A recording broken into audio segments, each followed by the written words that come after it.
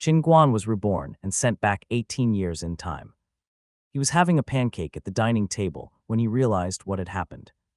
He was so shocked, and the scallion pancake his mom had made for him was so resilient small pieces landed on his face as he tore at it with vigor. The scallion escaped and landed on his hair, the sauce splattering right in his nostrils. Qin Guan's dad, who was sitting across from him at the table, glanced at him calmly and turned a page on the newspaper that stood between them like usual. His dad looked really young. He had few wrinkles on his face as he was just over 40, the very prime of his life. He was reading a newspaper while eating. He seemed really good at multitasking, unlike 18 years later when he would have poked himself in the face with his chopsticks if he'd tried to do the same thing. Qin Guan touched the sauce on his face and looked at the dishes on the table. There was fried oyster, shredded cucumber, and millet congee. He turned towards his mom, who was making pancakes in the kitchen. He thought that she still looked attractive. Qin Guan got up and walked to the bathroom. He turned on the tap and washed his face by the sink. When he'd cleaned all the sauce off, he thought to himself, take things as they come. That's the spirit. Lifting his head, Qin Guan grabbed a towel off the shelf. He chanced a glimpse at the mirror and lowered his head, then raised it back up. Oh my God, who is that? In the mirror there was a man with thin rosy lips, pretty white teeth, and a Roman nose. If he ignored the scallion on his hair, he looked like a complete toy boy. No, a lady killer. Qin Guan grinned, and the man in the mirror smiled as well, revealing his bright white teeth. Qin Guan looked in the mirror and removed the scallion from his hair. He looked around and then put his hands down his blue and white school trousers and touched his penis. There it is, good, I'm still a man. Qin Guan had always had more male hormones than most people. At 18, he already had whiskers on his face. Thanks to his stubble, pot belly, his chest and leg hair, the fact that he wore a vest and shorts, and of course his favorite pastime of watching TV with his legs spreading wide, Qin Guan looked like the very definition of a sloppy guy. Now his body had changed, and Qin Guan, who was just beginning to accept that he had been reborn, was confused once again. Was I reborn, or did I travel through time? How come my appearance has changed? Before Qin Guan could think it over, his mom's voice rang out through the house. Qin Guan, are you full? You're going to be late for class. Qin Guan was aware that 18 years ago, he had still been in high school. He popped his head out and took a look at the calendar in the living room. It was March 1998. Jesus, it was only several months before the college entrance examination. Qin Guan hastily toweled his face and ran to his bedroom. He grabbed his school bag and swept all the test papers that had been on his desk inside it. Snatching his bike key off the desk, he walked into the living room, picked up the rest of his pancake and shoved it into his mouth, lisping, "Mom, I'm out."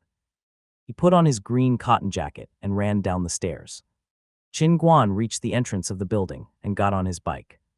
It was an old 28-inch diameter that made all kinds of noise but had a non-functional bell. As he headed to school, he finished the rest of his pancake and thought to himself, what were the questions on the college entrance examination? I can't remember. Forget it.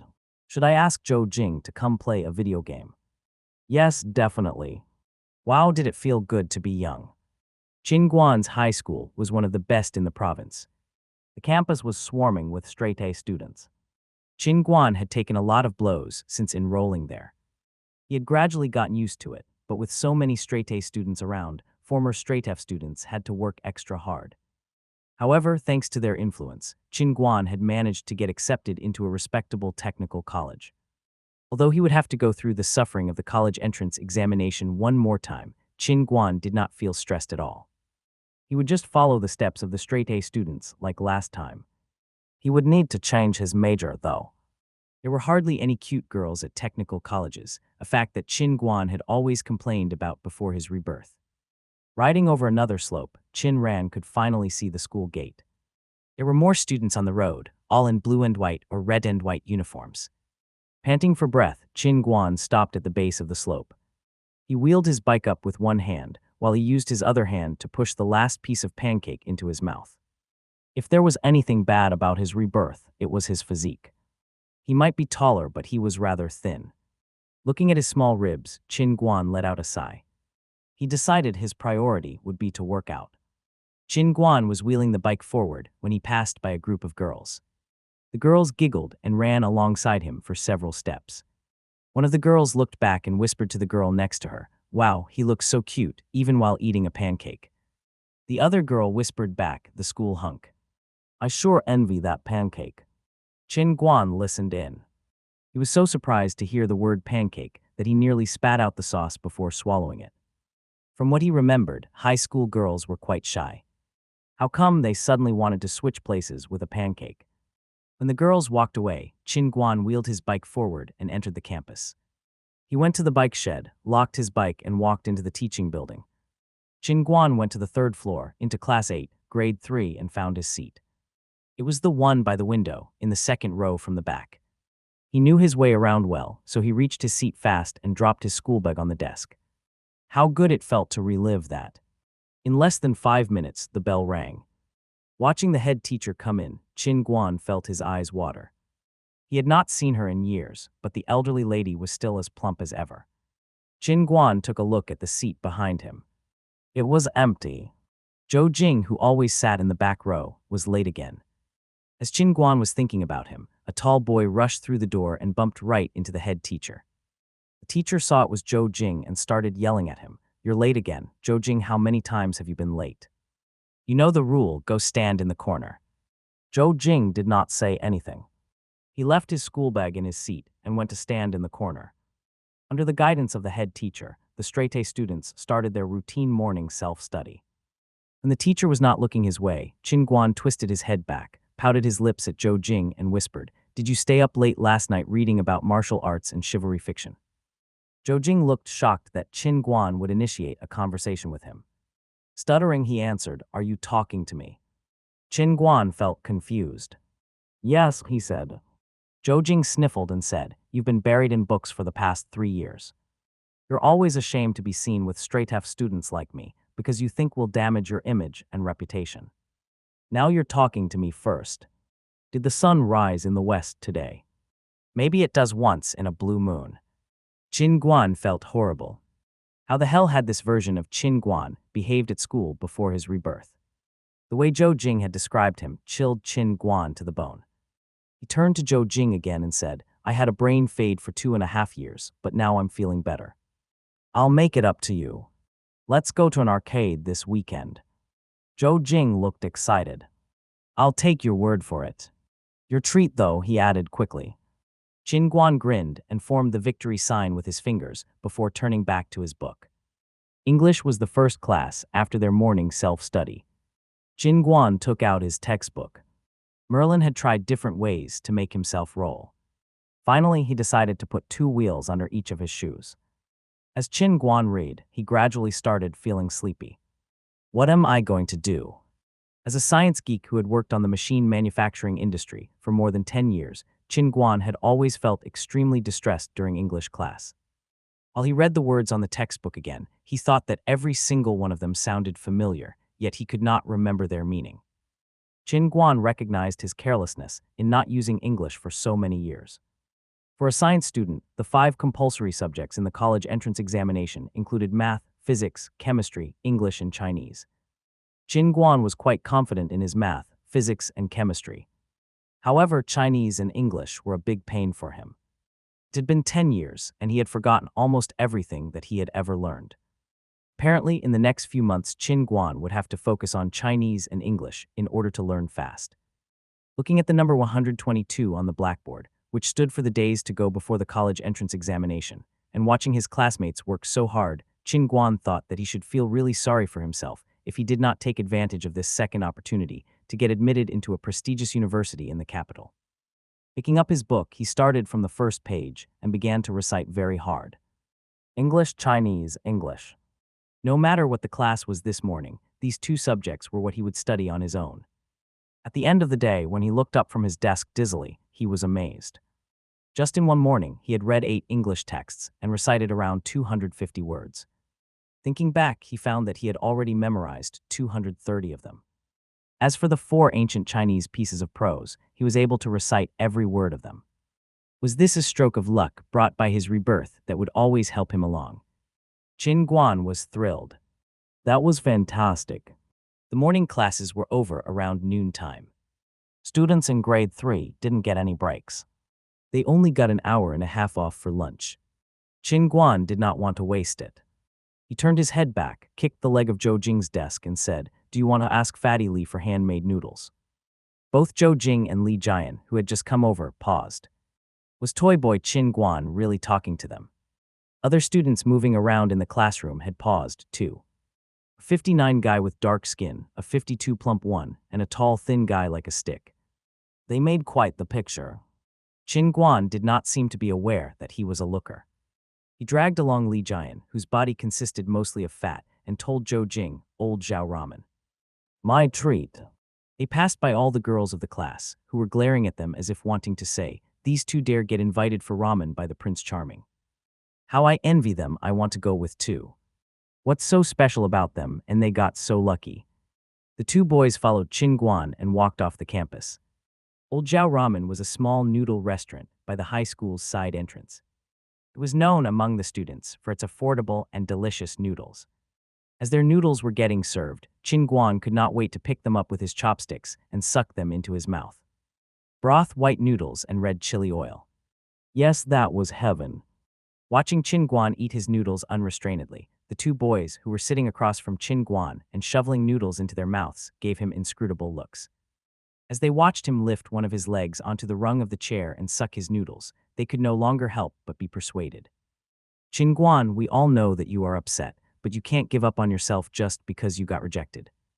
It's fine if you want to hang out with us, but how could you not care about your image anymore? It's the only thing you ever talked about." Raising his head from his noodle bowl, Qin Guan looked at a loss while he asked, "What rejection?" "I have not given up on myself." His words confirmed Zhou Jing and Li Jian's suspicions. They both said compassionately, "You told the monitor yesterday that you had fallen for her, but she turned you down." Qin Guan spat out his noodles. "What? I told the monitor that I had fallen for her." Zhou Jing and Li Jian nodded sympathetically. Sniffling his nose, Qin Guan thought of their monitor. Her hair was usually pulled into a neat ponytail, and her big eyes were always twinkling. Suddenly, he felt very upset. The one thing that he'd wanted the most, but had not dared do in his last life, he had done in this one, and he had failed. Damn, he could not get over it. For someone as careless as Qin Guan, this second chance at life was not a big deal, neither were the changes in his appearance. That girl with the big eyes, though, was like a dream for him. Who didn't have one or two friends that they'd had a crush on when they were young? It was fine. He had said it, and he'd gotten rejected. Looking at the empty bowl in front of him, and turning to his two best friends who obviously cared about him, Qin Guan felt moved. He pretended not to care and said, "Crap, how is it even possible to be devastated over a little girl that's still in her puberty? I forgot about it already." Feeling proud of his words, Qin Guan watched Li Jian wink at him. Qin Guan felt happy. Such a good friend. Always entertaining me. Qin Guan got up, pinched Li Jian's cheek, and said, "You agree with my theory too, right?" "Good boy." Zhou Jing sighed. Sometimes he worried about Qin Guan's EQ. He poked at him with his finger and pointed behind Qin Guan's back. Qin Guan twisted his head back. Oh no. It was the little girl. The monitor was standing right behind him, holding a tray of fried noodles with beef in her hand, her eyes twinkling and looking adorable. Before Qin Guan could feel good about himself, a tray of fried noodles had landed on his head. The monitor gave him a smile and asked the owner for one more tray of fried noodles. "Who's a little girl now?" The owner popped his head out of the window and shouted, "One more tray of fried noodles with beef." The patrons in this small noodle restaurant were all students from their high school. They had all witnessed the scene between the Prince Charming and the straight-A girl and were not planning on keeping it a secret. Qin Guan was not mad, despite the fact that a mass of noodles hung right on his face. He held it up to his mouth and sucked it in. He had not expected the gentle monitor to turn out to have such a hot temper. He had to have her. He just had to. Ignoring the noodles on his head, Qin Guan grinned at her. She had such beautiful, sparkling eyes. "I liked you more now. What am I going to do?" Seeing this extremely silly side of Qin Guan, the young monitor thought that he was very down-to-earth after all. Nothing like the hypocrite she'd always thought he was. For some reason, she blushed. Flipping her ponytail, she ignored him and went to get her noodles. Qin Guan felt happy. He had a chance with her.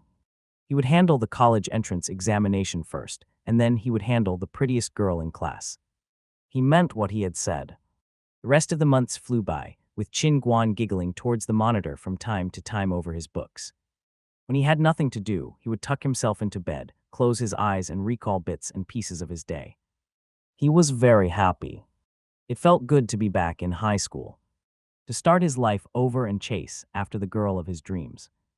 If he won Kong Nianwei's heart, he would not have lived his life in vain. Qin Guan led a busy life. Every day before dawn, he would go out and ran several laps around the small park in his neighborhood. If there was anything that Qin Guan was unsatisfied with, it was his weak physique. He was too thin. Any man who did not have body hair had to at least have some muscles. Only by exercising more could he get more toned and have a healthy physique. Just because he was sloppy, it did not mean that he could not be physically strong.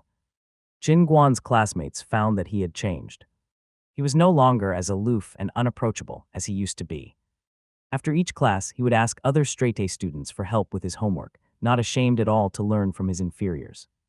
He had gotten bold, generous, and unconstrained, and he was no longer punctilious. Everyone thought that under his arrogance, Qin Guan had a kind heart that enjoyed life to the full. Without realizing it, Qin Guan began getting increasingly popular among his classmates. Boys who had never associated with him before became best friends with him one after the other. More and more girls got closer to him, and of course, he kept getting an increasing number of contemptuous looks from Kong Nianwei. But why did he feel so happy? More than 3 months flew by in this manner. The exam period came. Through multiple inquiries and investigations, Qin Guan had discovered that Kong Nianwei had given up on the college recommendation of the school and would take the college entrance examination, aiming for Tsinghua University in the capital. He gritted his teeth. With his current progress, he was much better than he used to be in his past life, but he was still a long way from getting admitted into Tsinghua University. If he wanted to keep Kong Nianwei away from other boys, then he would have to take measures. If he could not go to the same university, he had to at least go to the same city. Since he had always wanted to study finance, Qin Guan aimed for the Capital University of Finance and Economics. It was in the same city, so he would not feel far away from her. On July 7, 8, and 9, Qin Guan took his exam admission ticket, a 2B pencil and a pencil case filled with pens, and headed bravely to the examination room that would determine his future. The first exam was Chinese. His focused learning over the past few months had played a decisive role. He found that 98% of the multiple choice and fill-in-the-blank questions were on things that he had learned. He had no difficulty answering them. His textbook knowledge was imprinted on his mind. He could remember it all clearly. It was not difficult for him at all. The reading part was quite easy, as he answered the questions with standard practice. The writing part was even easier, because that's when Qin Guan played his trump card. He cheated through his memory. More than 10 years had passed. Qin Guan had long forgotten the questions on the examination papers, but he could still remember the topic of the writing part. Qin Guan turned his examination paper to the last page and read the topic. Tenacity, a quality to pursue. Overcoming vulnerability, alternative topic. Qin Guan was ecstatic. He had guessed right. The Chinese writing topic of the college entrance examination had not changed. He felt reassured. He had answered all the questions on the Chinese examination paper, and there was still more than 30 minutes left. Qin Guan checked his paper carefully, and when there was still 15 minutes to go before the end of the examination, he submitted his paper and walked out of the examination room. The Chinese exam was a really good start to Qin Guan's college entrance examination, which meant that he would now be more confident when taking the rest of the subjects. Math, physics, chemistry, none of them could stop Qin Guan. When he had written the last word on the English writing exam, his hand, which was still holding his pen, trembled slightly. It was over. He had finished this battle that could determine his future, and he was both happy and excited. The scorching heat of July could not diminish Qin Guan's happiness. I did really well. Do you know that, Kong Nianwei? I like you so much. I want to see you again. Qin Guan submitted his examination paper, ran out of the campus, and spotted the girl with the big eyes who was leaving through the school gate. Qin Guan waved wildly at her and shouted, Kong Nianwei, what are your plans for this summer? As soon as Kong Nianwei walked out of the examination room, she saw a tall, thin boy with white skin standing on the other side of the road. He was waving at her under the scorching sun. The sunshine shone down on the boy's face, making his sweat glisten. He was grinning rather unattractively, showing his white teeth, but Kang Nianwei felt that nothing in the whole wide world could hold a candle to him. Qin Guan was surrounded by boys who were making fun of him, but the girls across the road looked really jealous. In that moment, Qin Guan felt time stand still and all sound disappear. All he saw was Kang Nianwei slowly walking towards him. She crossed the road and went up to Qin Guan. Looking at his mouth, she said, "I will go back to my grandma's this summer. But next year, I'll be waiting to see you and give you an answer." Qin Guan felt his heart beat fast, as if a flower were growing in it, bright and beautiful. For some reason, he was moved. "Okay," he answered slowly. "This time next year, no matter where you are, I will come find you." Qin Guan said goodbye to her and went back home in a daze. Watching their absent-minded son, his parents assumed that he had not done very well in his college entrance examination. They were too afraid to ask him about it, though, in case he became even more upset. Instead, they decided to comfort him in a more subdued and mild manner. Qin Guan did not explain anything to them. He had already forgotten about the college entrance examination and had begun to fantasize about his future. In his heart, he had a dream. He would need to take good care of himself to get the girl of his dreams and then convince her to marry him. They would have a few kids together and keep them close. He would live a happy life with them and earn a lot of money. It was late July when the students could finally check out their examination results. Under the gaze of the whole family, Qin Guan's mother tremblingly dialed the last digit. A mechanical voice rang out from the receiver, register number 3799. Score 689. She had gotten through on the first try. Lest they should have misheard the score, Qin Guan's mother hung up and dialed the number again, 689. It was true. Qin Guan's first choice was Capital University of Finance and Economics. No doubt he had surpassed the minimum admission score. Qin Guan's parents were overjoyed. They had thought that Qin Guan had failed the college entrance examination, and it had turned out to be a big surprise for them. They were more than thrilled. Qin Guan's parents were proud to spread the news right away, wishing to let all their friends and relatives know. Qin Guan became the most annoying kid in the family. He was both handsome and studious, so all his relatives, kids, were gnashing their teeth at how unfair it was. When the results of the college entrance examination came out, it was quite natural that some people would be happy while others would be sad. The college entrance examination was not such a big deal for Class 8, Grade 3, which was full of straight-A students. When Qin Guan went back to school to submit his college application, he met with his head teacher, who informed him of the date and time of their graduation party. On the day of the party, everyone in class showed up. They were all dressed casually instead of wearing their school uniforms. Now that the tense atmosphere of the college entrance examination was gone, everyone could enjoy themselves, fool around, drink, and eat. Li Jian produced 2 boxes of beer out of nowhere and poured a glass out for everyone. He saw all these straight-A students with their thick glasses staring at the beer, their eyes showing that they all clearly itched to have a glass. Qin Guan suddenly understood why people with super high IQs were always described as devious, secretly cunning, and wickedly smart. After drinking 3 glasses of beer, the class president, who was the one wearing the thickest glasses, suddenly slapped his glass on the table. His blurred vision and flushed face betrayed how drunk he was. Qin Guan thought he was about to witness the most honest student in class make a drunken fool of himself when suddenly the class president started accusing him. "Damn you, Qin Guan, I hate you the most out of the whole class." Hearing his loud voice, everyone went quiet all of a sudden. "What did you have going for you in the past besides your good looks? You were an absolute unsociable hypocrite, and your grades were below average. You were just a hypocritical bastard. But despite that, you were still recognized as the school hunk. You even dared tell Kang Nianwei that you liked her, which made me hate you even more." The class president stuttered. He got increasingly emotional until he somehow ended up crying. Despite the snot and tears on his face, the class president went on, "But how can you do this?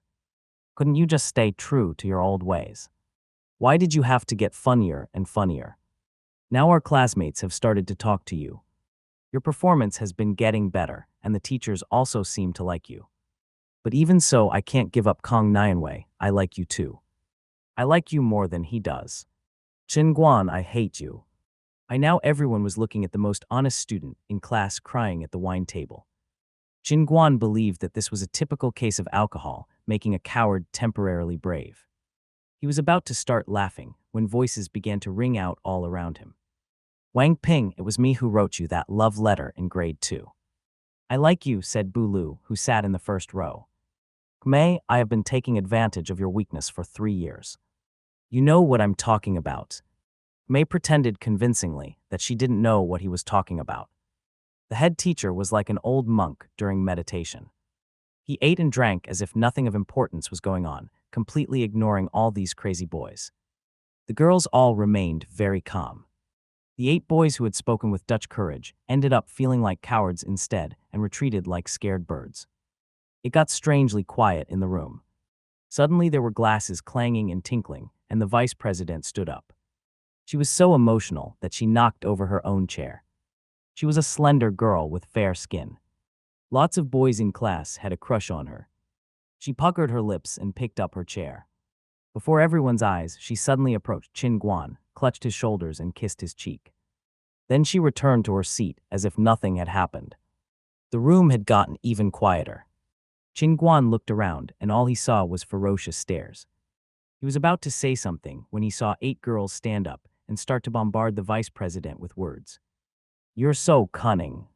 That's right, you should have warned us before you did that. I had wanted to do this for such a long time, and now you stole my thunder. The girls quickly ran over to Qin Guan. Some grabbed his hair while others tore at his clothes. They each gave him a kiss on the cheek. Qin Guan quickly slipped under the table. The head teacher glanced at the dishes on it. The braised intestines with brown sauce taste really good at this restaurant. The girls did not let go. They started tearing at Qin Guan's clothes to claim him for themselves. Peeping through the table legs, Qin Guan saw Kang Nianwei looking at him angrily. He was about to sit up when fists started beating on his head like raindrops. It was the boys. Beat him. I can't stand it anymore. Give my girl back, I'll fight you to the end. All at once, dishes, beer glasses, roast chicken and vegetables came his way. An increasing number of boys and girls surrounded Qin Guan. Sir, take a picture for us. Yes. Group photo, they told the head teacher, who did not seem disturbed and remained focused on his food. The head teacher wiped his mouth and took a Seagull SLR camera out of his bag. He zoomed in a quite professional manner before shouting to his students, over here 1, 2, 3. Time stood still right then and there. The girls were inside it and the boys were outside. They were all either beating or dragging the boy under the table, and he was trying hard to lift up his head, grinning wide and bright. From this day on, my classmates will start drifting apart, and our best and most innocent time will be over. I wish all my high school classmates academic success and a smooth journey in life. It was the end of July, and the weather had been getting increasingly hot. Cicadas were singing merrily outside the windows. Qin Guan was lounging in a chair, his face buried in a watermelon. He was thinking about his life and how he would make a living. When it came to making money, Qin Guan was at a loss.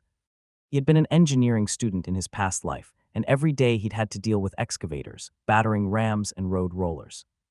Now that he had been reborn, though, he did not want to carry on with his old business. However, he could not recall any winning lottery numbers, nor did he know anything about the stock market. What else could he do? Others would have acted more boldly, given the chance to be reborn. I have been very cautious. Qin Guan sighed. Even though he had the opportunity to start over, he was not able to make money in an easy, smart way. He spat out the watermelon seeds, filling his mouth. He went out in a pair of flip-flops, heading to the foundry where his cousin worked. He wanted to ask him to make him a barbecue cart using waste sheet iron. Walking out of the foundry, Qin Guan realized that he would need help. He called Zhou Jing and Li Jian from the small grocery store next to the foundry. These 2 boys had no goals in their lives. They already knew that they had barely passed the minimum score for admission into a respectable college in the college entrance examination. One of them stayed at home, bored, with little to do except eat and sleep, and the other read smut, trying to catch up on all the chapters he had missed during the college entrance examination period. Listening to Qin Guan's plan on the phone, the 2 boys could not bear to stay at home anymore. They all agreed to meet in the farmer's market. Holding 2 chemical fertilizer sacks with the word urea on them, the 3 boys bargained heatedly with the owner. In the end, they bought 2 wholesale sacks of charcoal and hundreds of bamboo sticks that they planned to use as skewers. Li Jian asked the elder niece of his mother's elder aunt's younger cousin to help them set up a stall at the night market, and Zhou Jing brought some tables and short stools from the recreation room of the Bureau of Retired Officials where his father worked. The 3 boys had put together all their pocket money to buy all those things, but they still had more than 300 yuan left. That meant that they could also afford to buy the ingredients. Everything was ready except for the barbecue cart. Qin Guan's cousin was very efficient. He delivered the cart to Qin Guan in less than 3 days. Qin Guan's parents were staring at their son as if he was a monkey, but Qin Guan calmly fastened the cart, ready to start work the next day. The iron cart was equipped with a brazier where one could make fried noodles by lowering the iron plate, and on its right side, there was space for hanging a coal stove where one could fry kebabs using an oil pan. It could match any modern, multifunctional, automatic barbecue cart. Everything was ready. The next day at 4 o'clock in the morning, Qin Guan borrowed a tricycle from the factory his mother worked at and rode to the market. Chicken, pork, mutton, all of these were must-haves. Garlic, chili, onion, and potatoes were also essential for roasted dishes. There are even wholesale cold noodles great. We also need cooking oil and seasonings. Qin Guan bought a tricycle worth of groceries. By the time he was done, he had very little money left. It was already after 7 when Qin Guan struggled to ride the tricycle successfully back home. He proudly called Zhou Jing and Li Jian to wake them up and ask them to come and help. When Zhou Jing and Li Jian showed up at Qin Guan's home with a case of bedhead, Qin Guan had already taken the ingredients out from the bags and put them in large bowls. Looking at a living room full of ingredients, Zhou Jing said anxiously, "Who can handle the meat? I've never been inside a kitchen." Hearing this, Qin Guan felt very self-satisfied. As a sloppy bachelor for years, he'd had to cook so he wouldn't have to eat instant noodles every day. Qin Guan shook his head complacently and began to assign tasks. Zhou Jing, you distribute the ingredients and skewer the meat and vegetables. Li Jian, you come and help me. Then he rolled up his sleeves and walked into the kitchen. Qin Guan laid a piece of mutton on the chopping board. The kitchen knife danced in the air as the mutton was sliced into small strips, stacked neatly on the board. Qin Guan put the sliced mutton into an iron bowl, saying loudly, "Ready." Then Zhou Jing and Li Jian began the first step of their business, skewering the meat. In just one morning, the 3 boys made several hundred kebabs and put them away pack by pack. As long as they managed to clean and cut the vegetables in the afternoon, they would be ready to start their business. After lunch, they packed everything up and lied down haphazardly on Qin Guan's small bed. Qin Guan said bitterly, "Others make money with no effort at all. Why do we have to be so miserable?" Li Jian stated the obvious, we're useless high school graduates. Some would say we're not even strong enough for manual work. And now we have our own barbecue stand. That's already amazing. I told our other classmates from high school and they were so jealous. Qin Guan quietly wiped his tears. It's because you've never read stories about rebirth. People lead lavish lives after being reborn, they have good friends and date beautiful girls. They leave their remote villages to become businessmen. They start up their own companies, buy shares in the stock market, and invest in venture capital. But he himself was tired like a dog just by setting up a stand, and he had even gotten rejected by the girl he liked. Why was his life so different from others? Qin Guan got up. As a strand of hair hung down his face, he realized that he had not cut his hair since the college entrance examination, and it had gotten rather long. Qin Guan kicked the 2 boys on the bed and said, "Let's go to my cousin's and have a haircut. We're now businessmen. We have to pay attention to our image." Qin Guan's cousin was 20 years old. She was a senior hairdresser at a new hair salon downtown and was trying to learn the latest hairdressing trends in Guangdong province. The 3 boys strolled into the hair salon. There were few people there in the afternoon. Qin Guan's cousin planned to practice her skills on his hair. Zhou Jing and Li Jian sat behind his chair and watched Qin Guan's cousin move the scissors up and down. They took a glance at Qin Guan and found that he was very handsome with his new hairstyle. He would definitely make all his friends jealous. Suddenly, they heard Qin Guan's cousin scream, "Whoops, my hand slipped." Then they saw Qin Guan's scalp. Ha ha! Instantly, the 2 boys felt satisfied. It was like Buddha himself had granted their wish. Qin Guan's cousin tried to correct her mistake, but it only got worse. She did not stop until it was obvious that the hair could not be salvaged. Qin Guan flicked his hair and looked at his choppy hairstyle in the mirror. It was so uneven that he could not even bear to look at it. Moments ago it had been too long, and now it was all gone. Instead, he had a silly buzz cut that was missing 2 spots for technical reasons. He had turned from a prince charming into a woodlouse in mere seconds. All day long, Zhou Jing and Li Jian could not help laughing at Qin Guan, even while he set up the stand in the night market. Zhou Jing and Li Jian kept laughing while they unloaded kebabs and took vegetables down from the cart. Qin Guan did not care. He grinned and rubbed his short hair. Well, this sure must feel cool in the summer. Qin Guan lit the charcoals in the brazier, put the oil pan on top of it, and prepared the iron plate. It was almost dark and the lights in the night market were on. More and more people flocked there to have a fun summer night. Qin Guan took out several kebabs and roasted them on the fire. Oil dripped onto the burning iron plate from the newly bought mutton, producing puffs of smoke and giving off a sweet smell. In just a few minutes, several people were already approaching the stand. New stand. Let's try it. 10 mutton kebabs, 10 pork kebabs, and 2 lamb kidneys, please. Wow, there are even cold noodles, 2 more bowls of cold noodles. For here, please. The 3 boys got busy right away. Qin Guan was in charge of roasting, frying, and stirring. Zhou Jing made the cold noodles, and Li Jian cleaned up the stand and served the food and drinks. As it got darker, business got even better. The 3 boys were kept busy. They saw customers come and go, and when they finally paused for breath, they realized that it was already late night. There were fewer and fewer people on the street. Other vendors around them started to pack up to call it a day. After they cleaned up the last table, the 3 boys sank down on the stools. Qin Guan shook the metal bucket that held the beer and filled 3 glasses. He took 1 glass and drank it up. The other 2 boys emptied their glasses in 1 gulp as well and belched contentedly. Then they all turned their attention to the money-bag around Qin Guan's waist. Qin Guan looked around, took out a big pile of change from the bag, and counted it out with them. There were over 600 yuan in total. If they deducted the cost, they had earned 300 yuan in one night. Looking at the big pile of money in front of them, they all gasped in excitement. Their fatigue was suddenly gone. In 1998, the average salary was around 800 yuan. Now each of them could earn that much in little more than a week. Qin Guan shook his head. He looked at the 2 excited boys who were cleaning up the stand and wondered whether he could make sufficient money before the new school term started to get the things he wanted. One of them was a cell phone. The newly released Nokia 5110 looked pretty good. Although it was a bit big, it would look nice in a colored case. The second thing he wanted was a computer. He had to buy one because he would be going to college. The cheapest laptop cost more than 8,000 yuan. It seemed that he could only afford a desktop.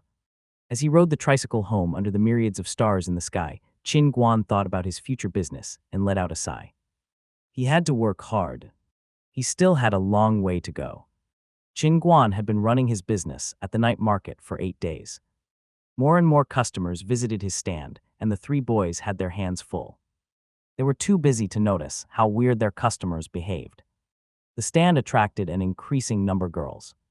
It was a common occurrence for a group of female students to hang out by their stand and drool all over Qin Guan while they had some food. The reason was simple. The day that Qin Guan had started his business, a female student had visited the night market to buy some draft beer for her father, and she had seen this cute boy selling barbecue. She had taken a closer look and recognized him right away. Gee, isn't that the hunk from my high school? She had been staring at him for years from a distance, and now she was only half a meter away from him. It was like a dream come true for her. The girl held onto the plastic bag with the draft beer while she stood by the barbecue stand, staring at Qin Guan to her heart's content. Her father had hot beer for the first time that night. When she arrived at home, the girl was still exhilarated. Wanting to share her happiness, she called dozens of her girlfriends to brag about her story of seeing the Prince Charming, which was not going to remain a secret for much longer. That was how the news had spread. Now every student in the neighborhood knew that the graduate Prince Charming was running a stand in the night market. Those who lived near the market came to buy barbecue and take a look. They believed that if they didn't go, they would never get to see the Prince Charming again, considering he had already graduated. The small stand was swarming with girls every day. The Prince Charming still looked cute despite his choppy hairstyle. And the girls saw that his new hairstyle could do nothing to undermine Qin Guan's good looks. They all agreed that he definitely had to be the cutest schoolboy in all high school history. Many years later, when junior girls would look at some boy on their cell phone screens and say that he was really cute, older girls would eye the boy critically and say, "I bet he wouldn't still look that cute with a choppy hairstyle." Our high school Prince Charming was way cuter. You must have heard of Qin Guan, blah blah. Qin Guan's money-making business ended in very peculiar way. A few days before the new school term, Qin Guan lended his barbecue cart to his cousin to help him earn some extra money on the weekends. Zhou Jing and Li Jian came over to Qin Guan's house very early to split their profits. They put all their profits of the past months together and carefully counted the money. They were surprised to find out that each of them would get more than 2,000 yuan. 2,000 yuan was a fortune for any student in 1998. Zhou Jing and Li Jian were jumping up and down in excitement, but Qin Guan let out a sign. That money was not enough to buy him a good computer. But considering the fact that computers still ran on Windows 95, Qin Guan felt relieved. He was going to ask his parents to help him buy a cell phone. On August 29, 1998 was the Chinese Valentine's Day. It was a sunny Saturday, and Qin Guan's parents stuffed the last piece of clothing into their bulging baggage before they went shopping for Qin Guan's first cell phone. They arrived at the Zhenhua Commercial Building, the largest shopping mall in the whole city. At that time, the cell phone counter on the first floor was considered an absolute luxury. Qin Guan knew his way around very well, so he led his parents to the counter. There were few famous cell phone brands in China back in 1998. Nokia, Motorola, Siemens, Ericsson, and Mitsubishi. These were all the brands that were available, and they cost quite a lot. Qin Guan and his parents observed every model carefully, but in the end, Qin Guan still decided to buy the Nokia 5110. It had a long standby time, a bright color, and was so shockproof it could even serve as a weapon when necessary. Taking out the red envelope, with the money his parents had given him plus the money he had earned working at the night market, Qin Guan paid over 5,000 yuan for a blue Nokia 5110. Customers in the mall were surprised that the couple would be willing to buy their son such an expensive cell phone when Qin Guan's mother began to brag. "Well, my son was admitted into the Capital University of Finance and Economics, blah blah. He earned this cell phone through his own hard work during the summer, blah blah." Under the admiring gaze of everyone, she was shoved out of the mall by Qin Guan's father. On August 29, Qin Guan and his parents dragged their luggage to the train station and got on the train heading to the capital. After one night's journey, they arrived safely at the Beijing station on the next day around noon. Qin Guan arrived at his university on Sunday, which was peak time for freshman registration. Qin Guan's parents went to the dean's office to pay the tuition fees, while Qin Guan forced his way to the student reception center to inquire about his dormitory. When Qin Guan and his parents met up again, they were all sweaty and out of breath. Together, they headed to Qin Guan's dorm. Qin Guan put his luggage on his bed, while his mother automatically started unpacking. She made the bed, hang up a mosquito net, dusted the closet, and set the table. In less than an hour, she had cleaned up the whole room and put everything away. Looking at the compact dorm room, Qin Guan realized that this was where his battle would begin.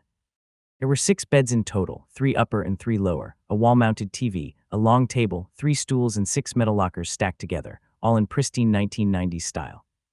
Qin Guan's bed was the lower one nearest to the door. Mounted on the wall beside it was a telephone. It seemed that he could not open the door and answer the phone at the same time. Except for the upper bunk above his bed, all the other beds were filled with stuff. Clearly his roommates had checked in earlier. Qin Guan's parents looked at the dorm furniture, feeling rather satisfied with the place their son would live from now on. When he had finished unpacking, Qin Guan decided to visit the restaurant. He would then find a hotel for his parents and buy a wash basin, a thermos, and other essential items. After Qin Guan had made a hotel reservation for his parents, he returned to his dorm, which was now packed with people. Before Qin Guan could greet anyone, the door was opened again. Mid clanking and jingling, 8 people streamed inside the room. A little boy standing in the middle of the group was shoved inside. A fashionably dressed woman was the first to approach the empty bed. She touched the bed beam and frowned slightly. Then she took a look at the closet. The dorm was fully packed. Qin Guan was pushed to the side, but he didn't feel annoyed. He dragged out a stool from behind a table and sat down to watch along with everybody else. The woman was giving out instructions. Some people started unpacking the baggage, while others began making the bed. She turned to the little boy behind her and said, "Is there nothing good here? 6 people have to share one room, and look at how narrow the bed is. You've never left home, never even helped with any chores. You're still a kid. Our home is around here, so how about I go and apply for commuting for you?" The little boy, who was undoubtedly a tsundere, was thinking to himself, "I'm old enough now, how could you say this in front of everyone? I want to die of embarrassment." He yelled at his mother, "I'm already 16, I'm a college student, you're driving me nuts, I can handle it by myself. How can you not understand? I'm doing this for your own good." "Now I feel terrible," the little boy's mother was thinking to herself. Out loud she said, "Okay, calm down. As long as you like it, I'll be fine." Then she turned to a woman who looked like a nanny and said, "Hurry up, put away the clothes and clean the bedstead." While he looked on, Qin Guan started to introduce himself to his other roommates. The boy who slept on the upper bunk near the window was Mu Lejiang from northwest China, and right under his bed was Yi Dong from northeast China. Both boys were majoring in international trade. Qin Guan liked Mu Lejiang and Yi Dong from the moment he met them. They both had a robust physique and sparse stubble and appeared to be hearty laughers. Qin Guan knew that they were his kind of people. Only sloppy guys with a lot of body hair were real men. The 2 boys whose beds were opposite Qin Guan's appeared quite gentle. The lower bunk belonged to Wang Lei from the water towns of southern Yangtze River, who wore a pair of gold-rimmed glasses and had a soft voice. He and Qin Guan were in the same accounting class. The upper bunk belonged to Li Jai, a Cantonese boy from the Department of Economics and Management. Short though he was, he seemed capable and smart. The 3 boys were talking animatedly when they saw that all the little boy's stuff had been cleaned up.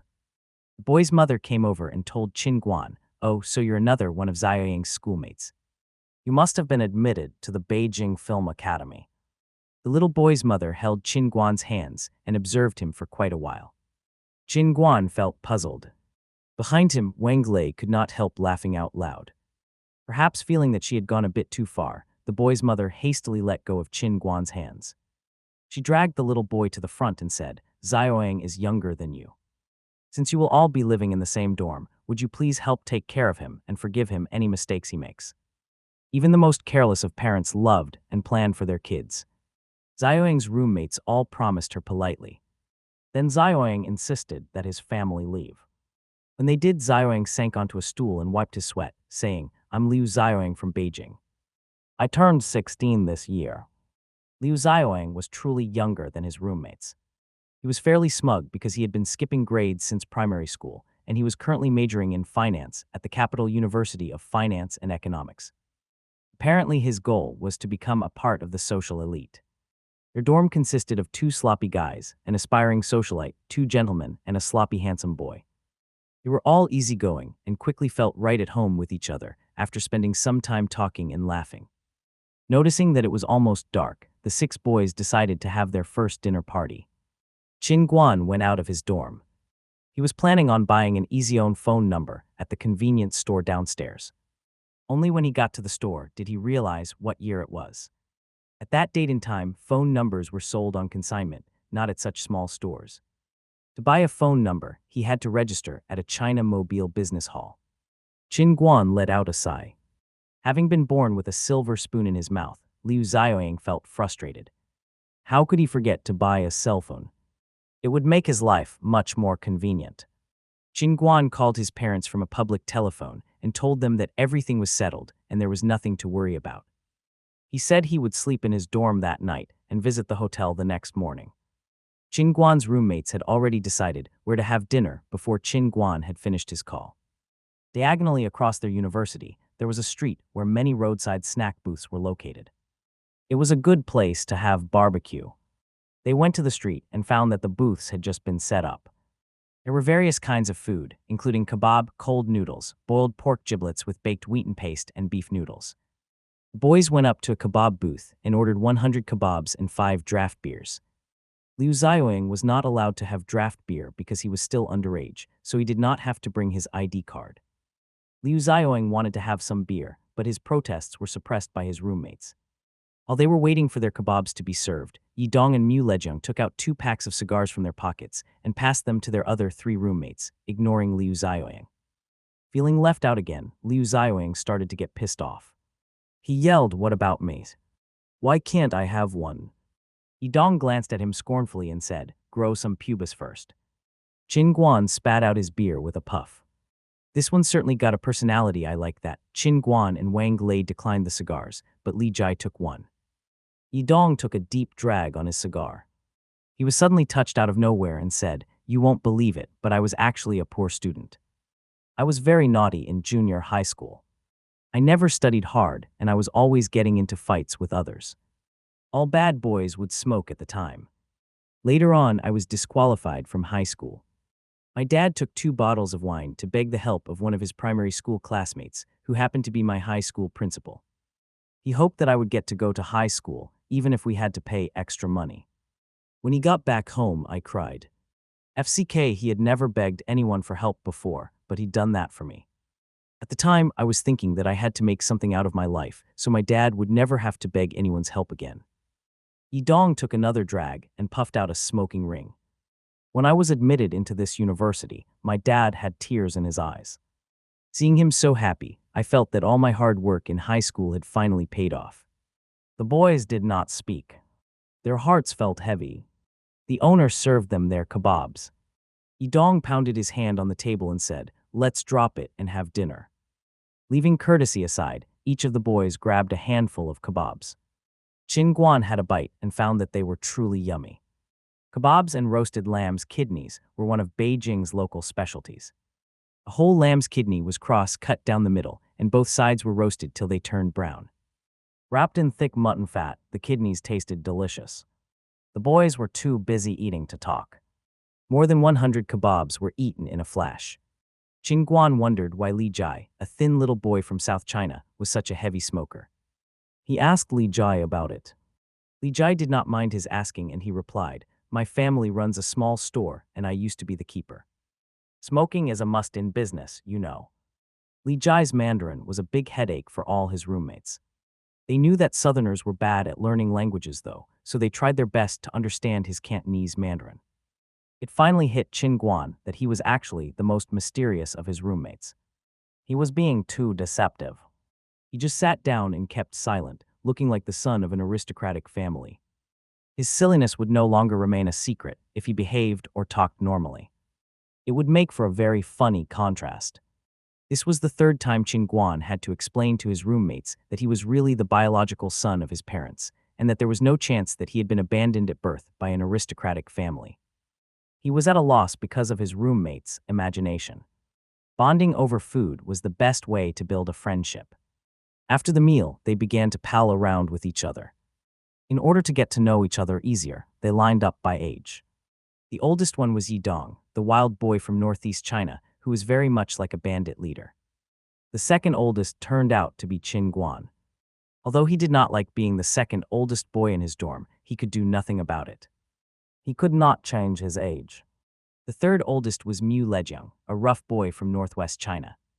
He had denied the rumor that kids went to school by camel in his hometown the moment he had met his roommates. The fourth oldest was Wang Lei, a man of letters from the south of the Yangtze River. Qin Guan found that Wang Lei talked the least, but he looked very smart. Devious was the best word to describe him. Fifth oldest was Li Jai, a small shrewd businessman from Guangdong province, whose ultimate goal was to achieve academic excellence and turn his family-run store into a listed company. The youngest one was Liu Zioyang, a rich tsundere local who was difficult to deal with, indicating that his status in the dorm would be as low as his age rank among his roommates. After whining and dining, the boys returned to their dorm. They took a quick shower, turned off the lights, and went to bed. Qin Guan lay in his bed in the dark. His thoughts drifted to his past life. By this time, he had been admitted to a technical college. His rough looks had made people think he had retaken his courses many times. Usually, most of the students in a technical college were taciturn boys who were immersed in their own world. Qin Guan had lived in the same dorm for 4 years, but he had talked very little with his roommates. Now he'd been admitted to one of the best universities of finance and economics. Students majoring in finance eventually became articulate, whether they had that inclination or acquired the ability by hard work. Chin Guan had a lot to talk about with his roommates, and he believed that was a good start. The next morning, he got up early according to his timetable. He picked up a towel and went to the washroom. Yes, it was a washroom. At the time, dorms were not equipped with a private bathroom, so there was a public washroom on every floor. The row of taps above the long washing sink looked quite spectacular. Facing the sink, Chin Guan squeezed some toothpaste out and started brushing his teeth. While he brushed, he thought about his plan for the day. His courses would officially begin tomorrow. His parents were staying in Beijing for a very short period of time and would go back home that night. Chin Guan's plan was quite tight. Thinking of this, he spat the foam out of his mouth. He had to be quick and go meet his parents early. Chin Guan walked out of the washroom and went back to his dorm. It was quiet there as all his roommates were still asleep. He walked on tiptoe and put away his toiletries. Then he closed the door carefully, went downstairs and headed for the canteen. Inexpensiveness was the best characteristic of university canteens in 1998. Chin Guan arrived there very early. The senior cooks had hardly opened the sales window when Chin Guan passed his meal ticket to them. The second canteen was very big. There were 2 metal buckets in the hall. The workers opened the lid and a blast of hot air floated up. This was the free soup served by the canteen. When finishing the meal, students could take the ladle and scoop some up for themselves. Chin Guan bought 3 standard breakfasts: soybean milk, deep-fried dough sticks, and tea-boiled eggs. It only cost him 3.6 yuan in total, with a free takeout plastic bag. Chin Guan put his breakfast into the bag and strolled toward the hotel where his parents were staying. No 4-star hotel had yet been built near the capital University of Finance and Economics. There were only some small bungalows in the area and the hotel where Chin Guan's parents were staying, which was the nearest one to the university. It was humble but clean enough. After breakfast, Chin Guan took his parents to Zijimen, just like they had planned earlier. Seated at the second ring of Beijing, it was only 3 kilometers away from his university and the first stop of the day. There were not many cars on the street. Yellow minibuses came and went. You always needed to pay the driver 10 yuan, regardless of the mileage. They saw no high-rises on both sides of the street. Residential quarters here were all 6-story high. Chin Guan knew his way around well and led his parents to the sales office. At the time, Beijing was going through an era of a large-scale development. The city's population was not soaring, and migrant workers had not swarmed in yet. People could be allocated a house by their employers, and commodity houses were still an unfamiliar concept for them. Beijingers did not want to buy more houses because they already had a free house to live in. Chin Guan's parents, though, did not hesitate in buying one. Perhaps it was because they were not locals and owned no house there, but they did not reject Chin Guan's proposal to buy a house near his university. They took a look at all the houses for sale and excluded high-end flats and prism high-rise buildings out of their purchase plan. In the end, they ruled out all the houses except the ones in the earlier stages of construction, where the workers were still building the foundation and the first floor had not been built yet. All the sales manager could provide was a drawing of the structure of the houses. Chin Guan was still thrilled. He knew this residential block would be the best block in the neighborhood. First, it was at a good location, right between the Capital University of Finance and Economics, CUFE, and Zijimen, and the same distance from the subway and the university. Secondly, the houses there were affordable. Houses under construction were usually less popular than existing ones, and since it was off-season, the sales manager promised that they could get a 5% discount off the original price if they paid the deposit on site. Third, with a stroke of luck, Chin Guan knew that this residential block would prove to be the most cost-effective one in the neighborhood and would be assigned as school district housing. Houses there cost 1,800 yuan per square meter. Chin Guan picked a 2-bedroom apartment facing south, which would allow more sunlight and fresh air in. The building was in the center of the block, away from the street, providing a quiet environment. The 70-square-meter apartment cost little more than 100,000 yuan. Chin Guan felt powerless as his mom spent all their savings on it. It's incredibly cheap, we should buy more, this is really worth it, even if I have to make monthly loan payments. Whatever he said though, his parents would not agree to him taking out a loan. This boy is too naughty, what is he going to do with so many apartments? It's not like apartments can multiply. Having hardly ever been in debt, Chin Guan's parents would never agree to getting a bank loan to buy more apartments. They felt quite uncomfortable just at the thought of Qin Guan having to borrow money from the government. With a big smile, the sales manager prepared the house purchasing contract for them and informed them that they would not get the property deed until the construction was completed. Undoubtedly, Qin Guan's name would be on the deed as the owner of the apartment. After all, he was the one who was going to live in Beijing. His parents did not want to come all that way just to help keep the apartment clean for him. Qin Guan felt a little relieved after signing the contract. Perhaps he would not be the world's richest man, but he had to at least buy an apartment, otherwise he would be too embarrassed to say that he had been reborn.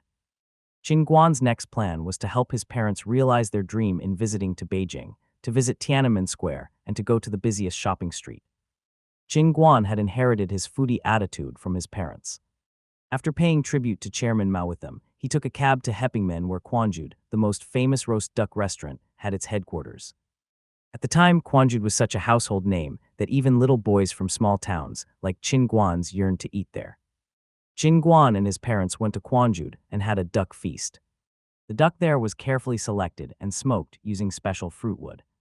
The senior chef skillfully handled the duck and put it in order. There were pancakes, cucumbers, white onions, and roast duck sauce. Qin Guan dipped the duck with the skin into the sauce and held it with a pancake.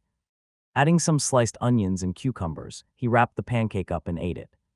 He tasted the crisp duck skin, the tender meat, and the sweet sauce. What a delicacy it was. After having a full meal, Qin Guan and his parents moved on to their next stop, Wangfujing.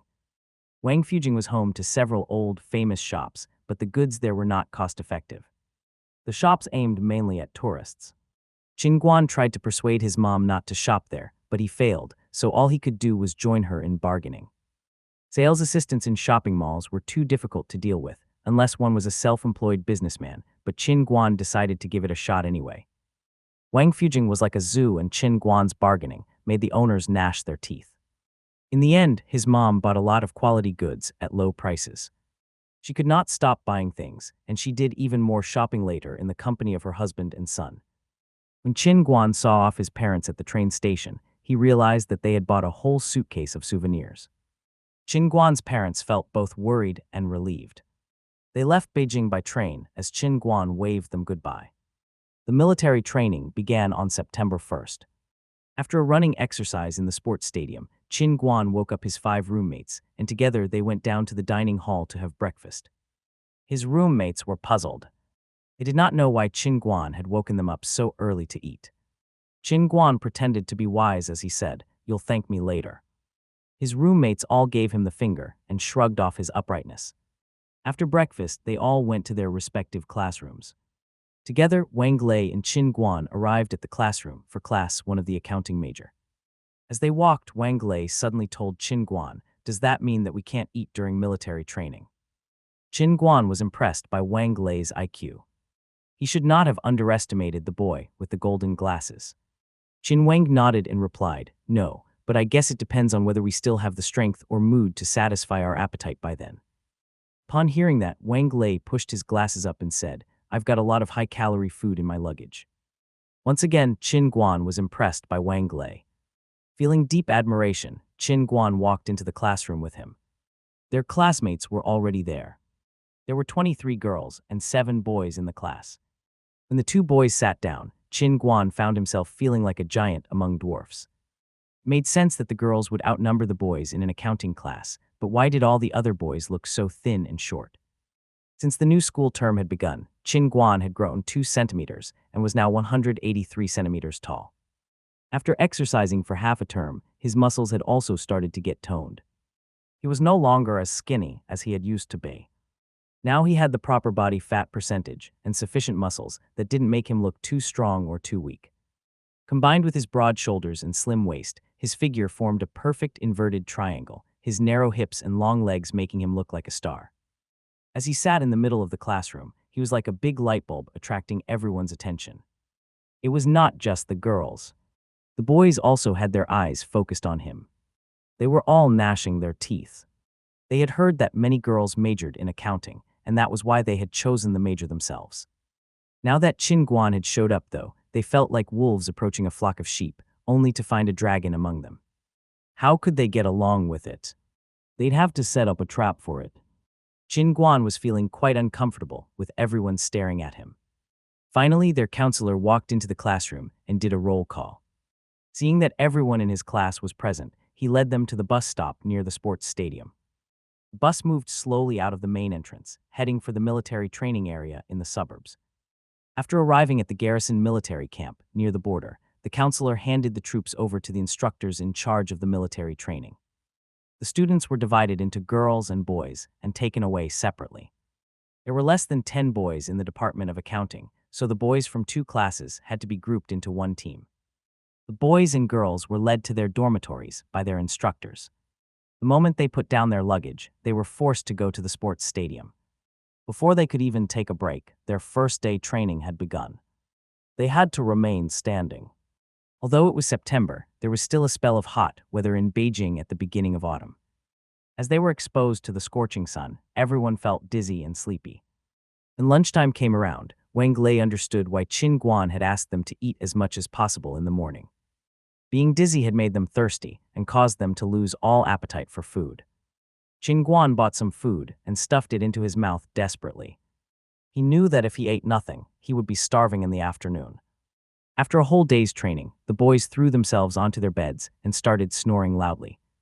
The first day of their military training was over. On the second day, their task was to learn how to make their beds. They had to make them as square as tofu. Anyone who failed to do so would be punished. They would get penalty points, but most importantly, they would have to do the cleaning while everyone else was taking a break. No one wanted to have to do that. The third day's task was official standing training. As the saying goes, the body is the capital of revolution. This was especially true for Qin Guan. While all the boys stood there awkwardly, he was standing straight like a tree. The instructor praised him and nominated him as the acting leader of the team. By now, Qin Guan's classmates had been convinced that there was more to him than just his good looks. He was standing there firmly under the scorching sun, a true role model for everyone. Yet meanwhile, Qin Guan was thinking, will the lunch in the canteen still taste as bad? I haven't washed my underwear in 2 days. His mind was wandering aimlessly. Almost all the instructors got used to inviting this muscular, handsome boy to demonstrate the standard military standing posture for their teams. Qin Guan was like a giant panda on an international show. He was asked by all the instructors to demonstrate the whole day. Their next training was fierce military boxing. Once again, the instructor was surprised to find that Qin Guan had learned it quickly and could do it perfectly, given only a few instructions. By a stroke of luck, Qin Guan's extraordinary memory had helped him do military boxing as perfectly as he had remembered the exam answers. He found that with his amazing memory, he could replay his instructor's boxing moves in his mind over and over again, so he was able to adjust his body and muscles accordingly. In the end, he could perfectly imitate the instructor's every move. That was why Qin Guan had done so well in boxing without any difficulty. The firearms training was the last task for the freshmen, suggesting that the military training was about to end. The army instructor went up to Qin Guan and had a friendly, in-depth conversation with him. The instructor fully believed that Qin Guan could not achieve his full potential if he studied accounting, and he told him that he was welcome to join the army. Hearing the man's unreasonable suggestion, Qin Guan's counselor replied calmly, only in the entertainment industry could Qin Guan achieve his real potential. The instructor was suddenly at a loss for words. He had been thoroughly discredited and felt deeply sorry for Qin Guan. At the end of September, the students returned to the CUFE campus like a group of African refugees. Qin Guan's skin had not changed too much, except for a slight redness. All the girls were jealous of his fair skin, but they had finally accepted that there were some people that were just born beautiful. Qin Guan had believed bronze to be the right skin color for a rough man, but the tanning results had proved him wrong. Where was his masculine appearance? His fair skin only made him look like a toy boy. Qin Guan and his roommates went back to their dorm room. Their new textbooks and meal cards had been handed out, and they were now waiting for the National Day holiday, knowing that their college life had officially begun. Everyone got 7 days off during the National Day holiday. Being a Beijinger, Liu Xiaoying was dragged back home by his mom after he failed to protest. The hometowns of the other 5 boys were all too far away from Beijing. 7 days off was not enough time for them to enjoy a good holiday at home, since they would have to spend half the holiday traveling. Qin Guan had bought a used variable speed bicycle before the holiday. He rode the long way to Tsinghua University, hoping to surprise Kang Nianwei, only to find that she was still in the middle of her military training. Disappointed, he rode back to his own campus and got laughed at by his roommates. Smart as Qin Guan was, when it came to his relationship, he acted like just as big of an idiot as everyone else. However, depression seldom brought down Qin Guan, who was very careless and insensitive. The National Day holiday was coming, and he had a lot to do. He was not one to remain idle, so he began to put into action his money-making plan. Qin Guan had thought that he could pool the wisdom and help of his roommates for the holiday discussion, but it turned out that they all had their own plans. Yidong, the oldest boy, would be busy with his work at the Students' Union. Recently, he had got to know the secretary of the liaison department. As an ambitious young man, Yidong was determined to dedicate himself to servicing his university. Mu Lejiang, the third oldest boy, had already purchased a complete set of field equipment and joined the camping society. He was ready to follow the path of his forerunners and travel around China.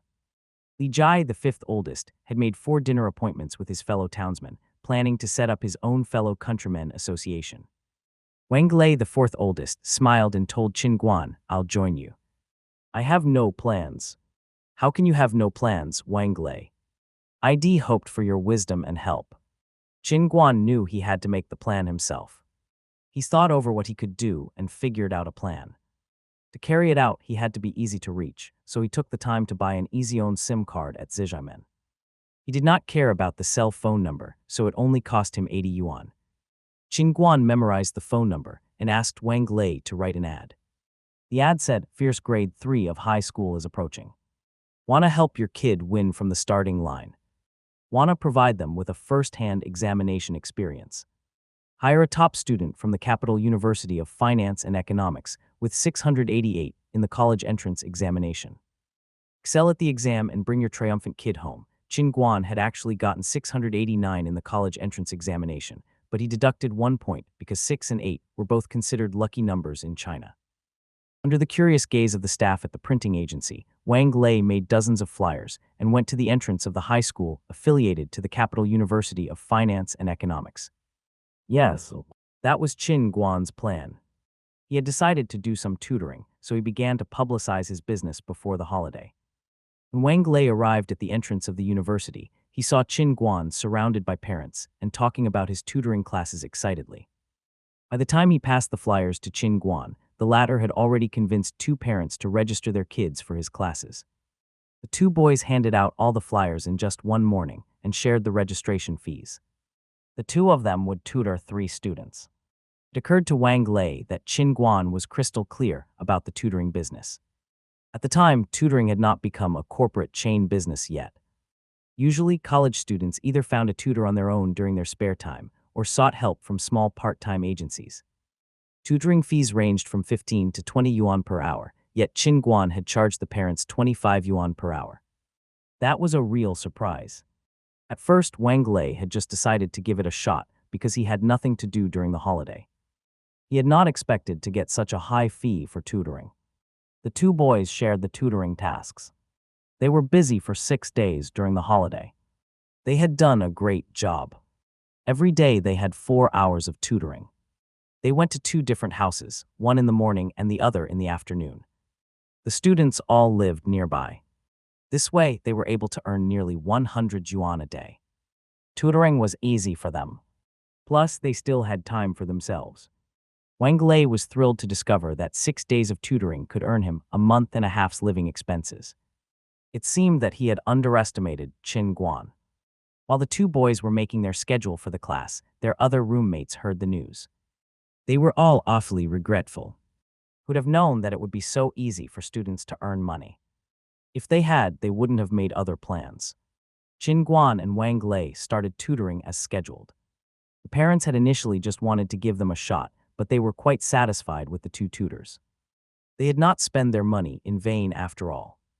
As top students of CUFE, Qin Guan and Wang Lei had a good knowledge of high school subjects and were both patient enough with their students. The holiday was just coming to an end when Qin Guan got a phone call from a mother living in the neighborhood. She had seen Qin Guan's flyer on the school bulletin board. However, she told Qin Guan that her kid was not attending the high school affiliated to CUFE, but the Tyson High School of Zicheng, one of the most notorious high schools in Beijing. The mother asked Qin Guan to tutor her kid at her house in the evenings.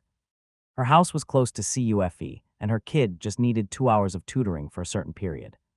She was not willing to talk too much about her kid on the phone. Instead, she invited Qin Guan to her house. "Come over and you won't be sorry," were the last words Qin Guan heard on the phone, which was enough by itself to convince him to pay a visit. After finishing his tutoring classes for the day, Qin Guan received deep gratitude from his students. He was feeling delighted as he rode his second-hand bicycle to the residential block nearby. A graceful woman opened the door. She seemed surprised to discover that the tutor was so young. She took a look at the boy's appearance.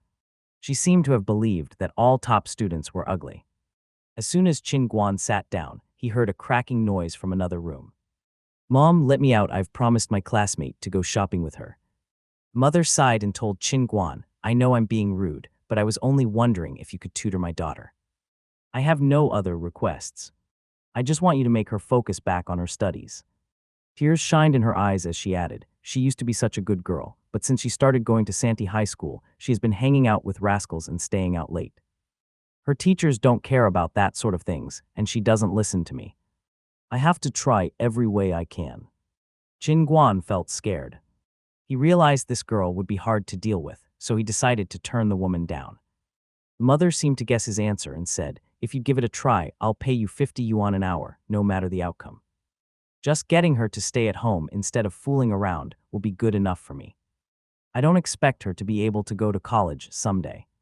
As long as you can come and tutor her every weekend, you'll get an extra bonus of 500 yuan for half the term. What do you say?" "Yes, absolutely," Qin Guan was thrilled. "Please don't worry. I'll take care of it," he answered heroically. Qin Guan would never refuse such a good deal, but he could not guarantee that the girl would make any progress. Mother looked moved as she took Qin Guan to a room that was locked from the outside. Banging noises were coming from the inside. When the woman opened the door, Qin Guan saw a girl that looked like an angry bird. He could tell that she was pissed off. She was about to start yelling at her mom when she noticed Qin Guan standing behind her. All of a sudden, the girl's expression became dumbfounded. She stood by the door stupefied as her mom and Qin Guan entered the room. The mother asked Qin Guan to take a seat and said to her numb daughter, "Jiajia, what are you doing? Come and say hello to Mr. Qin. He is your new tutor." Hearing her mom, the girl turned her head and stared at Qin Guan.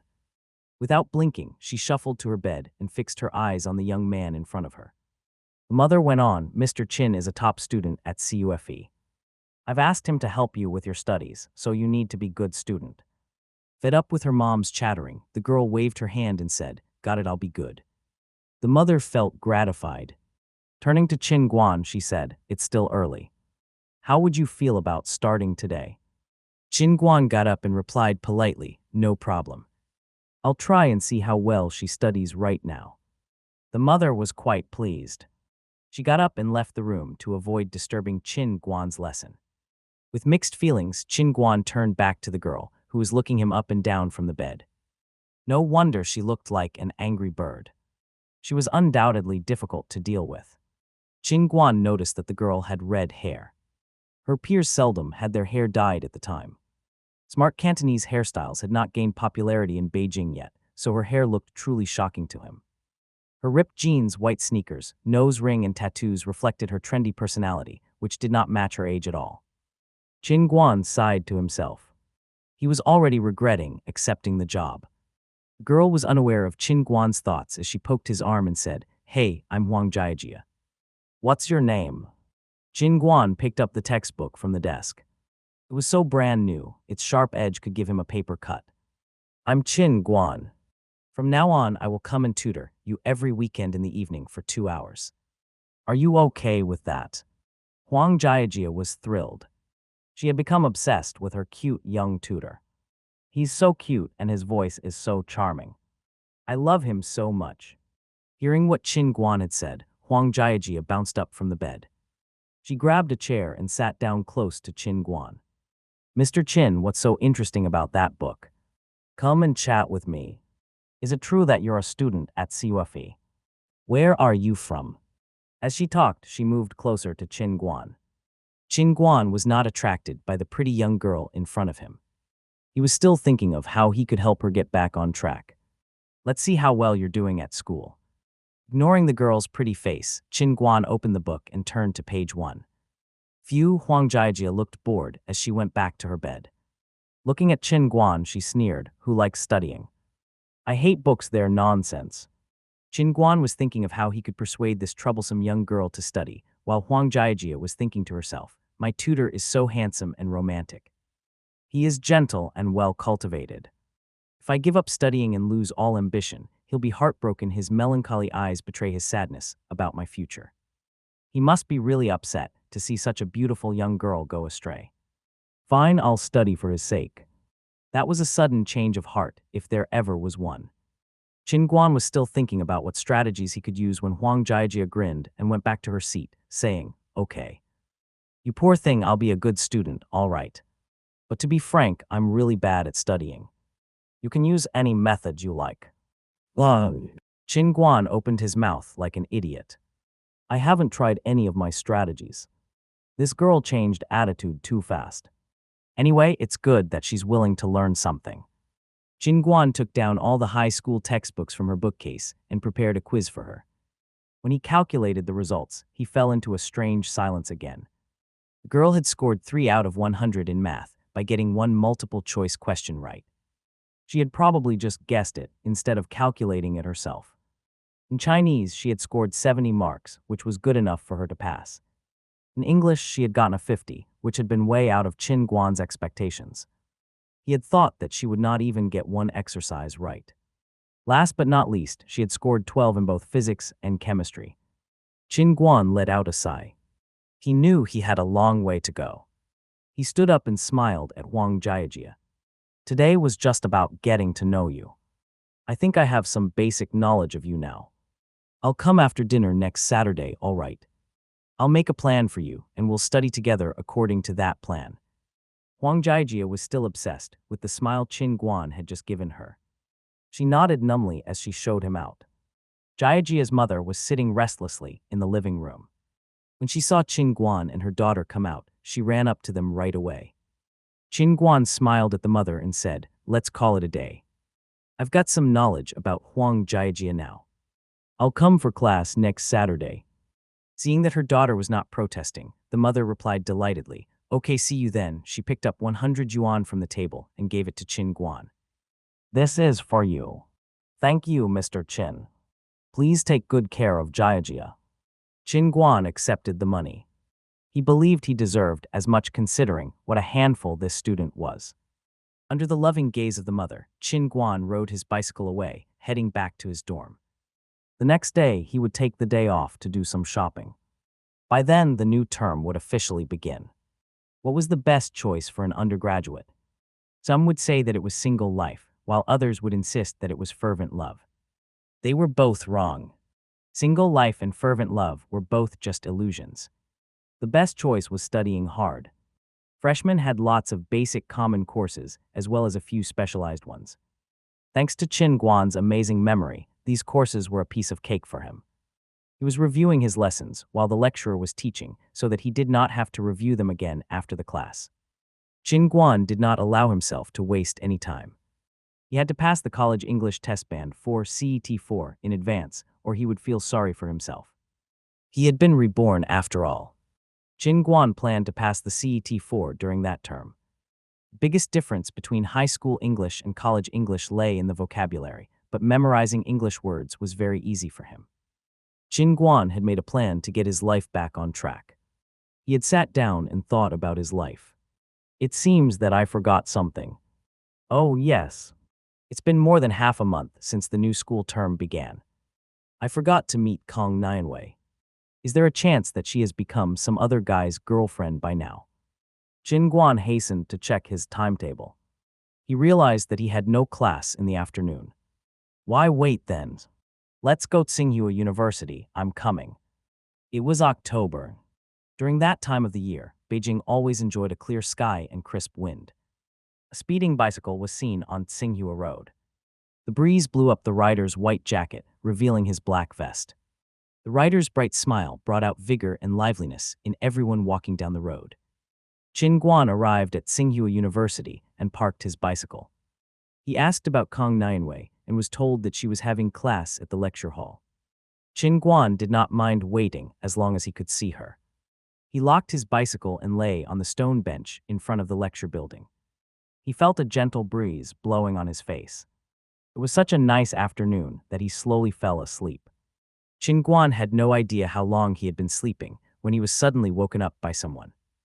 Through the days of sleep, he sat up and tried to recognize the vague image in front of him. It seemed familiar. He blinked and fixed his eyes on the image again, realizing that it was Kong Nianwei. Qin Guan stood up in a hurry. He wiped the corners of his mouth to make sure that he had not been drooling. "That was good. Is your class over?" he stammered. Kong Nianwei stared at him with her big eyes. She looked surprised as she said, "Why did you sleep on the bench?" Qin Guan was about to reply when his instinct warned him. He looked around and saw a boy and a girl standing behind Kong Nianwei. He pretended that nothing was on his mind as he replied, "I came here to see you. I heard that you were having a class, so I waited here and ended up falling asleep." Hearing that, the girl behind Kong Nianwei burst into laughter. Kong Nianwei looked a little angry and embarrassed. She took a glance at Qin Guan and then turned her to the girl. "This is Qin Guan. He's my high school classmate." The girl looked as if she knew everything and needed no further explanation. She said, "Right. High school classmate." Despite feeling ridiculed, Qin Guan gave out a silly laugh. They were having a good time when suddenly a mistimed voice rang out behind Kong Nianwei. "Kong Nianwei is always so kind to everyone, even to her high school classmates." Kong Nianwei frowned but said nothing. The girl behind her unpleasantly took a step forward. She tucked her arm into Kong Nianwei's, trying to avoid the boy. Qin Guan looked at him. His first impression of the boy was very bad. As he stood behind Kong Nianwei, his arrogance made Qin Guan feel quite uncomfortable. The two boys looked straight at each other, as if there were sparks in their eyes. The boy, who was named Kai Halen, thought that this was not the most auspicious day for him. Having been an unusually lucky boy since a very young age, he had lived up to everyone's expectations by being admitted into Tsinghua University, one of the best universities in China.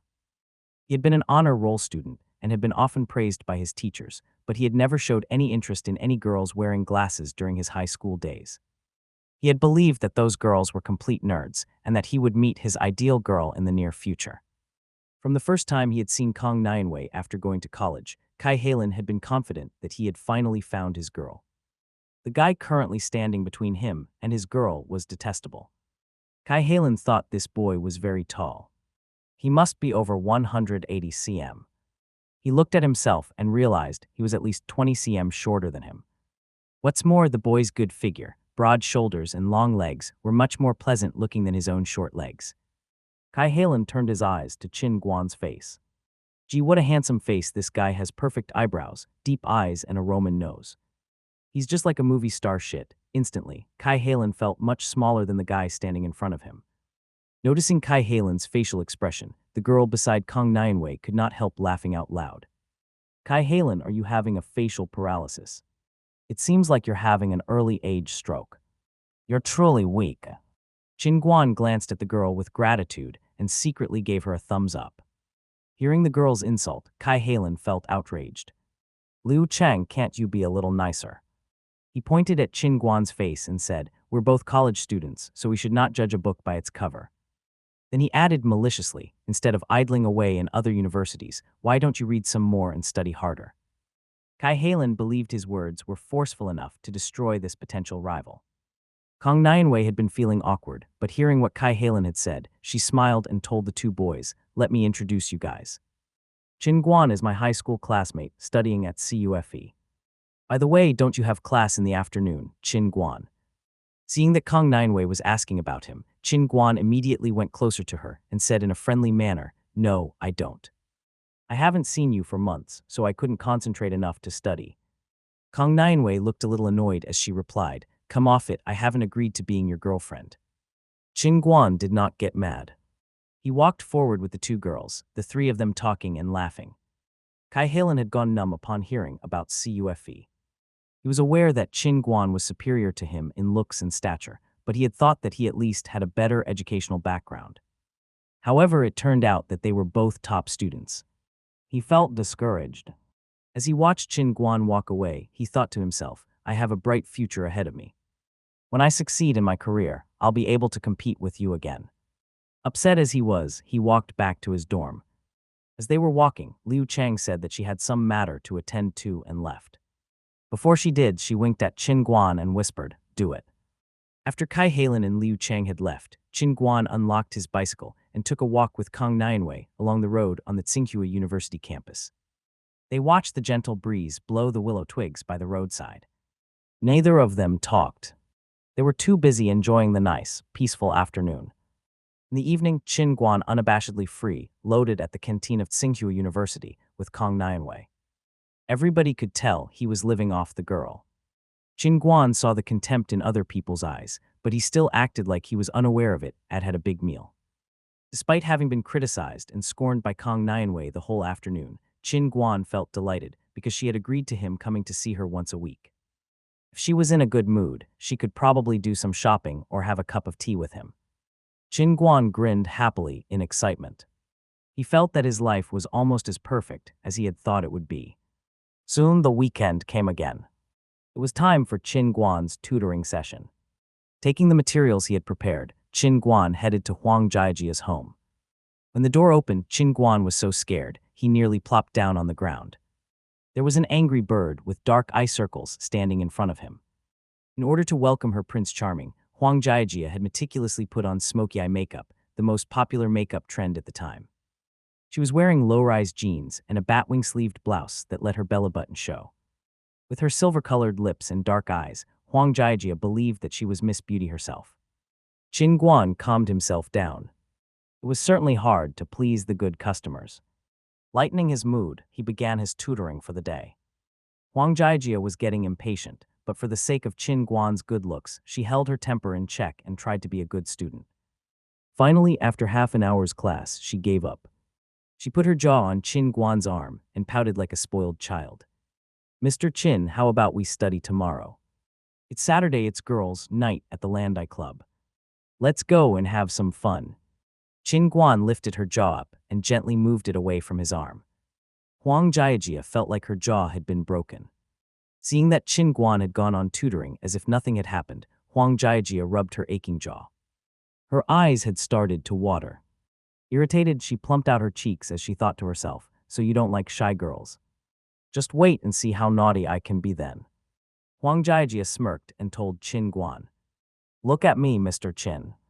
Qin Guan was puzzled. He turned to her and saw Huang Jiajia put her hands on the lower hem of her blouse and lift it up, the pink bra she was wearing underneath showing.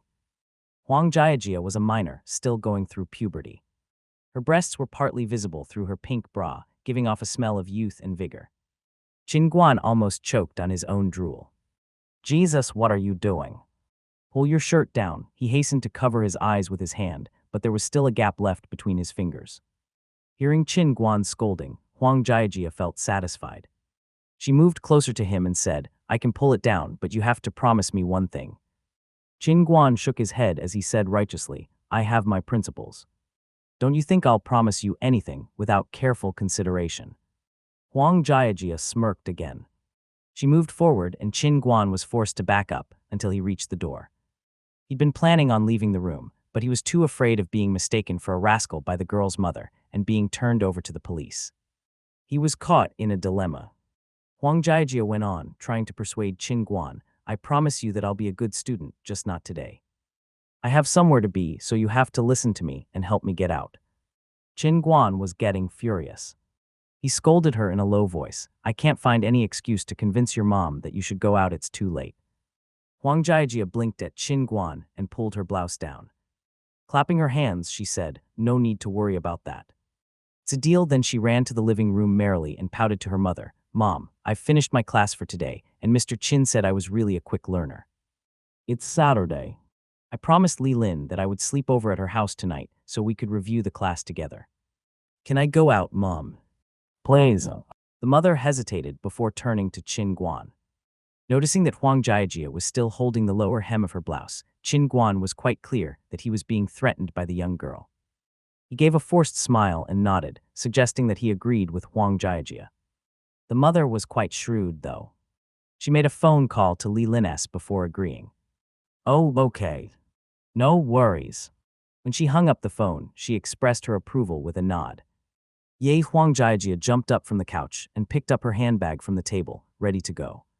Suddenly she went back and told her mother, "It's getting late. Can I ask Mr. Qin to walk me there?" Her mother thought it was a good point, so she asked Qin Guan to take her daughter to Li Lin's.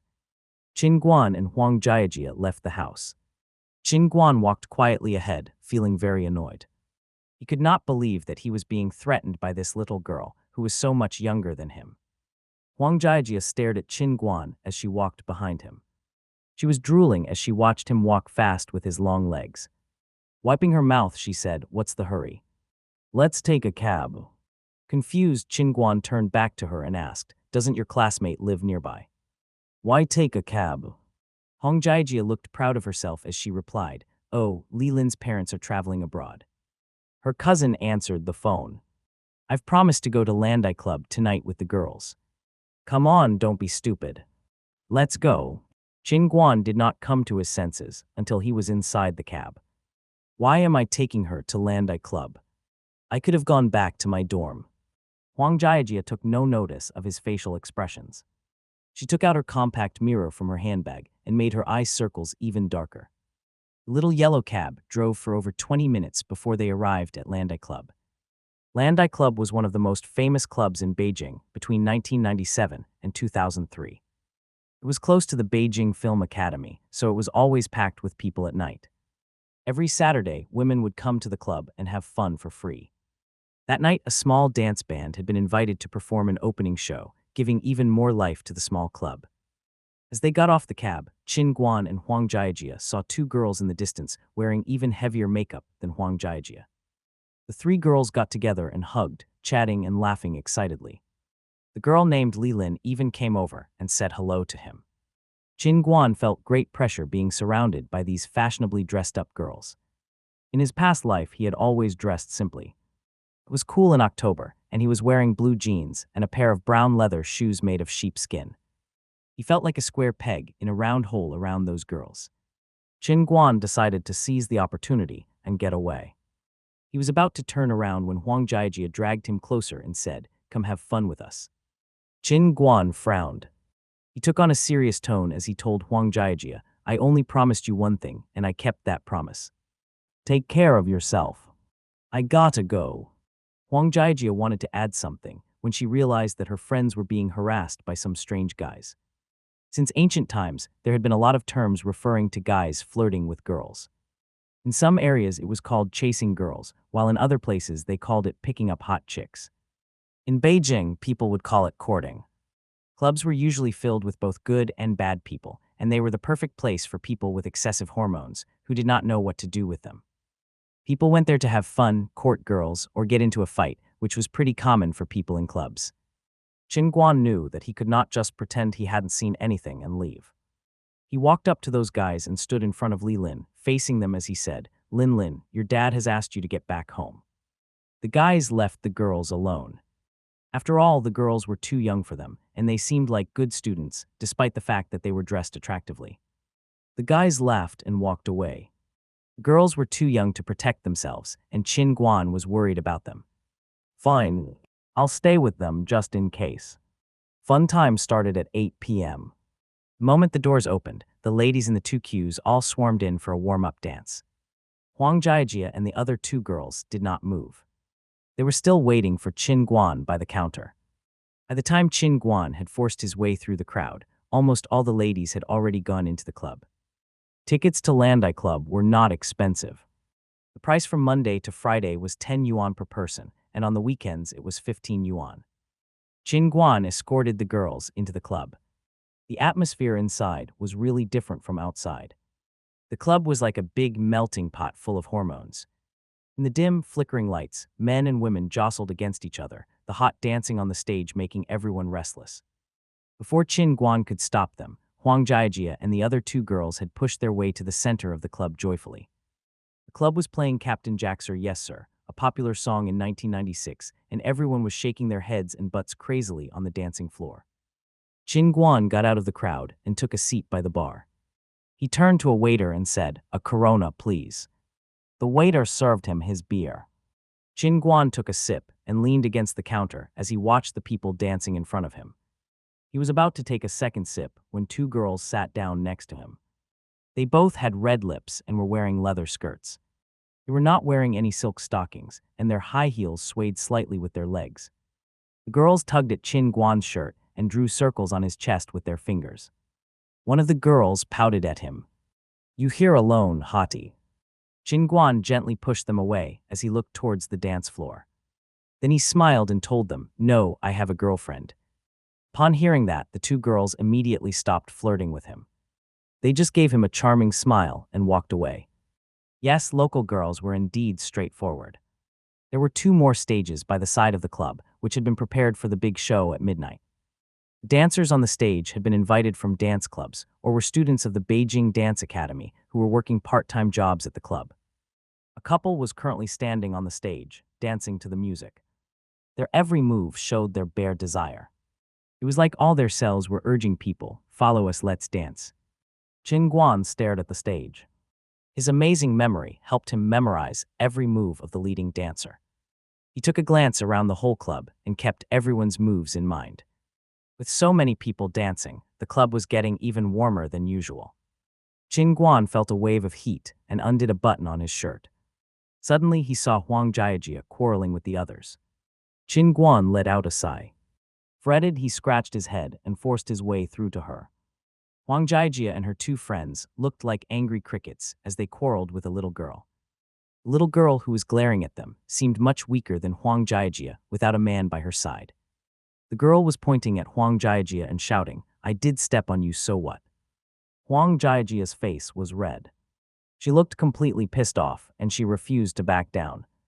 "You should apologize, you stepped on me 3 times, bitch." A man behind the girl stepped forward. He moved away the girl's finger and winked at Huang Jiajia, acting as a peacemaker. "Let it go. It's no big deal, right? Why bother fighting about it?" The girl got even more furious when she saw her boyfriend wink at Huang Jiajia.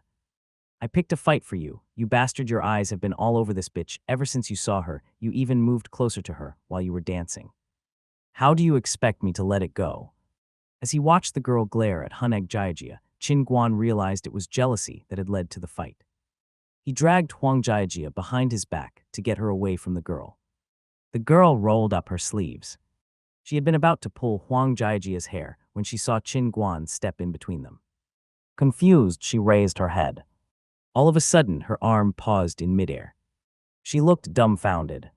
The surrounding spectators had also gone silent. At the time, fighting was not a rare occurrence at clubs. Everyone loved to watch people fight. Whenever there was a fight, everyone would stop dancing just to watch. All the boys were thinking to themselves, "Who sold this guy a ticket and let him in? Have you seen his looks and figure? How can I compete against him?" Shit. Girls, on the other hand, were thinking, "Hey, hottie, look at me, I'm much hotter than that little girl behind you. I have plump breasts and a slim waist. I can give you everything that you want." The security at the club stayed out of the fight. As long as there was no real fighting inside the club, they did not give a damn. Noticing that Chin Guan had attracted so much attention, the peacemaking man got jealous. He could not wait to vent his pent-up frustration. The man, whose nickname was Little Charmer, was quite well known at the Landai Club. His good looks and bad boy attitude made him really popular among the girls. This time, though, Chin Guan had stolen his thunder. Little Charmer could not tolerate that.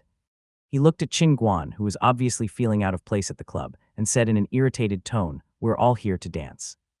Just forget about it, it's no big deal." It seemed that Little Charmer had totally forgotten about his initial intention to flirt with Huang Jiajia. Chin Guan was about to answer when Huang Jiajia could not help yelling, "What if I stepped on you? Would you be fine with that?" Realizing that Huang Jiajia was not as weak as he had thought, Little Charmer got excited. Fighting between Beijingers was a lot of fun. People usually made an appointment with their opponents and spoke out their names respectively before the fight started. During a small-scale fight, if one party tried to make peace and the other party agreed, they would compromise and the fight would end. If the other party refused to do that, though, then fighting would be inevitable. Little Charmer told Chin Guan enthusiastically, "Damn, she's not backing down. Fine, I won't take advantage of you. Since we can't fight here, let's have a dance competition." As a frequent dancer at the club, Little Charmer knew that Chin Guan was not a regular there. He was pretty confident that he could win. He was actually planning on humiliating Chin Guan with his dancing abilities. Some spectators were jeering at Little Charmer, while others looked jealous of him. They were all urging him on, "Go be a man, don't be afraid." As she saw the eager crowd, Huang Jiajia felt a little worried. She tagged at Chin Guan's sleeve and whispered, "Let it go, Chin Guan. You can't win." Chin Guan did not answer. He undid another button on his shirt, rolled up his sleeves, and asked Little Charmer, "Who goes first?" Little Charmer was stupefied. After a while, he pouted at Chin Guan and then looked at the two stages. "Together," he replied. "Are you okay with that?" Having watched the scene, the club manager played a faster song and the leading dancer walked down from the stage. Chin Guan and Little Charmer walked to each of the two stages. The spectators shouted, "Let's dance," and started dancing to the song. Little Charmer joined the crowd, starting to dance right away. To be frank, he was a very good dancer. The crowd shouted bravo at him repeatedly. Chin Guan was taking his time. He took out a fluorescent spray from Huang Jiajia's handbag and sprayed some to his front and back. Suddenly, his perfect figure shined under the dim lights, making up for his simple outfit. Chin Guan put down the spray. He had not even started dancing yet, but all the girls had already surrounded his stage and were screaming over his attractive body. The first part of the song was finished, and the second part began. Chin Guan started to dance. He raised his hands up and snapped his fingers. His hips moved and his shoulders, legs, and feet followed. One move after the other, Chin Guan danced faster and faster to the song. The crowd went crazy in an instant. Everyone started screaming. In the dim yellow light, everyone could see Chin Guan's fluorescent body dancing to the rhythm. Chin Guan was just as good as Little Charmer. His various moves coordinated perfectly with the music. Anyone could tell who was the better dancer. Chin Guan danced as gracefully as a knight, while Little Charmer danced like a mad idiot. As he saw Chin Guan's beautiful moves, Little Charmer stopped dancing. Gnashing his teeth, he walked down from the stage and dragged his girlfriend behind him as he exited the club. Chin Guan went on dancing until the song ended. His forehead was wet with sweat. "Bravo," he heard the crowd shouting. Satisfied, he walked down from the stage and went up to the bar to have a mouthful of cold beer. Chin Guan sat down by the counter to take a break. He had experienced the preciousness of youth during that hot dance, and he knew that this lifestyle was not for him, although he did enjoy it occasionally. As he rested, the manager played a slow song. The people who had not been satisfied by the former hot dance started to dance cheek to cheek with their partners.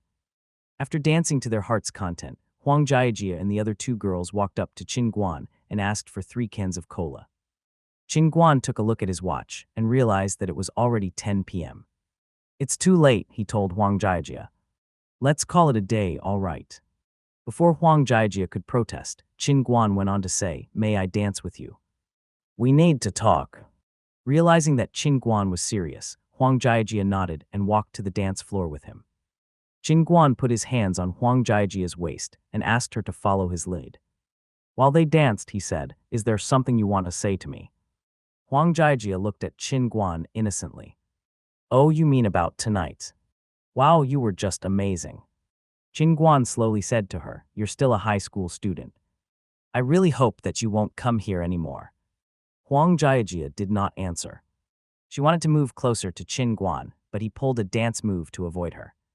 "If you keep fooling around, then I think my job as a tutor is done. Now you have to go back home," Chin Guan said. Huang Jiajia had not had enough time to figure out what was going on when Chin Guan dragged her off the dance floor and told the other two girls, "It's getting late, I have to go. Let's call it a day. You have to take Huang Jiajia home." The 3 girls were terrified of Chin Guan. They just nodded and walked out of the club with him. Chin Guan walked them to the street, intending to get a cab to take them home. As they were waiting for the cab, a group of people suddenly came over. Chin Guan saw Little Charmer walking in front. He had been waiting for Chin Guan outside for a long time. After being humiliated that night, he had called in all his friends in the area to teach Qin Guan a lesson. Qin Guan and the girls were led into a small alley near the club, where a man was squatting down on the ground smoking. When they entered the alley, little Charmer's friends gathered behind him. The girls were too frightened to say anything. They dragged at Qin Guan's sleeves as they looked at the guys in front of them. Qin Guan did not panic. If these people had been from northwest China, he would have already fled with the girls, but since they were just Beijingers, he thought he could give it a shot. Little Charmer stared at Qin Guan and yelled at him arrogantly, "You bastard, you kept me waiting for a long time." Qin Guan sighed deeply with a straight face before he said, "In accordance with Act 160 of the Criminal Law of 1979, anyone who gathers a crowd with the intention of fighting, picks up a fight, insults women, or carries out any other immoral activities that disrupt public order, shall be convicted to fixed-term imprisonment of no more than 7 years, be arrested, or be put under surveillance." He panted for breath as he added, "Chasing, intercepting, abusing, or threatening other people is considered equal to picking a fight." Little Charmer looked at Qin Guan as if he was dumb. "You idiot, you." Before he could finish his words, the man smoking in the alley started choking from laughter. The man stood up and blew a smoke ring before he came over and asked Little Charmer, "Who is this guy?" "This is getting interesting. He's talking about laws with you guys." Qin Guan did not take the man's sneering seriously. He just went on, "I don't know what's on your mind. You think this petty thing humiliated you, so you want to punish me. You dare not kill me. You're all locals, so you must know that the police knows you quite well. If I end up in the hospital because of you, you'll be sent to jail. If don't though, you won't be satisfied. So why don't we fight?" The smoking man was stupefied. Qin Guan went on to say, "A man must bear the consequences of his own actions. I'm alone, yet you ask others for help. Is that because you're too weak, or because you want others to commit your own crimes for you?" Hearing that, Little Charmer got a little worried. He turned to the smoking man and said, "Boss, back me up. This guy is talking nonsense." The smoking man threw his cigarette butt to the ground and snuffed it out with his shoe. Then he turned to Little Charmer and said, "Since it's no big deal, we'll stay here and cheer for you. You need to settle this on your own, though." This was how Beijingers acted. They were well educated and stood by their own principles. The man's words instantly eased Qin Guan's nervousness. He had guessed right. In his past life, he had known a labor contractor from Beijing who had been a well-known local boss. He had told Qin Guan over dinner once that Beijingers had their own principles. After a fight, you could even chat with your opponent and become friends with him, as long as your differences were not irreconcilable. Qin Guan waved at Huang Jiajia, suggesting that the girls back off. Little Charmer took off his jacket and revealed his muscles. The two young men started fighting in the middle of the alley. Qin Guan had never fought with anyone in his past life. Although he was stronger now thanks to his frequent exercising, he was still at a disadvantage because he had no fighting experience. Little Charmer launched 3 punches, and the third one hit the corner of Qin Guan's mouth. His lips started bleeding, the blood dropping to the ground along the corner. The girls covered their mouths with their hands. They dared not scream in case Qin Guan got distracted. They had already come to know the consequences of their behavior. Qin Guan was in a daze for a bit. He dodged another punch heading for him and puckered his lips, feeling a bloody smell rushed into his mouth. Irritated by the smell, Qin Guan went back to his sloppy style. Results are everything. Graceful fighting is nonsense. Suddenly, Qin Guan became violent. He rushed up to Little Charmer and clutched him by the shoulders, inertia causing both of them to tumble to the ground. The smoking man was about to light a cigar when he saw Qin Guan's move and unconsciously pressed the lighter into his hands. The flame jumped up and almost burned his hair. He hastened to move the lighter away and press it again. After lighting his cigar, he turned his head and saw the two young men clutching at each other hard and rolling about in the small alley. The alley was still an alley though, so they kept bumping against the walls on each side all the time. Watching the two young men rolling about on the ground like flipping pancakes, Huang Jiajia could not help laughing out loud, despite the fact that there were still tears in her eyes. Qin Guan became desperate. His eyes flashed red as he decided to maintain his good image. He gave Little Charmer a kick, and Little Charmer kicked him back. By the time Qin Guan had narrowly gained control over Little Charmer, both their clothes were wet with sweat and mud. They made for a very funny scene. The smoking man laughed out loud and patted Qin Guan on the back. Hey, buddy. For my sake, let little Charmer go. From now on, I promise you that little Charmer will not cause you any trouble. If you're in the area and you get into trouble, call me and I'll help you. Chin Guan agreed. He loosened his hands and rose to his feet. As he dusted himself off, he said, "All right. You're a boss, right? Actually, it was no big deal. We can just let it go." Boss, whose name was Bu Qinglu, was delighted by the respect Chin Guan had showed him. He patted Chin Guan's shoulder once again and said, "Okay. Next time you come here, it's my treat." Then he asked his friends to take away little Charmer, who had been pretending to be dead on the ground. Chin Guan led the girls out of the alley without saying a word. Huang Jiajia pursed her lips. Chin Guan's fair skin had turned black and blue, and there were still bloodstains on the corner of his mouth.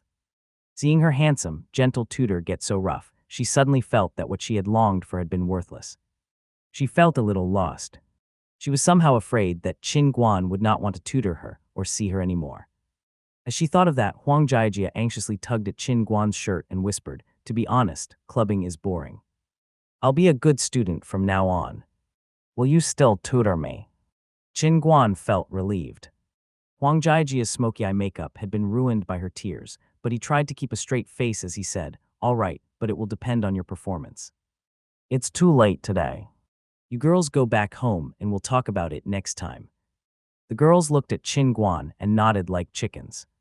Then they took a cab and headed back home. When the girls had left, Chin Guan could no longer put up a brave front. He grimaced in pain and flipped the dust off his body. "Jesus, it hurts so much. And they say a punch won't make you feel anything. Liars." The next morning, Chin Guan got up from his bed in a daze. He was hurting all over his body, and for the first time, he had slept in. His roommates had already used the washroom. When they saw Chin Guan, they were all shocked. Rubbing his eyes, Chin Guan asked, "What's wrong? Why are you all looking at me like that?" Wang Lei could not help asking, "What did you do last night? Didn't you look in the mirror when you got up?" Chin Guan did not figure out what was happening until Liu Xiaoying passed him a mirror from the upper bunk. Chin Guan took the mirror and had a look. Gee, he was pretty sure even his own mom would not recognize him if she'd been there. Actually, Chin Guan had not been severely injured, but as a rookie, he had not known how to protect his face during a fight. Little Charmer punches had been really cunning and accurate. The first punch had hit Chin Guan's eye, the second punch the corner of his mouth, and the third one his cheekbone. When Chin Guan had gone back to his dorm, he had already had 3 nasty bumps on his face. Instead of bringing down the swelling with cold compresses, Chin Guan had tumbled into bed and gone straight to sleep. As a result, the right side of his face now looked like yeast bread, and his left eye was just like a panda's. Yidong, the oldest boy in the dorm, could not bear to look at Chin Guan. He got out a bottle of tincture of capsicum from the box under the bed and skillfully applied it on Chin Guan's face. Chin Guan briefly told his roommates about the previous night. Yidong and Mu Lejong did not say anything, but Liu Xiaoying, the youngest boy, seemed quite interested in fighting. "Gee, why didn't you ask me for help? I'm a top warrior." Hearing that, Yidong started mocking Liu Xiaoying. "We have no such rules in my hometown. We don't ask questions, we get straight to the fighting. Asking for help, it's fighting. Guys, a real fight doesn't wait." Liu Xiaoying replied disdainfully, "You don't get it. Rules are a must in the world of Beijing gangsters." Yidong put the lid back on the bottle and yanked Liu Xiaoying, saying, "You seem pretty excited about fighting. How many times have you fought?" Suddenly, Liu Xiaoying looked like a deflated rubber ball. He seemed very upset as he said, "None. They complained that I was too young. I've never gotten a chance. Plus, my mom is basically my shadow. I haven't even watched a fight." Mu Lejong said nothing.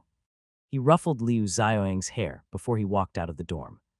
Before everyone left, Yidong said, "Freshman party is on tonight. Keep it in mind. It's in the university auditorium." They all promised to meet there and then headed to class. Chin Guan also went to class, despite his swelling face, which had become the talk of the town. Wang Lei, the 4th eldest boy in Chin Guan's dorm, was laughing all the way through the class. Indeed, Chin Guan's face looked nothing like his previous good looks. Students on the right of Chin Guan could only see the malformed side of his face. The girls were feeling worried and sorry for their Prince Charming, while the boys seemed to gloating. The students on the left of Qin Guan could see the pretty side of his face. With the dark circle around his left eye and his fair skin, he looked exactly like a giant panda, the most protected animal in China. Seeing that image, the boys and the girls on his left could not help laughing. When the class was finally over, Qin Guan decided not to leave his dorm for the rest of the day. His roommate Wang Lei brought his food to the dorm. When it got dark, the boys headed to the university auditorium together. No one in Qin Guan's dorm put on a performance that night. None of them had been born to be artists, but they were a good audience. When all the seats were occupied, the curtain parted. The host and hostess showed up on the stage and gave an opening speech. Qin Guan enjoyed it very much. There was group dancing, solo dancing, a choir, an instrumental performance, etc. Most acts had a solemn atmosphere about them. To the boys, the party seemed too boring. They could not figure out why Qin Guan had enjoyed it so much. Qin Guan, though, knew that such a solemn performance would be quite rare in the near future. The freshman party was sure to be full of garish acts and crazy dancers. Qin Guan's roommates did not want to keep watching the show. They were bored and wanted to leave, but suddenly they backed up when they saw several people carrying a drum kit, a keyboard, and 2 speakers to the stage. The performers were all well-dressed, and the lead singer was in olive green, looking like a soldier about to sing a military song. After they tuned up, the performers played the electric guitar as an opening prelude, and the auditorium instantly became vibrant. The lead singer said, "Hello everyone, this is Eggs Laid by the Red Flag." The sudden opening is actually not abrupt. Now is the time and we know what to do. The red flag is still fluttering without direction. The revolution is still alive, and the old chaps are getting more active. The lead singer had a hoarse voice, as if he'd been smoking too much. It actually made him sound like the perfect rock and roll singer. The boys in the audience were cheering. Hands held high, they followed the rhythm and started to rock together. Qin Guan and his roommates stood up as well. Liu Xiaoying even jumped onto his chair. When the song was finished, the audience was fully pumped up. Rock and roll was a code those days. Everyone had a soldier in their heart. People would fight hard for their dreams and future with indomitable will. It had grown colder at the end of October. Qin Guan put on his jacket and set off for his first official tutoring class with Huang Jiajie. At 6:30 p.m., he showed up at the door of Huang Jiajie's home. When he walked into the house and saw Huang Jiajie sitting by her desk, he was shocked. Her hair was not red anymore. Instead, it was black and shiny, dangling down her shoulders in 2 braids. She was not wearing any makeup either. This was the first time Qin Guan had seen Huang Jiajie with no makeup on. He recalled the first time he had seen her. She'd had thick eyebrows and big eyes, and her dark, dense eyelashes had looked like 2 tiny brushes. Her lips had been painted thick and red, making her look totally flamboyant. Yet now she was wearing a long pink t-shirt with a round collar and a pair of brown overalls. She looked like a good girl and a studious student. Qin Guan did not say anything. Giving her an encouraging smile, he opened the textbook and started the class at an appropriate speed. Here it means. Yes, call by value from here. During the whole class, Huang Jiajie listened to Qin Guan carefully, without any complaints. When Qin Guan finished the class for the day, Huang Jiajie grimaced and said, "Mr. Qin, what did you think of my performance today?" "I'll work even harder." Qin Guan was glad. This would help him make money much more easily. He had 4 hours of class a week, and he would get paid 50 yuan per hour, so every month he would make 800 yuan just by tutoring Huang Jiajie. Qin Guan did not show his joy. As he walked out of the house, he told Huang Jiajie, "You need to keep it up. One good performance doesn't mean anything. Perseverance is what's important." Then he closed the door and left. He was quite busy. He had a kebab appointment with Wang Lei, and the next morning they would go to the China World Mall. Beijing had been expanding gradually with economic growth. Business areas where various systems formed amid that expansion, and Wangfujin and Zidin were among the earliest ones in Beijing. The China World Mall was an emerging, vibrant business area that had become the home of many new industries and fashionable brands, such as Motorola and IBM. Qin Guan and Wang Lei were currently at the foot of the China World Towers, the very center of the China World Mall. The 2 boys had seen the ad of a company on the CUFE billboard, and that was why they had come here. The ad had been different than the rest, which was why it had aroused their interest. Qin Guan and Wang Lei took the elevator to the consulting company on the 10th floor. The receptionist led them to a meeting room where they saw a lot of people their age. Qin Guan believed they were also students applying for the part-time job. When everyone was seated, a supervisor came into the room and handed out material to each of the young students. The business of the consulting company was quite interesting. It helped retailers and traders of fast-moving consumer goods find part-timers and sales promotion staff. It also did market research for some companies. This kind of business met the demands of foreign companies entering the Chinese market, thus consulting companies had become quite popular at the time. The company Qin Guan had visited was one of the oldest and the best in Beijing. Qin Guan and Wang Lei read the material carefully. The positions included supermarket promotion specialists for sodas and snacks and staff for a wine shop. Qin Guan noticed that these jobs were all on weekends, from 10 a.m. to 12 a.m. in the morning and 2 p.m. to 5 p.m. in the afternoon. Wages would be paid daily in accordance with the standard rules, and the payment for the sales promotion staff was 50 yuan per day. The wine shop staff would get a daily payment of 100 yuan. Of course, those employees were required to have a good image and figure. There would also be an interview for the job. Qin Guan pursed his lips. Wine shop staff was the highest paying position among the three, although the payment was only as much as his tutoring fees. Half a loaf of bread was better than none though after all, so he decided to go to that interview.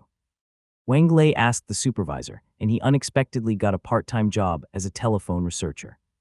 From that day on and every weekend, he would work in the company as a telephone salesperson. When the two boys walked out of the meeting room, Qin Guan told Wang Lei curiously, "You have a sharp mind for business. Why are you studying accounting?" Pushing his glasses up, Wang Lei asked back, "You are so handsome, why do you study at CUFE?" They both laughed. They parted at the corridor when Wang Lei was taken by the supervisor to the office of the telephone sales personnel. Qin Guan and several girls were taken to another office where the interview would take place. Qin Guan was the only boy in the group. Curious about why a boy would apply for that position, the girls chatted and laughed among themselves. Qin Guan felt helpless. "Fine, I know this is something new, but you shouldn't stare at me like I'm a monkey." "Yes, I mean you. Don't point your fingers at me."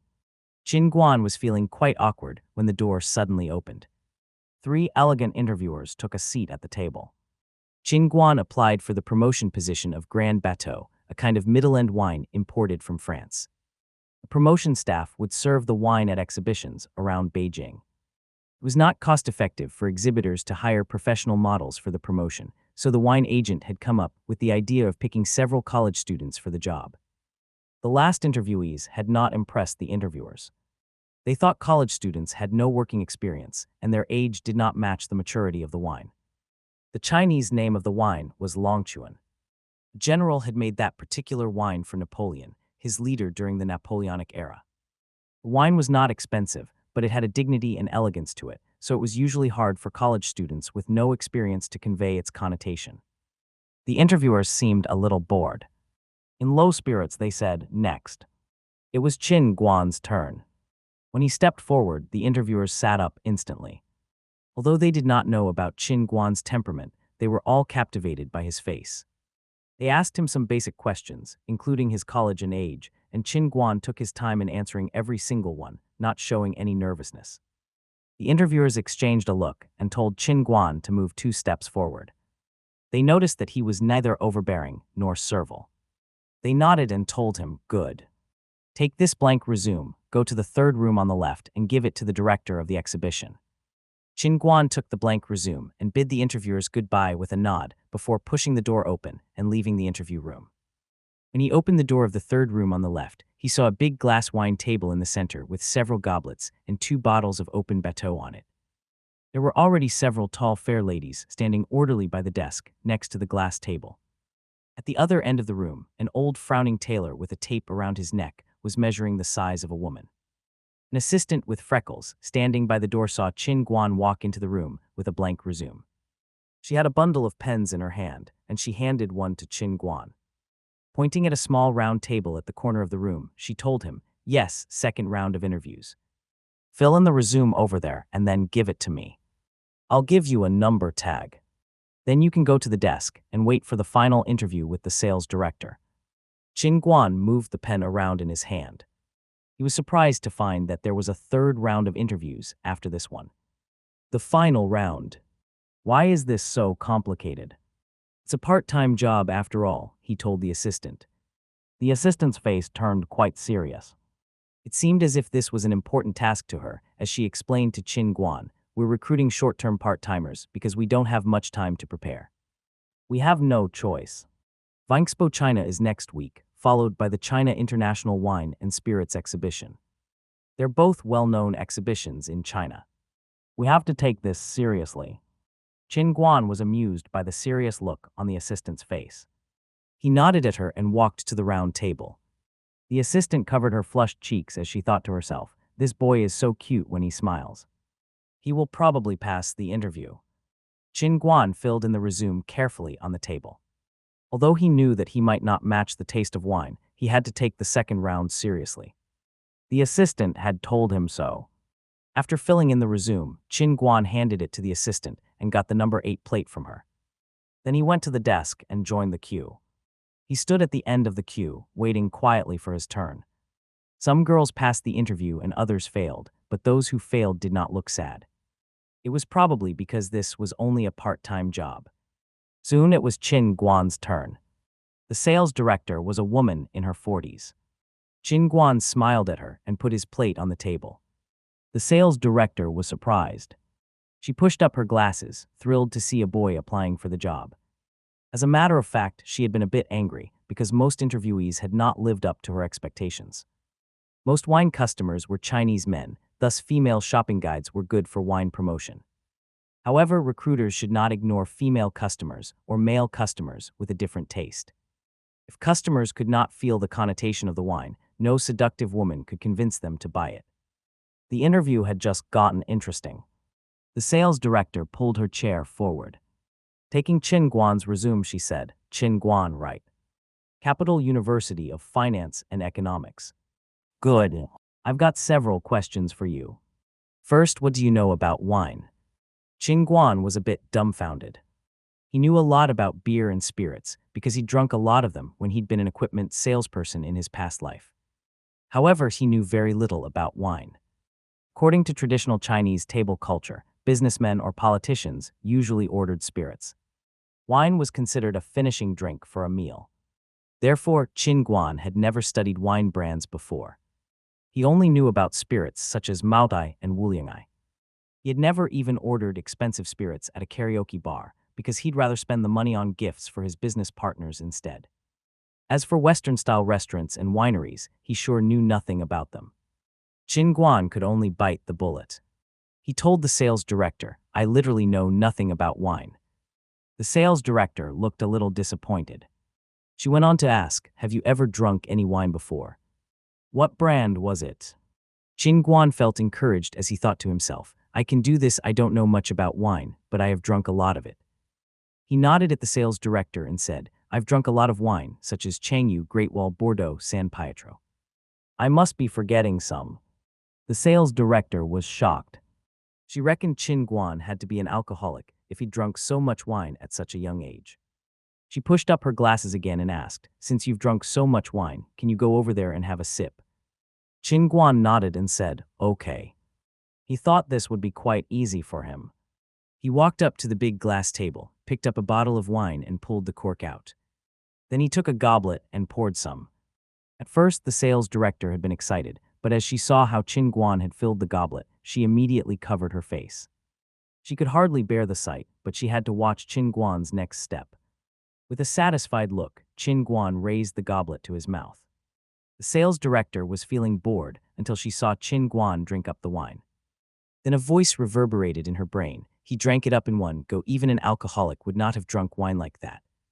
Qin Guan took a deep breath and turned to the sales director with the empty goblet in his hand. The sales director was massaging her temples, wondering why that day's interview was not going well. When she raised her head, she saw Qin Guan standing in front of the glass table with the empty goblet. He was standing against the sunlight, and the rays of light reflected on the glass table were shining on him. The rosy wine, the crystal goblet, and the amber wine bottle made the scene before her look like an elegant painting. The sales director was dumbfounded. Guan realized there was still some wine on his mouth, and he wiped it with his hand, ruining the harmonious scene.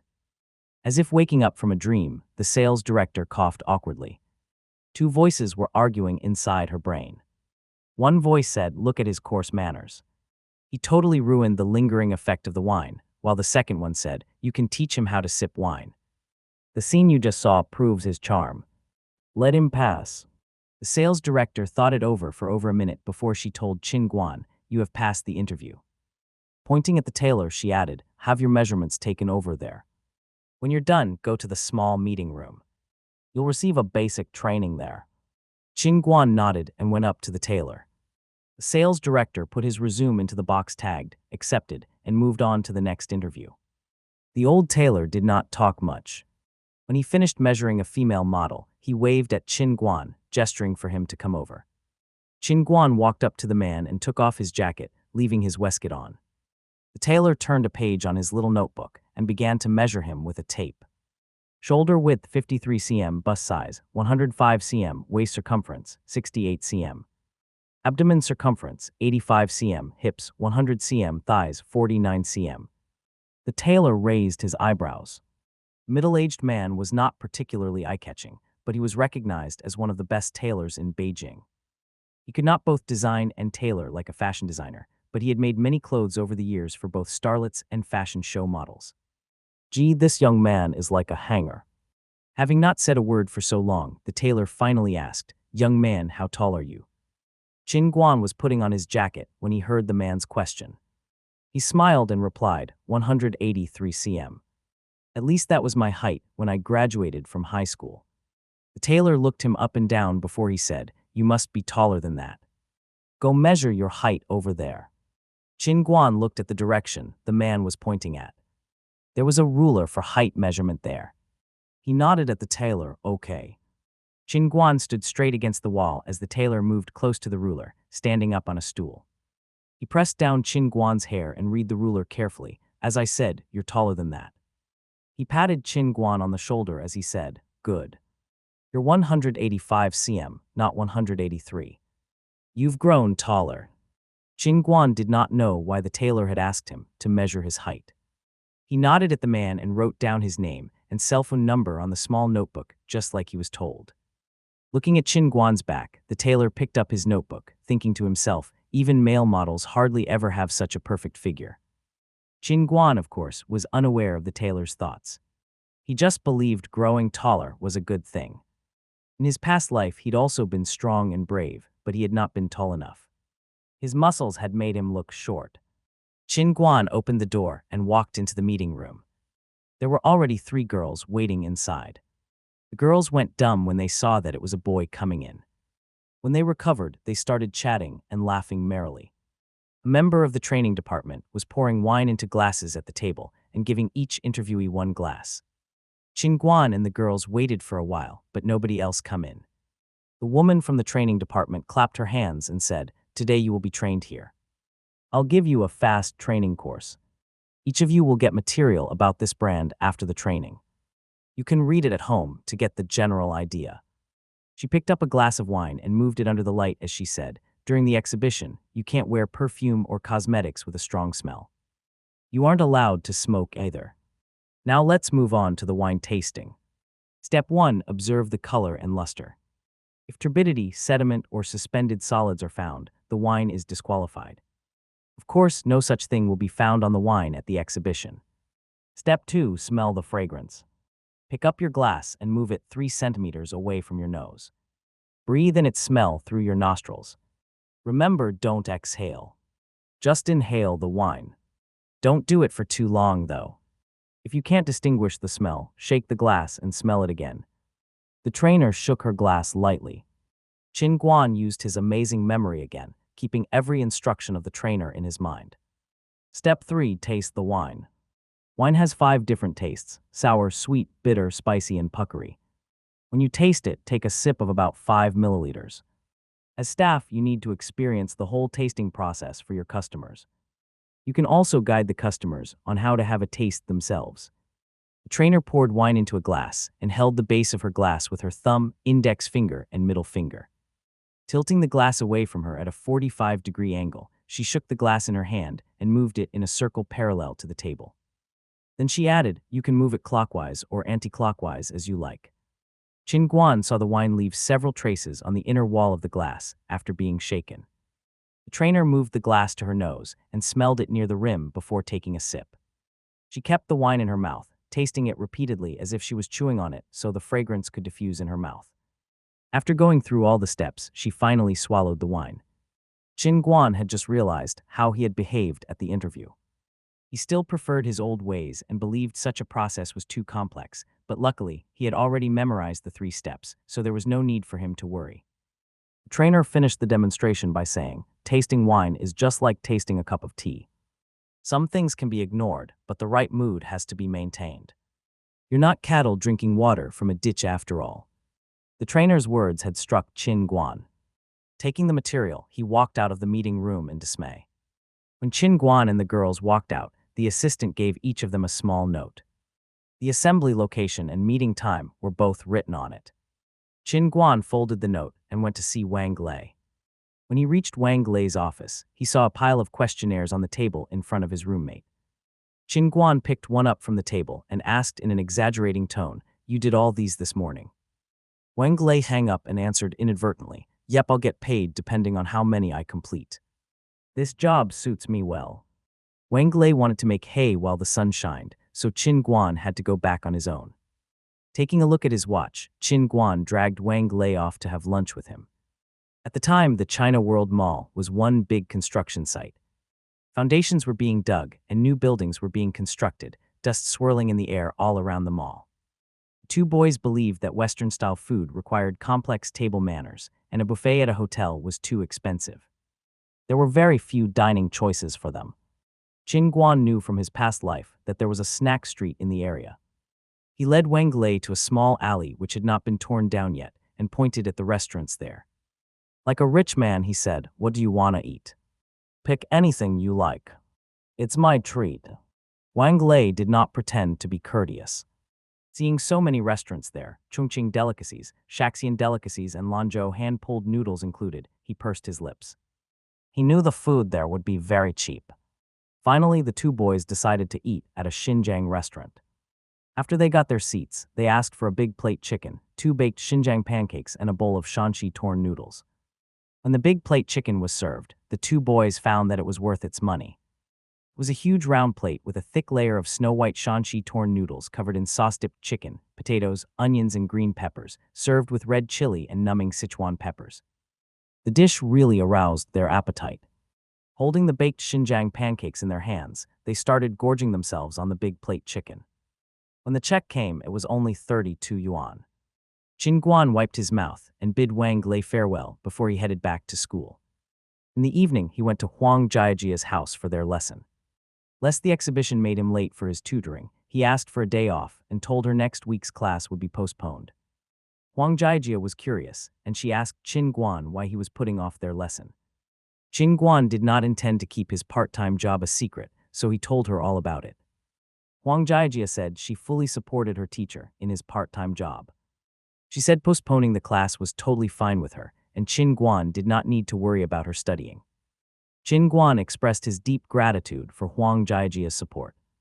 The class ended in a friendly atmosphere, but Qin Guan did not know that as soon as he left, Huang Jiajia started giggling like a little fox who'd just stolen a chicken.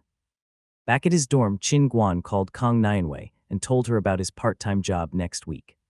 He sincerely asked for a day off and apologized for not being able to see her at Tsinghua University. Kang Nianwei did not complain on the phone, which upset Qin Guan a lot. The next day, while Qin Guan was in class, his phone vibrated. He took a look at the number and decided to reject the call. When the class was over, he called the number back. The receptionist on the phone gave Qin Guan an address in her sweet voice and told him to try on the clothes on site. Qin Guan wrote down the address and checked what classes he had in the afternoon.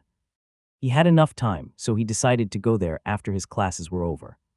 During his afternoon class, Qin Guan kept wondering how the clothes had been made so fast. He had just had his measurements taken a day ago after all.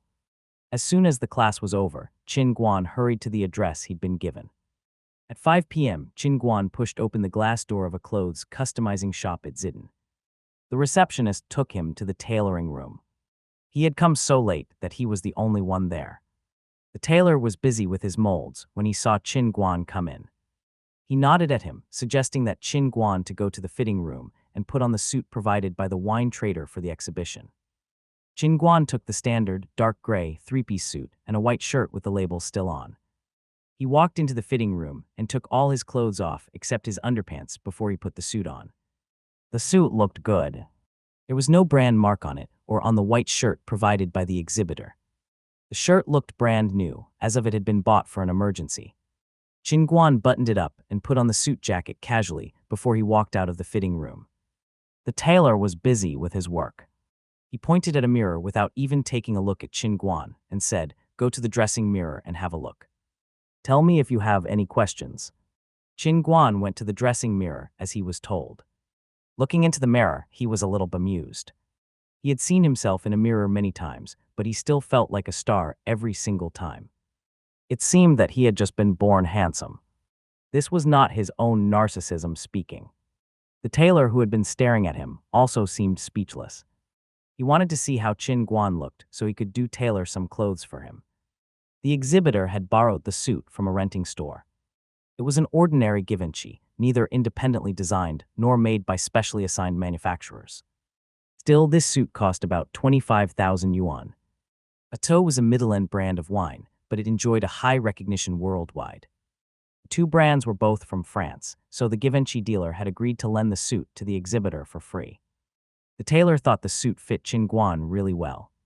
He wanted to make the pant legs a little narrower so Qin Guan would look even more sexy, but considering that simplicity, freshness, decency, and toughness combined with softness were the philosophy of Givenchy, he gave up on the idea. The tailor did not talk much about the suit. He just asked the assistant at the reception desk to cover the suit and wrapped up the fitting process.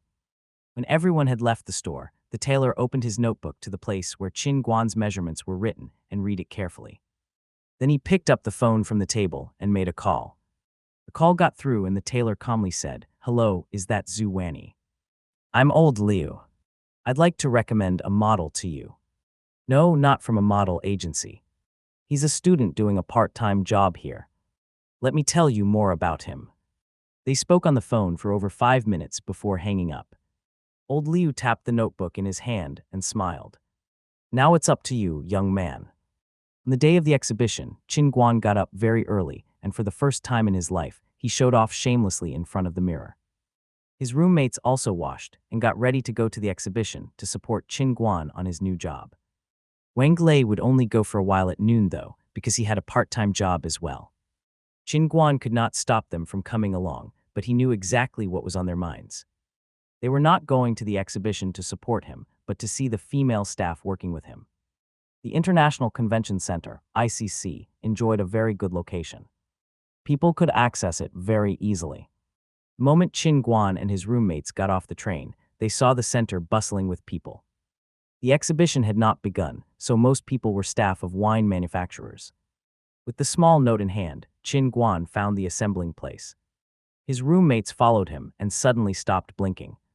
Besides the 3 girls that had been there on training day, the wine dealer had hired 2 more female models from a model agency. Seeing their long, beautiful legs, Qin Guan's roommates could not help but drool. The director of the part-timers handed out an exhibition program to all the female models and gave everyone a few additional tickets. After giving the tickets to his roommates and telling them not to cause any trouble, Qin Guan followed the director to the exhibition hall. It was still early, so the exhibition was only open to staff. They all fetched their clothes from the director and went to the staff room to change. Qin Guan was the only boy there. By the time he got changed, all the girls had taken their places. The director saw Qin Guan wearing the suit and walking out of the fitting room towards the exhibition stand. He looked like a royal boy from Europe, vividly conveying elegance. He waved to Qin Guan and asked him to come over to the wine cabinet at the hall center, where a swivel chair, a wooden wine rack, and several goblets could be seen, creating an appropriate wine-tasting atmosphere. Each member of the wine-tasting staff held a wine plate on which several refined glasses had been put, waiting to pour wine into. They held the glasses close to their chests, arms, or thighs and walked around the hall. If they saw anyone who seemed interested, they would get them a drink and lead them to the booth. Both wine and spirits were exhibited at Vinexpo, China. The major goal of the exhibitors was to attract distributors and agents across China. The exhibition opened at 9 a.m., and all exhibitors were ready to promote their brands. If one passed the rotating ticket office at the entrance and walked through the square, they could see the central hall of ICC in the very middle. As distributors and agents from all over China entered the hall, a silent war started. Everyone was dazzled by the bright lights, colorful backgrounds, crystal wine glasses, the staff walking back and forth, and the graceful or bold music playing. The bateau marketing man was embattled. He had a stack of leaflets in hand and gave one to each potential customer. 5 members of the wine-tasting staff had suffered yawl scratches to their thighs. Holding their wine plates in hand, they walked to different aisles in stilettos. Qin Guan's roommates approached his stand as soon as they entered the hall. They pretended to care and suggested that they have lunch together right before disappearing into the crowd. Qin Guan straightened his collar in an effort to get more comfortable. The exhibition lights shined down on the wine cabinet, creating a beautiful image. It was too warm for him, though. Looking at the three-piece suit he was wearing and the cheongsam of the girls, Qin Guan could only sigh. Lots of visitors had entered the hall by 9:03 a.m., and many agents were standing in front of the booths, staring at the brands that interested them. If they wanted to know more, they would take a seat and talk about the details with the marketing personnel. The Bateau booth enjoyed a good location that attracted a lot of wine distributors to have a look. When the distributors and agents came close, they saw a young man in a dark gray suit leaning against the wine-tasting table at the central booth. The brown wooden rack held dozens of bottles of wine, and the light reflected by the crystal glasses formed a number of halos on the young man, creating a mysterious atmosphere. Seeing quite a few visitors approach his booth, Qin Guan immediately put on an elegant expression. Checking that Qin Guan was ready, the marketing man gestured for the visitors to look at him. The visitors turned to the wine-tasting table where Qin Guan was leaning, thinking to themselves, where does this young man come from? He looks like he has very good taste. Maybe he's an old customer of Bateau, invited here for the promotion. If Qin Guan had known what they were thinking, he would have yelled at them, absolutely not, it's just a part-time job, okay. 100 yuan for the whole day. The marketing man was thrilled, and he started to introduce the wine to the visitors in excitement. The agents were quite satisfied.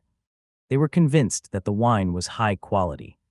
After the initial communication, many distributors came to the wine rack where Qin Guan stood and tasted the wine with him before they left. Qin Guan used his amazing memory and put into practice what he had learned from his training teacher. When the agents saw Qin Guan's smooth, graceful wine-tasting procedure, they were even more convinced that this brand was top quality. In just one morning, 5 agents from different cities had signed an initial agreement with Bateau. Marketing men were all thrilled, and every single one of them would come and pat Qin Guan on the shoulders as they passed by. Qin Guan was not as excited as they were. It was too warm for him to be wearing a three-piece suit, so he decided to ask the director to allow him to at least take off the jacket. The directors thought it over. Patting Qin Guan on the shoulder, he said encouragingly, "Okay. Can you keep it on just this morning? You know, the majority of the visitors are agents from different cities, and the Givenchy suit can fully convey our product's philosophy. Could you please hold on for a little while?" Qin Guan was fully aware of the director's feelings. Fortunately, it was almost noontime, so he just needed to put up with it for a short time. The Bateau booth was quite popular that morning, but at 11:40 a.m., all the working staff could finally take turns and take a rest. Qin Guan declined the takeaway ordered by the working assistant. Instead, he went out with his roommates for lunch. Wang Lei had finished his morning work early and was waiting for them outside. The boys met, planning to glut themselves at Origus. Why did I use the word glut, you ask? Maybe the reader needs an explanation. Origus was a quite cost-effective pizza buffet restaurant. Students had a certain strategy when it came to glutting at Origus. Before they went there, they would starve themselves until they were too weak to walk, so they'd have to walk in by supporting themselves with their hands against the wall. When they finished their meal, they would be so full that they'd also have to walk out by leaning against the wall. Qin Guan took off his suit jacket and hung it on a hanger in the lounge. He just wore his shirt and waistcoat to lunch because he didn't want to stand out too much. In order to celebrate his success at his part-time job, Qin Guan announced that he would get the check. The boys discarded all courtesy and went in first. The meal cost Qin Guan 168 yuan altogether. Gee, this is cheap, he thought. When he gave the receipt to the waiter, he saw that all his roommates had already started helping themselves. He took a seat, watching each of the boys holding a plate and stacking food on it. When they came back to the table, Chin Guan saw New Orleans roast chicken wings, roast drumsticks, barbecued pork and pork ribs seasoned with minced garlic on their plates. He told the boys calmly, "Can you please have some veggies?" They all answered, "How can we satisfy our appetite with veggies?" Chin Guan pursed his lips. It occurred to him that at the time, people did not know how to eat healthily. He could only fetch a plate for food and get himself a cup of juice. When he went back to the table, the chicken wings that had been piled up like mountains had all become chicken bones. As Chin Guan picked up a slice of pizza, he saw his roommates bring a second plate to the table. Chin Guan looked around and noticed that the waiter's face had turned quite stern. He could do nothing but give them an awkward smile. In the blink of an eye, the boys had already brought a case of beer over and started their third round of eating. Chin Guan and Liu Xiaoying held a chicken wing in one hand and a cup of juice in the other as they watched their roommates wine and dine. The two boys were thinking to themselves, "Drink as much as you like. You'll finally make yourselves suffer." It had only been half an hour since the boys had started eating, but the waitress had already cleaned the table twice. Feeling his stomach, Chin Guan stopped eating. Liu Lejiang was surprised to find that Chin Guan had not eaten that much. With a toothpick in his mouth, he said, "Come on, man." Chin Guan answered helplessly, "I'd love to, but look at me, I can't eat too much." The boys took a glance at Chin Guan's tight suit and waistcoat. They imagined how he would look if he got full. They all shook their heads and said, "You're right, you can't." Chin Guan looked at his watch and decided to go back to the exhibition hall. He could not just sit there and watch the boys eat, so he bid them goodbye and went back. When he got to the hall, he did not put the suit jacket on again. The lights inside were so many that the temperature was up by 2-3 degrees Celsius because of the heat they generated. Chin Guan undid 2 buttons at the top of his shirt and rolled up his sleeves. When the director passed by and took a look at him, he nodded at the boy in satisfaction. Chin Guan did not know why the director had nodded at him until the afternoon session began. There weren't just distributors and agents from all over the country. Wine and spirit collectors, bar owners, and wine shoppers had also come to the exhibition. Even some citizens and media representatives had come to experience the foreign wine culture. Chin Guan relaxed. The director had gotten him a fashion magazine to read so he could recreate a casual style. Chin Guan took a seat on the high chair in a relaxed mood. From time to time, he would fill a glass and sip a little wine, enjoying his leisure time. All the other staff were glaring at him. Before Chin Guan could enjoy it to his heart's content, though, he heard a voice from behind him. "Mr. Chin, you're here, I found you." Chin Guan turned his head. Gosh, what is she doing here? It was Huang Jiajia. Chin Guan was surprised.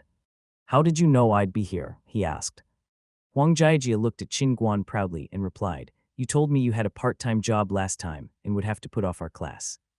I checked online and noticed that the only exhibition today was in ICC. That's why I came here." "I made it," Huang Jiajia fanned herself with her hands. "Gee, it's too warm in here. I'll wait for you so we can go back together, Mr. Chin." Chin Guan immediately put his hands together, raised them up and bowed. "Oh my God, I'm begging you to go back home. Please don't cause any trouble here." Huang Jiajia looked upset as she said, "Why would I cause trouble? I'll be a good girl, I promise. I just wanna wait for you here." As Chin Guan and Huang Jiajia were talking beside the booth, another voice rang out from behind them. "Chin Guan, what are you doing here?" Chin Guan turned around. "Oh my God, it's Kong Nianwei." Right away, he put his hands down and pretended to clean his shirt. He patted himself off and smirked. "Kong Nianwei, what are you doing here?" Kong Nianwei took a look at Chin Guan and the girl behind him, who was glaring at her. "I came to greet my high school classmate who works here. Is it a bad time?" "No, of course not. I was just surprised is all." Kong Nianwei did not answer right away. She gave him a gentle smile before she said, "So why are you talking instead of working? Is this your new friend? Why don't you introduce us?" Chin Guan was charmed by Kong Nianwei's gentle smile. He stared at Kong Nianwei as he shook his head. "Oh no, she's my student. I asked her to go back home." Suddenly, Huang Jiajia popped out from behind him. I'm Mr. Chin's student. Who are you? She was upset by Kong Nianwei's appearance, which had interrupted her conversation with Qin Guan.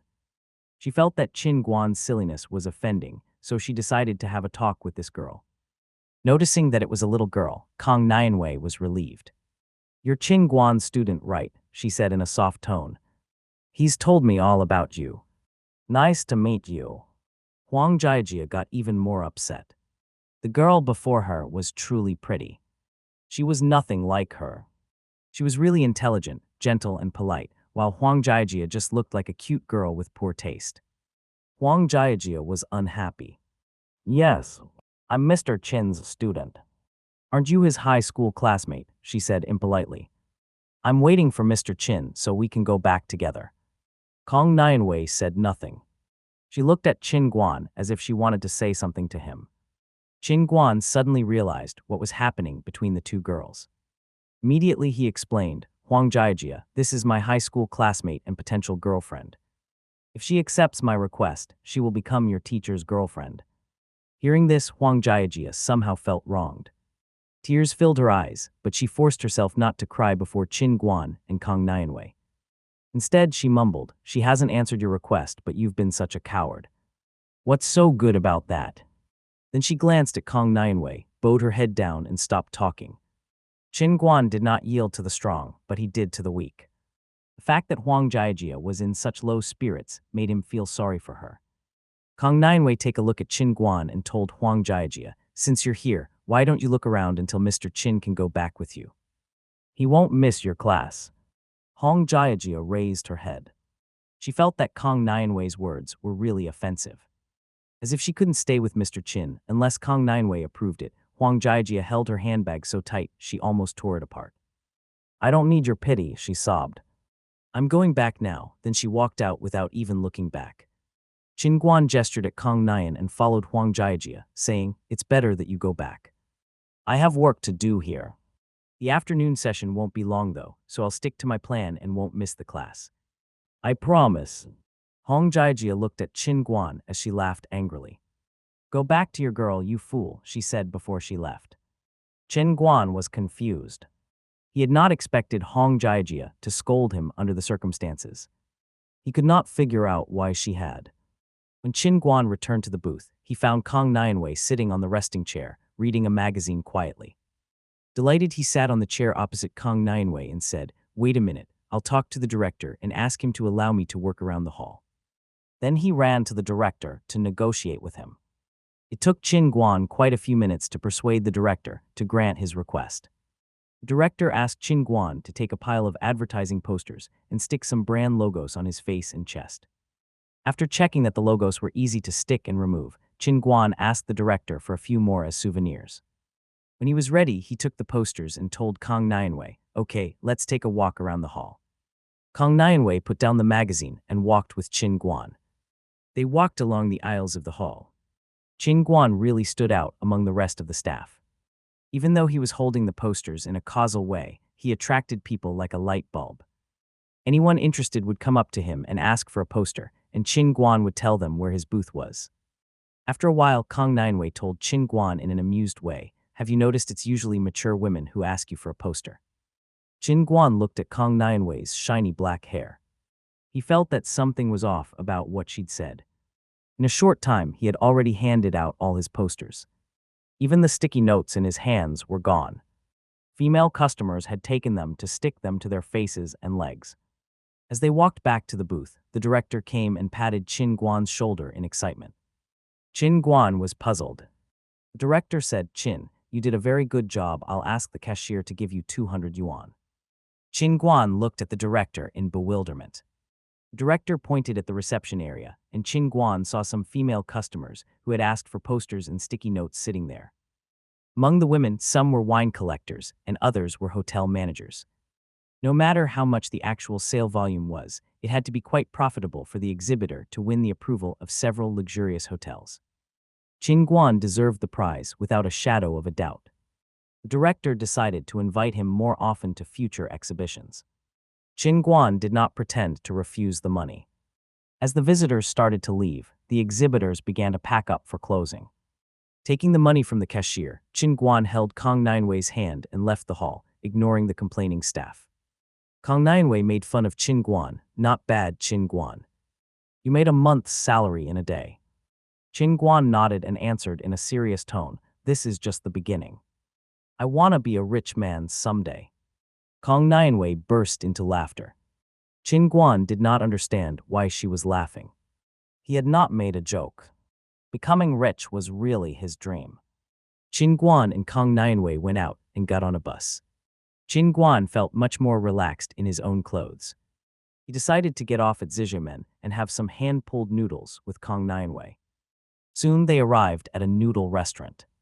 When their noodles were served, Kong Nianwei laughed at Chin Guan. You made quite a fortune today.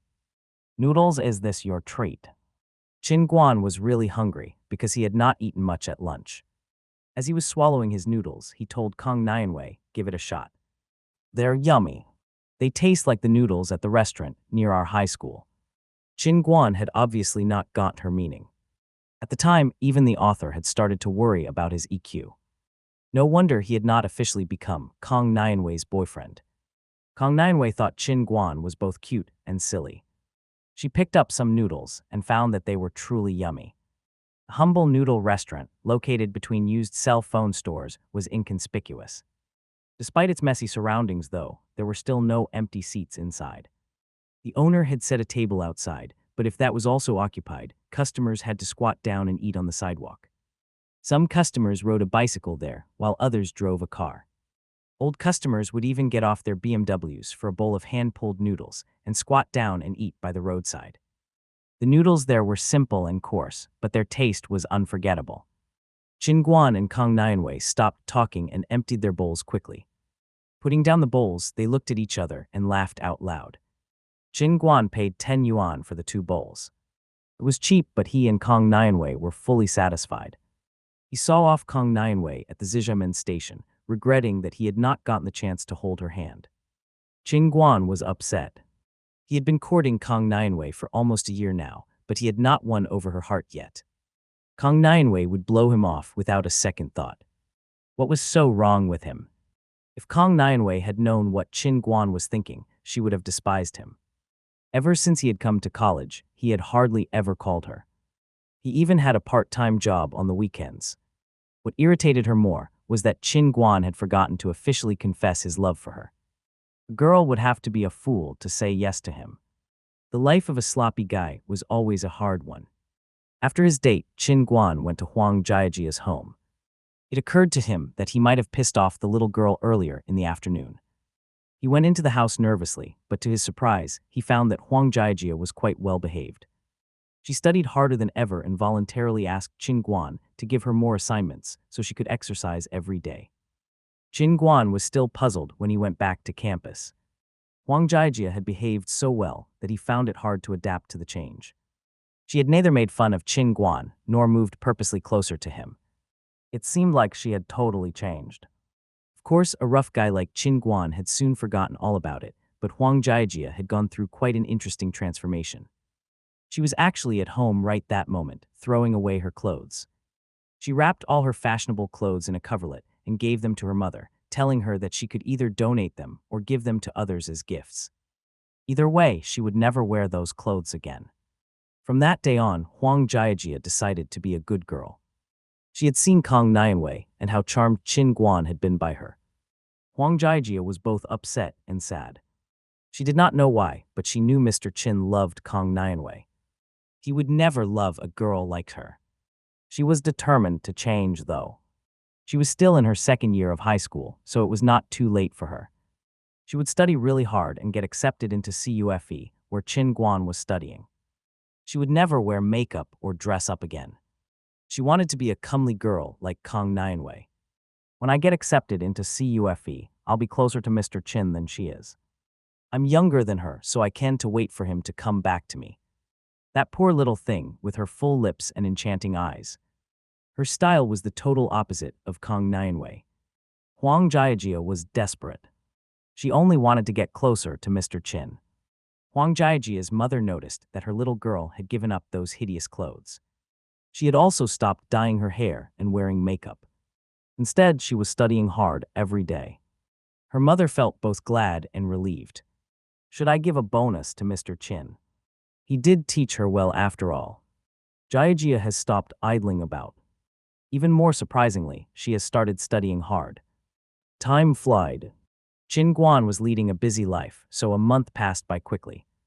Before he knew it, it was already mid-November. His life had gotten more regular now. He had finished his 2 part-time jobs at the exhibition and done some odd jobs as a promoter. His tutoring schedule was as regular as it had been, but Chin Guan did not allow himself to waste any time. During the day, he had classes and recited English words. He could recite the full vocabulary of College English Test Band 4, CET 4, from A to Z, and had already started to recite the vocabulary for CET 6. Chin Guan's roommates wanted to sit CET 4 as early as possible. According to Chin Guan's experience, this was the best time for them to take the test. Therefore, all the boys in his dorm followed him in reciting English words. CET 4 was in mid-December, so Chin Guan and his roommates submitted their applications in advance. As a matter of fact, universities did not encourage students to sit the test in advance because their passing grade was never satisfying. Chin Guan and his roommates were all top students in their classes, though. No one studied as hard as top students in their first year of college. Yidong, the oldest boy in the dorm, had been studying hard in order to get elected as a member of the Students' Union, so he had never missed a class. Chin Guan was both a top student and an enthusiastic reader. He went to every lecture and read a lot after class. Liu Xiaoying had a high IQ, and Wang Lei studied harder than everyone. As for Mu Lejiang and Li Jai, they maintained a good balance between studying and fun. They had never missed any of their classes in favor of having some leisure time. Chin Guan thought that if he hadn't been reborn, he'd never have been able to catch up with the boys in his dorm.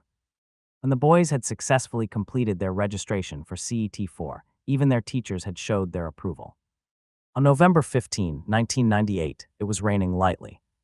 The breaking news in Chin Guan's dorm was that the 6 boys had carried in a computer. They all had chipped in and bought a computer from Zhang Yuankun. Chin Guan had tried to stop the boys, but he had failed. Liu Xiaoying had heard that internet would soon be available in their dorm. For a gamer like Liu Xiaoying, going to an internet cafe on campus was too much trouble, so he had pestered everyone to buy a computer. He had paid the most because he was rich, but his roommates had also chipped in some money so they could use the computer to do research online. When it came to computers, Chin Guan could not stop Liu Xiaoying's craze. The young boy did not want to buy a popular brand either. Instead, he bought the most expensive one with the best gaming keyboard. There was even an extra memory bank in it. Chin Guan really wanted to tell Liu Xiaoying, this computer will be outdated in a year. Memory bank's capacity is only 64 MB now.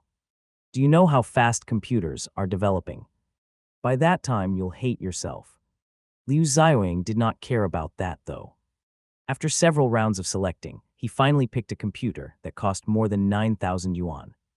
Liu Xiaoying paid the 9,000, and the other boys shared the rest of the cost. Liu Xiaoying was still quite satisfied.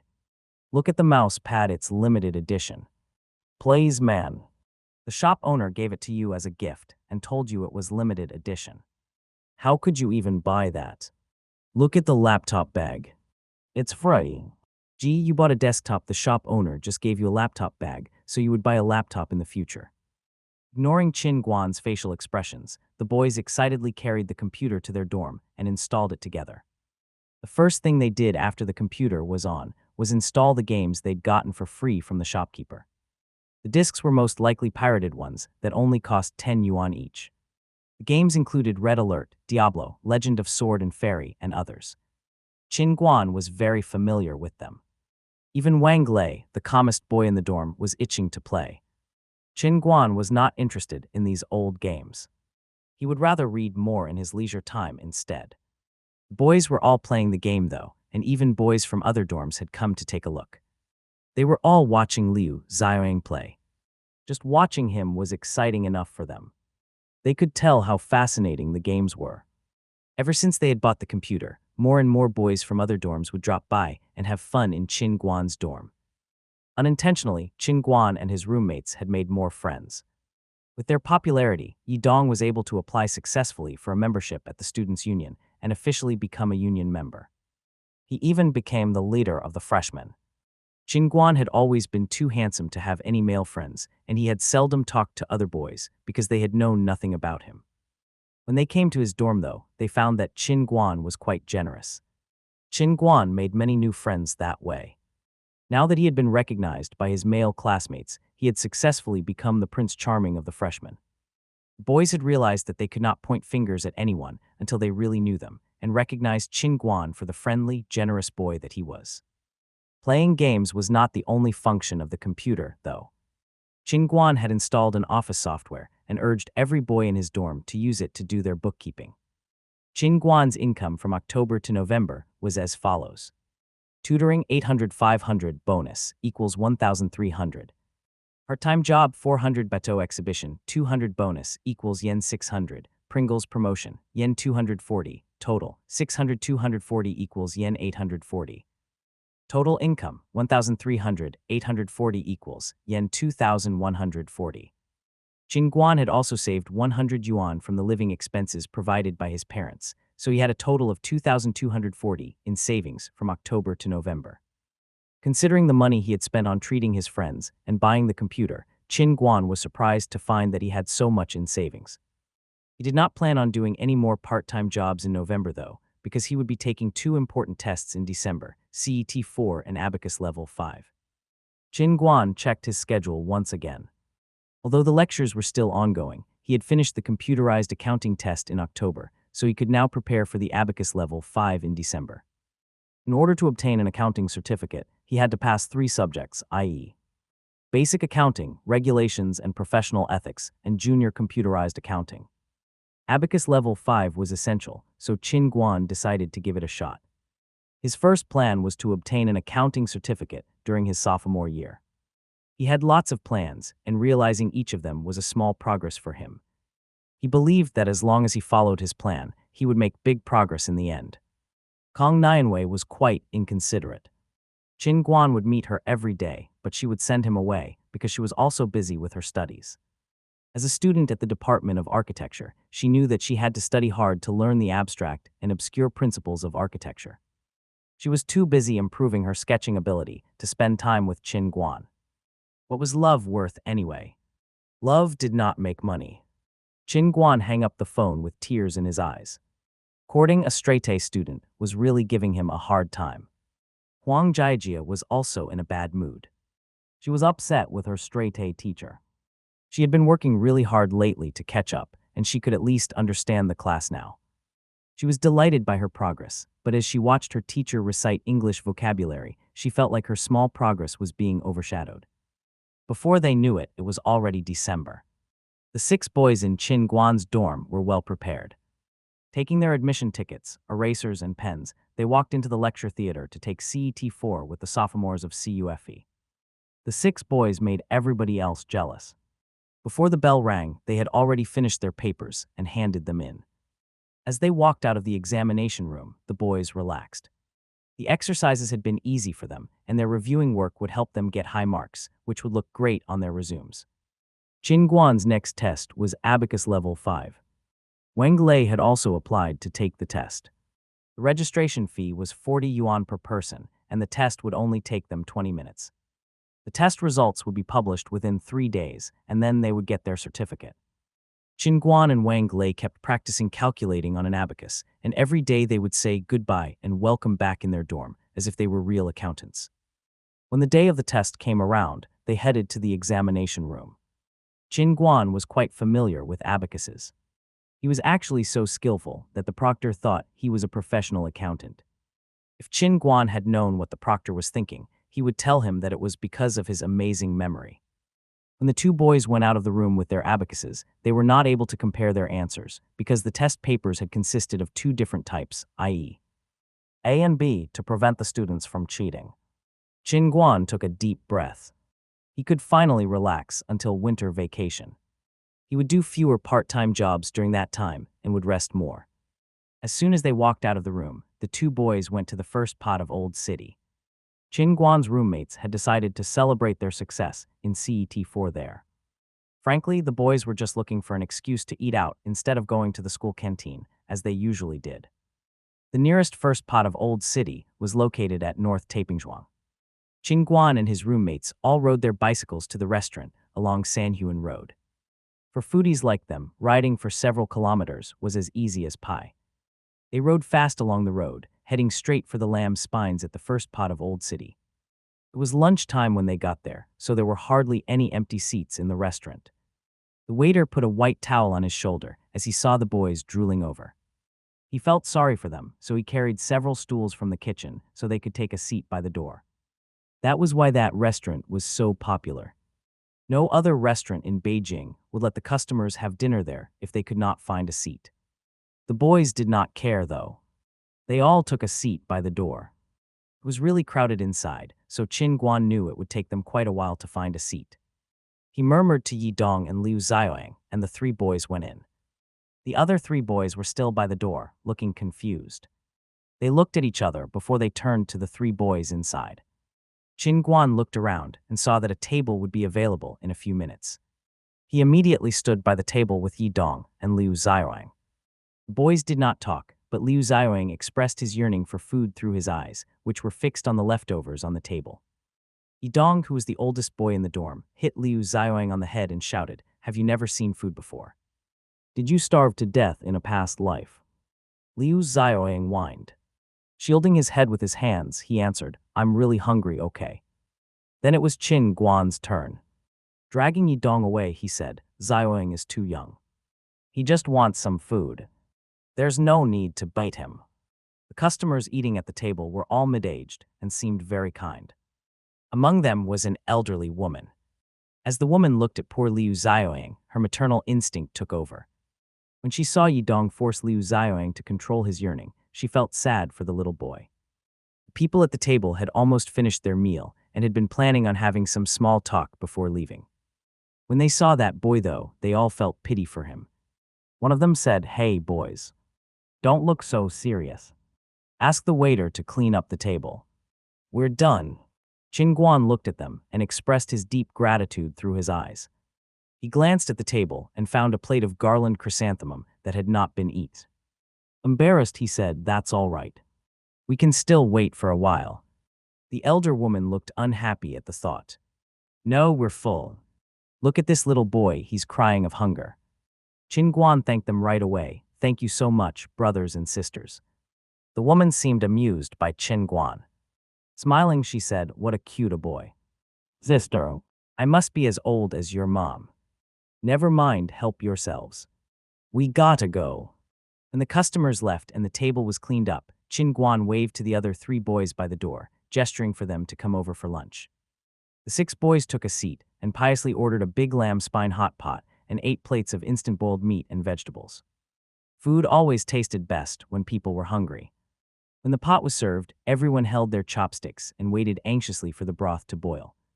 The sauce-dipped lamb spine with the secret gravy was boiled in a charcoal pot, and the special fragrance of the lamb and the spices filled the air. As soon as the broth in the pot boiled, the boys rushed to eat the lamb spines. The lamb spines were not just tasty, they had also been cooked properly. As Qin Guan picked up one and shook it in his plate, the meat dropped right away. Qin Guan was feeling quite proud of himself when he saw Mu Lejiang pick up some more spines and put them on his plate. The other boys had seen it too. Suddenly, they could not wait anymore. They all started picking up spines and putting them on their own plates.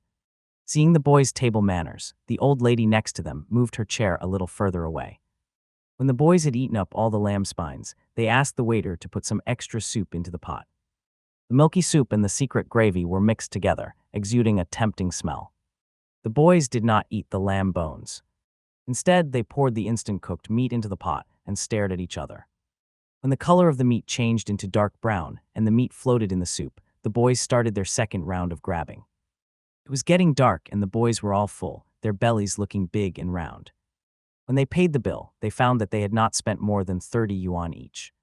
They got on their bicycles, ready to ride back to CUFE, but they were too full to do it anymore. What a heroic feat they had performed. There was a lot of chatter as Christmas drew near. Qin Guan was quite nervous during that season, something his roommates were unable to understand. It was Friday, December 25th. A cloudy Christmas. It's just a foreign custom, whose only social reflection is Christmas tree decorations in the mall. What the hell are you so excited for? Chin Guan was brushing his teeth in front of the mirror, thinking to himself helplessly. For future reference, if you don't invite your girlfriend for dinner at Christmas, you might as well get ready to get dumped. Chin Guan finished rinsing his mouth and looked around. No one had taken notice of him. He cupped his hands over his face and blew on them. Well done, his breath was clear and smelled of mint. Everything was ready except Kong Nianwei. They had arranged a meeting time on the phone a long time ago. The plan was to visit a diner on Christmas night in the modern plaza on the North Third Ring Road. It was cloudy and dark outside at 6 o'clock in the evening. However, nothing could influence Chin Guan's good mood.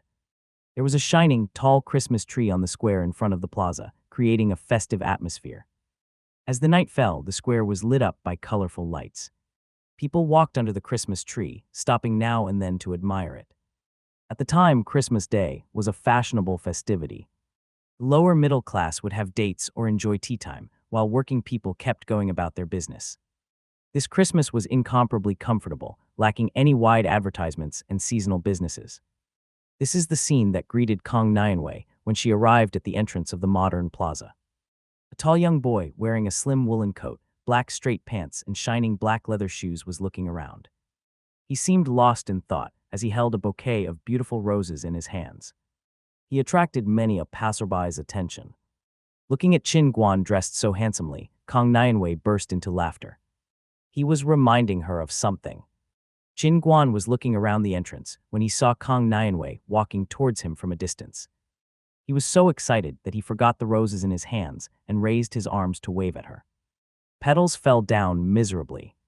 Chin Guan was taken aback. He put down the bouquet to check on them. By then, Kong Nianwei had reached him. Smiling and pointing to the roses in Chin Guan's hands, she asked, "Are those for me?" Yes.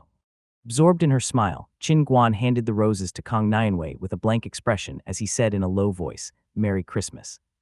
Kong Nianwei took a deep sniff of the flowers and said, "Thank you, I appreciate it."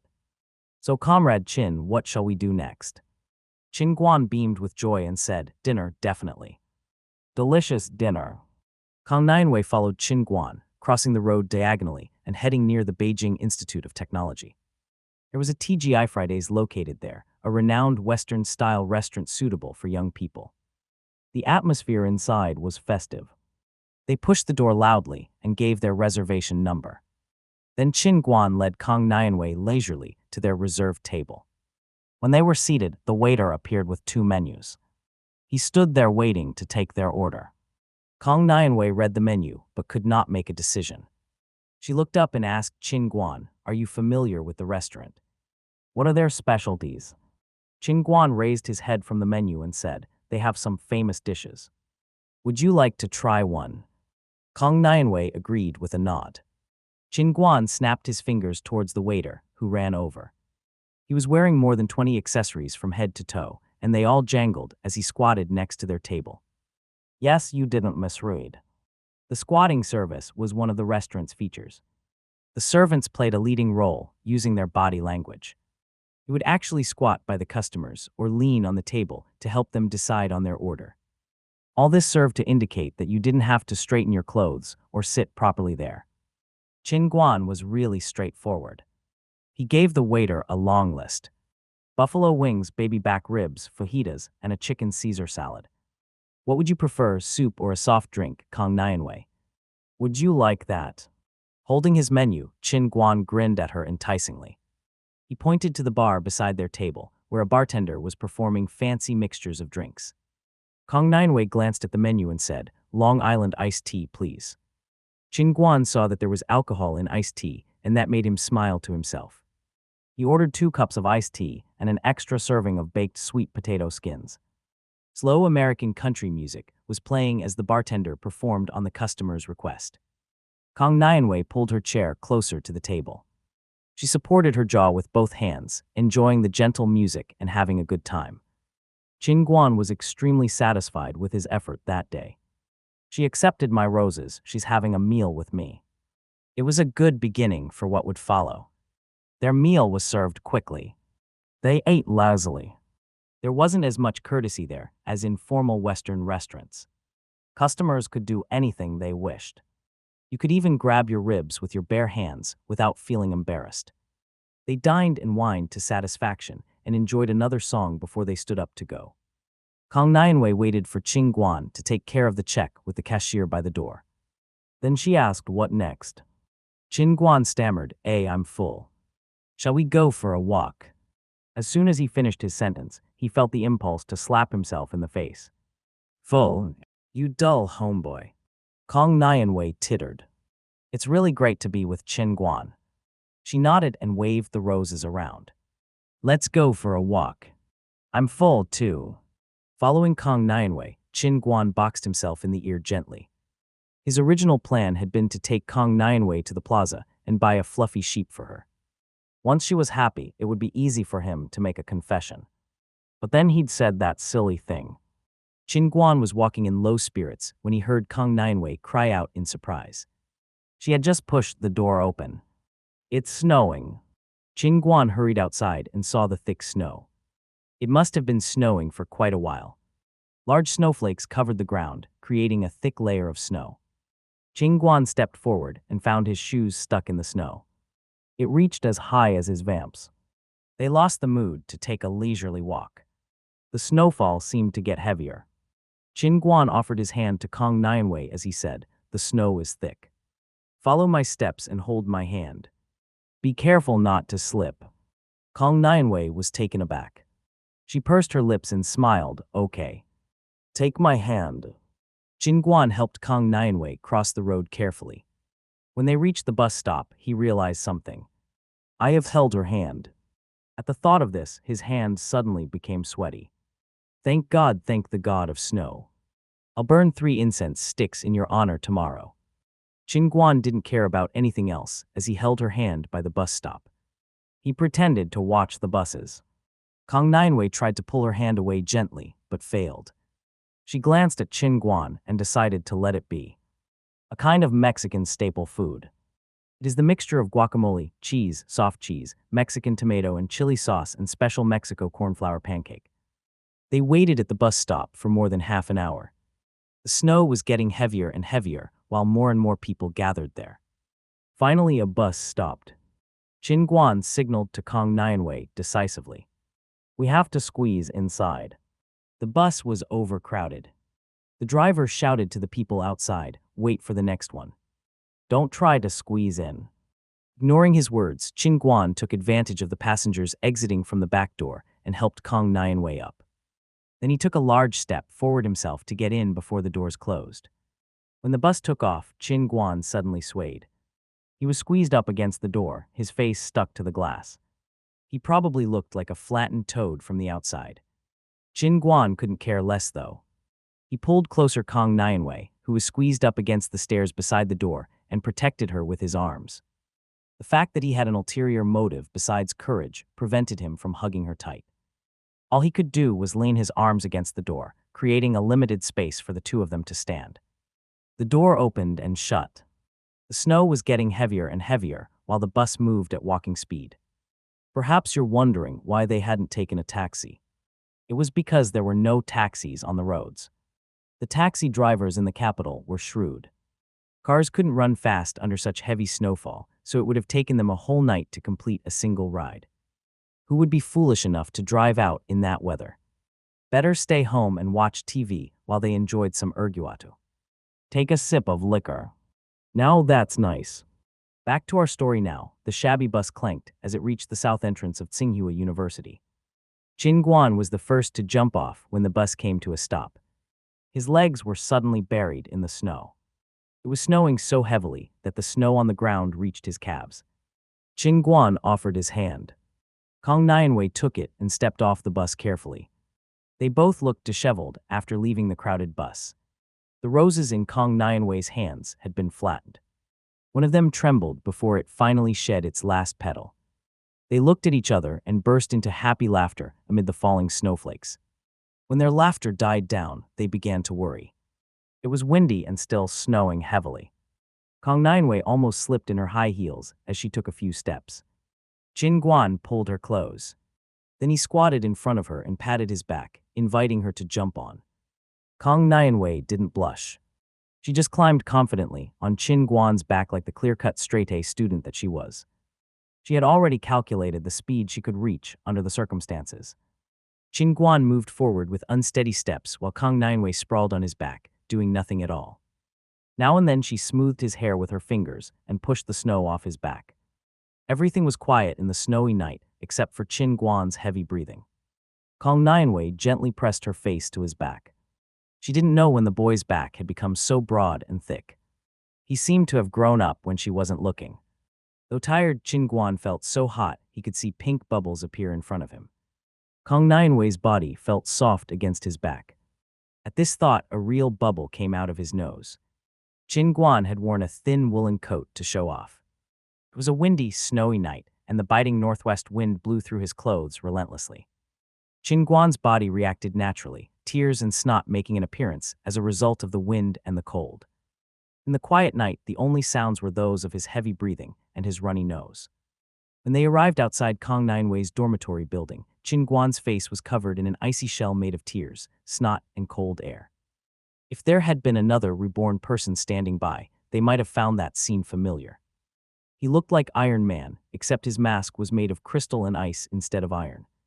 Despite the frozen muscles on his face, Qin Guan managed to squeeze some words out. It's snowing heavily. Go back to your room quickly and warm up. You don't want to catch a cold. Before Kang Nianwei could answer, he added in a rush, I'm going home. I'll call you tomorrow. Then he just went off without looking back. Kang Nianwei was taken aback. She felt confused. She looked at the shabby flowers in her hands, arranged the wrapping paper, and turned around to enter the dormitory building.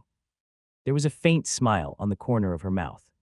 Qin Guan left the Tsinghua University campus and headed directly towards a shining hotel sign without hesitation. The chances of coming across a bus or a car were extremely low. Qin Guan could hardly see the road clearly through the blizzard.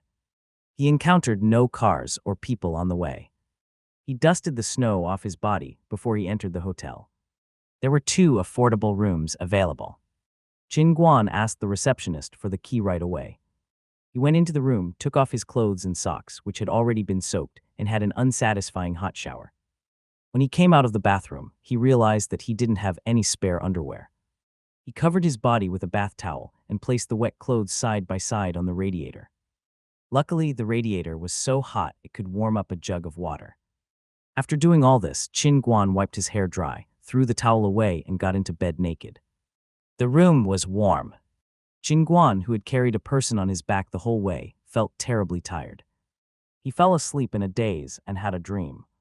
He dreamed that it hadn't snowed that day and that Kang Nianwei had accepted his proposal to become his girlfriend.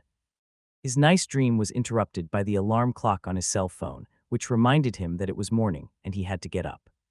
Qin Guan threw back the covers, went to the radiator in his slippers, and touched his underwear and socks. They were all dry. He felt refreshed after putting on his clothes. The day before he had had a runny nose, but his young body had already recovered. Last night's sleep had cheered him up. Qin Guan took out his phone, looked at the screen, and smiled like silly. Seeing Kang Nianwei's call from her dormitory, Qin Guan felt full of energy. He walked in the thick show under the bright sun, considering his plans for the future. There's the exams at the end of term in January, and then winter vacation. Only 1 month to go. Would that be enough time to get a driver's license? What had happened the day before had taught Qin Guan a painful lesson. Although he already knew how to drive, he realized that he had to take the exam again. Since the process is relatively simple, I should be able to get my license as soon as possible. Qin Guan decided it on the spot. He turned right in front of the hotel and saw an advertisement board at the gate of a small grocery store. It read, "Driving courses for you. Enroll now." Qin Guan knocked on the window of the grocery store, and a simple, honest-looking middle-aged woman emerged. Realizing what Qin Guan wanted, she brought out the driving course material right away. There were 3 training schools on the list. Qin Guan wasn't picky about choosing. He just pointed at the Haitian driving school and said, "That one." The owner of the grocery store was pretty straightforward too. She filled out a form in no time and told Qin Guan what the fees were. The courses would begin the following week. Whole matter was settled, and Qin Guan staggered back to his dormitory, where all his roommates had been waiting for him to report back. Crying silent tears in his mind, Qin Guan thought to himself, how can I tell you guys that all I did the whole night was just hold her hand for a while? How can I tell you I slept in a shabby hotel alone? Qin Guan avoided answering their questions. After being beaten by the others, he ended the conversation in a mopish mood. Nobody dared be lazy during their spare time as the first term exams drew near. Although they were all straight-A students, they were much more nervous than they used to be. They were aiming for a scholarship in their own department, which constituted the majority of straight-A students' income. Qin Guan had just hung up from checking on Kong Nianwei when his cell phone rang again. He picked up the phone and saw an unfamiliar number shining on the screen. He was confused as he rarely received any calls from anyone other than his parents and friends. A melodic voice came out of the receiver when Qin Guan answered it. Is this Qin Guan? Pressing the phone to his ear, Qin Guan answered, yes, that's me. Who is this? Hello. Do you know Master Zhao? The woman on the other end of the line asked. Master Zhao? Didn't you model for Red Wine once? Master Zhao was the tailor adjusting the suits for you. What she was saying was ringing a bell. Yes, I remember, he said. What about him? Master Zhao referred you to me. I'm calling you to ask whether you have some spare time tomorrow. We're making an advertising booklet, and we're in search of a college student who wants to work as a model. Qin Guan checked his schedule. He had turned down a part-time job just this week. With all the snow outside, there was nothing he could have done about it. But since this job had fallen into his lap, he could at least give it a try. Qin Guan set a time and place for the interview with the woman and waved the phone in front of his roommates smugly. His roommates ground their teeth in resentment. They pulled his cheek and legs, demanding a treat if Qin Guan succeeded in the interview. One of them was still sitting in his bed calmly. He pushed his glasses up and looked at Qin Guan. You could make a living on your looks. I'll take the national scholarship in your stead. While he struggled against the others, Qin Guan said forcefully, it's not the time to make a decision yet. Plus, I can be both handsome and intelligent. Angry with his arrogance, his roommates punched him, beating him into the ground while they yelled, you lucky dog. You can't be a savage anymore. Next morning, Qin Guan arrived at Kaoyang Park, where a small studio made shooting advertisements for booklets. The small cabin was already crowded when Qin Guan walked in. A busy-looking man pointed at a random place for Qin Guan to go and try on some shirts. The advertisement today was for a phone order clothing company. Despite the large audience, the advertisement's taste was quite poor. The brand was in the telemarketing business. Customers watched the advertisement and placed orders through the telephone. The factory sent the goods and got paid on delivery. The trademark of the brand was its fine quality and reasonable price. It mimicked styles from other brands and produced a good sales volume. However, the new line, which was marketed towards young people, didn't go well with the former model of the company, who looked like Iron Man. The CEO had banged on his desk. We should look for a new model and make a new advertisement. He looked confident while the marketing department looked quite depressed. That line of shirts did not play a big part in the company's turnover. A short advertisement would be more than enough. A specialized model company would be just a waste of money. The marketing manager had an idea. He remembered the intermediary model agents and Sister Zhu, who did business on her own. In her earlier days, Zhu Wanni had been a model herself. However, she had retreated from the spotlight after a couple of years because she felt like it was a limitation on her image. Using her unparalleled socializing skills, she had acquainted herself with a group of people like her, as well as some less famous models. Some of them had appeared on runway shows, while others had been featured in print ads. Her friends were active on the bottom of the fashion industry. They came from all corners of the country. It was people nobody would even imagine. After adjusting suits for several shows, Master Zhao had got to know Zhu Wanni and had become very good friends with her. If he came across any independent young men, he would refer them to her. That was why Qin Guan had gotten that call. At the time, Sister Zhu's models had all failed the interview, so she had called Qin Guan as a last resort. As Qin Guan was standing in line to be interviewed, his phone rang. Before he could even answer it, though, he was stopped by Sister Zhu, who had followed the sound of his ringtone. Are you Qin Guan? I'm Sister Zhu. Hello, Sister Zhu. I'm here for the interview. Is there anything I should know? Qin Guan asked as he shook hands with her. Sister Zhu was very straightforward. She informed Qin Guan about the guidelines while she expressed her enthusiasm about his appearance. There were still several candidates waiting in front of Qin Guan, so Zhu Wanyi talked with him at length about intermediate agents, handling fees, and so on. Qin Guan told her quite honestly, Sister Zhu, I'm a freshman at college. This is only a part-time job for me. I can only do it in my free time. I can't work on weekdays. Sister Zhu was already running her hands up and down Qin Guan's body. She pinched here and there. He had great potential. I can't let him go. Sister Zhu finished her evaluation. She was sure of Qin Guan's performance. Suddenly it was Qin Guan's turn. The marketing manager held a pink shirt up to his body and waved to him, okay. You might pass. Sister Zhu and Qin Guan's mouths dropped open at the man's playful tone. They went to the makeup department, both of them looking confused. Sister Zhu mumbled nonstop beside Qin Guan, they bullied me, they were so strict with my models, yet they let you go so easily. In fact, the marketing manager was also feeling gloomy. Where's the energy of the youth? A group of heavily powdered female models and mollycoddles. Are you kidding me? Qin Guan's clean face made him the shining star of the group. The hairdresser was a freelancer who often worked on print ad shooting sites. As his fingers touched Qin Guan's face, he couldn't bear to apply makeup on it. It would be a tragedy to put makeup on such good skin. In the end, he only applied some light makeup with a thin powder to emphasize the angles of Qin Guan's face. Then he swiped his eyebrows carefully and asked him to change his clothes right away. At the time, the photo studio was empty. The interviews had ended and most idlers had left. Qin Guan put a different shirt on. It was exactly his size, as if it had been made especially for him. Most people did not look good in pink. Ordinary people wearing pink tended to look like hillbillies. Qin Guan, though, was among those few who could pull off the color.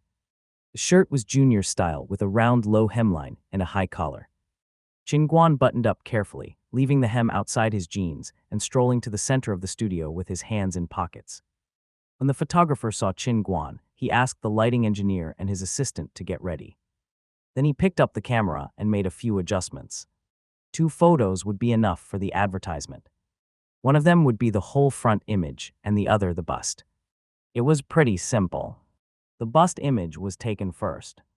Following the photographer's directions, Qin Guan stood at the appointed position, moving his sleeve up with ease. He had to roll his sleeve first to one side and then to the other on request. The photographer kept shouting directions, right. Well done. Pay more attention. Hold your arm up. Right. Keep it there. Curve your arm inside. Right, hold it. That's right. The first series of photos was finished in less than 10 minutes. The photographer made the playback as the people backstage checked the photos. A bright, handsome boy was smiling warmly against the light. The pink shirt he wore fit his body well. The collar had been fixed with care, giving the impression of comfort and safety. The boy in the picture was about to do something. He exposed his left arm gently. His slender, beautiful fingers were unfastening the cuff on his shirt. The small buttons between his fingers looked delicate. Dramatically, Qin Guan's movements had boosted a 100 yuan shirt to a second-rate brand. Customers interested in petty bourgeoisie leisure shirts were bound to place an order. The marketing manager felt satisfied at the sight of the photos. Is this perhaps the transformation of our company from a local country business to a fashionable mainstream brand? The second series would be more difficult. Qin Guan's whole body had to be in the shots. On one side, the photos had to show the perfect matching effect of the shirts, while on the other, the customers had to be able to see how comfortable the shirts were. After listening to the marketing manager's requests, Qin Guan and the photographer had a short discussion. They decided that Qin Guan would take some jumping shots. Most shirt advertisements for direct sales were quite stiff. Just a standing posture, and that was it. The photographer asked Qin Guan to jump. Since these were shirts for young men, the advertisement didn't have to be conservative. Qin Guan unbuttoned his shirt down to the second button on his chest and rolled up his sleeves. Both the spotlight and photographer were ready. Qin Guan followed the photographer's directions. Good. Look this way. Well done. Ready.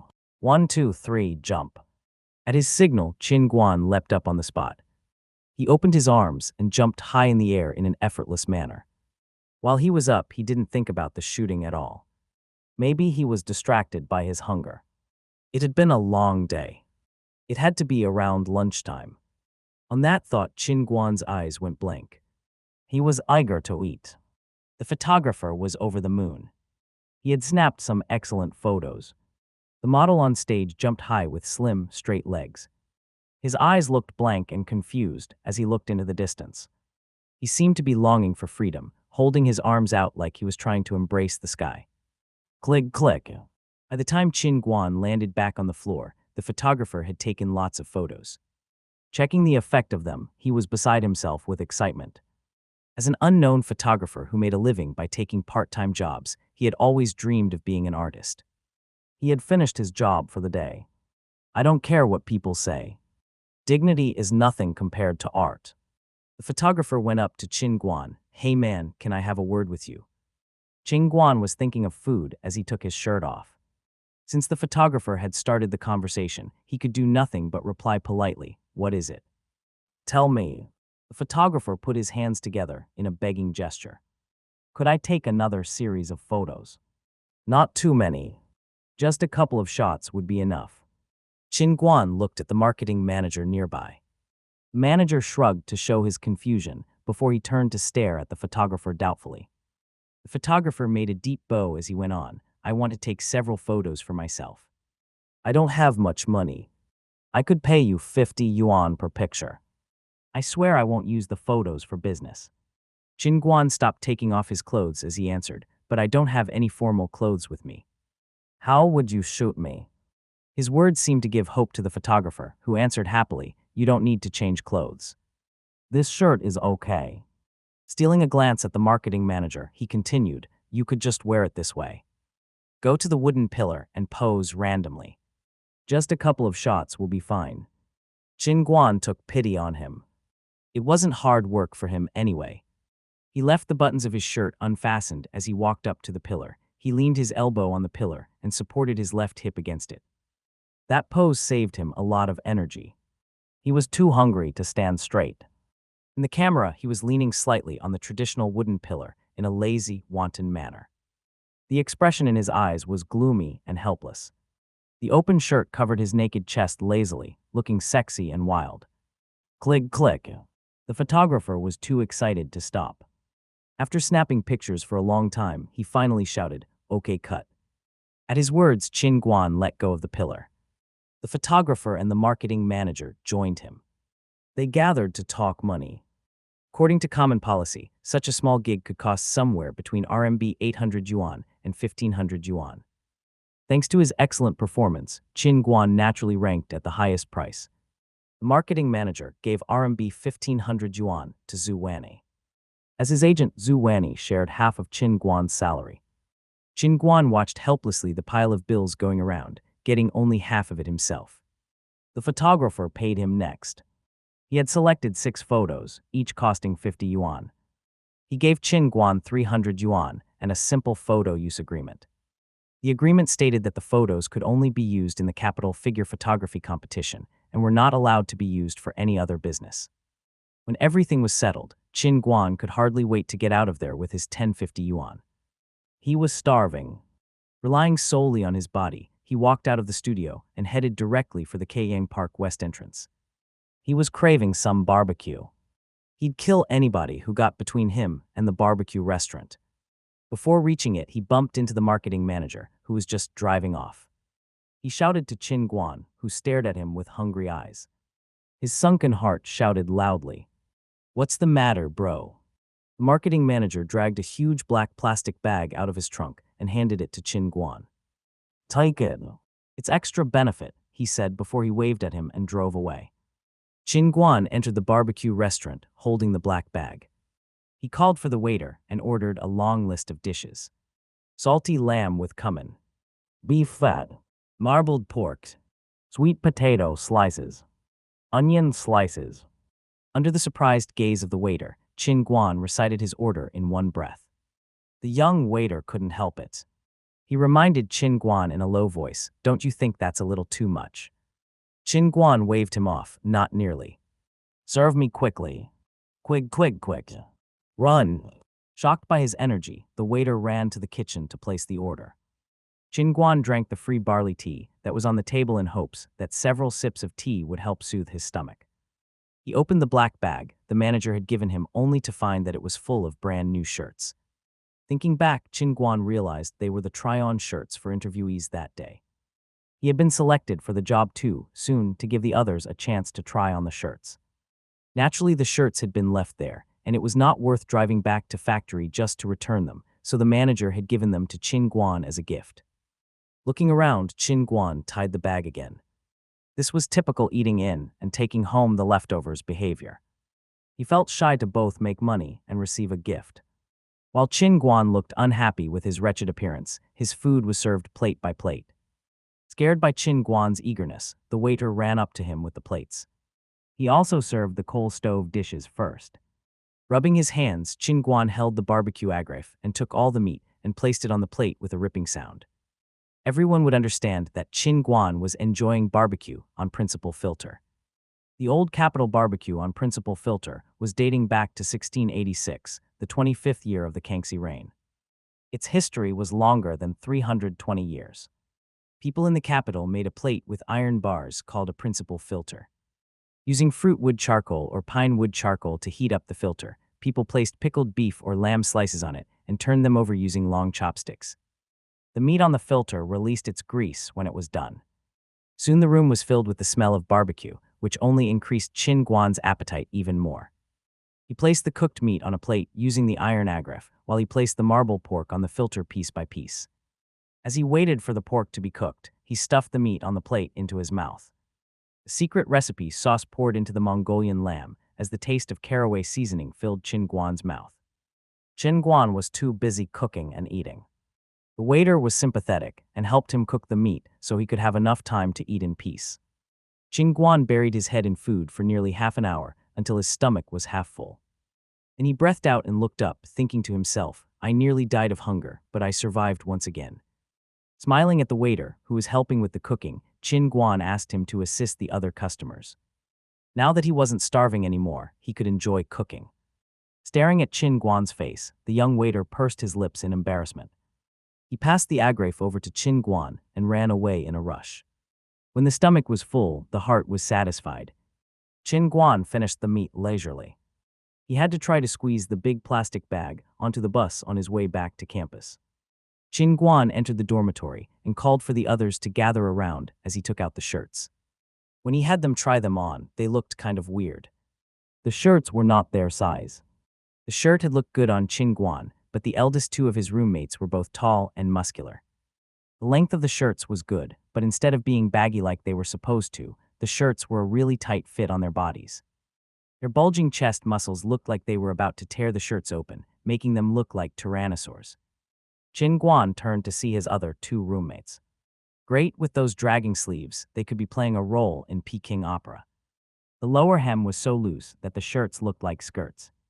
Their every movement showcased the literary excellence of scholars. Plus, the wind under the hem meant that they had to move carefully. As for his last roommate, Qin Guan couldn't even bear to see him. He looked like he was wearing a dress. They all took off the shirts resentfully and returned them to Qin Guan. They were all irritated. His perfect standard figure was too provoking. While they were fighting in good fun, Qin Guan informed them that he would start driving lessons the following week. He was beaten once again. All of them decided to take driving lessons as well. Qin Guan was inspired. "That's it. We can make a group purchase." His roommates were all confused. Qin Guan remembered that there was no such concept at the time. He readily promised the others that he would help them arrange things. On that weekend, the countryside grocery store owner got a big deal. Qin Guan, who was already a customer, arrived with 4 more students. One of Qin Guan's roommates had not brought an ID and could not register. The owner sent the other 5 on the bus to the driving school with a big smile. Then he turned to calculate the fees for this deal. They arrived at the Haitian driving school on the swaying bus. They felt something strange while they were getting off the vehicle. The area was a big bare space between the urban area and the countryside. There were several abandoned cars parked there and an endless wasteland beyond the entrance. There were only some vendor pancake stands and a couple of sheds made of broken wood to remind visitors that they were near civilization. They followed the person in charge of the driving school to a small table. There was a queue in front of it for paying. Jin Guan pulled the person aside and talked to them in whispers. After a heated discussion, the meeting ended. The five of them got a discount for their tuition. The original price had been 2,200 yuan each. They paid 1980 yuan each, saving more than 200 yuan. The person in charge had also promised Qin Guan that if he brought more students, he would pay him a 3% commission. Qin Guan shared the exciting news with the others right away, making them hiss in resentment. After paying the tuition fees, they asked Qin Guan for a treat. Qin Guan walked directly to the pancake stand by the entrance and ordered one pancake with 2 eggs for each of them. The old woman behind the stand gaped at the deal.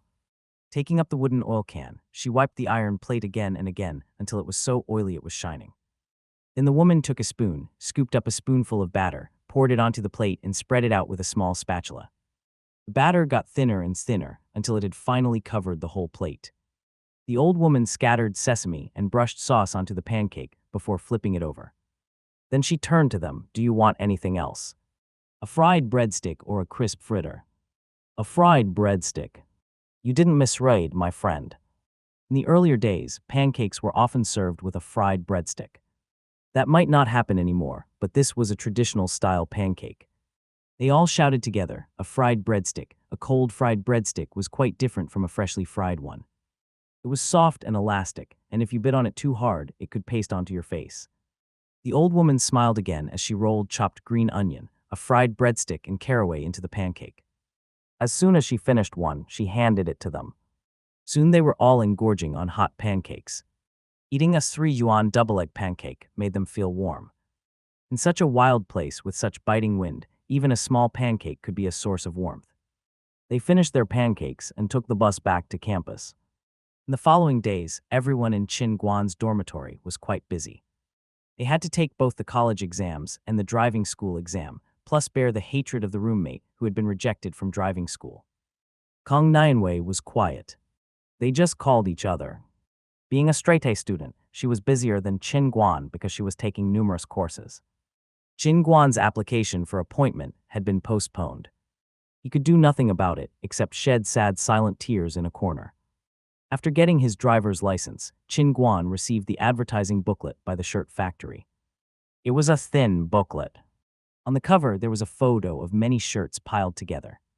The brand and telephone number for ordering were printed on the edge. Inside there were the prices and sizes of each shirt. Qin Guan found his own pictures in the featured products section of that season. There were traditional models wearing conservative clothes on the first 2 pages, followed by the new clothing line. The printing quality was quite good. The colors were bright and beautiful. The series of photos in which Qin Guan was jumping took up a whole page. The happy tall boy in the advertisement jumped in the sky with vigor. The size of the photos showed every little detail clearly for the customers to see. Qin Guan thought the result was great.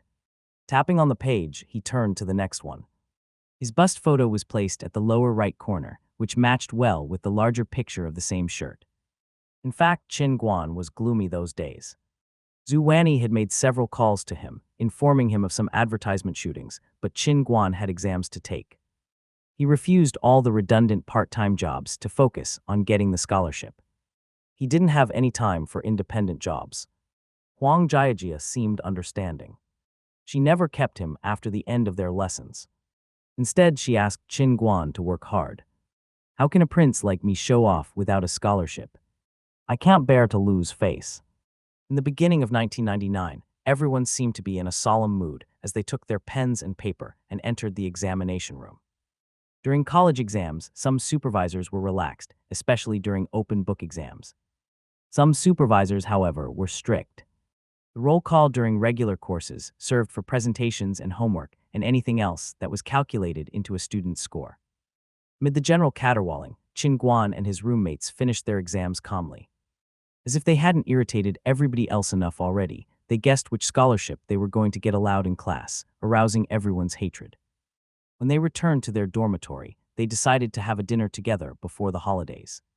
Guan remembered that Sister Zhu had called him several days ago, mentioning a bonus or something like that. He dialed her number and heard her voice on the other end of line. "Where have you been, Guan? Nice of you to remember to call me back. Why was your phone always switched off?" Guan moved the receiver a little farther from his ear. The woman on the other side of the line was shouting. Guan answered with a guilty smile, "I had exams, Sister Zhu.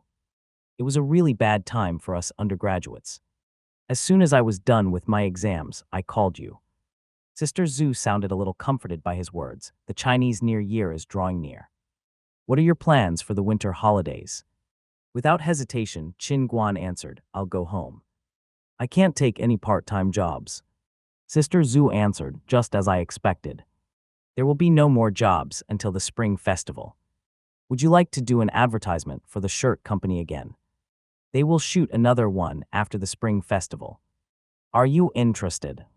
"Depends," Guan said, "as long as it doesn't clash with my courses." Sister Zhu smiled, "Fine, I'll say yes for you.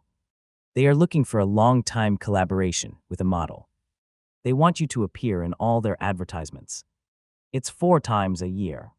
I raised the price for you. It's 3,000 yuan each time. We can sign a 1-year contract." Guan's mouth widened at the price.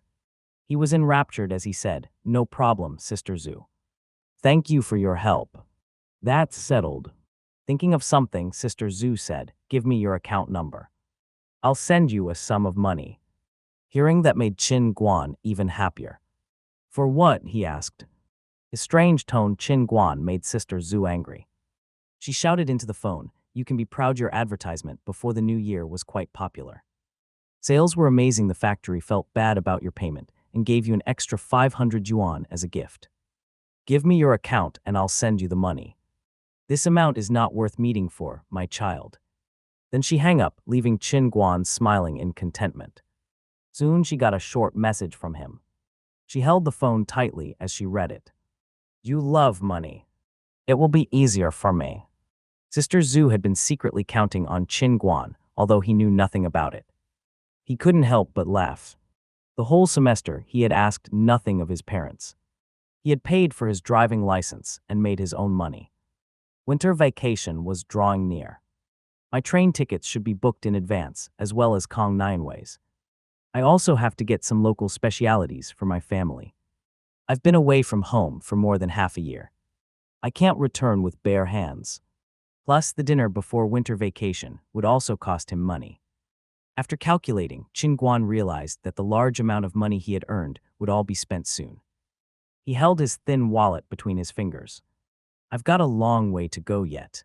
Several days later, the exam results were announced. As expected, all his roommates had passed the college exams, as well as the college English test band 4 within 100% grade. The moment they heard, they went around other dormitories one by one, showing off like little cockerels. They got beaten so hard that they returned to their own dormitory with bloody noses and swollen faces. The college scholarships were announced just before winter vacation. 4 of them got a full scholarship, while the other 2 got a partial scholarship. Those 2 were quite depressed. One of them had been busy working for the student union, while the other had worked on a dancing party. Everybody else had been busy with ordinary activities.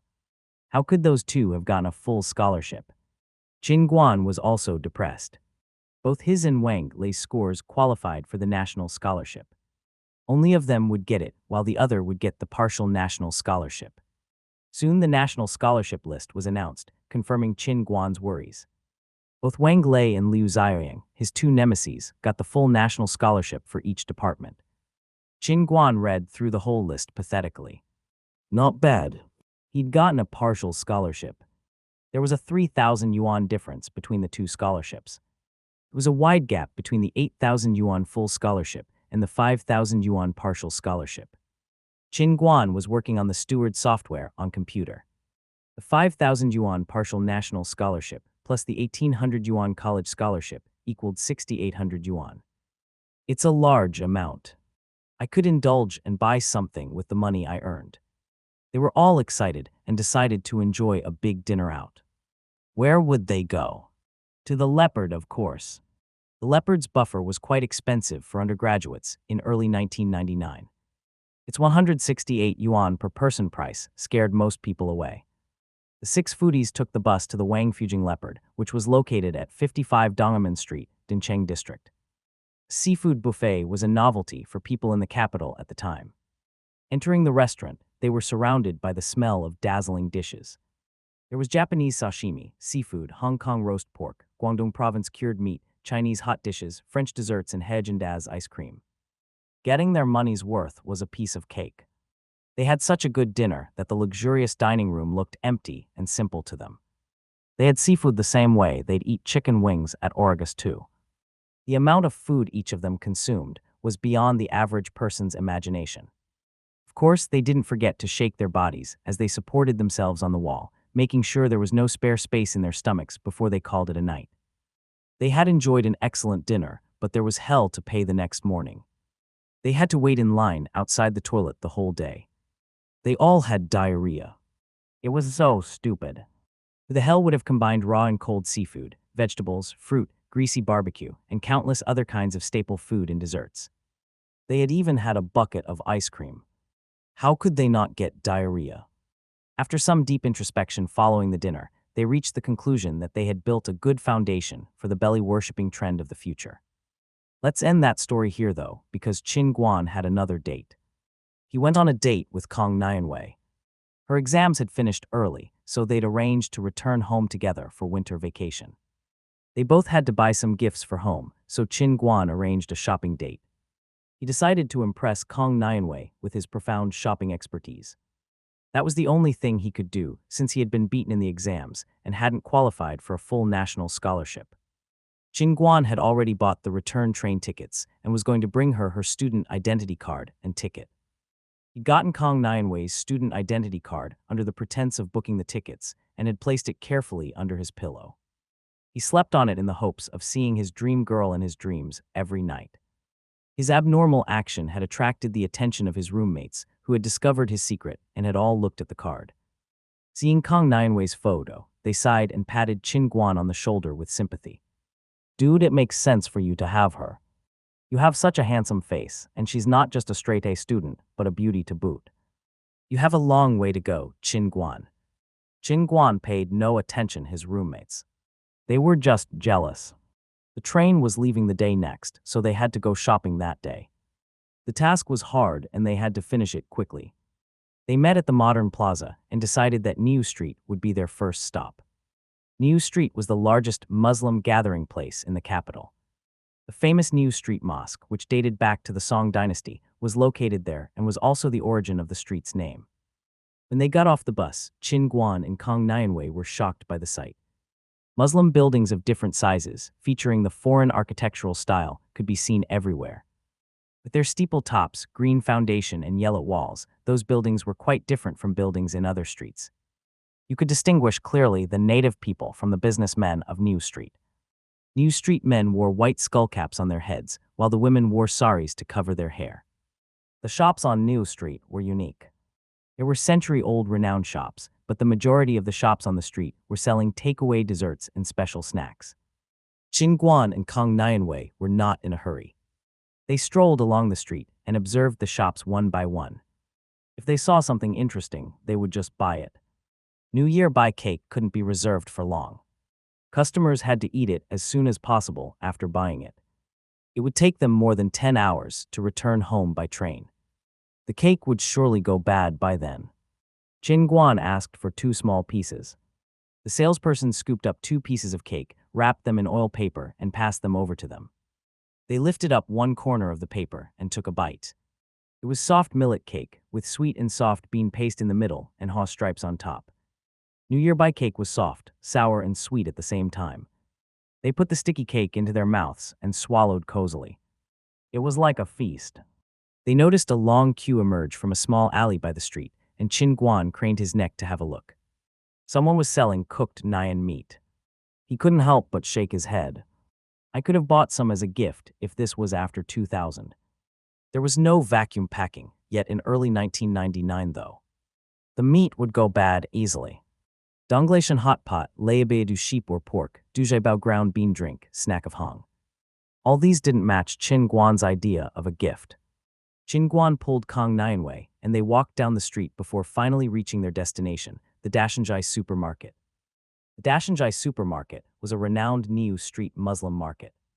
With a history of more than 300 years, the market engaged in the sale of Muslim pastries and cakes, including its most famous product, the sweetened baked wheaten cake. I've heard from my roommates that when Muslims went on a pilgrimage journey to Jerusalem in the early times, they would take with them wheaten cakes from the Dashanjai in Tong Town. They just bought a cake each and ate them on the spot. They had to get other things from the supermarket. They wanted to buy Niu street fried mixed powder, Muslim preserved fruit, and 8 kinds of Beijing pastries. They were all in simple packages with expiration dates and capital features. They bought a few of each kind and shared them. When they went out of the supermarket, Qin Guan was holding 2 large bags of local specialities. It was middle of the day, and they couldn't miss the Niu Street Hong snack restaurant. They served all kinds of Muslim snacks there, both sweet and sour. After getting seated and putting down their bags, Qin Guan automatically switched to ordering mode. He ordered a long list of things, including vegetarian balls, chopped entrails soup, steamed dumplings with minced beef and gravy, fermented mung bean juice, and much more. After ordering all those dishes, Qin Guan realized that Kong Nianwei was sitting right across from him. He added at once, "How do you like this, Kong Nianwei? Do you want anything else?" "Dude, it's a little late for that now." Kong Nianwei found everything on Qin Guan interesting. Why was the guy like that when it came to food? She waved Qin Guan's question off. "I don't mind. You pick." Qin Guan was quite pleased. What did I do with to deserve such an easygoing girl? They decided on the order, and Qin Guan went to the counter to give their long list of dishes. There were 2 natives there who seemed quite garrulous at the first sight. They made fun of Qin Guan. "Hey dude, did you get confused there? You made such a big order." Qin Guan smiled shyly. It was indeed a little much. He held a long machine-printed receipt in hand, and pointing to Kong Nianwei, he answered, "My partner in confusion is over there. I should feed her first, shouldn't I?" They all burst into laughter.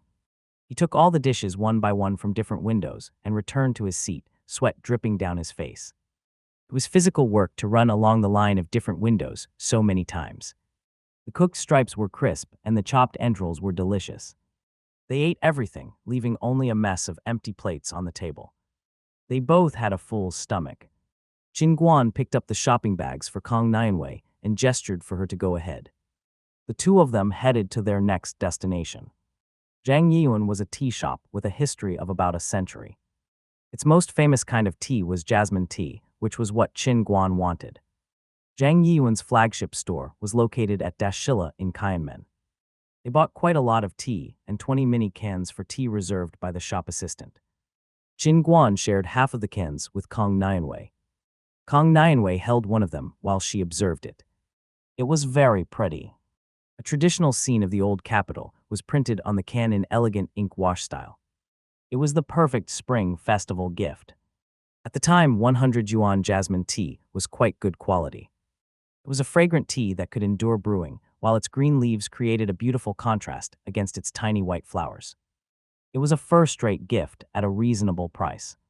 Walking out of the tea shop, they each bought 2 pairs of handmade cloth shoes for their parents from Niliansheng, a famous traditional shoe shop in Beijing.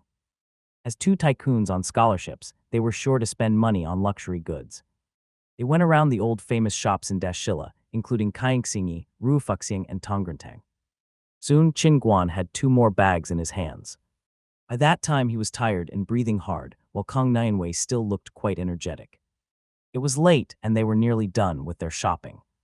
Qin Guan made a careful suggestion to Kong Nianwei. "We've been walking around the whole day. Shall I take you back to campus? We have to pack before we go home." Kong Nianwei turned her head and glanced at him in a flirting manner. Qin Guan's knees turned to jelly at her expression. Tired as he was, he couldn't help but look back at Kong Nianwei helplessly. Kong Nianwei smiled at his silly expression, ran several steps towards Qin Guan, and took hold of the bags in his hands. Qin Guan felt her fingers sweep over his palm. Her touch felt like an electric shock over his whole body, making him limp and numb. Qin Guan mastered up the courage to hold Kong Nianwei's hand. Squinting at her soft, sweet-smelling little hand, he said tensely, Kong Nianwei, I love you. Kong Nianwei looked down their intertwined hands and answered calmly, yes, I know. Qin Guan continued in a nervous, shaking voice, so, will you be my girlfriend? Kong Nianwei smiled gently. A wicked small voice inside her heart said, how could I become his girlfriend when we've never even had a fight? Things can't be this smooth. She opened her mouth and asked, why? At her answer, Qin Guan looked up at her blankly. Why's he repeated dumbly. We were childhood sweethearts and friends. We were just classmates in senior high. We didn't even exchange a word during the first 2.5 years, Kong Nianwei answered calmly. But we were well acquainted with each other and had mutual friends. Qin Guan's eyebrows fell. I've known you for half a year, and all I know about you is that you're a silly foodie. You don't know all that much about me either, Kong Nianwei said neutrally. I am handsome and studious, and I make a lot of money, Qin Guan said incoherently. Kong Nianwei couldn't help but laugh contentedly. I'm also attractive and more studious than you. And when it comes to money, who can predict what the future holds? Qin Guan wanted to die. What the hell am I even saying? This is so embarrassing. Before he could get disheartened, he heard words of hope come out of Kong Nianwei's mouth. I think we need to get to know each other more. We could get along eventually. Kong Nianwei gripped his hand, which had been holding hers for a while. Qin Guan pinched himself dumbly before he asked carefully, get along eventually. Kong Nianwei nodded, that's what I said. We could get along gradually. Hearing this, Qin Guan threw the plastic bags down to the ground and let her hand go. He ran a few steps forward with his long legs and then turned around. He squatted in front of her and gestured to his back while he said, are you tired? Get on my back. Kong Nianwei was amused by his silly actions and covered her mouth with her hand as she laughed. She patted Qin Guan, okay. No more window shopping. Let's take everything and go back. Qin Guan saluted in the manner of the Qing dynasty. Yes, Miss Kong. At your service. Then he picked up the bags and guided Kong Nianwei to a taxi happily. On the way back, Qin Guan's mouth was wide open. He took Kong Nianwei back to campus with a silly smile on his face, holding her hands reluctantly as they reached her dormitory building. Seeing that there were people around, Kong Nianwei stepped hard on Qin Guan's foot, making him drop his wandering hands. I'll pick you up the day we return home, Qin Guan said. Her mouth twitched at his words. She took her bags and ran upstairs. Qin Guan did not feel tired anymore. He saw Kong Nianwei off and then swung the plastic bags in his hands and started humming a terrible song, Our Ordinary People Today Are Happy and Okay. He bounced on the Tsinghua University campus until at last he left. Kai Heilun happened to be riding by at the time. Qin Guan was really hard to miss. Kai Heilun saw him from a distance, bouncing around like an idiot. He felt sick at the sight. One sentence kept repeating into his mind, Kong Nianwei prefers this idiot to me. Kong Nianwei prefers this idiot to me. He rode beside Qin Guan in hatred. He was angry with Qin Guan's actions, which were getting more and more silly by the minute. He couldn't bear to turn his head and watch him act like an idiot. He was too focused on Qin Guan and forgot to watch where he was going when he reached a T-junction. He could only go left or right, straight ahead was a dead end. 1 second Kai Heilun was watching Qin Guan's silly actions, and the next he was crashing into the boskage. His bike clanked. One of the wheels flew high into the sky and landed on top of a bush, while the other was caught into the earth below. His books and papers scattered all around. Kai Heilun himself was wedged between 2 trees. He had several bloody scratches on his face, and he seemed to be in a difficult position. Realizing what had just happened, he suddenly lost his heart. I laughed at him for being an idiot. What am I then? A super idiot. Qin Guan had no idea what had just happened because of him. He just took a taxi back to his dormitory and began to pack his luggage. He was quite pleased with himself. Their room was a mess. They had all got return tickets from the college office and were packing their luggage. All except just one, who was just sitting aside looking downhearted. Liu Xiaoyang looked hurt. All his roommates would go back home for the spring festival. Of course, he also would return home, but he somehow always felt abandoned and alone there.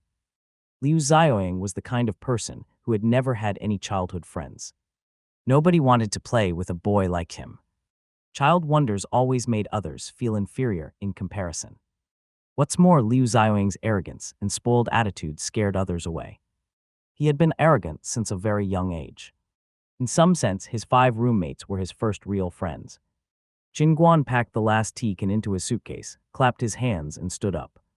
Then he walked to Liu Xiaoyan, messed his hair with his hands, and said, "This time things will be different.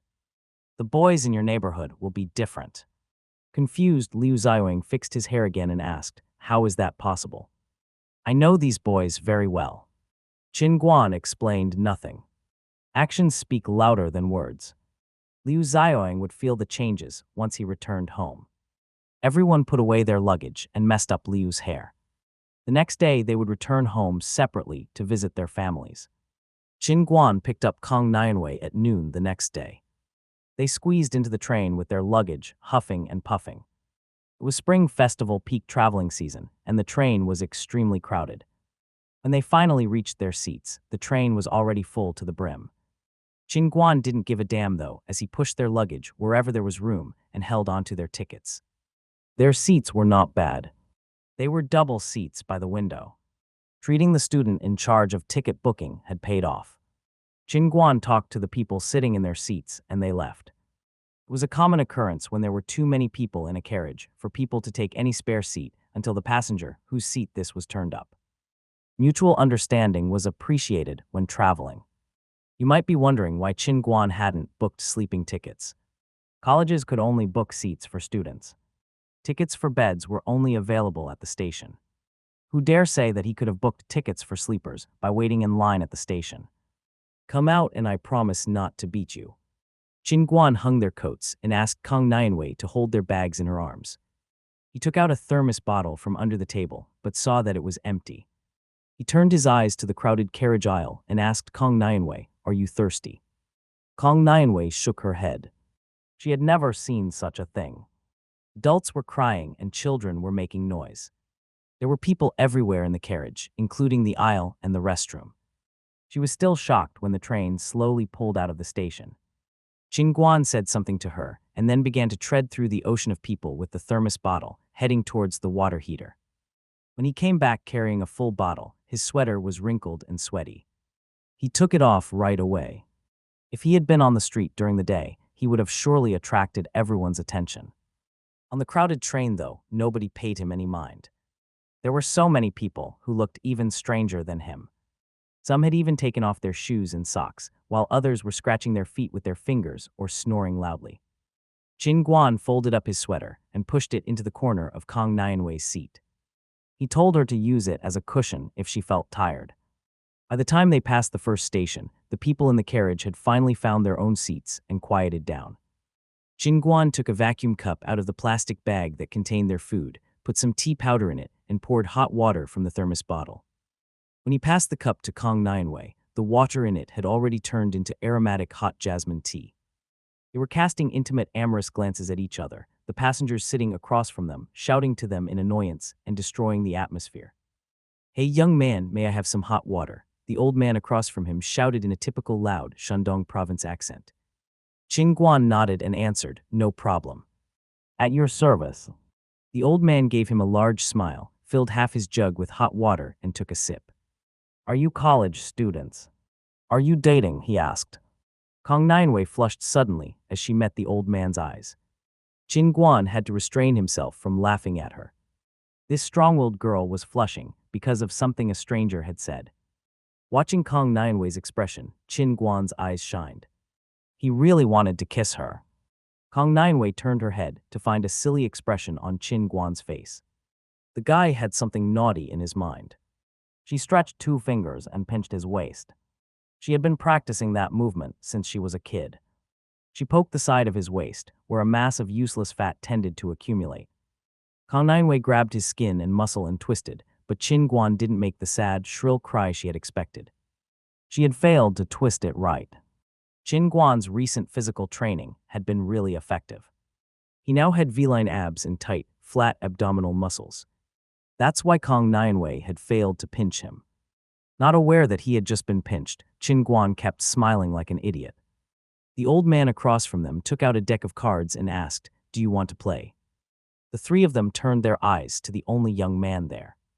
The young man who sitting across from Chin Guan looked like a college student. He was reading a thick textbook, and he turned to them with a disdainful expression when he heard the old man's question. Chin Guan took a glance at the book in his hands. He saw nothing but engineering terminology. Hey, that was my major in my past life. This is a colleague. When he didn't get a response from the people sitting beside him, the old man turned to the people standing in the aisle. They all had too much spare time. It was a 12-hour train ride. Most people were longing for some entertainment, so they joined them. The table was too small to fit many, so they only accepted one person in the game. The rest just surrounded the table and watched.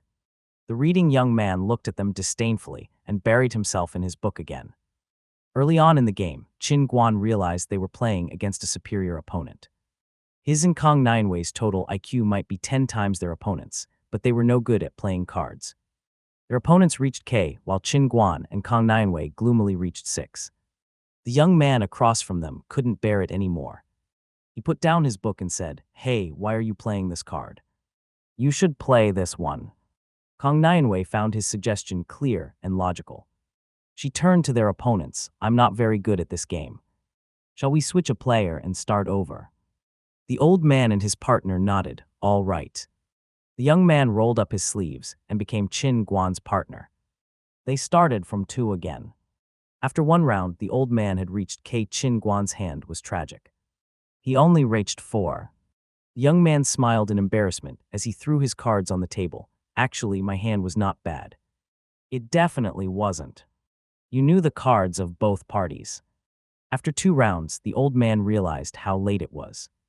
He took a pack of cigarettes out of his pocket and asked them, "Smoke?" Chin Guan shook his head while the young man nodded happily. Why did his attitude change so much after that game? The two of them finished smoking and filled the thermos bottle again. All 4 of them prepared to do the most important thing on the train: eat instant noodles, that is. By that time, they all had got to know each other. Chin Guan, Kong Nianwei, and the old man were from the same city, while the young man came from the city of WF. He would get off the train at midnight. Chin Guan asked about his profession and realized they had been schoolmates in his past life. He was only 2 years older than Chin Guan. It seemed like fate. Chin Guan immediately felt a sense of intimacy. In less than 2 minutes, the two of them were talking like old friends. Chin Guan suddenly realized that the young man was exactly like he had been before his rebirth, an indoors man who didn't get along well with others. That was one of the advantages of being good-looking. The old man was even more pitiful. He had had affairs in the capital and had only gotten off at rush hour. He could do nothing but take this crowded train home. While they ate instant noodles, the old man gave each of them a boiled egg. Chin Guan took out the thick ham he had bought and cut a piece for everyone.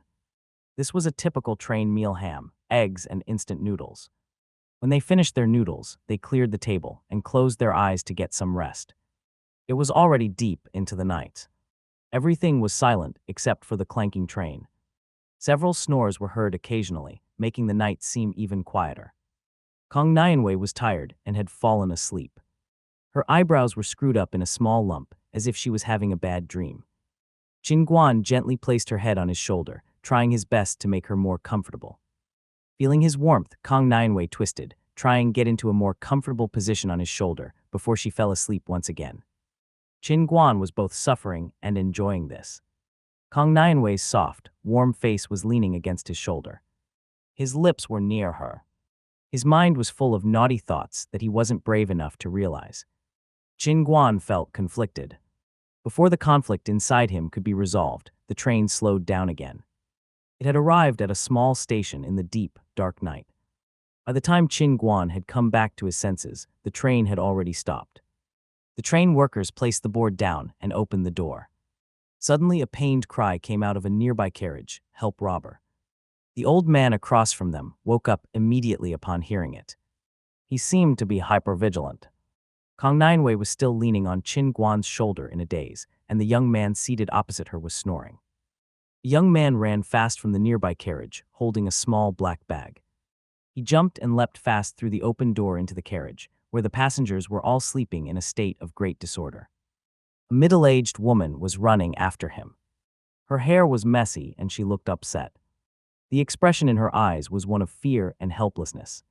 She was pursuing the young man like crazy, but the distance between them was getting bigger. The young robber was 2 steps away from reaching the open door.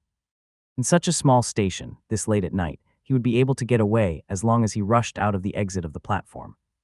The middle-aged woman seemed to realize this. The expression in her eyes was getting more and more disappointed. She slowed down unconsciously. The young man seemed proud of himself. Suddenly, someone grabbed him by the back of his neck and dragged him back. He struggled to get free, but he was not in control of his body, and he ended up falling head-first to the floor. Qin Guan was already wide awake. He gently woke Kang Nianwei up, pushing her off his shoulder. He explained to her what was going on and stood up to help. The robber had been pulled back by someone who kept tugging at him sharply. It was the old man opposite Qin Guan who had stopped him. He was standing right in the face of the robber with his arms crossed. He looked like he was watching a poor slug. The young robber, who had found himself suffering defeat just on the verge of victory, stood up. He looked both angry and ashamed. The majority of the passengers in the carriage had woken up.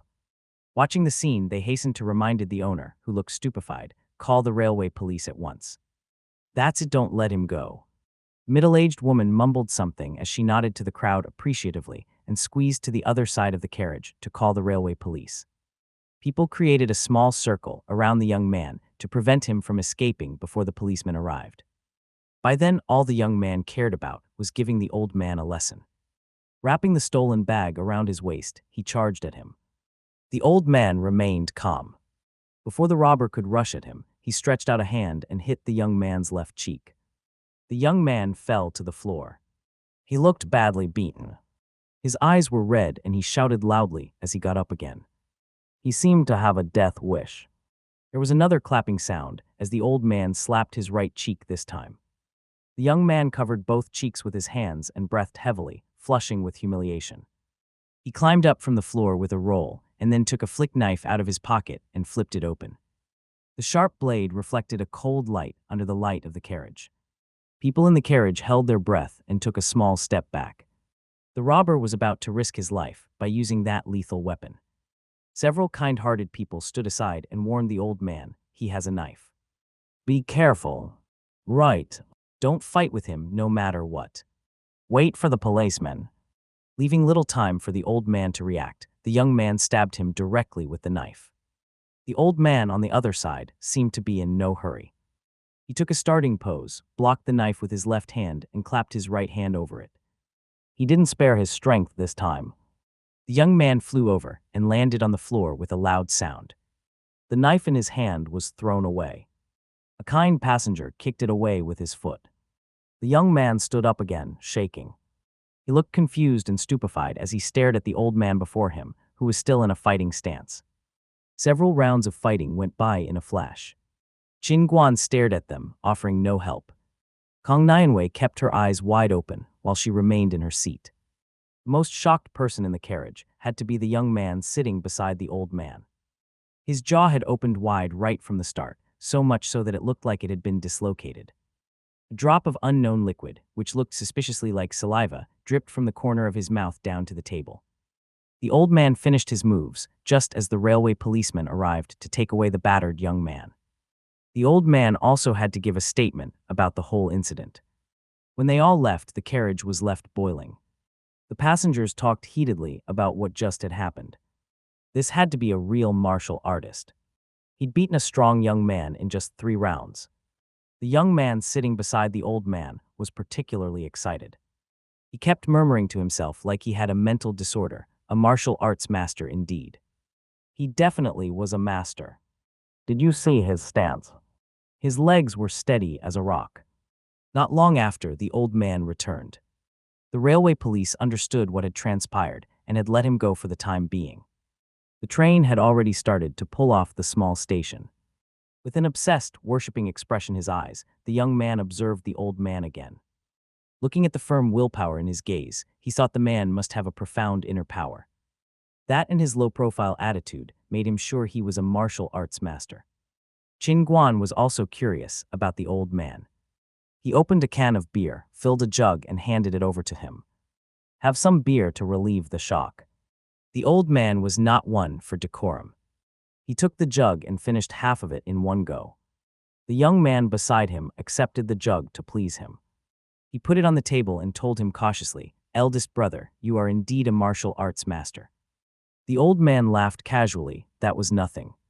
I'm a long way from being a master." The young man swallowed his spittle. "How was that far from being a master?" He went on, "How do you call your movements? Could you please teach me?" The old man sized the young man up from head to toe and shook his head. "They are quite simple plum blossom and mantis fists movements, but you don't seem to be into physical exercise. Your body is not made for martial arts. It would be a snow job for you." Then pointing at Qin Guan, he said, "This young brother does not look too bad though. But it'd be no use for him to start at this age. He could only learn how to avoid getting hurt during a fight." The old man shook his head again. "My martial arts can only work against average people. I'm far from being a real master." The young man looked extremely dejected. He'd thought he'd come across a lonely martial arts master. A master with an aging strong body who would recognize his excellent quality and transfer his own century-old power over to him. The reality was that every time somebody else was fighting, the young man hid in the sidelines in fear and watched. The master had laughed at his weakness and hadn't passed his power on to him. Before he could regain his vigor, a package of roast chicken was presented to him. The young man recovered in an instant. The chicken was brought by the woman who had been robbed. She wanted to show her gratitude for the old man's help. She had made the chicken herself. Inside the black bag had been her annual income for selling roast chicken. The old man accepted her gratitude and took the chicken. He generously invited the three of them to join him in eating it. Looking at her watch, Kong Nianwei decided not to sleep anymore after all that ruckus. There was delicious food to be had, so she'd much rather have a night snack. As they unwrapped the old paper package, a delicious fragrance came out. There was a whole roast chicken inside, lying on its stomach. It was golden yellow and red. The old man held its legs and wings and pulled. Its flesh separated easily from the bones. They shared the chicken and filled their mouths with its meat.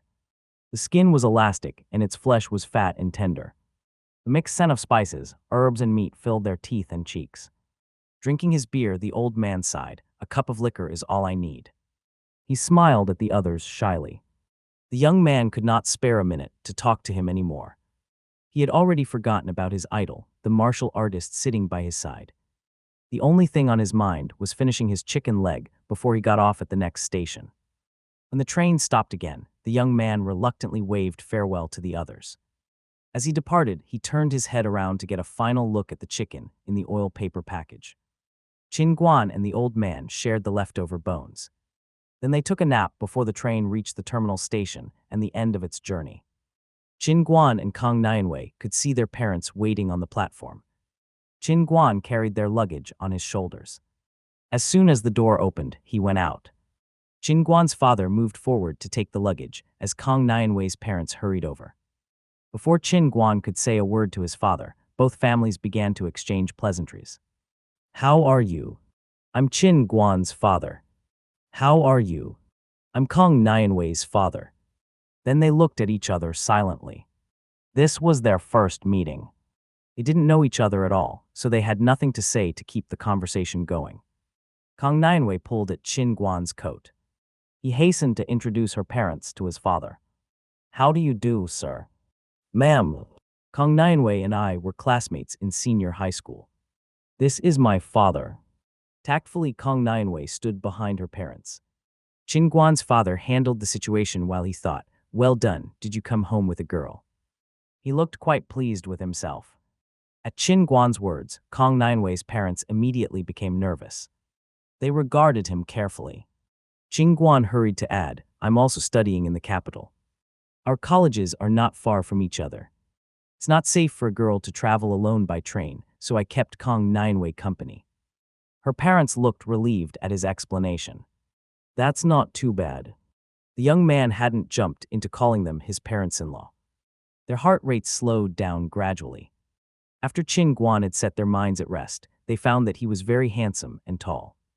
Kong Nianwei's mother looked quite satisfied with him as she asked, So, you also study in the capital like our Waiwei. Which university are you attending? Qin Guan replied with particular politeness, the Capital University of Finance and Economics. At his words, his father stood up straight. Realizing that Qin Guan was also studying at a famous university, Kong Nianwei's mother's impression of him got even better. He's a hardworking college student, too. Kong Nianwei felt like this was some kind of blind date. She pulled on the corner of her mother's clothes. They said goodbye to each other, and each of them dragged their child's luggage and left the platform. When they got home, Qin Guan and his father found Qin Guan's mother waiting by the door to welcome them.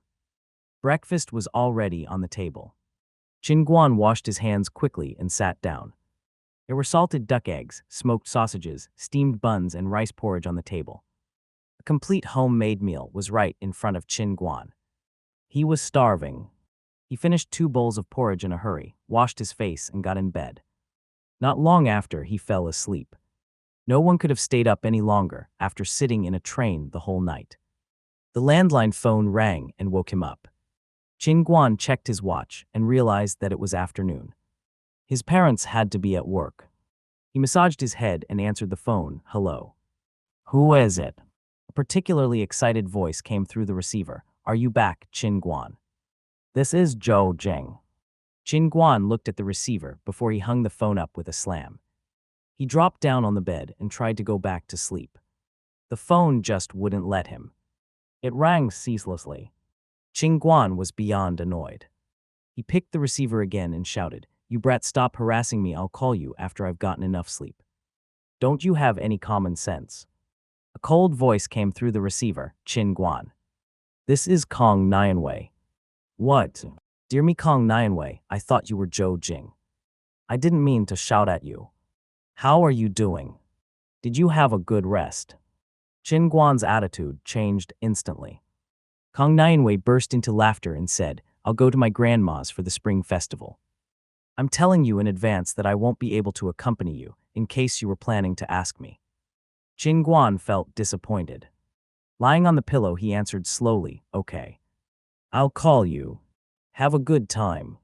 As he hung up the phone, Qin Guan felt listless. The holidays had finally arrived.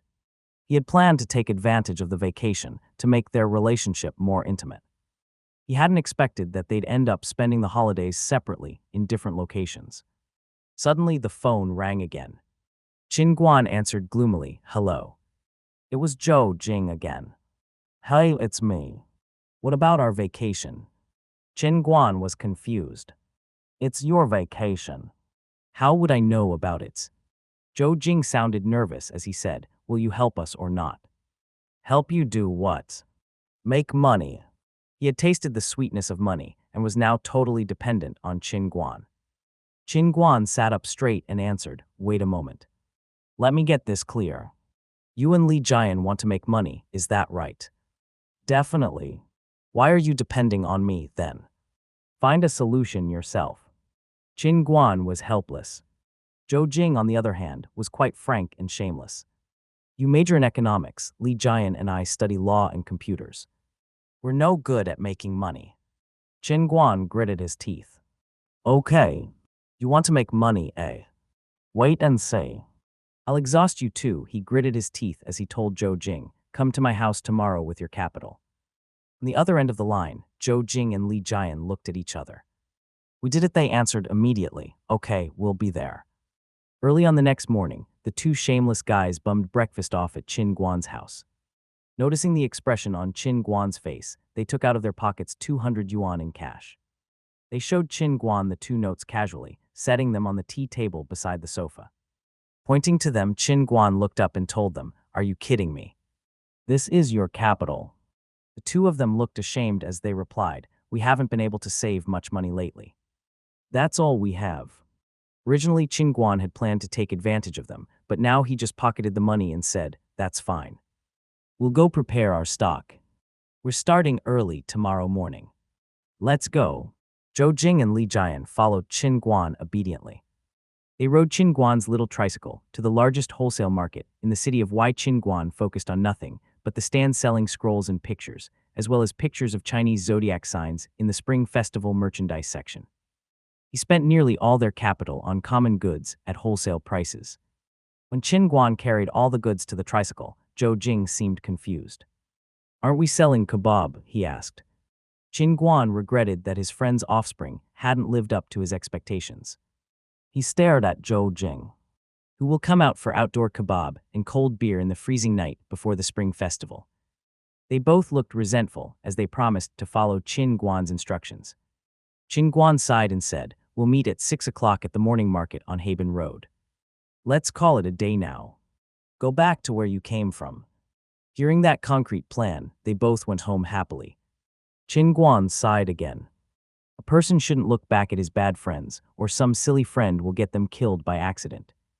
I'll get exhausted when I should be having a fun vacation. Early on the next morning, the three of them met up at the Haben Morning Market. It was one of the largest morning markets in Y City, located by the harbor. The peddlers began their business before dawn. There were all kinds of goods sold there, including fresh fish and shrimp, fruit, vegetables, various household supplies, scarves, underwear, and so on. After walking through the whole market, they discovered that there was a certain discipline and organization to it. The stands were fixed and special market management was applied. The three of them were stunned. Shamelessly, Qin Guan played his best card. He used his looks to flatter the old women who were selling underwear and cheap bedsheets. The two women noticed a handsome young man who looked like he was freezing. His ears were red on such a cold morning. He must have a hard time doing business at that age. Poor thing. The two women immediately showed their maternal instincts by making room between their stands for Qin Guan to display his spring festival scroll. The three boys laid down their scrolls and yelled down the street, "Ladies and gentlemen, spring festival season is approaching. Buy a pair of scrolls for good luck." Believe me, their business was quite good. The scrolls they had bought by bulk were sold out with profit. Generally speaking, a cheap pair could earn them 0.5 yuan, while the more expensive spring festival and colorful bunny pictures could exceed the prime cost by 1 yuan. Soon half their stock had been sold. When they were free, Li Jian touched the fat on his stomach, turned suddenly toward Qin Guan and asked, "Just now I was thinking about something. The three of us," he pointed at Zhou Jian and Qin Guan, "can be considered top students, right?" Zhou Jing nodded in agreement. Li Jian went on, "Then why are we doing jobs that are for junior high students?" Qin Guan looked at Li Jian speechlessly. "As a poor man with only 200 yuan to invest and an undergraduate without a diploma, what job can you do except sell something on the market? Do you hope that some big boss suffering from a mental disorder will come begging you to save his business with tears in his eyes? Or are you perhaps waiting for an investment predator to present you with a share of stocks as a gift for your outstanding scores?" The flesh on Li Jian's cheek was shaking, while the old woman selling underwear pulled Qin Guan with effort and said, "Hey, stop talking. There comes the urban management officer." What? With a particularly scared expression on their faces, the three of them looked at the other end of the long street. A young man not much older than them was checking the stands idly. He was wearing an urban management officer uniform, which looked appalling. They stopped chatting and swept up the unsold scrolls and pictures, piling them in the tricycle as they prepared to run away. However, the noise had attracted the officer's attention. Zhao Fengzhu was feeling quite gloomy that day. He was a formidable graduate with a criminal investigation specialty in the detective training school who hadn't been assigned to the police force. Instead, he had unfairly been stuck into the urban management squad because his father had been too worried about his safety. As an aspiring young man, he was too impatient to socialize with the old women who run the stands there. Zhao Fengzhu was feeling quite depressed when he discovered the three thieves. "Stop, you dare run an illegal stand in a formal market. You were acting in utter disregard of the law." It was Zhao Fengzhu's first day at work, so he decided to catch the three scoundrels himself. They saw the officer rolling his sleeves up and rushing over. Qin Guan shouted loudly, "Run, quick, run."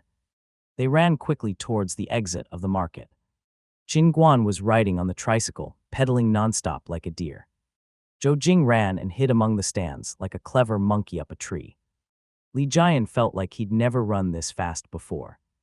Wind blew under his feet, while the thrilling northern wind roared in his ears. The flesh on his face had flattened to both sides and shook slightly while he ran. He was satisfied with his burst of energy and felt like time had stood still as he sprinted. Oh, fine. He had been caught. Qin Guan had already gotten far away when he heard Li Jian cry from somewhere behind him, Help Qin Guan, Zhou Jin, help me, I've been caught. Qin Guan stopped pedaling, let out a sigh, and turned around. He found the proud young officer twisting Li Jian and Zhou Jing jumping up and down beside them without knowing how to help. Qin Guan could do nothing but take advantage of the push-power momentum of the tricycle to leap high from his seat. He kicked the young officer down to the ground, pulled Li Jian onto the seat of the tricycle, and shouted loudly, "Pedal like your life depends on it." Without any word, Li Jian burst into infinite power in an instant. His short legs pedaled up and down as they rode far away. Qin Guan made a gesture to Zhou Jian, "You go first. I'll meet you at your place." With an anxious glance at Qin Guan, Zhou Jing followed Li Jian swiftly. Zhao Fengzhu whisked the dirt off his clothes and said, "Well done. You must be really loyal to your friends." Qin Guan was straightforward, "Cut the crap. Let's have a one-on-one contest. If you catch me, I'll follow you wherever you want. I'll be at your disposition." Hearing Qin Guan's words, Zhao Fengzhu felt admiration for him. Besides, he had graduated from a detective training school. His fighting skills were surely better than Qin Guan's, who looked like a college student. Thus Zhao Fengzhu told Qin Gun generously, "Fine, one-on-one then." Pointing at the square off Binjiang Road, Qin Guan said, "There's an open space over there. Let's not fight here or we'll destroy the stands." Zhao Fengzhu fixed his hat. "Okay," he said, and walked directly to the square. When he turned his head away, Qin Guan grinned. He sneaked around to a small nearby alley and ran away. Zhao Fengzhu was still thinking about which tricks he could use to beat Qin Guan when he stood on the square and turned around. He found nothing behind him except garbage flying around in the chilly winter wind. That's when he realized he had been tricked by Qin Guan. Grinding his teeth, he thought, "You wait and see, boy."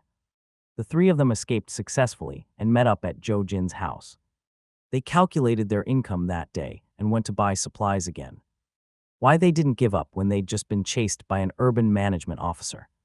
They had made money, they had sold hundreds of pictures and scrolls. In only one morning, the cost-income ratio had been so high, it had exceeded their expectations. They muttered and reached the conclusion that, according to the checking rules, the officers were not expected to go around the morning market very early in the morning. They decided to rush into danger and ran a stand again the next morning. The following 2 days went basically like this. "Hey sir, look at this spring festival picture, look at the bright colors. How many pieces do you want, ma'am?" Until a cry came from Zhou Jing, "Ah, here comes the young officer again." Then the three of them ran away wildly. This time Li Jian pedaled on the tricycle while the other two ran on foot. Zhou Jian tripped over a bamboo pole and let out a dramatic cry, "Help me." Li Jian pedaled ahead hard. He wouldn't be brought down by the others. Qin Guan took hold of the other end of the pole and eyed Zhou Jing, asking him to run at the chance. Zhou Jing rolled to climb up. He turned his head to run away. Qin Guan held the end of the pole tightly, swept away in some direction. Zhao Fengzhu was pulled over by inertia. The middle of the pole hit a lamp pole with a loud sound. Qin Guan let go of the pole in time and turned to run. Zhao Fengzhu was taken by surprise. The bamboo pole shook desperately because of Qin Guan. Zhao Fengzhu couldn't seem to get loose. He just shook together with the pole like going through an electricity shock. The pole gradually stopped moving, just when Zhao Fengzhu thought his bones were about to break into pieces. The young officer was extremely irritated. "You wait for me. I'll fight to my last breath." Qin Guan and others met up and calculated their income once more. It was good. The young officer hadn't arrived too early. They could still make some money. They looked at each other and asked, "One more day." One more day, it was settled. The same scene took place the next morning. They escaped successfully once again. Zhao Fengzhu's wide-edge cap hung on his crotch, swaying in wind as he sniffled and climbed off the tree he had ended up on. Looking at the dusty cap, Zhao Fengzhu whisked the dust off and murmured to himself, "This is bullying, I'm not coming here tomorrow, okay? I'll go to the Sanjin morning market." He returned to his squad like nothing had happened. Meanwhile, the three boys were discussing together. "Our business is not bad these days, but the sales in the morning market will reach their limit soon. All potential customers will have made a purchase. We'll have to change our venue." "What?" Zhou Jing and Li Jian replied, "What about the Sanjin morning market?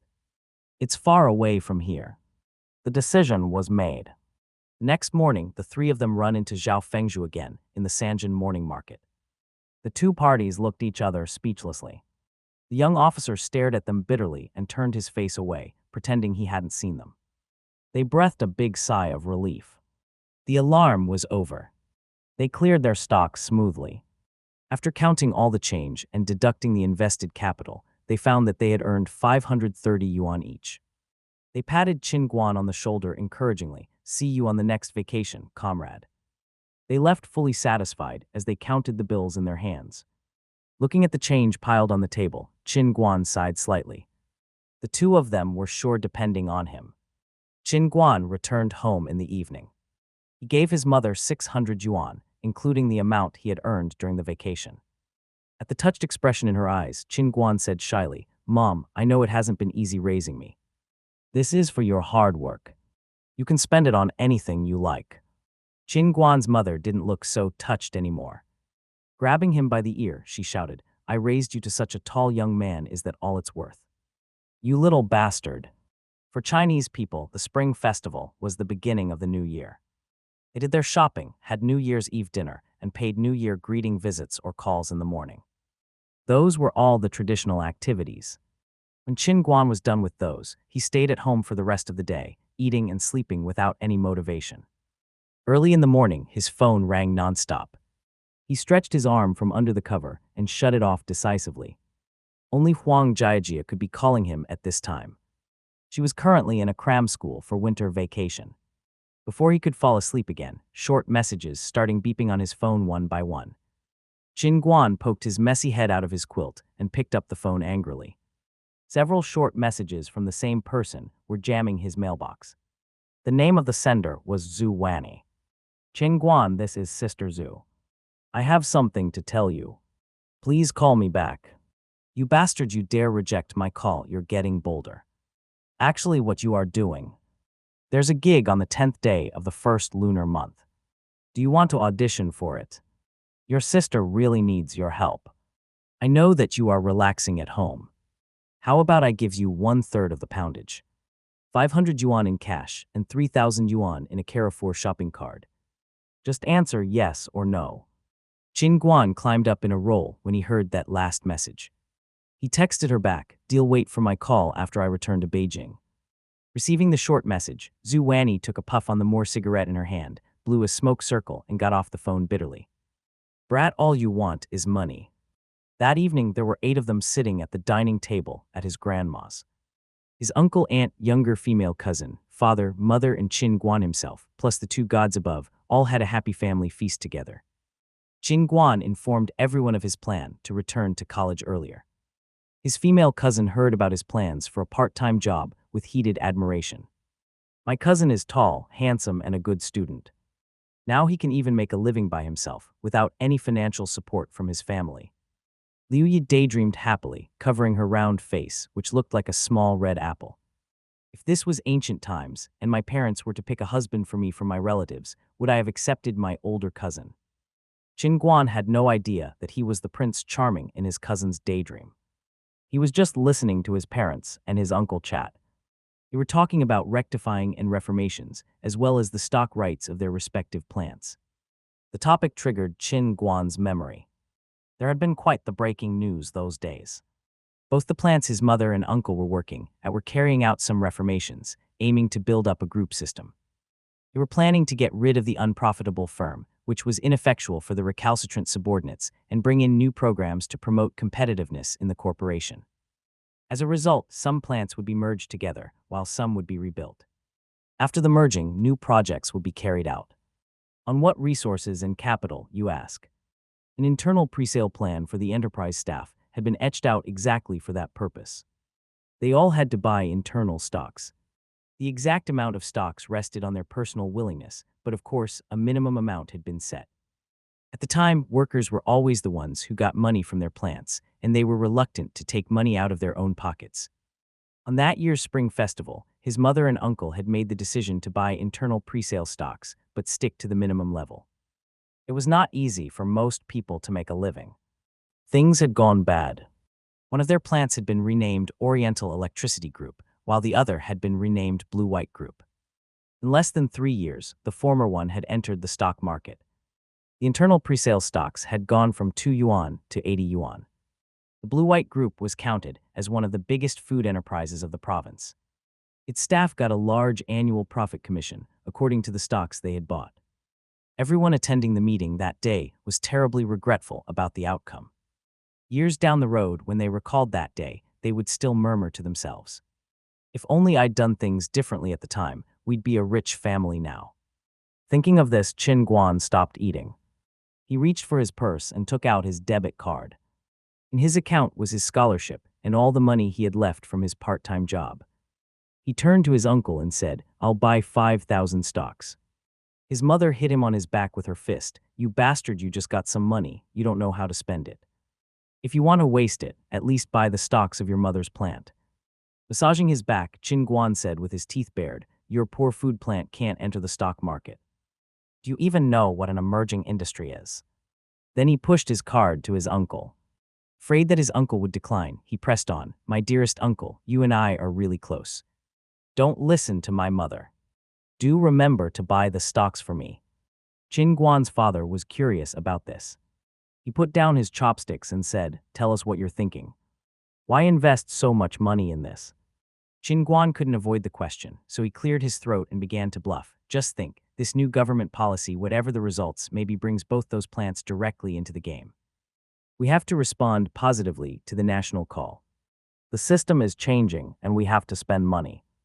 Of course, this doesn't mean that we need to spend our entire family fortune. We could just buy a little more within our financial limitations. Worst case scenario, we lose the capital, but we still make a good impression on our leaders. At least they'll consider that we're positively cooperating with the organization. Shall we do it then?"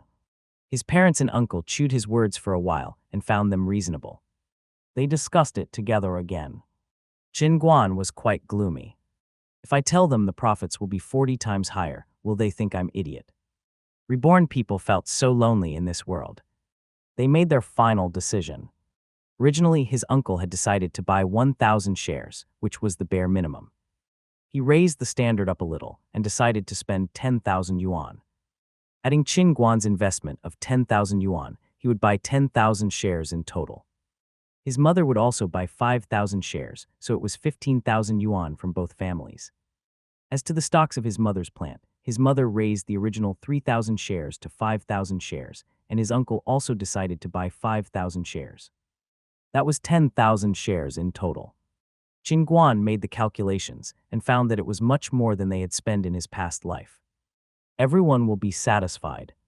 It turned out that Qin Guan was wrong. When the results came out, the two families regretted it. They thumped their chests and stamped their feet in deep self-accusation. They couldn't believe that they'd bet all their fortune on those stocks. At the time, Qin Guan was totally speechless. History had still not changed. On the 8th day of the first lunar month, Qin Guan said goodbye to all his family members and took the train to the capital alone. He arrived at his college to find the dormitory building deserted. After unpacking his luggage, he called Sister Zhu. She sounded so happy on the other end of the line, she couldn't seem to be able to stop talking. It's not every day that Qin Guan has some spare time. I have to take advantage of it. It snowed lightly on the 10th day of the first lunar month. Sister Zhu brought Qin Guan to Carrefour's headquarters in the capital. The advertisement department staff led them into the prepared photo studio. People were placing goods and arranging the background. The person in charge of the marketing promoting department was in a heated discussion about the shooting arrangement with several distribution businessmen. Most of the goods the suppliers provided were shoes, clothes, and suitcases, which were both cheap and good quality. The monthly sales in hypermarkets could equal the annual sales of the small manufacturers. That's why they made careful preparations and showed seriousness during Carrefour's seasonal sales promotion every year. It was essential for their sales volume to have a prominent place in the poster. The theme of this promoting season was the leisurely beginning of the new term. The main products were suitcases and spring clothing for the new season. As required by the staff, Qin Guan changed into the clothes and shoes provided by the distribution businessmen and pulled a black drawbar suitcase.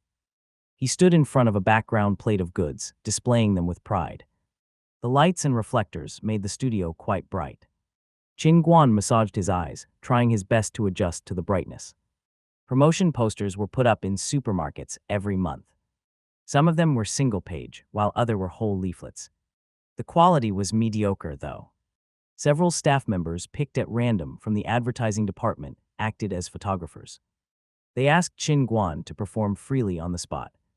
"That's easy." Qin Guan dragged the suitcase behind him while he went around the room. When they were done shooting, they brought the camera over to have a look. The photos were either blurred or vague. The photographer was an amateur without any professional training, and as a result, he had failed to capture good pictures. People sighed at the photos. "These are not good enough." The person in charge of the marketing promoting department shouted loudly at the photographer, "If you're lacking any professional ability, you should at least take honest photos." The photographer was not to blame. "I'm not well prepared." "You're so naive, my boy. With your level of expertise, you would take the same photos no matter how many times you tried." Qin Guan got an idea by the photographer's lack of expertise. "They depend on me." He pulled the drawbar of the suitcase up. With one hand in the pocket of his pants and the other holding the suitcase, he made a posture of stepping forward. Seeing his posture, the man in charge of the advertising department was filled with artful inspiration. "Actually, you're only a small-scale advertiser." His camera sounded again. In less than a minute, the series of photos had been finished. The distribution businessmen were surprised at the sight of them. "Dear me, is that the same cheap products with the loose thread residue and the crooked seams on the pant legs?" A casual hoodie and loose sporty sweatpants with the 4-line logo copied from Adidas looked particularly gorgeous. The sneakers on his feet also seemed comfortable beyond measure, and no one could tell that the suitcase cost only 50 yuan. The distribution businessmen eyed each other and took their cell phones out one by one. They called for more merchandise while they talked with the person in charge of market promoting, demanding extra advertisements. Sister Zhu was not pleased with the distribution businessmen who were pulling on Qin Guan. "Hey, what are you doing? Hands off!" "Hey, you stop pulling on his sleeve, take your hands off." She shouted to the person in charge. "The agreement was only for one series of photos. We're finished, so we can go." "What's going on here?" The person in charge agreed with her. "Yes, you businessmen are demanding more pages, but there are only so many pages in a Carrefour leaflet. We can't present only your products, you're too greedy." The businessmen seemed to think it was quite easy. "It's only a matter of adding more pages. Shall the three of us buy one more page each? One for shoes, one for clothes, and one for suitcases." They had a heated discussion, and then the person in charge muttered with the advertising department staff for quite a while. The head of the advertising department rubbed his hands together with a smile and walked up to Sister Zhu and Qin Guan. Looking embarrassed, he said to Sister Zhu, 3 more series, including clothes, suitcases, and shoes. Just his legs, not his face. You'll get double pay, okay. Sister Zhu glanced at Qin Guan, who was already doing the mental calculations. Originally, it had been 500 yuan in cash and 3,000 yuan worth of shopping cards.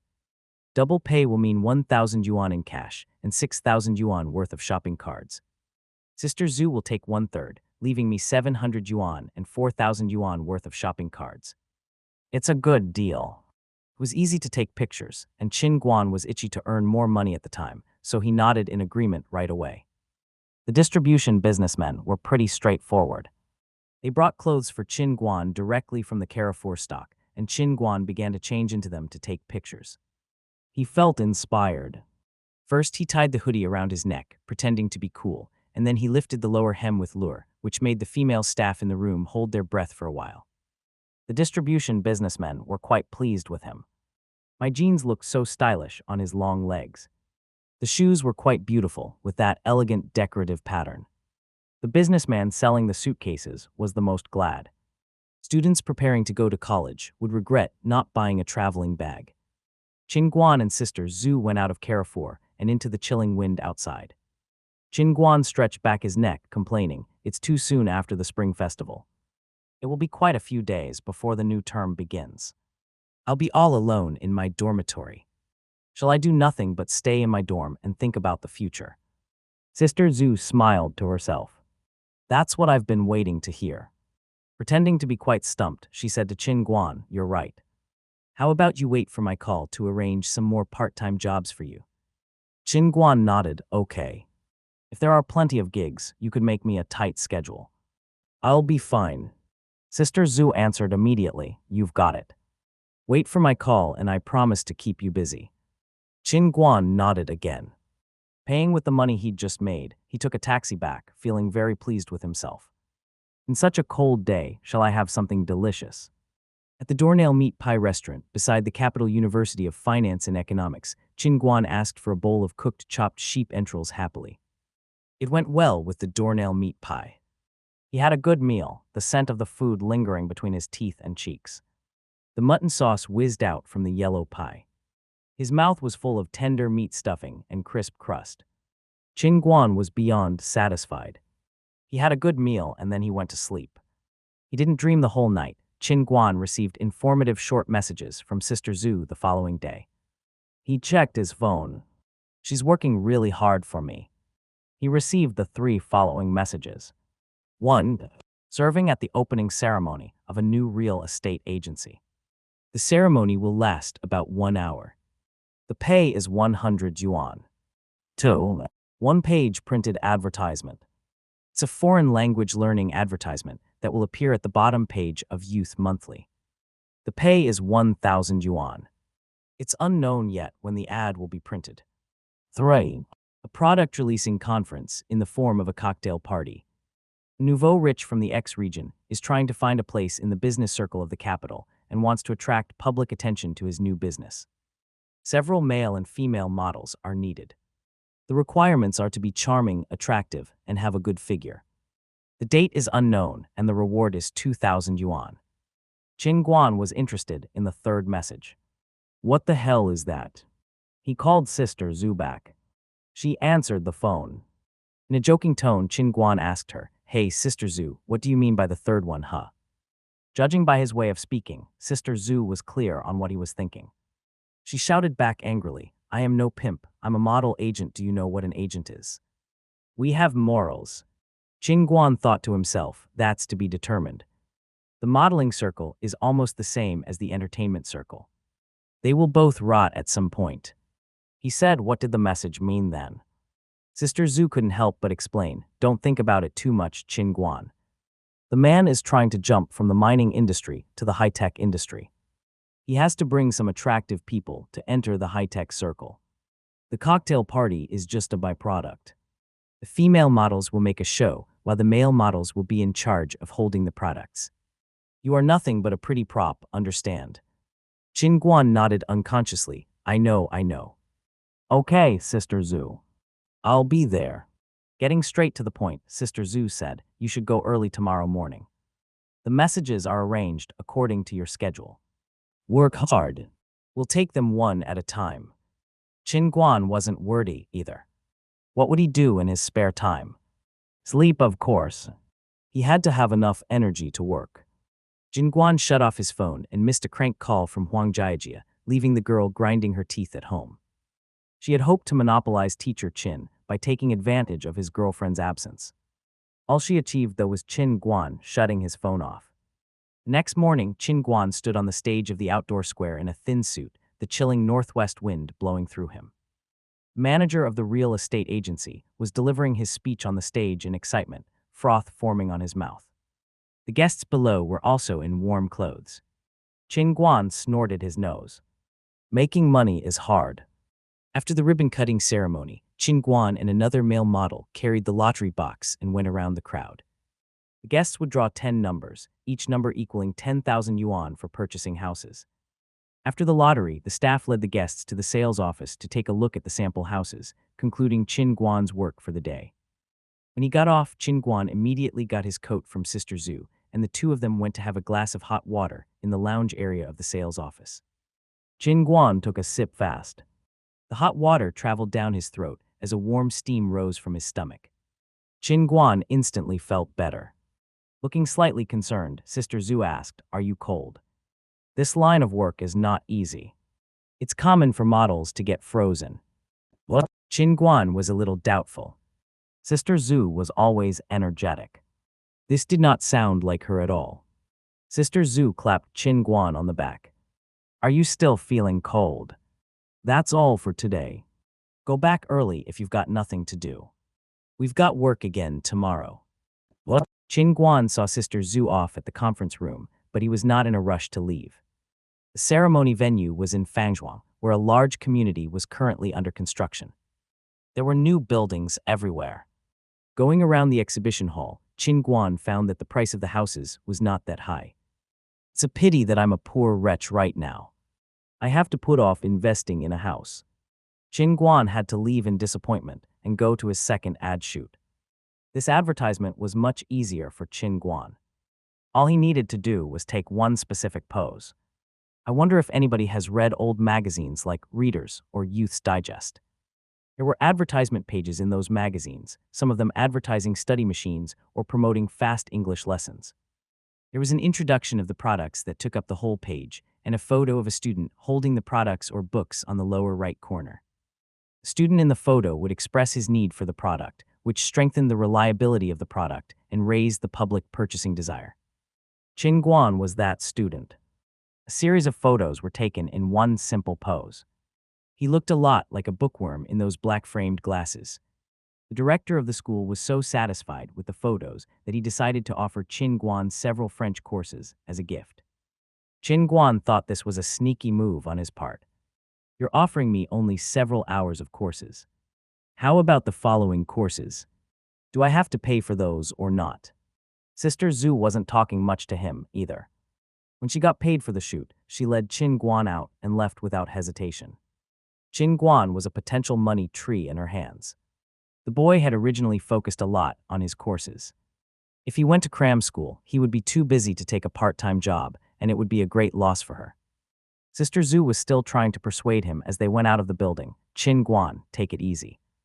Don't exhaust yourself. Find a proper balance between work and rest. Qin Guan wanted to tell her that the courses couldn't be simpler for him, but he still had to attend them. That was mandatory in college. Qin Guan was studying at the Capital University of Finance and Economics, which was famous for its strictness, unlike some colleges for film or television studies. Less than a day later, Qin Guan received another call from Sister Zhu. She drove a small LADA car under Qin Guan's dormitory to pick him up. Fortunately, all college students were still on vacation, or there would be several stories to tell about the charming college boy and the middle-aged woman. It was night when they arrived at the Chang'an Club. The colorful lights on the ballroom were lit up gradually, while elegant dishes were placed on separate small tables. The DJ in charge of the ballroom was playing slow music from backstage. Some people in casual but detailed clothes were gathering in groups of 2 or 3, making leisurely conversation. Qin Guan was waiting with a group of models backstage. Everyone was already in their formal wear. The male models' suits were relatively normal, with black jackets and bows, while the female models looked quite sexy. They wore one-piece dresses strung with tiny silver sequins. The dresses were as short as underwear. The girls' shiny white legs made Qin Guan dizzy. Sister Zhu coughed twice to remind Qin Guan not to look like a hillbilly. Qin Guan looked back at her with pursed lips, giving her a reassuring glance. They waited until their employer, the host of the party, asked his assistant to inform them to take their positions. At the assistant's request, Qin Guan got up on the exhibition stage in the conference hall, holding a display platter covered by red velvet satin. The stage was quite bright under the strong lights, but the rest of the hall was dimly lit. Models in silver short dresses walked among the crowd leisurely. They were holding trays with glasses of champagne and shaking their slender waists under the swaying lights to show off their beautiful figure. The atmosphere of the party suddenly changed. From the bright stage, Qin Guan couldn't see what was going on below. All he felt was the surging atmosphere. Occasionally, people interested in the products would idle up to Qin Guan's display platter. They would pick up the products to have a look, shake their heads, and leave. Qin Guan stood on the stage for more than an hour before the assistant signaled for him to get down. Massaging his sore legs, Qin Guan glanced at the crowd in the hall unconsciously before he returned to the backstage area. Some female models came along with him, taking a break from serving champagne. They leaned on each other's shoulders or rested their long legs beside somebody else. Beautiful lips, white legs, and innocent charming smiles, everything looked so glamorous. Qin Guan wasn't sure what he was feeling. He was still lost in thought while they changed clothes backstage. Lighting a slim lady cigarette, Sister Zhu told Qin Guan in a low voice, "None of them are professional models." You're doing this job for money, and so are they. The only difference is that they make more money in a more convenient way. Qin Guan remained silent while he changed his clothes. Casting a cutting look at Sister Zhu, he said, I like my money to be clean. Sister Zhu chuckled, that's what I thought. That's why I want to introduce you to the circle. If you get corrupted, you won't go far. It's late, I should take you home. The corner of Qin Guan's mouth rose. I trust you. All the jobs you've picked for me have been pretty good. Sister Zhu drove Qin Guan to campus. Qin Guan waved at her before he entered his dormitory building. Leaning back against the driver's seat, Sister Zhu watched his retreating back as she murmured to herself quietly, I hope you'll remember what you said today and you won't ever change. The Capital University of Finance and Economics opened on March 5, 1999, the day of Lei Feng. The university campus swarmed with the tide of returning students. All of Qin Guan's roommates were back, embracing each other warmly. Everyone was busy taking out local specialties from their suitcases to share with the others, whom they had not seen for a long time. The luckiest person in the dormitory was Liu Xiaoyang. As a local boy, most of the specialties had been brought for him. Liu Xiaoyang was holding an air-dried jigget brought by Mu Lijiang. Yes, it was a whole jigget, carried from Mu Lijiang's hometown 1,000 miles away. All along the journey, Mu Lijiang had been surrounded by onlookers staring at it. Qin Guan and others were quite curious, so they asked Liu Xiaoyang, what will you do with the big jigget? Liu Xiaoyang answered with pride, I wanted it for somebody else. Qin Guan was right.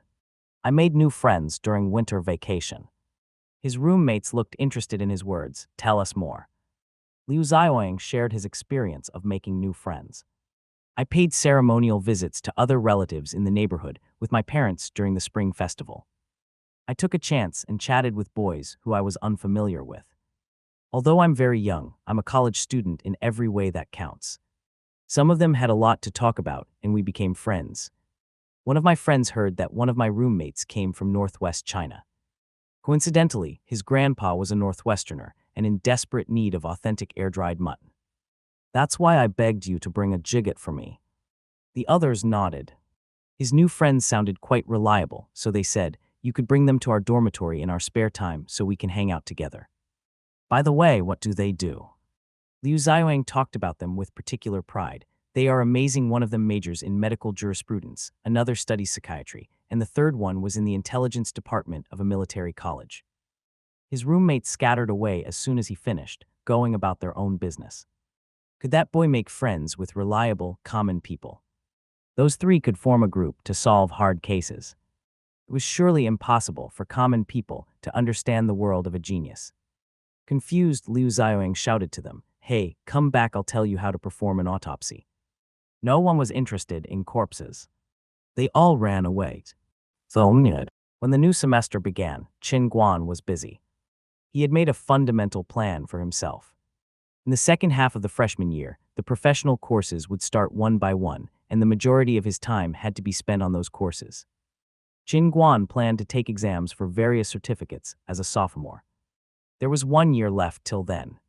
He could go about it little by little without a break. The exams for the CET6 would be arranged around at that time, and memorizing vocabulary was slow work. Qin Guan's schedule was full.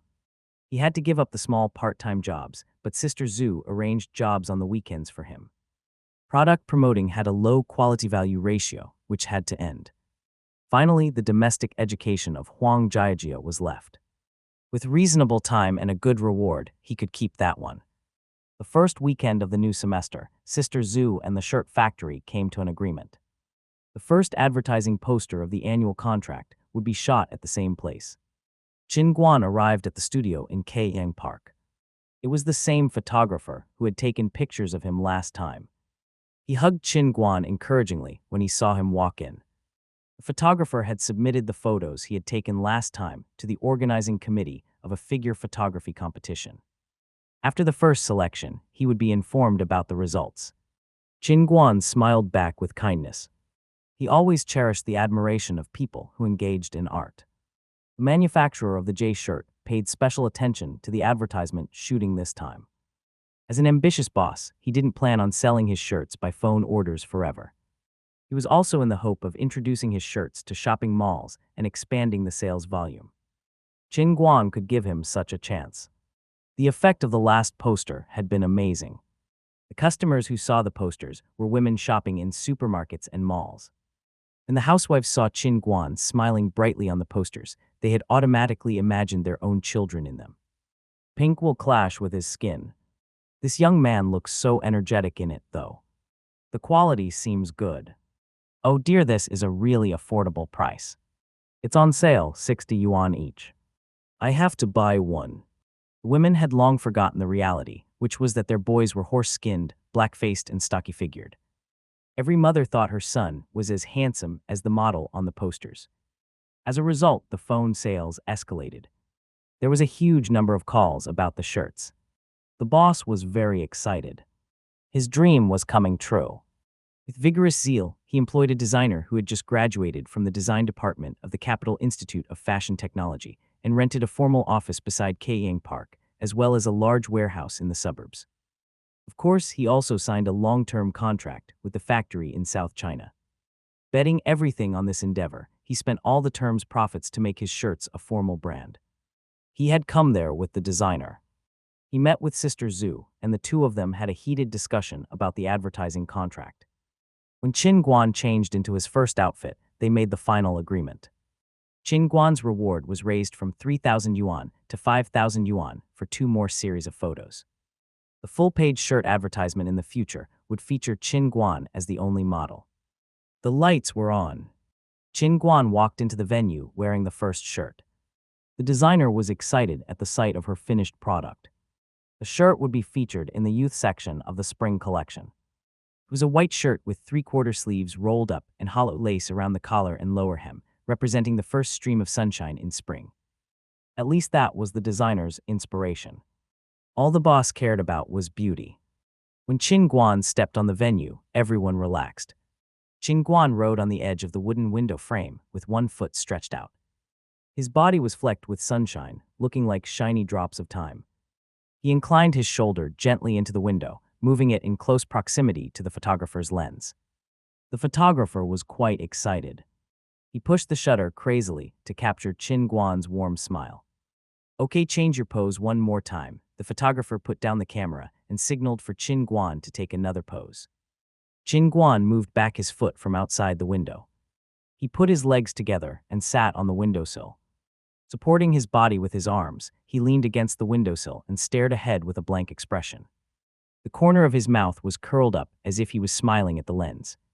The photographer felt warm air blowing on his face. Qin Guan smiled gently and intently at the lens, making the hearts of onlookers throb. The shoot went smoothly.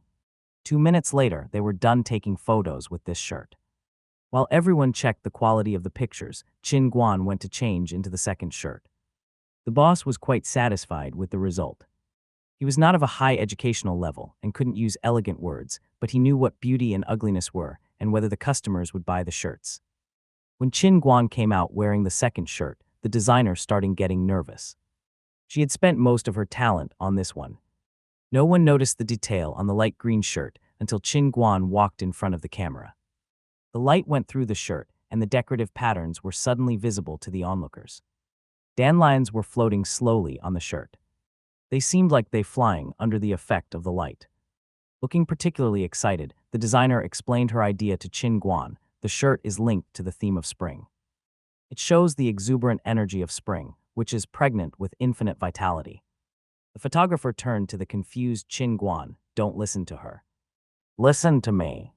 It's not so complicated. It's fine to show a sense of emptiness. What does a sense of emptiness even mean? Could you please break it down for me? Noticing Qin Guan's blank expression, Sister Zhu knew that something was going wrong. Grinding her teeth, she waved at Qin Guan. He walked up to Sister Zhu, who murmured in his ear for a while. Qin Guan nodded and said doubtfully, I'm good at that. The problem is whether it would work. Are you serious? Sister Zhu pushed him toward the venue. Listen to me. Hurry up. Don't waste time. Qin Guan could do nothing but walk to the middle of the venue and do as Sister Zhu had asked. He opened his arms, closed eyes, and relaxed the muscles of his face. With his head leaning back slightly, he took a pose for the photographer. The photographer clapped his hands together. The model was embracing the spring spirit. With a wanton expression in his eyes, Qin Guan opened his arms, attempting to fly. "That's wonderful." The click of the camera sounded again and again. The photographer shouted loudly, "Good, that's right, one more pose." At his words, Qin Guan lay down on the floor at once. He curved his body slightly, his hands lying limply on his chest. His eyes were unfocused. The photographer was over the moon. "That's it, that's the spirit. This is nothingness and mystery. Okay, keep it." "Okay, that's a wrap." When the word wrap came out of his mouth, the designer burst into tears. Her teachers had always told her that the work of a good designer could reach a delicate resonance in collaboration with the model. When she was in college, the designer had never had such an experience. Qin Guan had excellently explored the ideas behind her creations. She was extremely moved. The satisfaction of the completed work overwhelmed her. The boss had already walked away excitedly to have a glass of water. He had gotten thirsty just by watching. Qin Guan was still murmuring to himself. "Is this what being drunk is like? That's what I'm familiar with. In my past life, when I used to sell machines, it was part of my job to drink with directors. You would be considered a snob if you did not drink." It was so simple for Qin Guan to recall that feeling. While she stood to the side and watched, Sister Zhu did not feel as optimistic as Qin Guan. She had just realized what she had neglected right from the very beginning. Qin Guan had never received any professional model training. He was an amateur, self-taught model. On his first part-time job, Qin Guan had beat all the other models with his outstanding appearance and figure. But what about the other aspects of the job? Qin Guan had never practiced the professional catwalk, and he was unfamiliar with the background of the fashion industry. Plus, he wasn't aware of the ideas behind the designers and the brands. He makes a living off his face. I could pick up any random model from the bottom of the fashion industry, and their basic skills would definitely be better than his. Thinking of this, Sister Zhu felt very agitated. She took a slightly flattened cigarette pack out of her pocket and pushed the door open to go out and have a cigarette. Then she came to a decision. She threw the lit cigarette down on the ground and ground it with her foot before she returned to the studio. By that time, Qin Guan had changed into his third shirt. It was a traditional formal shirt. The only difference was that it was black. Qin Guan stood still against the lights. Everyone could see the silver silk thread woven into the cloth, which reflected light spots under the light. The designer was proud of her inspiration. It was a subtle luxury that elevated the taste of the shirt. The boss was satisfied as well. The 80 yuan retail price is a little higher than the original 60 yuan price, but the cost is only raised by 2 yuan. The shirt looks like a high-quality one. It's definitely worth 80 yuan. Qin Guan was the most relaxed in this series of photos. He wore glasses with golden frames in an elite conservative style. He didn't need to strike a pose. His serious expression was more than enough. The photographer finally shouted loudly, "That's a wrap, let's pack up." The designer and the boss hastened to check the pictures. Sister Zhu focused on the photos with the second shirt. She observed them carefully, letting out a long breath. Naturally, after the shooting, Qin Gun got an extra gift. The boss was satisfied with the photos and paid him delightedly. While they were preparing to leave, he told Qin Guan to keep all the shirts he had tried on. This part-time job had become his clothing source for the whole term. Qin Guan got into Sister Zhu's car so she could take him to campus. Sister Zhu talked to him while she drove. "Qin Guan, can I find a trainer for you?" Qin Guan was a little confused. "A trainer? For what?" Sister Zhu sighed. "Your modeling foundation is unsteady. I suggest that we find a professional trainer to teach you. Your appearance won't get you every job. You have to improve yourself in order to make more money." Qin Guan nodded at the word improve. "I hear you, Sister Zhu. You can make the arrangement, provided that you leave me enough time for my courses. It won't hurt to study a little more." Sister Zhu was quite surprised with Qin Guan's reply. The little money grubber doesn't want to stop the part-time jobs and learn slowly. She had prepared a speech to persuade Qin Guan, but it was useless now.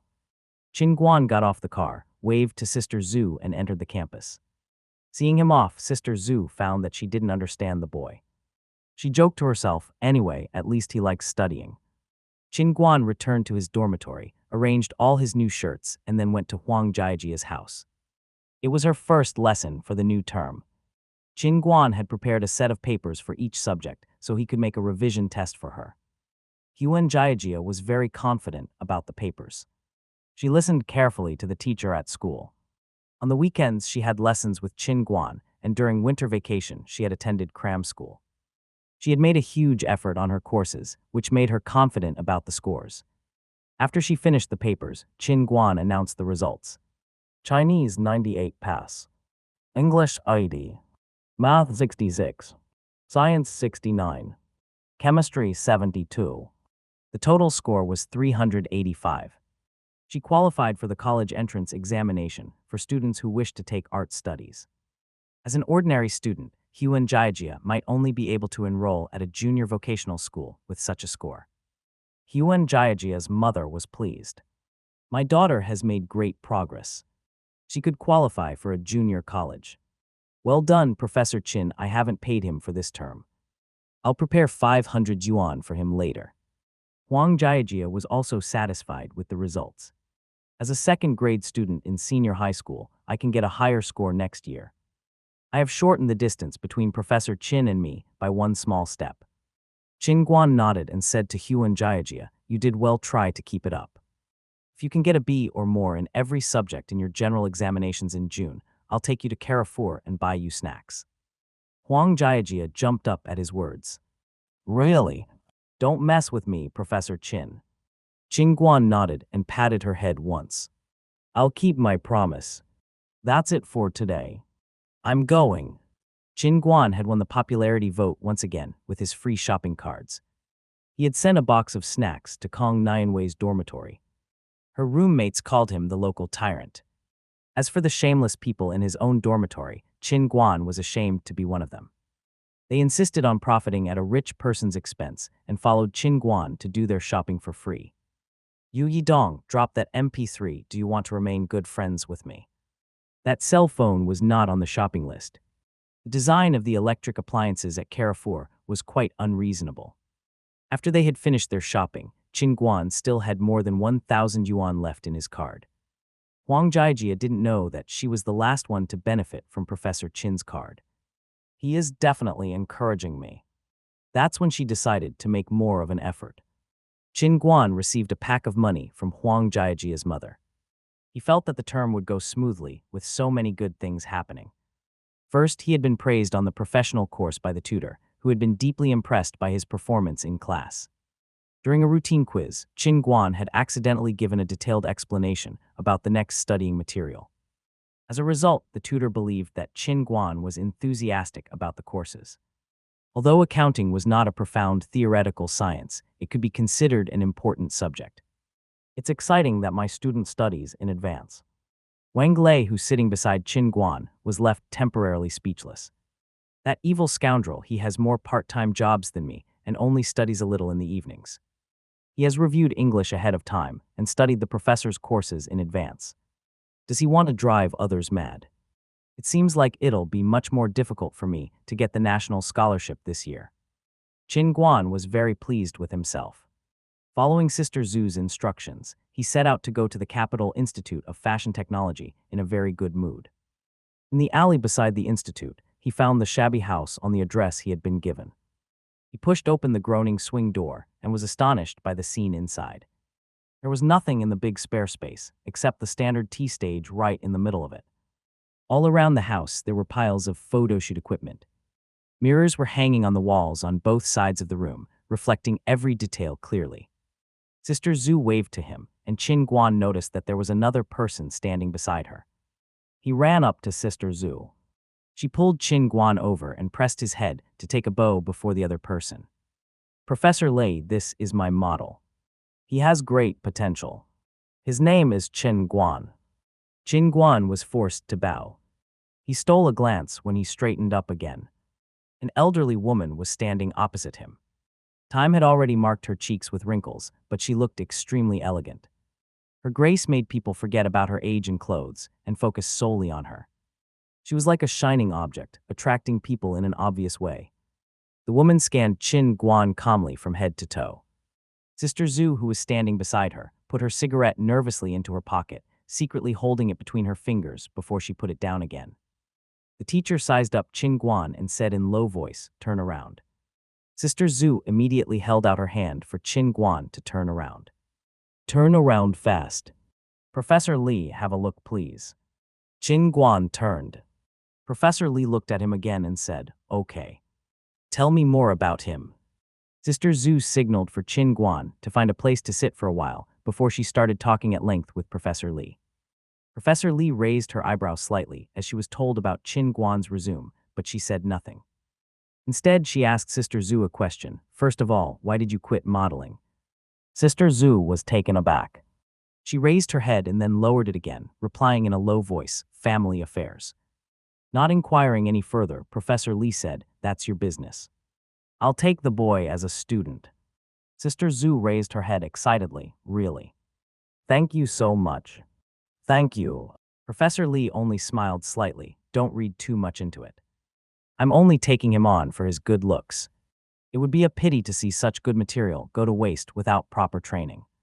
Sister Zhu seemed quite excited by her words and nodded hard. "Exactly.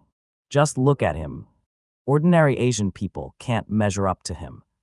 Qin Guan was unknowingly betrayed by Sister Zhu once again. Professor Li waved to Qin Guan, who approached at her signal. "My place offers training for students every day. Zhu Wanny says that you are not a professional and that you have other courses during the day. You could come on the weekends." Qin Guan nodded. Professor Li continued, "You have to study the very fundamental skills. The speed of the courses will depend on your progress. Any questions?" Qin Guan shook his head. "I know nothing about this job. It won't hurt to follow a professional's instructions." Professor Li didn't say anything about his cleverness. She asked Qin Guan to get on the stage and told him, "Let's start from the basics. Do you know the basic gestures of modeling?" Qin Guan shook his head. "How about the basic hand moves?" Qin Guan shook his head again. Sister Zhu began to sweat. "Body posture, pace, standing posture, sitting posture." Qin Guan shook his head repeatedly, just like a rattle drum. He felt faint. Sweat dripped down Sister Zhu's face under Professor Li's sharp gaze. "Shame on you, Zhu Wanny, you care about nothing but making money. Your reputation would be tarnished if others found out. How can such a model work for employers?" Qin Guan and Zhu Wanny were cowering into a small corner, lowering down their heads like quails while they listened to Professor Li's scolding. "Qin Guan, why you are squatting there? It's not your fault." Qin Guan looked up at Professor Li. "It's better for me to squat, it makes me feel safer." Professor Li was already tired from her lessons. She let out a long breath and told Qin Guan, "Look and listen to me carefully." Then she shouted at Sister Zhu, "Don't just stand there, help us with note-taking." Sister Zhu nodded like a chicken.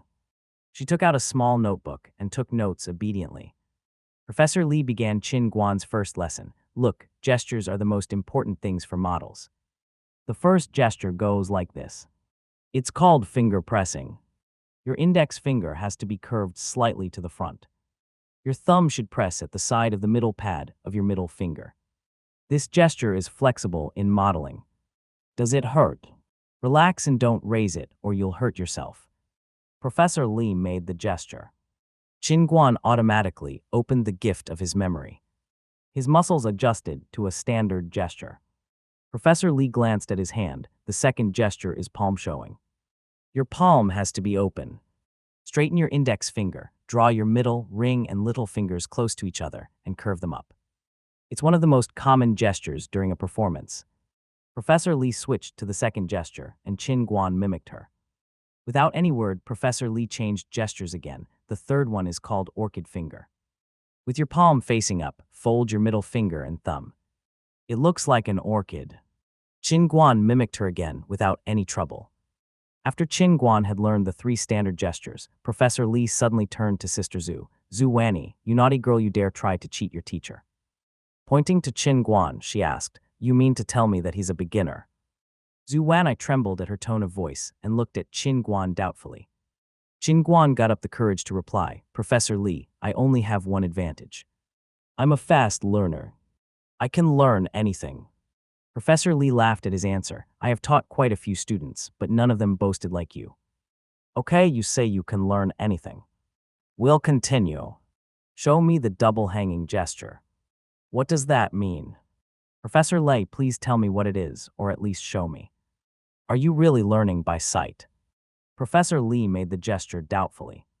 Curve your middle finger slightly to the front and press your thumb to the middle pad of the middle finger. Like this. Qin Guan copied her gesture perfectly.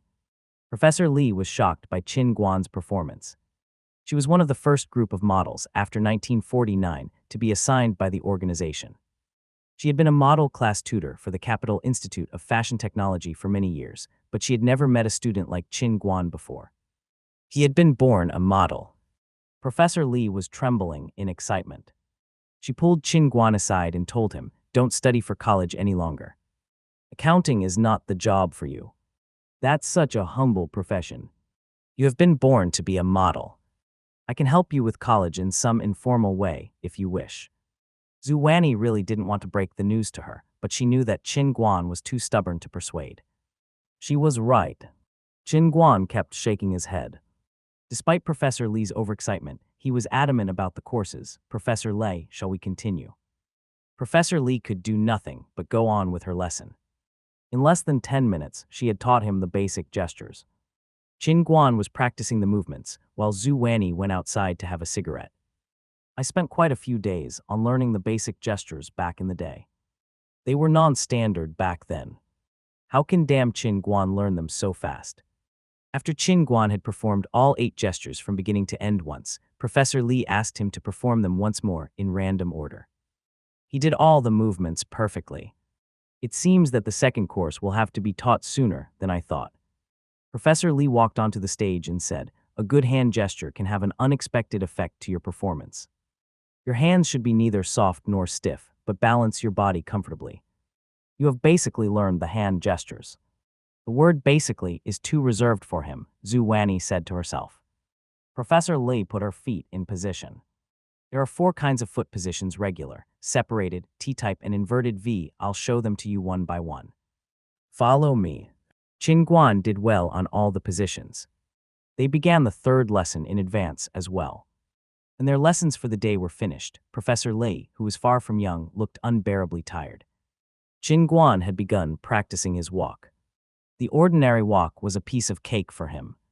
His skill could allow him to perform on shows in China, where stages were always straight and narrow. Sister Zhu considered herself lucky on their way back to Qin Guan's university. It may have been a good choice for me to quit modeling early. Qin Guan's performance really shocked me. You haven't seen the half of it, sister. Wait and see. Spring blossomed in April, while the J-brand shirts appeared in the shopping malls of the capital. Taking advantage of Qin Guan's poster, the boss had made a big fortune and invested all the profits into building physical stores. His stores entered hypermarkets located in urban-rural development areas, including the Urban-Rural Storage Shopping Center, the new Mary Mart by the 4th Ring Road, and the BHG Market. The rent of these markets was relatively low among the hypermarkets of the capital. There was a regular flow of customers, so the boss had bet all his chips on this endeavor.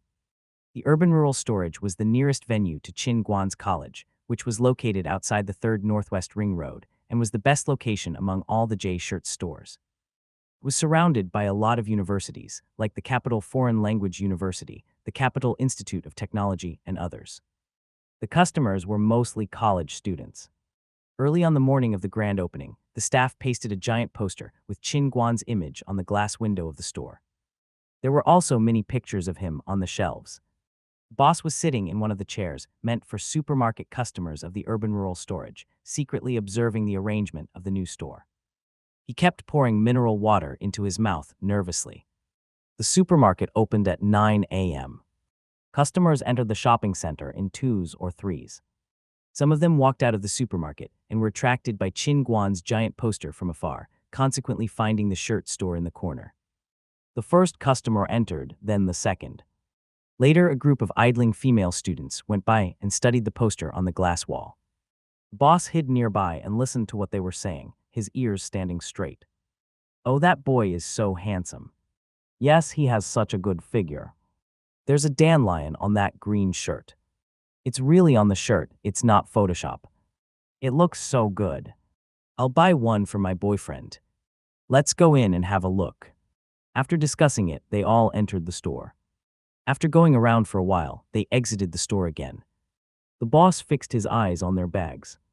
A huge bag with a J printed on it was carried out. Sold. The boss was a little excited. More customers went in and out. The boss observed the store for more than 2 hours. He forgot to drink water.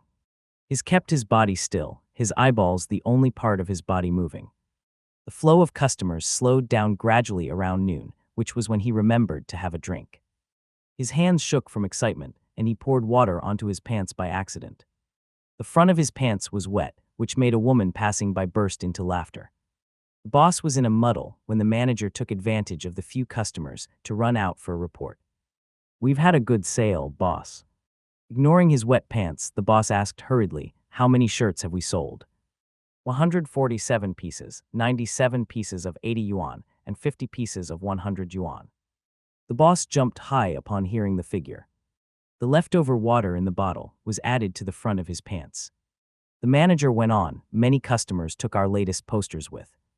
We have only 10 of them left." The boss cared about nothing. He told the manager, "Find something that I can hide behind. I'll go to my office and tell them to bring more posters." The manager nodded and returned to the store to fetch a giant poster of Qin Guan. "Boss, try this." Whatever, the boss put the poster, which pictured Qin Guan hugging something with closed eyes, in front of his pants and left quickly. He missed the hushed discussion among a couple of passing students. "Look at that creep."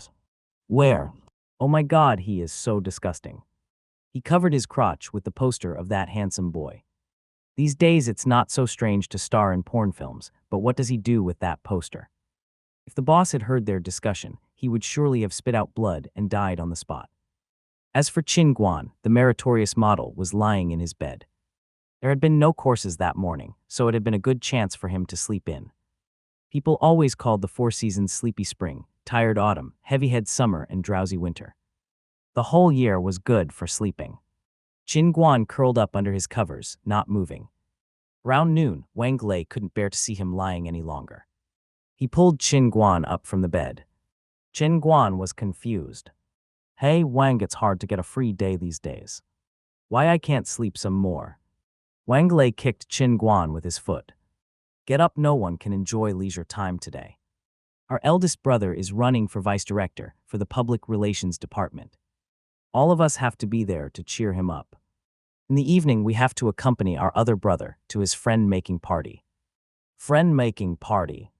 Where?" Qin Guan got up in a roll. Wang Lei touched his glasses. "It's not far from campus.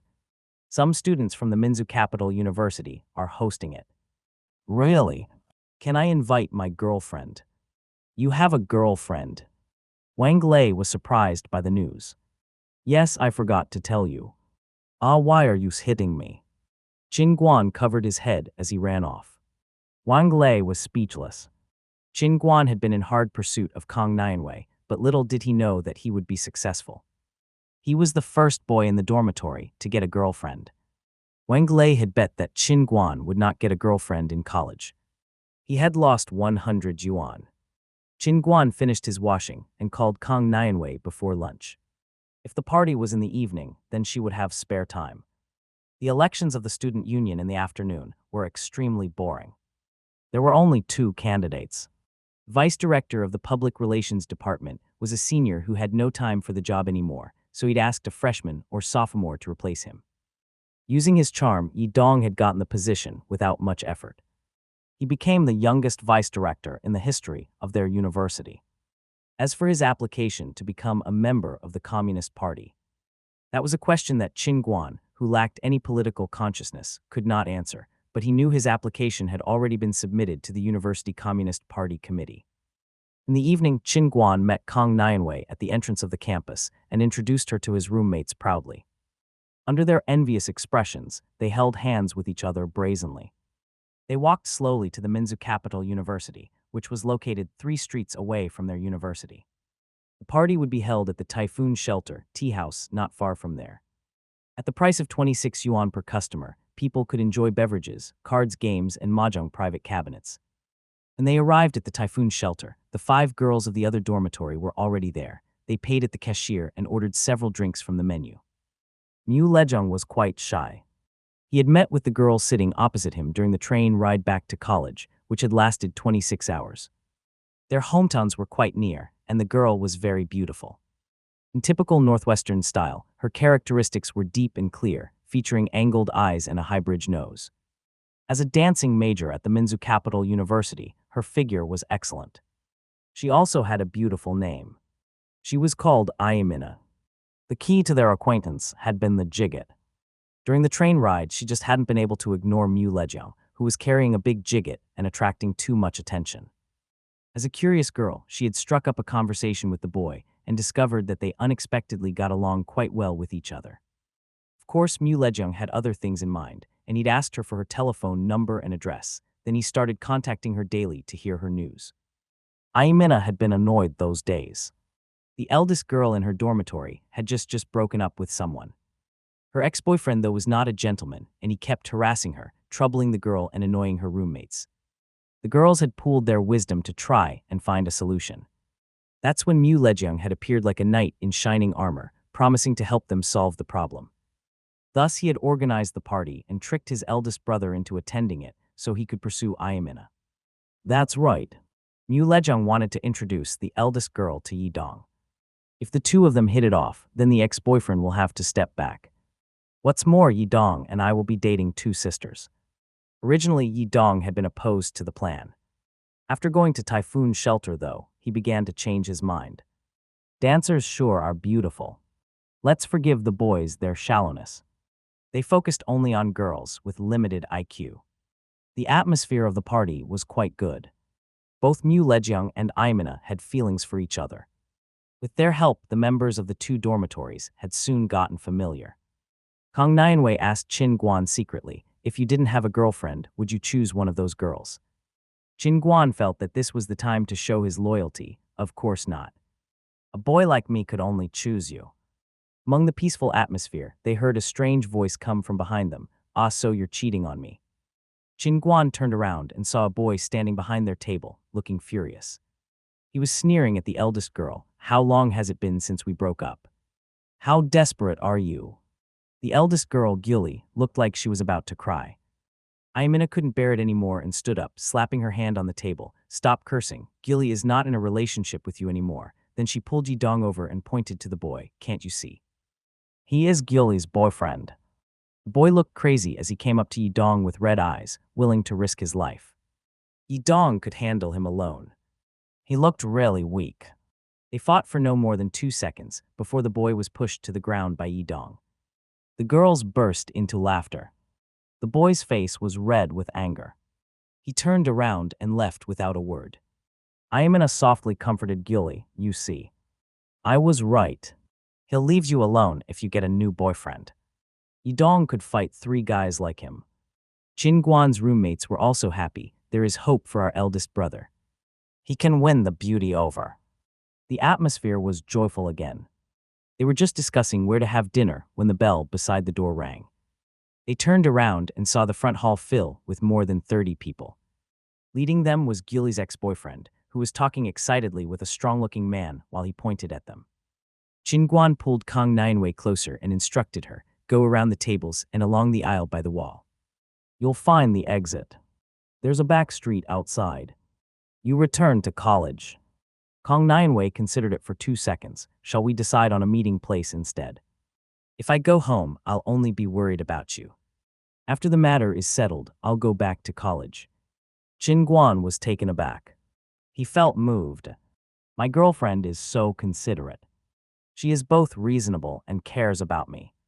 Then he nodded, okay. You go out through the back door and walk along the small hutang. At the end of it is Waigongkun Bar Street.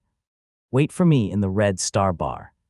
Kang Nianwei took her bag from her chair and asked him, shall I call the police? Qin Guan made a gesture under the table. The staff will call the police. You don't need to call. You might get in trouble. Kang Nianwei joined the onlookers and retreated to walk along the aisle. Qin Guan released a long breath and turned to assess the situation. The group of people had confronted them. They all had various weapons in their hands, including an iron tube and a mop, which they had obviously borrowed from somewhere. Yidong was at a stalemate with Gyuli's ex-boyfriend. The strong-looking man stopped them from saying anything. He poked Yidong's chest with the iron tube. "Dude, you are not honest. It's not right to steal someone else's girl." Gyuli was not afraid as she shouted at her ex-boyfriend loudly, "Leave me alone, you stalker, I must have been blind to be your girlfriend." Her ex-boyfriend's friends were taken aback and turned to look at him. He seemed a little anxious as he said to the leader urgently, "The bitch is slandering me." The leader hesitated a little before he put down his iron tube. Pointing to Gyuli's ex-boyfriend, he said to Yidong, "I have no idea who is right here. All I know is that he's my friend and you're not. I believe him." Well, Gyuli's ex-boyfriend was so glad, he raised his chin arrogantly and looked at her proudly. Qin Guan knew that things would get bad that day. He looked at the girls again. He was worried about them getting injured. The unfair fight was about to begin. Li Jai suddenly walked out from behind the crowd. Pointing at the strong man's nose, he said in an imposing manner in his Sichuan province accent, "FCK, idiot." The strong man looked confused with what he had said. Li Jai took advantage of his confusion and jumped into action. Using his flexible short figure, he ran under the strong man's armpit like a cunning snake moving out of its hole. He rushed through crowd, jumped out of the ring of encirclement, and reached the street outside Typhoon's shelter. Finally, he disappeared into the flow of cars. Well done, Li Jai had made a successful escape. Let's stand up together and applaud him for his courage. The atmosphere in sight had gotten strangely silent. Some onlookers couldn't help but laugh. Qin Guan was left speechless when a small ball of soil flew in from outside, accurately hitting the leader of the gang on the head. It bounced off his hair and fell to the ground. Qin Guan laughed. They all looked and saw Li Jai with leaves of Chinese ilex on his body, a pile of soil in his arms, and a small ball of soil in his hand. They immediately knew where the soil had come from. Before the leader could say anything, Li Jai threw a second ball. You could tell he was a straight-A student.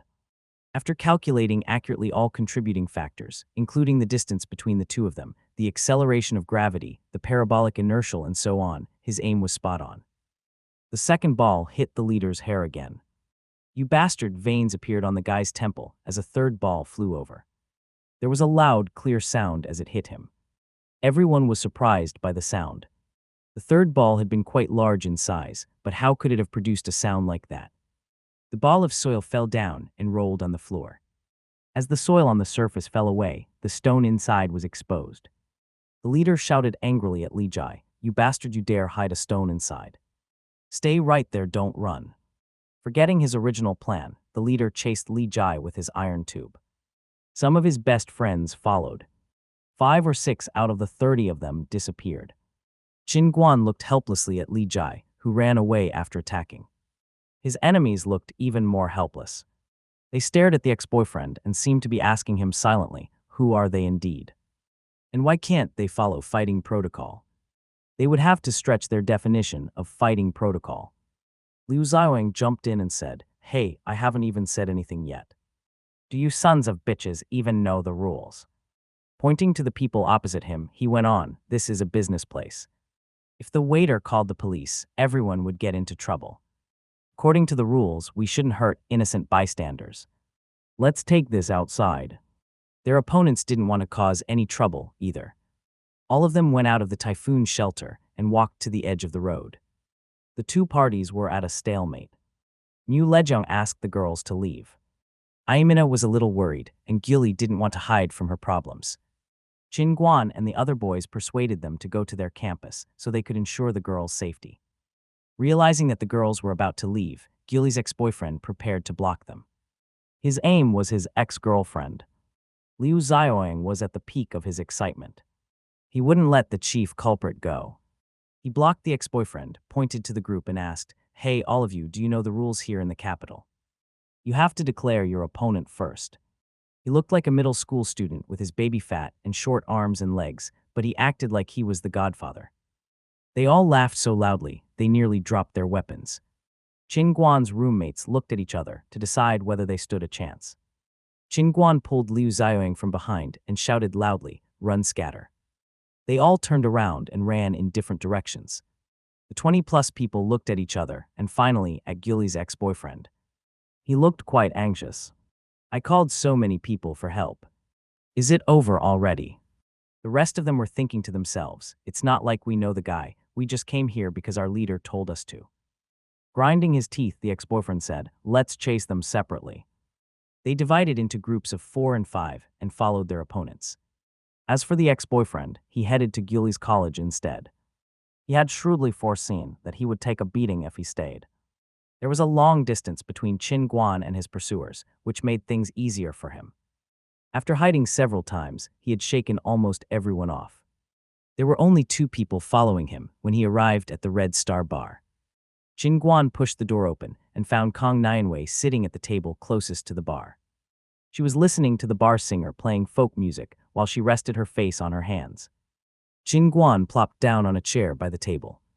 He let out a relieved breath and clicked his fingers to summon the waiter, a bottle of Budweiser beer. "Gee, Qin Guan, you're so relaxed. There are 2 people chasing you, and you're in the mood for beer." The 2 men entered the bar holding an iron tube and 2 wooden clubs. They spotted Qin Guan as soon as they went in. They got ready to give him a lesson. Before they could step forward, though, they were pressed to the ground by the people sitting around the 2 tables by the door. All they could see was a thick golden chain swaying before their eyes, shining. The owner of the bar hit their heads, which were pressed against the floor, while he said fiercely, "You little jerks, where are you from? You're so brave, huh? You dare try to make trouble in my bar." In Wang Hailiang's bar. They were both in a daze. How could the young guys have known who Wang Hailiang was? Qin Guan took a sip of his beer, lay down on the table, and laughed secretly. The local bum children followed their eldest brother, who protected their profitable business. Had divided their sphere of influence clearly, and those who dared make trouble in their territory caused them to lose face. They would fight the intruders to death. Qin Guan had been to the Weigongkun Bar Street in his past life. The street was under the influence of Wang Hailiang, the owner of the Red Star Bar. Kang Nianwei poked Qin Guan, "Did you know the rules around here?" Qin Guan gave her a meaningful smile and raised his eyebrows proudly. He held her soft hand and told her, "Sit back and watch the show." Qin Guan was just starting to feel proud when a man from Wang Hailiang's table came over, holding a cigarette in his mouth. He knocked on Qin Guan's table. "Young guy, is this your affair?" Qin Guan looked up, a mouthful of beer sprinkling out from his nostrils.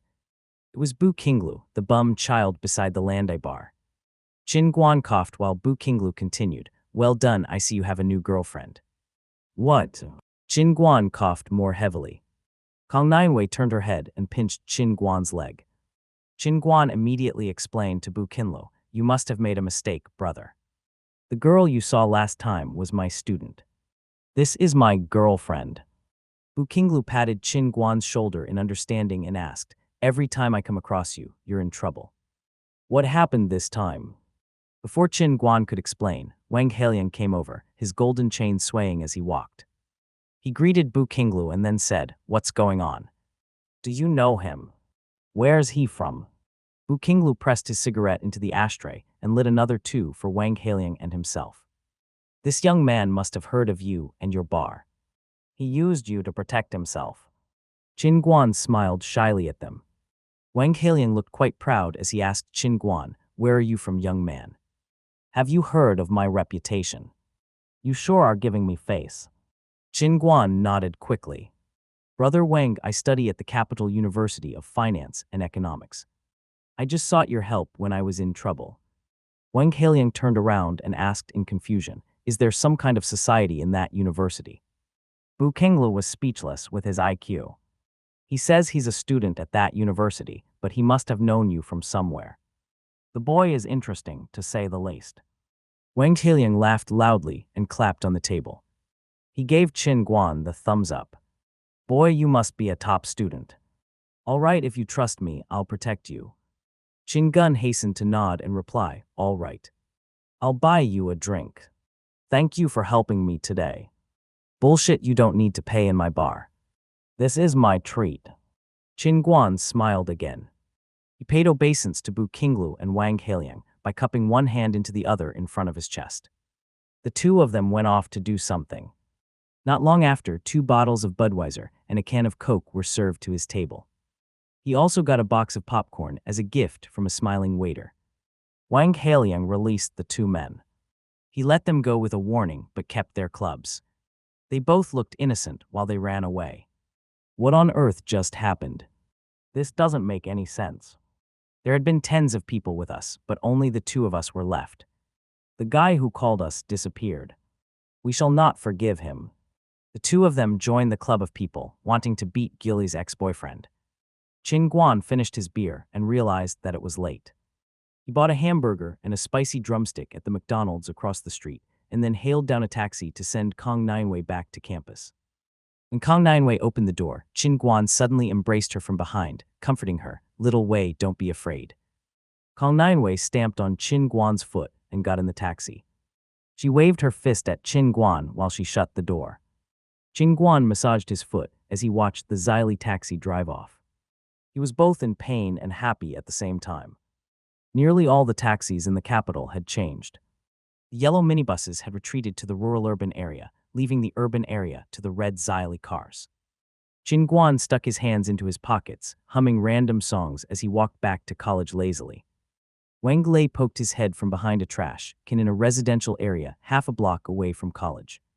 He looked around and found nobody there. The street was silent. Wang Lei stood up and threw off a vegetable leaf hanging from his head. "Where are you, you annoying cat? Why are you looking for food in a trash can while I'm hiding there?" The human and the cat were at a stalemate, the trash can the only thing separating them. When Qin Guan arrived, he found Wang Lei staring at the cat angrily. He shouted at Wang Lei from afar, "What are you doing here? Did you just escape?" Ignoring the cat, Wang Lei walked with Qin Guan back to campus. "I threw them off. Why are you alone? I was waiting here, but I didn't see the others passing by." Qin Guan told Wang Lei, "Let's wait for them in the dormitory." "What's that smell coming from you?" "What's that smell?" "It's the smell of a trash can." By the time Wang Lei finished washing in the bathroom and returned to their dormitory, Liu Xiaoyang, Mu Lejiang, and Yi Dong had also returned. The only one missing was Li Jian. His roommates were starting to worry about him. They owed their successful escape to Li Jian, who had attracted most of their enemies' hatred. He was weak physically, but his spirit was brave. Leader's hostility had been focused mainly on him, so the pursuers must have chased him relentlessly. They were just thinking about looking for Li Jian outside when he came back, humming a nameless tune. He looked safe and sound. There was only some soil on his clothes. After throwing the soil balls with the stones inside, he had observed his surroundings and escaped fast to the taxi stop at the crossing not far from there. The strong-looking man had been ashamed and angry. He had fixed his eyes on the taxi, which had been about to start. Luck only favored the well-prepared. Li Jian got in a taxi successfully and drove around for a while before returning to college. After dinner, he slowly returned to their dormitory. Sitting in their dormitory, they looked at each other and burst into laughter. This had been some dramatic girl chasing, but the outcome had been spectacular. Not long after, the phone in the dormitory rang. Mu Lejiang and Ayamina had an intimate conversation.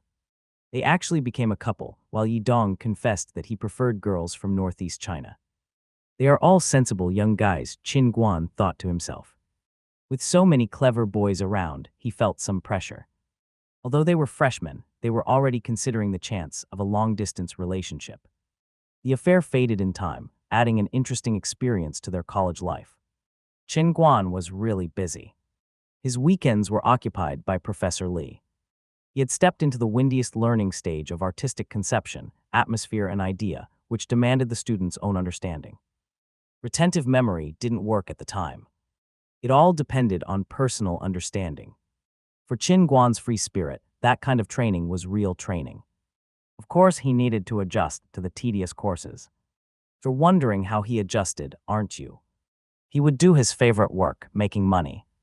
Sister Zhu managed to squeeze into his tight training schedule a small job, a sample photo shoot gig for a photo studio. Qin Guan hadn't known the difference between a sample photo shoot and a formal poster shoot until he got to the makeup room of the studio.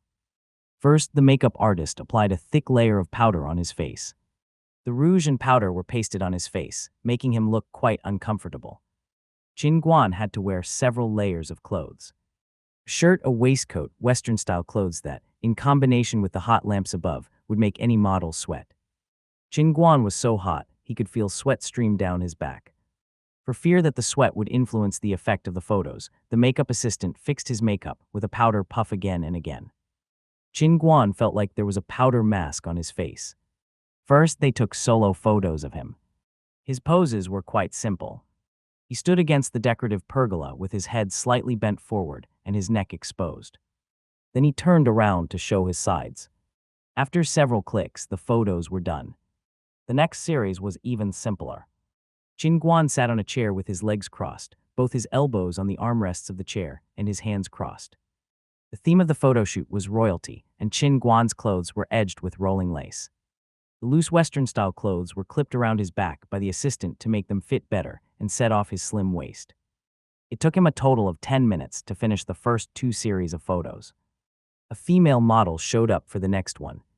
In the first series they shot together, the female model sat on a chair while Chin Guan stood behind her, holding onto the back of her chair. His body was leaning forward like he was embracing her from behind. The pose was quite simple, and the photographer captured it easily. In the second series, they had to stare at each other with deep affection. Chin Guan had to put his arm around the model's waist, and she had to put her hand on Chin Guan's shoulder. They got prepared as the assistant arranged the long hem of the dress properly in European style. The hem was spread around the ground in a beautiful arc. The photographer checked the indoor lighting through his lens and said, "Okay, models, get ready. Face each other. Right. Good, look at each other with love."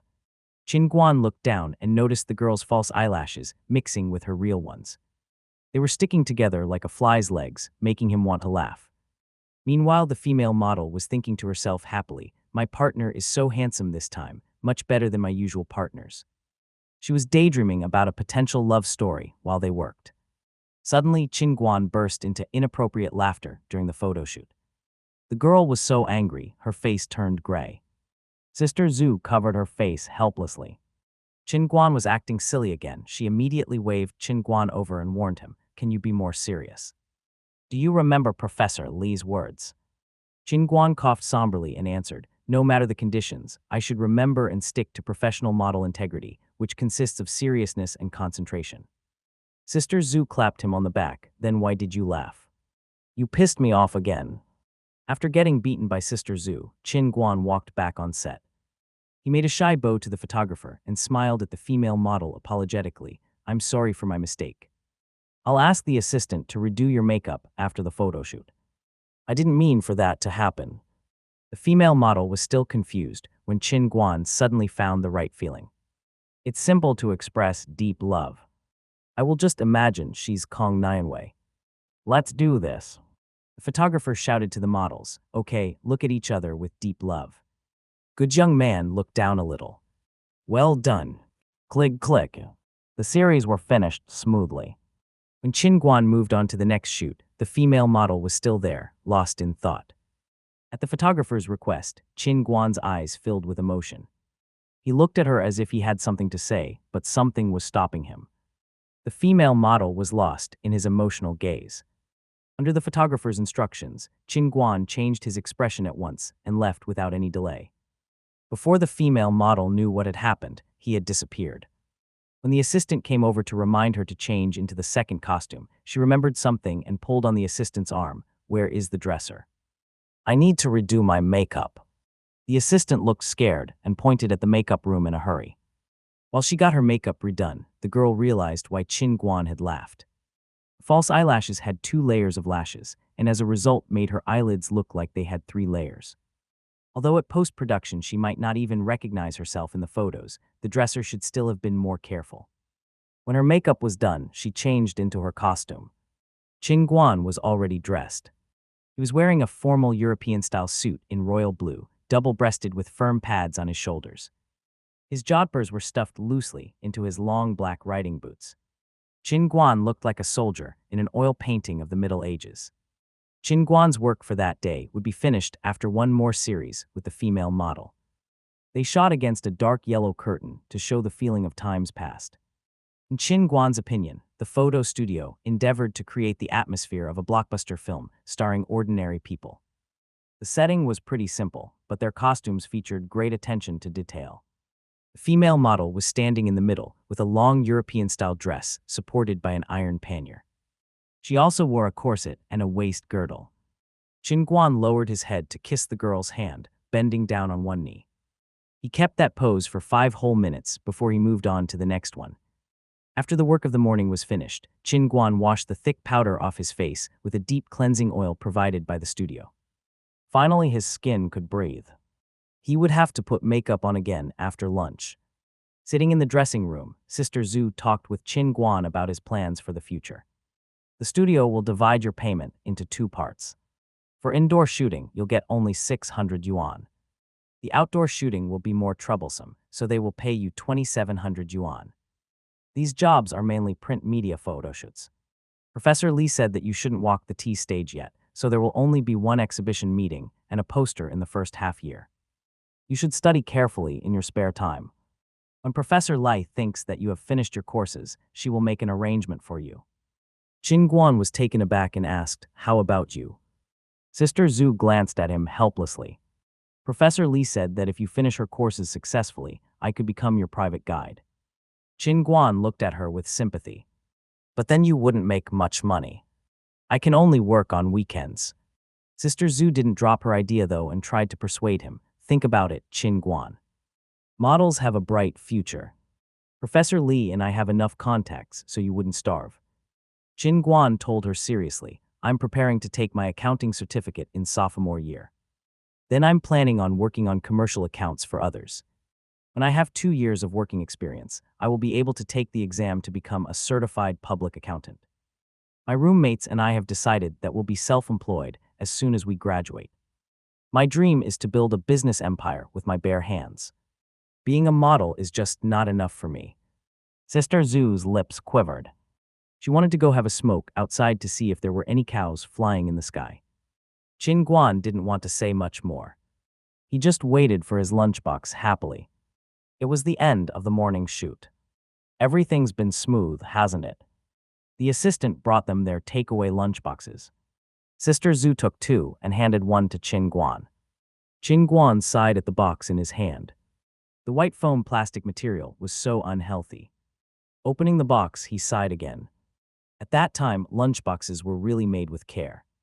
As a chain lunchbox business, Lihua Quick Meal had initially started as a small kitchen before it began its hard journey through the capital, equipped with only a couple of phone lines and a few delivery men.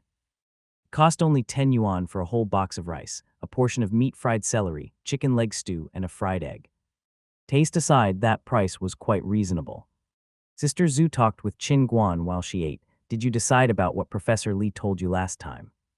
Swallowing the celery in his mouth, Qin Guan answered, I could only do part-time jobs. What's the difference between signing a contract and not signing one anyway? Aren't you afraid of destroying your reputation? He swallowed another mouthful of rice before he added, plus, after signing the contract, you can only work for one person. I won't have that much spare time. You might starve because of me. The sinister smile of a businessman formed on Sister Zhu's face. She waved her index finger in front of him and said, No, no, no. I could make more money by working just for you. Qin Guan thought while he ate. He waited curiously to hear her explanation.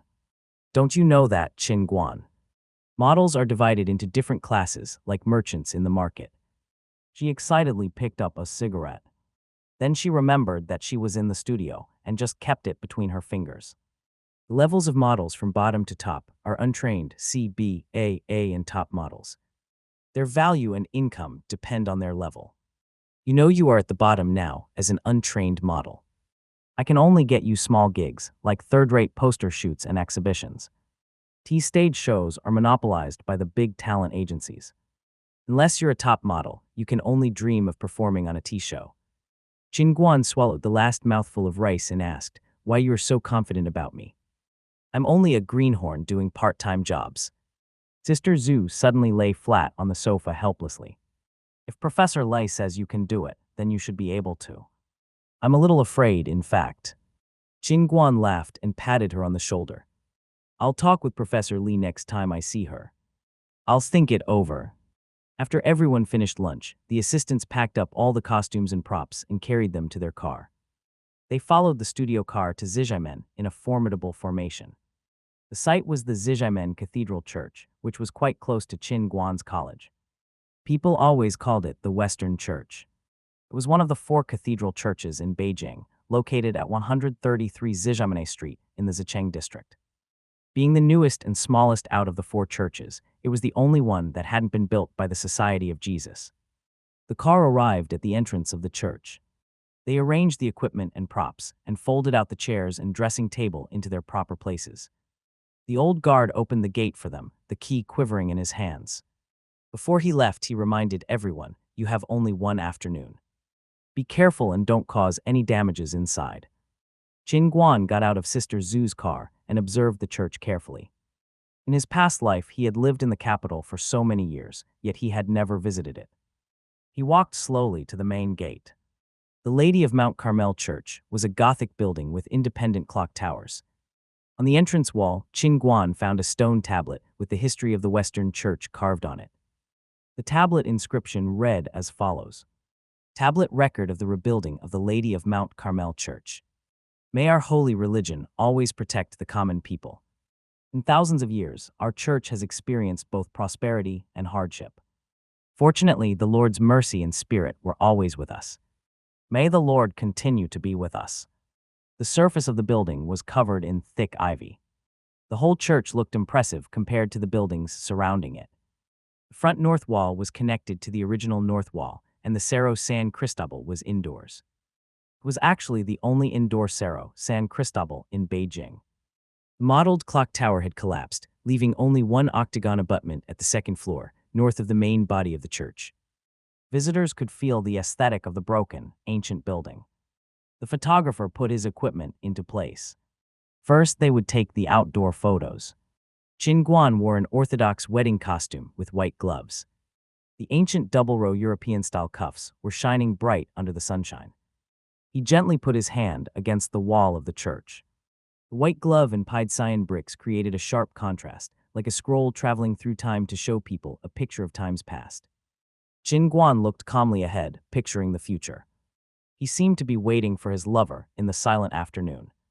There was a lot of light and wind, so the photographer had to change his angle several times. It took longer than the indoor shooting, but Qin Guan still finished the photos easily. There were only 2 series of indoor photos left to shoot. They waited until the female model had finished her photos at the front door of the church, and then the assistant pushed the ancient, squeaking gate open and they entered the church. Qin Guan was surprised by the scene inside. What a sharp contrast. With its tall Corinth pillars and pinnacle windows, the inner part of the church was grand and gorgeous. Rows of wooden benches were shining with paint. European reliefs on the pillars and their colorful glaze were unparalleled in beauty. The long aisle was covered with a red carpet. Qin Guan and the female model were standing by the benches, one in front, the other in the back, their heads turned as they looked at the photographer. White pillars, red benches, and black curtains behind them added a mysterious atmosphere to the whole picture. They adjusted their expressions and smiled at the lens at the photographer's request. The photos were finished without trouble. In the last series of photos, Qin Guan had to kiss the girl's hand in front of the sacrificial altar. He bent his tall figure and touched his lips to the back of the girl's hand, which was covered by a lace glove. Through the lens, the picture looked quite beautiful. 4 golden praying vases were around them. The white sacrificial altar and round vault looked intimidating. Wearing a black swallowtail costume, Qin Guan kissed the bride carefully and sincerely. His long, straight legs and slender waist made women crazy. The photographer was quite satisfied. The models are very dedicated to their work. They do whatever I ask them to. The sample photos are ready for the customers. Beauty is our priority. A nameless model who insists on displaying their charm and features would look ridiculous in these photos. Customers would not be interested in that. In China, the material of throwaway lunchboxes used to be white foam plastic, which was harmful to people's health. About 20 years ago, it was changed to more healthy materials nationwide. The photos were finished. The person in charge paid Sister Zhu for the day and expressed his wish to collaborate with them again. You see, with enough seriousness, we get good results. Qin Guan entered his dormitory and collapsed on his bed. He was tired after working the whole day. He closed his eyes to rest his mind while he considered the contract. Actually, signing a contract with Sister Zhu will make no difference. Sister Zhu will still find jobs for me just like she is now. Will it have any other influence on my life?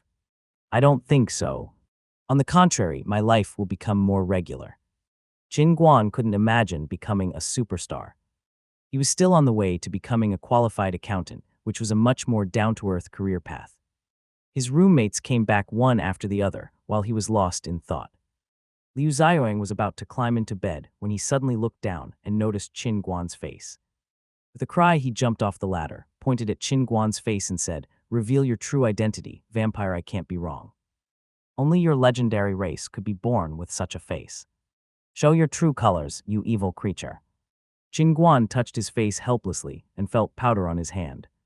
He had forgotten to clean his face before Sister Zhu had driven him back to college. He got up and beat Liu Xiaoying before he picked up his facial cleanser and went to the washing room. He had to wash his face thoroughly 3 times before he felt clean. What happened in the first half of 1999?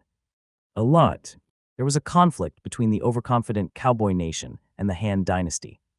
College students all around the country were excited. They were angry and loud. The battle has begun, let the storm come. Hot-blooded students were considering participating in the war. We need some weapons. It's rumored that the people of the cowboy nation are quite strong. It was a windy night and the moon was shining dimly. Headed by the QH Student Union, the backbone of different colleges sneaked to an alley beside the cowboy embassy under the cover of the night. Actually, the real story went like this. It was early in the evening, and people getting off work were heading home for dinner when several sinister young men with worn backpacks containing bricks prepared to knock down some cowboys. They waited until the gate of the embassy opened and the staff members left the building. Then they separated to take action. Yidong waved to Qin Guan and the others, signaling for them to follow a tall cowboy with blonde hair and blue eyes. You didn't read wrong. As a leader of the student union of the Capital University of Finance and Economics, Yidong was the leader among a group of weak workmates. He had been selected as a representative of his college to participate in a joint activity of college students from all over the capital. Returning to their dormitory, Yidong felt restless. If they relied on his partner's girlfriend, they could get exposed. Good brothers shared each other's fortunes, so Yidong allowed his roommates to join. The 6 young men discussed it and thought of a safe plan that they were confident would work. Following the man, they had already crossed the street and walked into the alley beside it that Liu Xiaoying had already checked. When they were done, they could head through the alley to the Ritten Park and escape into the night. The man entered the alley. Yidong waved his hand. The girl kept watch outside as the 6 of them covered their faces with black cloths and launched themselves at the man. They pressed him to the ground and beat him with their bags and fists. Basil was confused. He had just been walking home peacefully when several masked men had attacked him and started to beat him. He was in horror as he shouted for his life, "I'll give you my money, stop, please." Liu Xiaoying kicked him and said, "We're not robbers. I'll let you know when your death is near. Remember, you bastard. You cowboys will never do as you want. The people of the Han dynasty are courageous and upright." Basil looked like he was about to cry. "I'm not from the cowboy nation, I'm from the fragrance nation." His Chinese accent sounded strangely like he was from northeast China. By then, the students had realized that something was wrong. Yidong poked him with a small stick. "Can you show us an ID?" Quivering, Basil took his wallet out of his pocket and drew a Fragrance Nation driving license out. Qin Guan glanced at the license. It read Basil. That's really a fragrance name. They looked at each other. What now? Wang Lei acted quick. He took the license and handed it back to Basil. "Dude, have you heard of the recent conflict between the Cowboy Nation and the Han Dynasty?" Basil nodded. Wang Lei continued his story. "You lucky dog, do you know how many Cowboy Nation people have been beaten to death in this very alley?" Basil shook his head again. Wang Lei sighed. 9, including 7 cowboy men and 2 clock tower men. People with blonde hair and blue eyes get killed because they look like cowboy men. He bent down to pat Basil's shoulder encouragingly before he went on. Do you know how lucky you are? Thank God you revealed your nationality, or you would have died for no reason. Basil suddenly felt happy for his luck. Wang Lei talked him into dyeing his hair black. You will be safe if you follow my suggestion. You'll avoid people mistaking you again. Others may not let you go as easily as we did.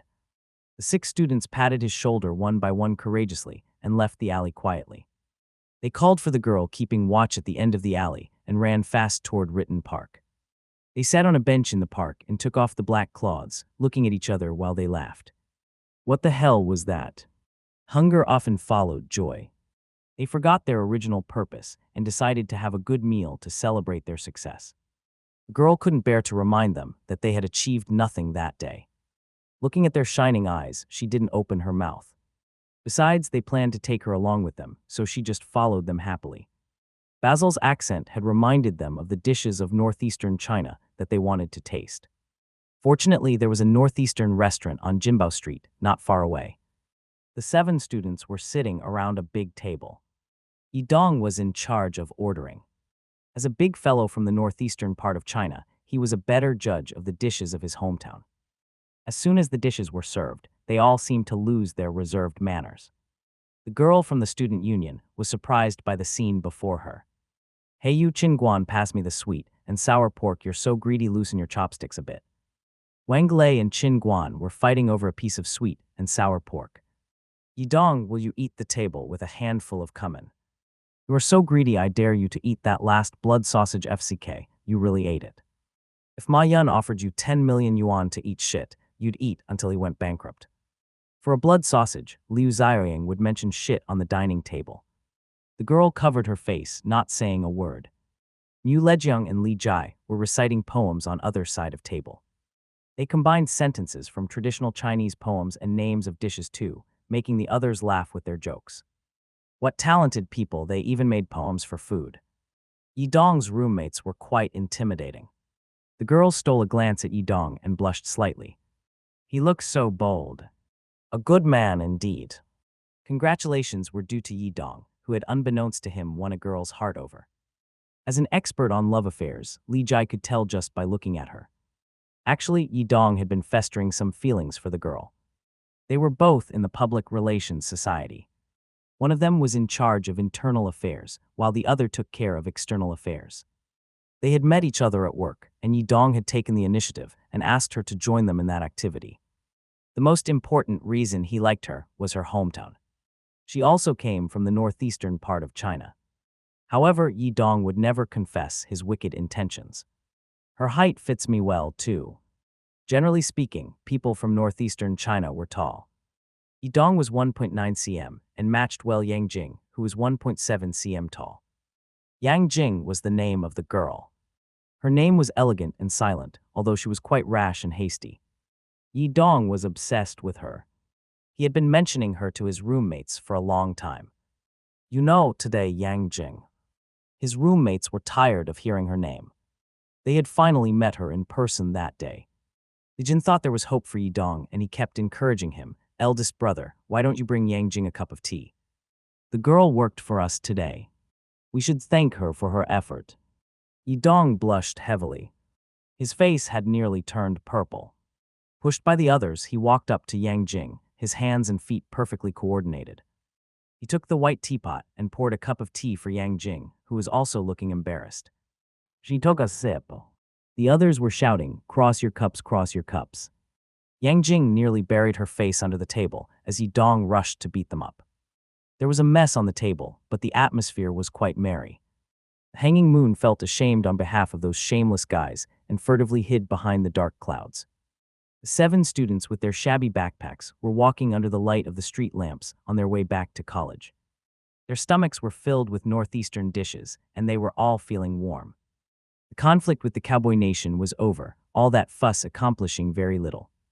For college students, it had been a small change in their lives. Their main goal was still the exam. Several subjects had been finished in advance before the summer vacation. The tutor had knocked on the name list with a subtle smile to reveal his dangerous intentions. The attendance rate had unexpectedly taken up 25% of the final score, which had made his class dissolve in uproar. Some people had been happy, while others had been worried.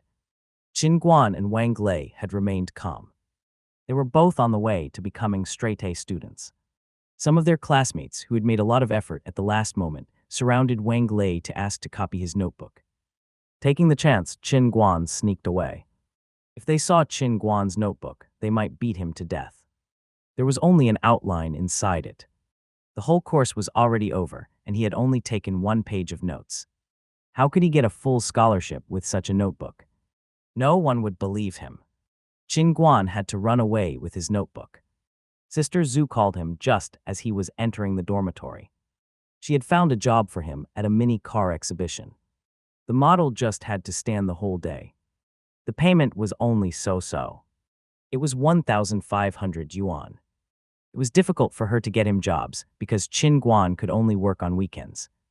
He had to take training courses and tutor a girl in the evenings.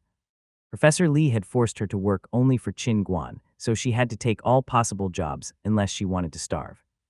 Qin Guan had no idea about her bitterness. He thought 1,000 yuan per day was quite a good pay. Since the Spring Festival, he had made nearly 10,000 yuan. He read the short message and called Kong Nianwei to ask her if she would like to pay him a visit. He got through, but 5 minutes later, his hand was hanging down in disappointment. Kong Nianwei was busy. He had been relentlessly rejected once again. Take it easy, he said to himself. But on the day of the car exhibition, he was in an even worse mood. He'd been hurt on both a physical and emotional level, and he was feeling humiliated. YZ3 paid no attention to me. The bus has arrived at the terminal stop, and I'm just standing on the yellow ground. Where is that blasted exhibition? He couldn't get through to Sister Zhu. Qin Guan was looking around blankly when a tricycle suddenly appeared like God descending from heaven. The driver smiled warmly at Qin Guan. His large front teeth were visible through his open mouth. "Young man, where are you going?" My savior Qin Guan asked him right away, "How can I get to the Manhwaedit garage?" "Is that the one at Siyunkale Market selling automobile accessories?" Qin Guan nodded, "Exactly." The old man showed him 5 fingers. "I'll take you there for 5 yuan. Qin Guan pressed 2 of his fingers down. 3 yuan, and we're leaving right away. The old man looked surprised. "You know how to do business. Fine, get on the tricycle." Qin Guan got on the backseat of the tricycle proudly. "I'm familiar with the prices at the time." The tricycle dashed forward on the unsurfaced road, leaving a yellow smoke behind. When he arrived, Qin Guan understood why Sister Zhu had not answered his call. The place was quite far from the center of city, with no direct bus line. Half the site of the market was still under construction. The man hosting the car exhibition had bought a bunch of new cars and organized the event to promote himself. The market was also supporting his effort, because the place was indeed remote for residents of the capital. Qin Guan did not remember the place himself until he had reached his destination. When it was completed, the Siyunkale market for automobile accessories would become one of the largest markets for automobile accessories in Beijing. At 26,000 square meters, the market would contain more than 500 powerful business units. The owner of Manhwaedit Garage was quite a cunning man. After changing clothes in the office, Qin Guan was appointed by the staff to a white Jetta car. Wearing a black waistcoat, a white shirt, pants and bow tie, Qin Guan looked like a waiter in a Western restaurant.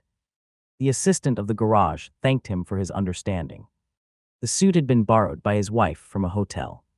The exhibition was outdoors, and a poster of the garage was hanging in the back. 2 Jettas, 3 Santanas, and a Skoda were being exhibited. These were the most popular car types in 1999 in the capital. There was a model standing next to each of the 6 cars. They all had young, rustic faces and took complicated poses as they stood by their appointed car with pride. Sister Zhu covered her face. "I can't believe I picked such a job for Qin Guan. Although right now he is just an untrained model, he is a beloved student of Professor Lei and the only model I work for. With such an outstanding figure and appearance, he can't be seen with such low-level models." Sister Zhu felt sick as her imagination ran wild. She picked up her bag and waved Qin Guan over. "We can't stay here." "It was a mistake. These models are too low-level to be seen with you," she said urgently. Qin Guan stopped her as she was about to leave. He smiled and said, "You have taught me that, no matter the situation, a good model should always withstand the pressure and finish his designed work, as set by the employer. But, I know you're thinking for me, but I think this is nothing. The cars are pretty good. Although they're family cars, they're good quality. If the products are good, that's enough for me. Just don't ask me to promote anything outrageous."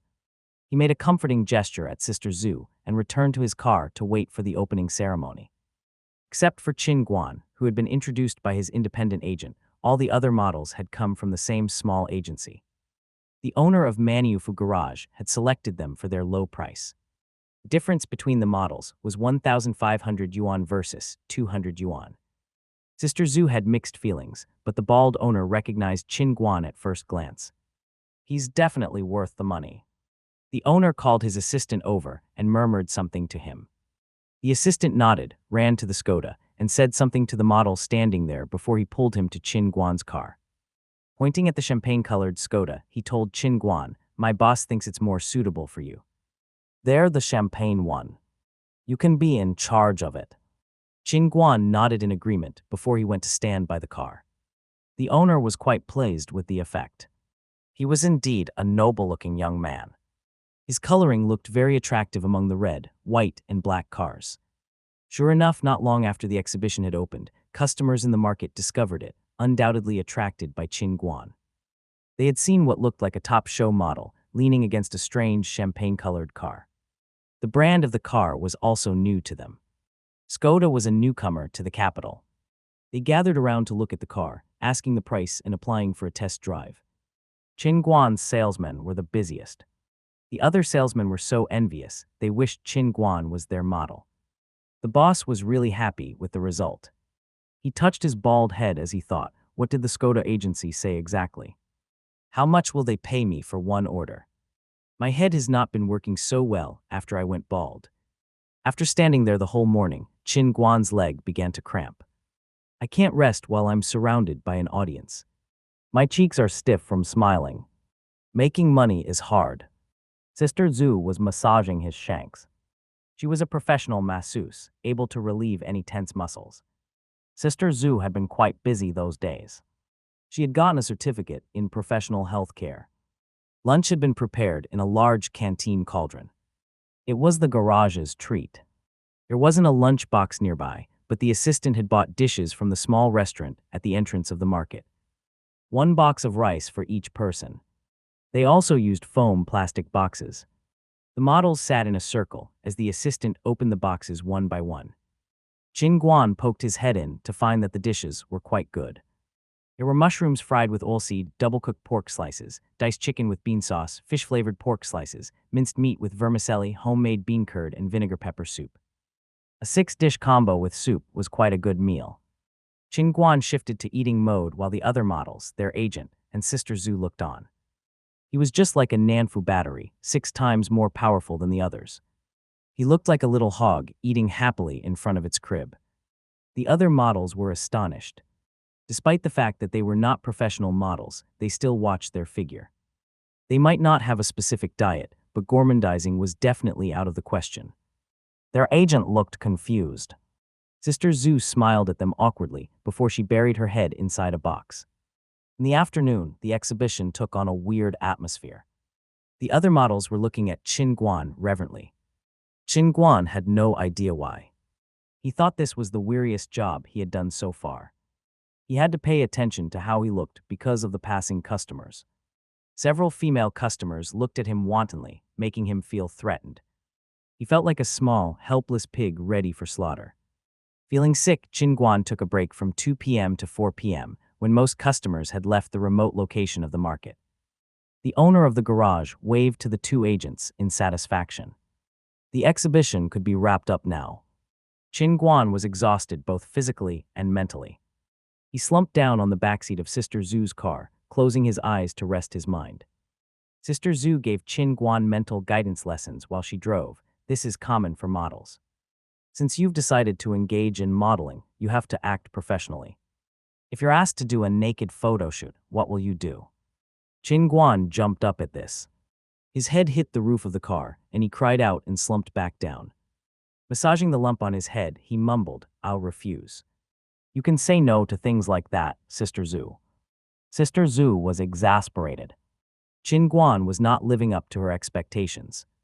Even if you get to perform on a tea show for a top designer, even if you're representing a famous brand, even if you've been invited by the most renowned fashion magazine in the world, will you still say no? Qin Guan lay back on his seat and laughed. "Stop dreaming, Sister Zhu. Neither riches nor honors will lead me astray. Neither poverty nor humbleness can make me deny my principles. I, Qin Guan, would rather have my head broken than take off my clothes." Sister Zhu sneered from the driver's seat, "You brave man. Givenchy models earn $6 million annually. It just so happens that the suit you wore for your first exhibition was Givenchy." Qin Guan was silent for such a long time that Sister Zhu thought he had fallen asleep. Suddenly his voice sounded from the backseat, "Well, can I at least keep my underwear on?" Sister Zhu burst into laughter. "You are considering the possibility." "Of course not. First, they will pay no attention to your poor sense of shame, and second, it would be hard for you to even get the chance. Asian models are not very competitive. Plus, you are a male model. I already feel sorry for you." Qin Guan, on the other side, was filled with a fighting will. "You never know if you don't try. Sister Zhu, I have decided to sign a contract with you so you don't starve." The car had just arrived at the entrance of the university. Sister Zhu stopped, lit a cigarette, and blew a smoke ring at Qin Guan. "Thank you for your mercy, Master Qin. What Professor Lei and I told you meant nothing to you. You just made the decision because I told you about the $6 million. Qin Guan lowered his head in shame. He pushed the door open to get out before he turned around and said, "Have the contract ready the next time I go to Professor Li's. Please, I need your support in the future." Sister Zhu shook her head helplessly. Suddenly, she thought of something. She smirked slightly and drove away. Qin Guan lay in his bed for a long time as his roommates returned one by one. Mu Lejiang dragged him out of his bed. Lying on Qin Guan's bed, he called Ayamina as usual. Qin Guan was hurt deeply. He pulled up his colorful underwear, which Mu Lejiang had pulled down, and poured his heart out to Wang Lei angrily. "Look at that guy. He's on the phone for more than an hour every day. It's a waste of resources. Their colleges are not that far from each other. Why don't they meet and have dinner instead?" Wang Lei was reading a book. He cast a supercilious look over his glasses as he answered, "Speak out if you're jealous." "I won't laugh at you." Qin Guan's mouth dropped open. "Kong Nianwei and I never made such long calls. On the weekend, she always goes to the library. We've been a couple for almost half a year now, but all I can do is hold her hand." Qin Guan got more and more gloomy. Suddenly, the door was pushed open hard, and their eldest brother rushed into the dormitory. He saw a nearly naked Qin Guan with a lonely pair of underwear hanging from his hips. Pointing at Qin Guan, Yidong said, "Don't dress like that in broad daylight. It's harmful to society's morals." Then he took a waistcoat from Qin Guan's bed and threw it at him. "Put it on at once. It's not nice to appear like that before girls." Qin Guan was just putting on the waistcoat when the door was pushed open again and several girls entered. They all watched the sexy scene. A boy with a good figure was facing away from them as he put on a black waistcoat. His shaped back and smooth waistline made them lick their lips. Qin Guan got dressed properly and turned around. The girls shouted in low, surprised voices, "Qin Guan." Actually, Qin Guan lives in this dormitory. "Who is Qin Guan? Don't you know him? He's the renowned school hunk of our university." They kept talking while they scanned Qin Guan from head to toe. The close-fitting cotton black waistcoat outlined Qin Guan's chest and abdomen. Of course, they automatically missed his bright green underwear. Suddenly, Yang Jing entered the room and told the girls, "Why are you standing? Sit wherever you like." It was she and Yidong that had brought them. Mu Lejiang couldn't lie on the bed anymore. He said something to Aimina and hung up the phone in a rush. The girls were in the same dormitory as Yang Jing. Yidong had invited them to have dinner and dance at the college ball. Li Jai was glad because he was the best dancer among his roommates. "Although Qin Guan is widely accepted as the most handsome guy in our dormitory, I'm the prince of the ball." Li Jai was quite good at social dancing. Besides the standard waltz, he also knew a little cha-cha and rumba. He was renowned in the small balls of the Capital University of Finance and Economics. They waited until Liu Xiaoying returned before they headed out of campus in a formidable formation to have dinner. There was a family-run Sichuan restaurant across the road, so they decided to try it. They occupied the largest table at the corner of the restaurant. Before the girls could say anything, the boys gave a long list of dishes, including fish fillets in hot chili sauce, Chongqing-style boiled blood curd, stewed bean curd with minced pork and pepper sauce, dry-fried green beans, and many others. When the dishes had all been served, their behavior got even worse. Except for Yang Jing, all the other girls had forgotten all about eating. They just watched the noisy boys around the table, who were quarreling with each other and fighting heatedly over food. Qin Guan, who was usually very dapper, had rolled his sleeves up. For fear that soup would drip on his shirt, he had left the buttons on his chest unfastened. With one foot planted on his chair, he bent down to grab some food. It was true that distance made the heart grow fonder. The girl's rosy image of Qin Guan was smashed by reality in an instant. The dinner had disappointed them. They were cherishing the memory of withered love as they watched the boys, their spirits dropping really low. When they finally finished dinner and got to the ball, the first song had already been played. The girls were sitting together in groups of 2 or 3. Any boy wanting to dance had to go up to them and ask them. Li Jai deserved the title of the prince of the ball. No more than 5 minutes into the ball, several girls had already come over to ask him to lead them. Li Jai smoothed his hair proudly and accompanied the most beautiful girl among them to the dancing floor. Yidong and Yang Jing held hands as they got on the dancing floor. Liu Xiaoying was sitting aside watching everybody else. Mu Lejiang was in love with a girl, and Wang Lei wasn't interested in dancing, so the two of them sat together and drank beer. Qin Guan had been left alone before one of the girls from their company came up to him. "Do you want to dance?" Qin Guan shook his head as he answered, "I'll just watch for a while." The disappointed girl returned to her friends, and they all talked secretly together. "Is Qin Guan incapable of dancing?" "Is that true?" "That would be disappointing.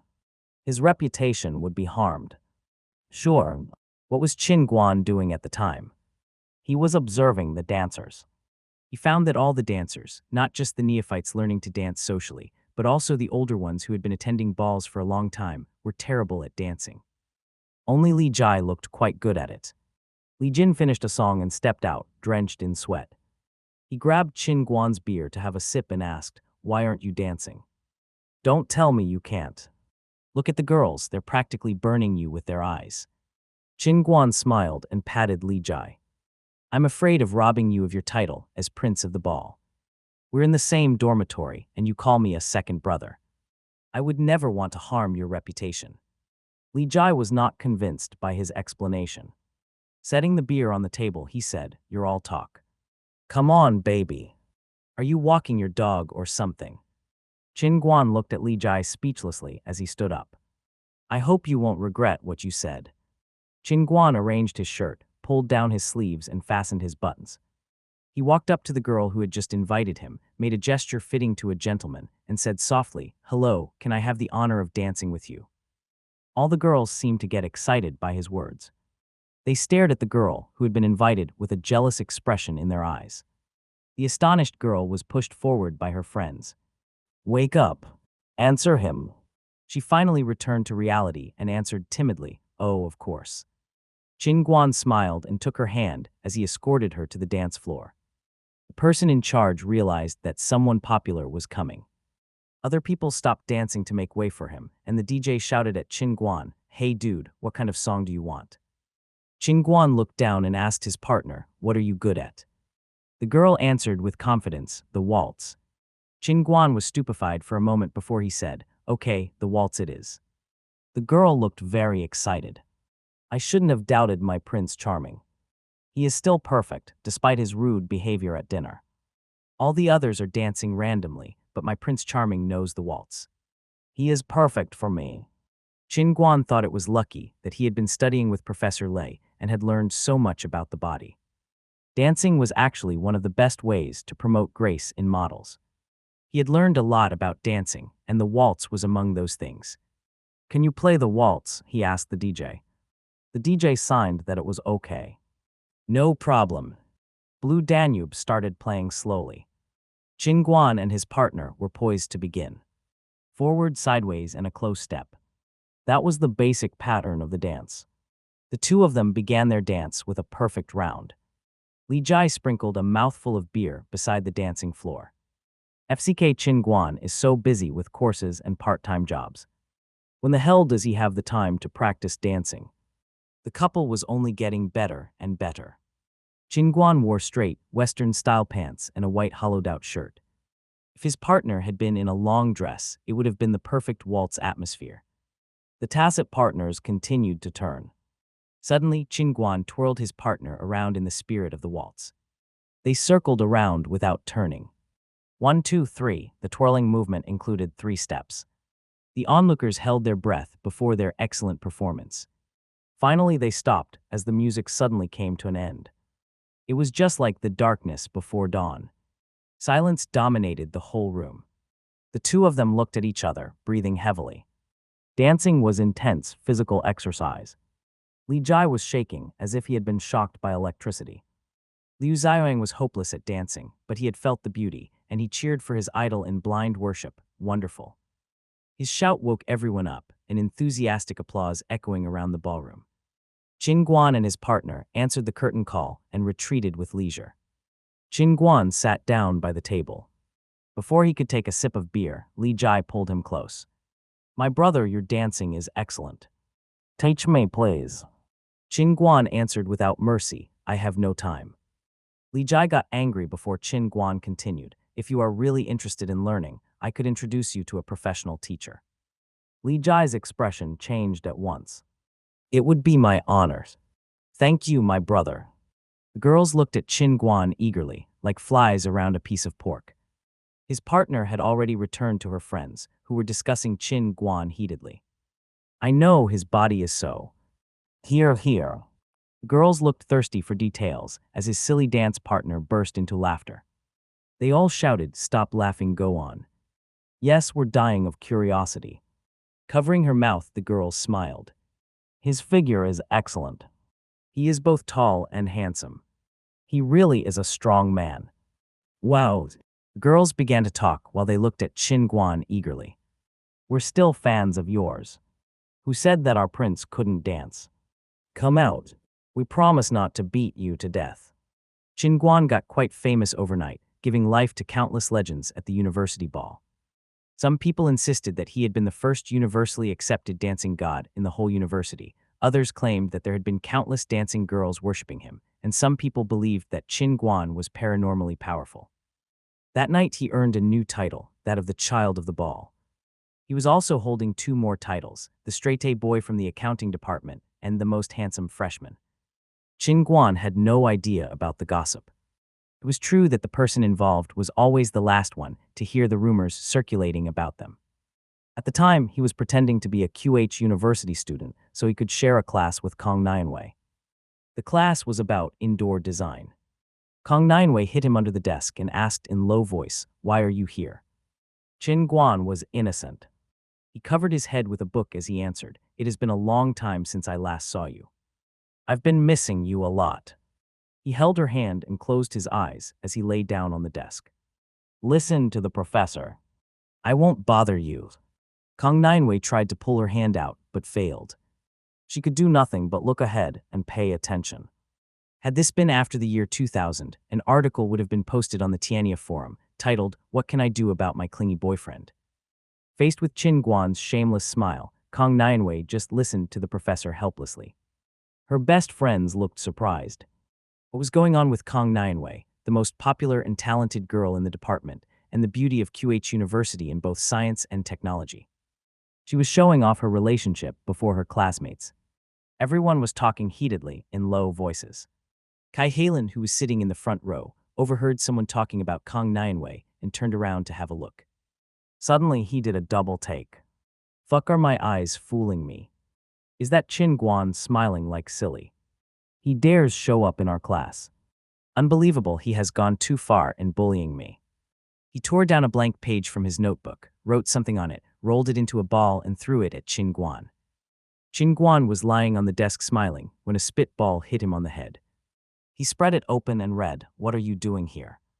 This is QH University." Chin Guan smiled again. At the time he had nothing to do, so he picked up a pen from Kong Nineway's pencil case and wrote, "My girlfriend is here, you know." He rolled the ball again and threw it back. Kai Halen looked quite angry at his words. He replied, "This is my turf." Chin Guan wrote back, "I'm risking my life, daring to challenge the emperor." The ball came and went fast. Kong Nianwei couldn't stand their childishness. She pulled her chair a little further away without Chin Guan noticing. He was too happy playing. It was hard to aim with a flying ball. Chin Guan turned around and played his trump card. He tore another blank page, blew his nose on it, and threw it back at Kai Halen. Kai Halen was suspecting why the ball had taken so long to fly back to him. When it landed on his desk, he opened it excitedly, and the paper stuck to his hand. Kai Halen cried out and stood up. Chin Guan was laughing secretly in the back row, covering his mouth. Kai Halen stood up angrily with snot on his hand. He turned around and shouted loudly, "Chin Guan, I will fight you." The angry young man had forgotten that he was in a crowded classroom. The professor and all the students turned their eyes on him. A soft voice sounded from behind him, "I don't care who you want to fight with. You shouted in the middle of my class, so somebody will indeed fight you. Step outside." Hands clasped behind his back, the designing class professor led Kai Halen out of the classroom. Kai Halen was so depressed that he forgot to wipe the snot off his hand. Crossing his legs, Chin Guan enjoyed his success. The professor suddenly appeared in front of him, his hands still behind his back. "You're not attending my class, boy. Step outside." Chin Guan stopped smiling and left his seat with a pout. As he walked to the front row, he blew Kong Nianwei a kiss and ran out of the classroom before anyone could react. The classroom erupted in whispers. Kong Nianwei pretended to be calm. "I have no idea what's going on." The professor restored the order, but Kong Nianwei could still hear conversations going on around her. "Who is he? I have never met him before. Maybe he's from another college. If he was from our university, I'd know him. He's so much more handsome from the guys in our class. Who did he blow that kiss at? It was in my direction."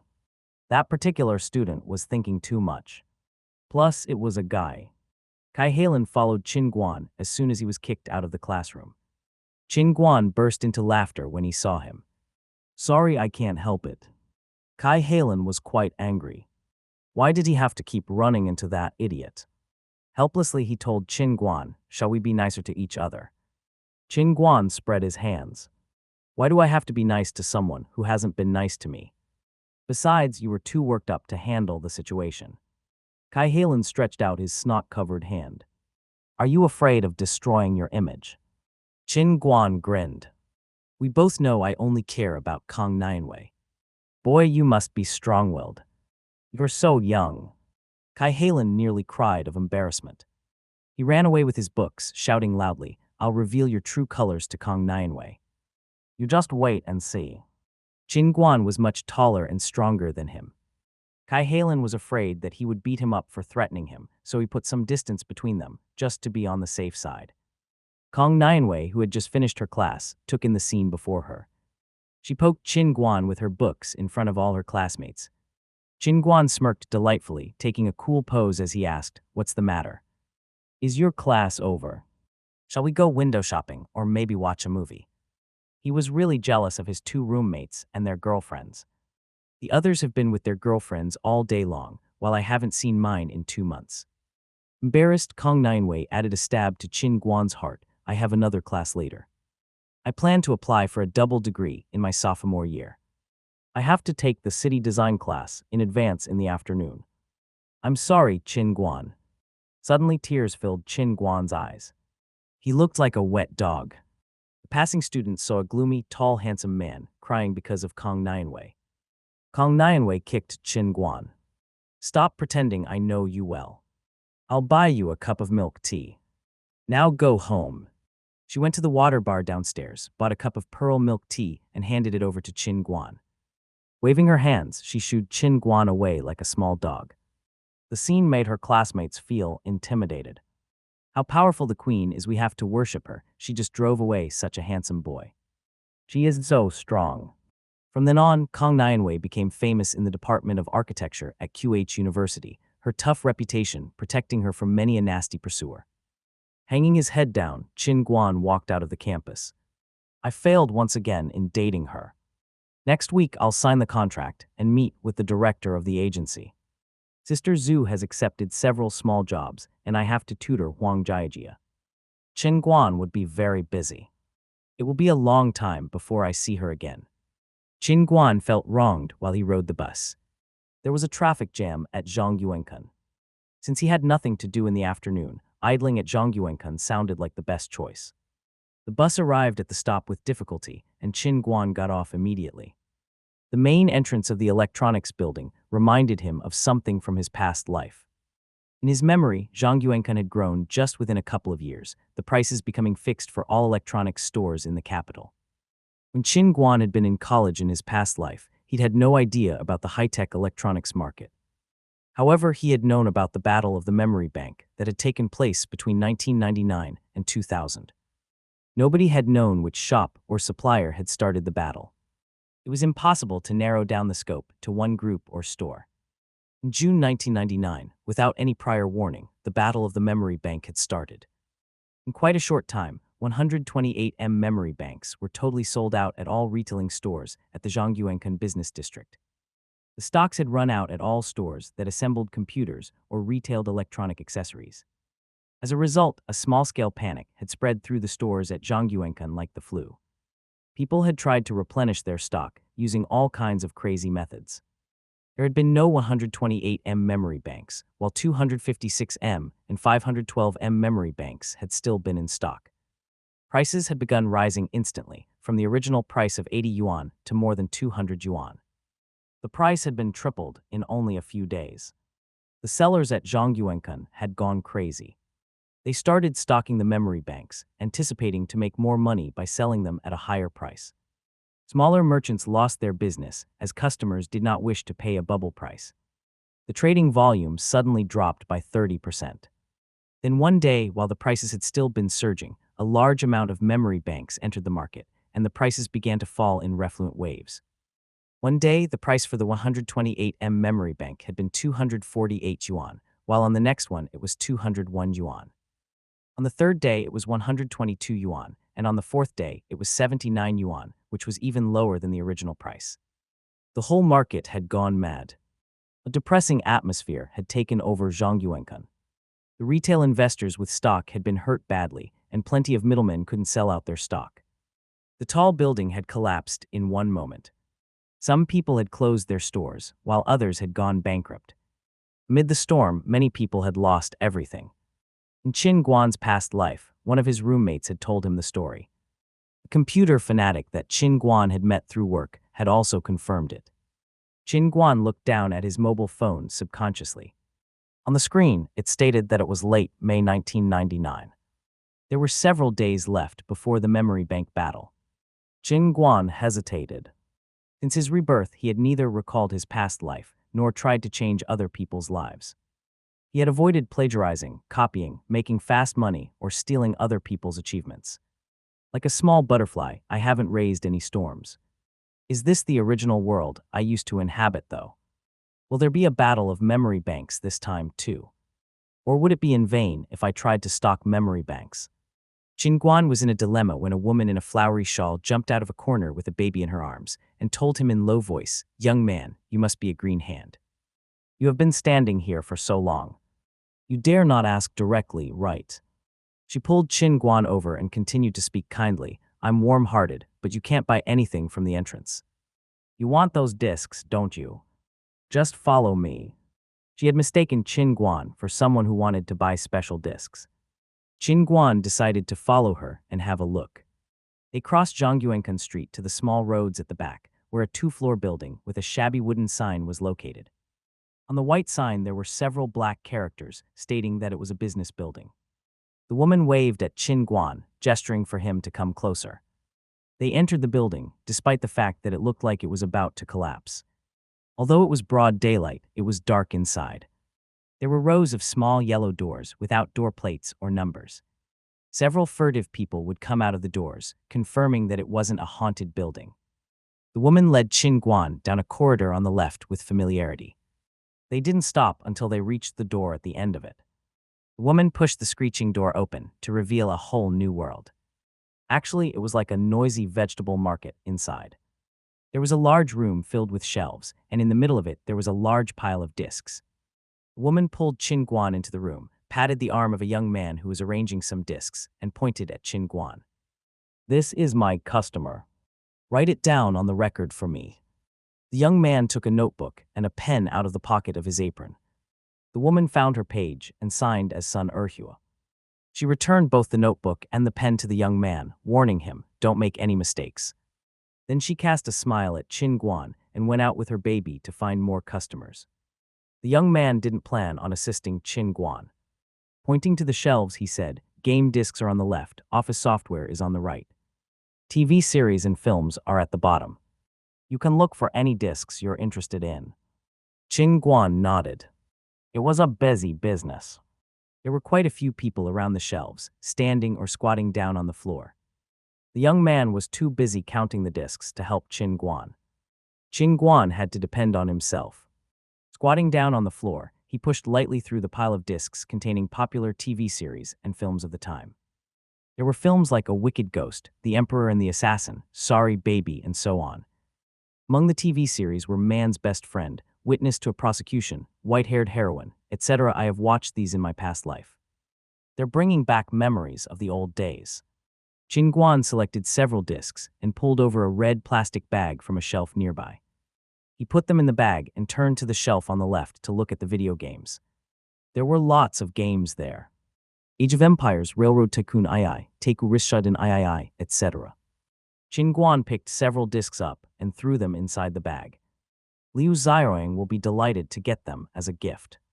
Finally, he took a CD titled Xianglong Financial Software from the shelf on the right. There were 10 discs all in all. Qin Guan handed the bag to the young man. Looking around, he asked him in a low voice, "Hey, dude, where are the special discs?" The young man looked up in understanding. He looked around again before pulling Qin Guan to the most secluded corner of the room. There was a giant traveling bag that could be carried away easily. All the special discs were inside. Rubbing his hands, the young man asked slyly, "Who do you want?" Qin Guan was surprised. He answered with a question, "Who do you have?" The young man realized he was a green hand and shared his experience with Qin Guan proudly. "There are both veteran and new stars here. Who would you like?" Then he went on to list Japanese adult movie actresses. Qin Guan was confused. He wasn't familiar with those girls at all. "Who would you recommend?" he asked modestly. The young man raised his head and patted his chest proudly. "Okay, I'll choose for you. How many do you want?" Qin Guan lifted 2 fingers. "I'll try a couple first. If they're good, then I'll come back for more." With the same understanding expression in his eyes, the young man patted Qin Guan on the shoulder. "You must have bought CDs titled An Encounter in the Wild Field, only to find that it's Animal World when you return home. Those sellers are FC King cheaters. We are honest businessmen, we don't like men like that. Since you trust me, I'll help you choose. They'll be excellent." Qin Guan nodded. The young man took 2 discs out of the bag with ease, sheathed them in white paper shells, and threw them into Qin Guan's bag. Qin Guan paid him 60 yuan. It was no wonder that piracy was flourishing in 1999. The internet wasn't widespread yet, and this was much cheaper than buying 100 yuan video games and 1,000 yuan office software. The young man filled in the number 12 at the column where Sun Erhua had signed. The deal was made. Qin Guan walked outside the building, feeling very pleased with himself. Suddenly, he remembered what he had planned on doing at Zhongyuankun in the first place. He found himself in a dilemma once again. Shall I buy the memory banks or not? It's no pain, no gain after all. It was said that people would go as far as to commit murder for double profit. Plus, this would be 300% profit. Thinking of this, Qin Guan quickly entered the bank beside Zhongyuankun Center and withdrew 8,000 yuan. That was most of his income from his part-time job. Taking a long breath, Qin Guan then entered the Zhongyuankun Center and took the escalator to the 3rd floor of the building. There were several small counters there, each of them a small shop. Many people had started their businesses by sharing a counter with other partners there. There were plenty of customers and sellers. Qin Guan did not stand out among them. He walked to a counter at the far corner of the third floor. Behind the counter there was a handwritten sign reading, "Motherboards and memory banks on sale." Qin Guan knocked on the counter and asked the boss, "How much is the 128M memory bank?" Well, the man behind the counter looked up and answered plainly, 85 yuan each. Qin Guan was unsatisfied with the price. Shaking his head, he said, "I'm not a retail customer. I know the market here. 20 sticks, 79 yuan each. Is that okay?" Qin Guan had the man's attention now. Whoops. The boy might be young, but he sure is familiar with the market. Still, he insisted on his original price. Then he thought it over and shook his head again. "No, the price today is 80 yuan. No more bargainings." Qin Guan looked around and said in low voice, "To be honest, dude, 20 sticks from your shop are not enough to satisfy my demand." The man looked excited. He moved closer to Qin Guan and asked in low voice, "How many do you want?" "Tell me. I can get them from other shops for you." Qin Guan lifted one finger carefully. 100 for that price. The man knocked on the counter. "Deal." Then he took out a folding chair for Qin Guan. "Sit down for a bit. I'll go check my stock." Qin Guan put the chair down and went to buy a bottle of water from the resting area. When he returned, he found the man with a bag of parts on the counter. While he was drinking, the man finished counting. There were only 33 sticks. He was 67 sticks short. The man told Qin Guan to wait a while and manage the counter for him while he went to get the sticks from other shops. He ran to the shop in front and talked with the young man behind the counter, who gave him 2 memory banks. The man took them and moved on to the next shop. When Qin Guan was halfway through his bottle of mineral water, the man returned with a bag full of memory banks. He piled them all in his hand on the counter and counted, 98, 99, 100 exactly. Qin Guan was straightforward with him. "I will not open the packages, but I've got to ask. How did the others find new products just like that? How can I know that the quality is good?" The man smiled. "You are so weird. Such a big number of memory banks will be either for stock or for sale. Or will you just keep them at home? If you plan on selling them later on, the outer package will have to be intact. The seniors in our circle can guarantee that they're new products. There are no scratches on them. They're experienced, don't worry." Qin Guan felt relieved. He kept one of the bills and handed over the rest to the man. 7,900 yuan. "Count them." Beaming, the man counted the bills. Then he took out a currency detector from a corner and counted them again. Finally, he straightened up and said, "No problem, take them. Come back anytime." He gave Qin Guan a business card. Qin Guan took the bag and the card, nodded at the man, and left Zhongyuankun. As the boss saw him with so many memory banks, his eyes narrowed.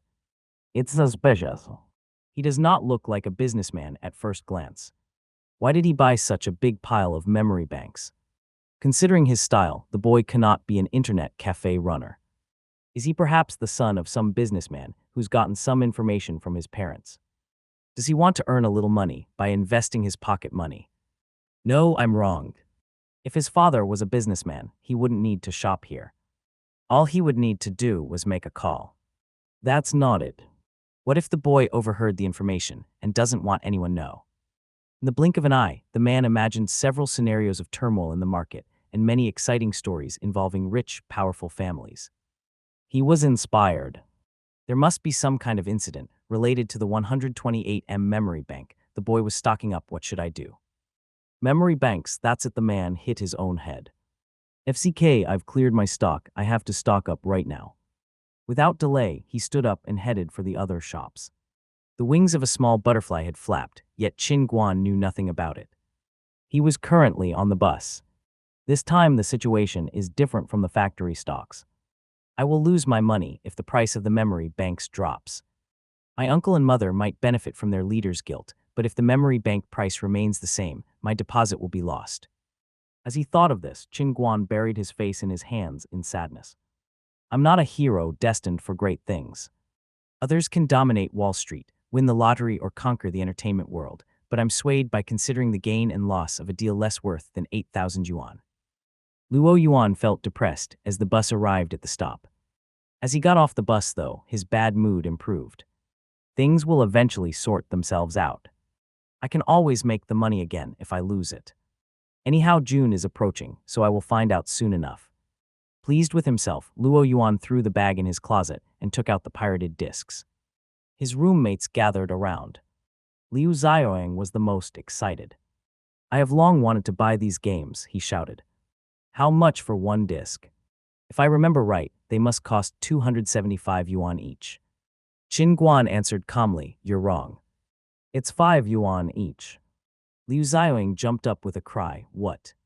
Motherfucker, that seller cheated me. Speechlessly, Qin Guan pointed at the coarse, misty cover of the disc. It's pirated. Just making it clear before you get excited. Wang Lei looked at them one by one. They're all popular movies and TV series. Witness of a prosecution seems good. There's some financial software as well. Qin Guan is really intense. What are these 2 discs in the white cases? Wang Lei took the discs out of the cases. There was nothing written on them. He waved the discs in front of Qin Guan and asked, Qin Guan, why did you buy these blank discs? Qin Guan was suddenly reminded of the smuggled goods. He put his arms on his hips proudly as he laughed. Do you know what they are? It's a bonus for you guys. It was June and the temperature was getting higher. Doors to all the dormitories were open so the wind could flow, so even the tiniest news spread fast among all the students along the corridor. Qin Guan laughed loudly, and the students of the dormitory across from theirs ran over to take a look. They saw the discs. So many new movies, let's watch them together. The news spread and all the idlers on the whole floor gathered there. That was a common occurrence in dormitories. If there were any new movies, they would all gather and bring snacks. Qin Guan was paralyzed by fear. FCK, what should I do? This is significant. My clever brain has run out of ideas. Before he could figure out what to do, their room had already become packed with people. Qin Guan looked gloomy as he told Yi Dong in a low voice, don't play the disc. Yi Dong was confused. Unconsciously, he lowered his voice as well. Why? Wang Lei and Liu Xiaoyang moved their heads closer in curiosity.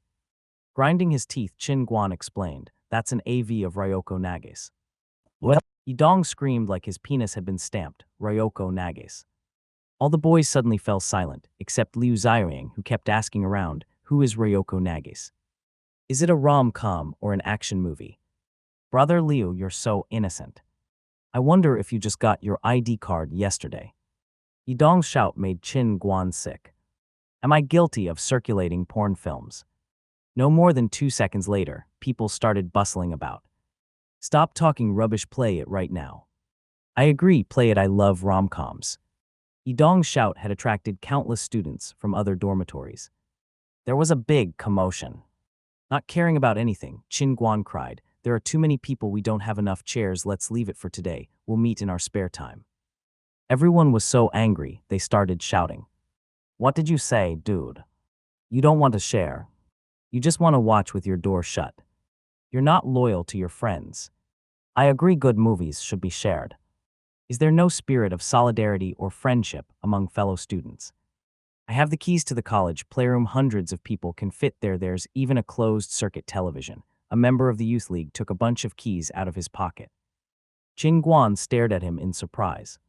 What the FCK? Everyone applauded happily.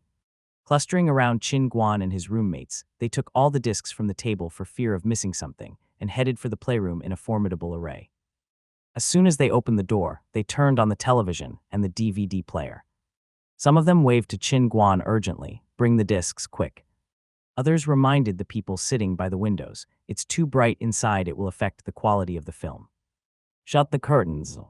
Dear fellow students, this not a rom-com or an action movie. The curtains were closed and the chairs were placed in a circle. Everything was ready except for the disc. Yi Dong pulled the disc from Qin Guan's hand and placed it in the DVD player. The disc began to turn around, and the blue background appeared on the TV screen. Everyone had quieted down, holding their breath as they waited for the images to start playing. It is mating season for animals in Africa, and the grassland is full of life. the familiar voice of Zhao Zhongxiang was heard. Then a male lion and 3 lionesses appeared on screen, making love. There was silence before people suddenly exploded in laughter. What the hell is this? Are you mad, Qin Guan? Is this your idea of a love action film? But there are lions mating. The commentator said that it was mating season. The sincere face of the young man emerged in Qin Guan's mind as he recalled his words. Qin Guan's innocent heart was hurt. Yidong clucked his mouth and took the disc out of the player to make space for the next one. The television brightened again with a flash. A Japanese girl with very little clothes appeared suddenly on the screen, saying sweetly to the camera, "Hello, it's nice to meet you. I'm Ryoko Nagase. Please kindly advise." Boys shouted and sat back in their chairs, staring at the screen in concentration. 10 minutes past 20. The girl was leading the audience to places where she had shot movies, and she was introducing her directors and male partners. She wasn't getting to the point, though. She wore very little clothes, but she did not take them off. She was hot, but she was not naked. They watched on until the film ended. Finally, the actress gave them a little something of what they had been thirsty for. She groaned and touched herself for a while, but this was not what they really wanted to watch. They all complained for a while. Qin Guan had earned the title of Pirated Disc Greenhand. However, Qin Guan let out a long breath of relief. Delicious food should be shared secretly. The room is filled with straight-A students. Li Liashi, the most honest student of the finance department, is sitting in the southern corner, and the violin virtuoso is sitting in the back row. How can top students with thick glasses behave like this? They're a group of polished scoundrels. I'm ashamed to be with them. He had forgotten who was the leader of the group. Downhearted, everyone was dismissed. Qin Guan put the discs away and returned to his dorm with his roommates. Liu Xiaoying repeated his question once again, "What is a love-action movie?" They all stared at him speechlessly before they answered together, "When you grow up, you'll find out." There was no story overnight. Before they knew it, the weekend had arrived. Led by Professor Li and Sister Zhu, Qin Guan went to Balajuang, where the most renowned and oldest model agency in China was located in the capital. As early as November 1989, the company had held the first New Silk Road Chinese model competition, which was the first national model competition, thus building a solid foundation for model selection, cultivation, and promotion for the future. Its predecessor had been the China Fashion Art Performance Group, a subdivision of the China Clothing Cooperation. Professor Li was actually one of its oldest members. She led Qin Guan to the office of the training department with ease and knocked on the door. A voice sounded from behind it, "Come in, please." They pushed the door open and found a woman inside. The woman embraced Professor Lei. Sister Zhang had been a model in Professor Li's time, but she had chosen to stay and work in the company. She was currently in charge of the New Silk Road Training School. They sat down and Professor Li briefly introduced Qin Guan to Sister Zhang, handing his resume and basic information to her. Sister Zhang read the resume and scanned Qin Guan over carefully twice. She nodded in satisfaction before she said, "The boy is in a good physical condition, even better than most of our models. Are you interested in a full-time job here?" Sister Zhu was anxious. I discovered Qin Guan first. Professor Li gestured to Sister Zhu, indicating for her to calm down, before she explained Qin Guan's situation to Sister Zhang. Sister Zhang seemed disappointed. Spreading her hands out, she said, "Your requirement is a piece of cake. Let me explain, though, little Zhu. We have a standard contract for subordinated models here. Qin Guan has no formal contract with any agency, so he must be an independent model, am I right?" Zhu Wanni nodded honestly before Sister Zhang continued, "Once he's attached to our company, he will be a member here. His class will be C, which is assigned model." Zhu Wanni nodded again, slightly inspired with enthusiasm. Sister Zhang knocked twice on her desk with her pen. Generally speaking, a model will suffer losses from a subordinating contract. Our resources will surely concentrate on our own models. You can only get some small jobs given up by other agents. So now we come to the most important question. What's your goal in becoming a model, Qin Guan? Zhu Wanni hastened to gesture at Qin Guan, but he ignored her and told Sister Zhang happily, "To make money." Zhu Wanni covered her face. "FZK." Sister Zhang burst into laughter. "You are the most honest child I have met recently. C-level is not enough for you to make money, though. I would suggest that you try some small competitions. With enough experience, you could even participate in our own competition. Zhu Wanni and Qin Guan exchanged a glance, listening to her suggestion with an open mind. There was nothing left for Sister Zhang to say, so she just made a call. Little Ma, bring 2 copies of subordinating contracts to my office. In less than 5 minutes, Little Ma knocked and came in with 2 contracts in hand. Sister Zhu read carefully about the duties and charges on both sides before signing. Little Ma stamped the contract. From that moment on, the contract was officially in effect. Striking while the iron was hot, Sister Zhu took 2 more contracts out of her backpack and handed them to Qin Guan. Qin Guan read the contract word by word. Party A Zhu Wanni. Party B. On the basis of the principles of equality and mutual benefit, Party A and Party B have agreed on the following terms after a friendly negotiation. 1. Party A shall provide Party B with a publicity and promotion platform. 2. Party B shall voluntarily participate in the commercial performances, events, advertisements, and other activities organized by Party A. 3. Party B shall provide Party A with all necessary personal information, including personal photos. Personal information has to be provided voluntarily and be true, accurate, and reliable. In case of a dispute caused by false information, Party B will bear all responsibility. Party A stamp Party B signature. Date. It was a simple contract with only 13 terms. Qin Guan went through it quickly, smiling at Sister Zhu as he signed his name. From that day on, Qin Guan was honorably promoted from an untrained model to a C-level model with a formal agency and an agent. Sister Zhang stood up and walked around the desk, encouraging Zhu Wanni. Since Qin Guan is now our model, he should get acquainted with our staff. He will have to communicate with them in the future. I'll take you to the marketing department today. In the future, they will share resources with you, besides the channels you find yourself. You have to cultivate a good relationship with them. Qin Guan and Sister Zhu followed Professor Li and Sister Zhang out of her office and headed towards the marketing department. Qin Guan was shocked by the noisy scene in the offices of the marketing department.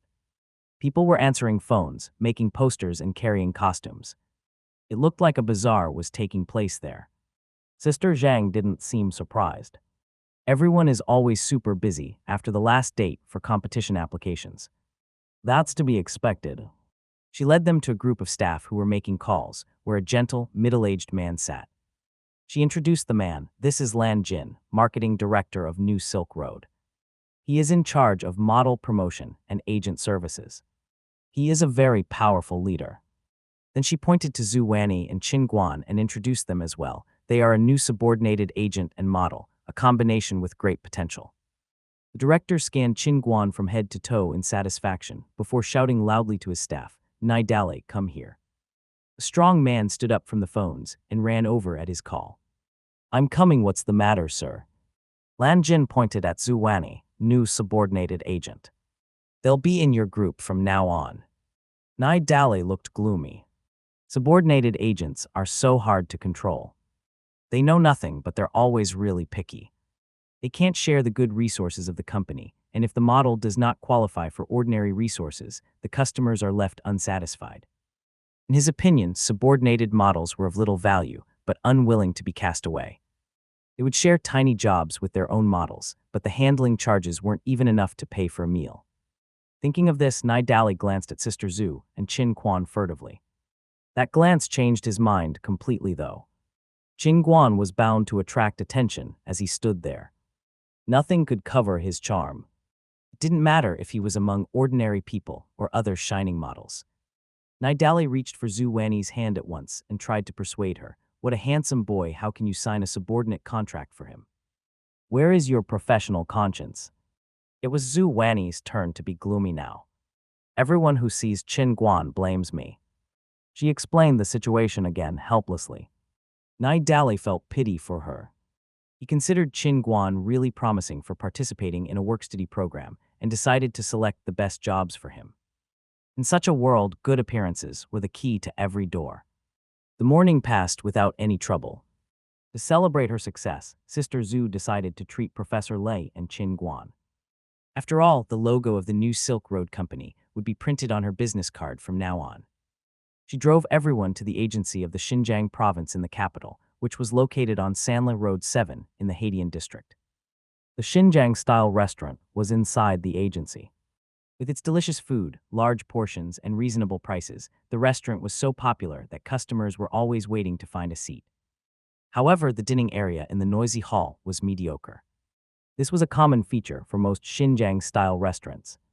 It was suitable for collective dinner, though, especially for meat lovers. They found a table at the innermost corner and asked the waiter to order. Sister Zhu was a frequent patron at the restaurant. She ordered without any hesitation as Qin Guan observed the restaurant. It looked ordinary, just like a college cafeteria. The tables and chairs were in disarray, and the window for staple food was outdoors. Customers could just grab a plate and help themselves. The dishes were served quickly. A giant plate of meat packaged in crusty pancakes was already on the table. Qin Guan tried a crusty pancake. Delicious. The crisp pancake was soaked in thick mutton soup and tasted soft and tender in his mouth. The Xinjiang rice that followed it was just as wonderful. Qin Guan nearly swallowed his tongue along with the carrot slices and chopped mutton. A kebab with rose willow sticks followed. The golden baked meat with oil drops smelled excellent on the slightly parched branches of rose willow. The cluster was much larger than the kebabs Qin Guan had sold. Actually, Qin Guan could be an unscrupulous merchant. The meat was tight. Qin Guan enjoyed himself to the fullest, eating meat in thick slices and drinking wine from a large cup. Unsatisfied, Qin Guan finally ordered a plate of fried noodles with tomatoes, celery, and cutlets. It tasted sour, but the noodles stimulated his appetite to the fullest. After dining and whining to satiety, Sister Zhu asked for a bowl of yogurt for each of them. She had talked of that yogurt very positively. The freshly prepared yogurt, which was placed randomly on the windowsill, was served in bowls made of willow. The bowls had an original texture. In those black wooden bowls, the yogurt seemed whiter, finer, and smoother.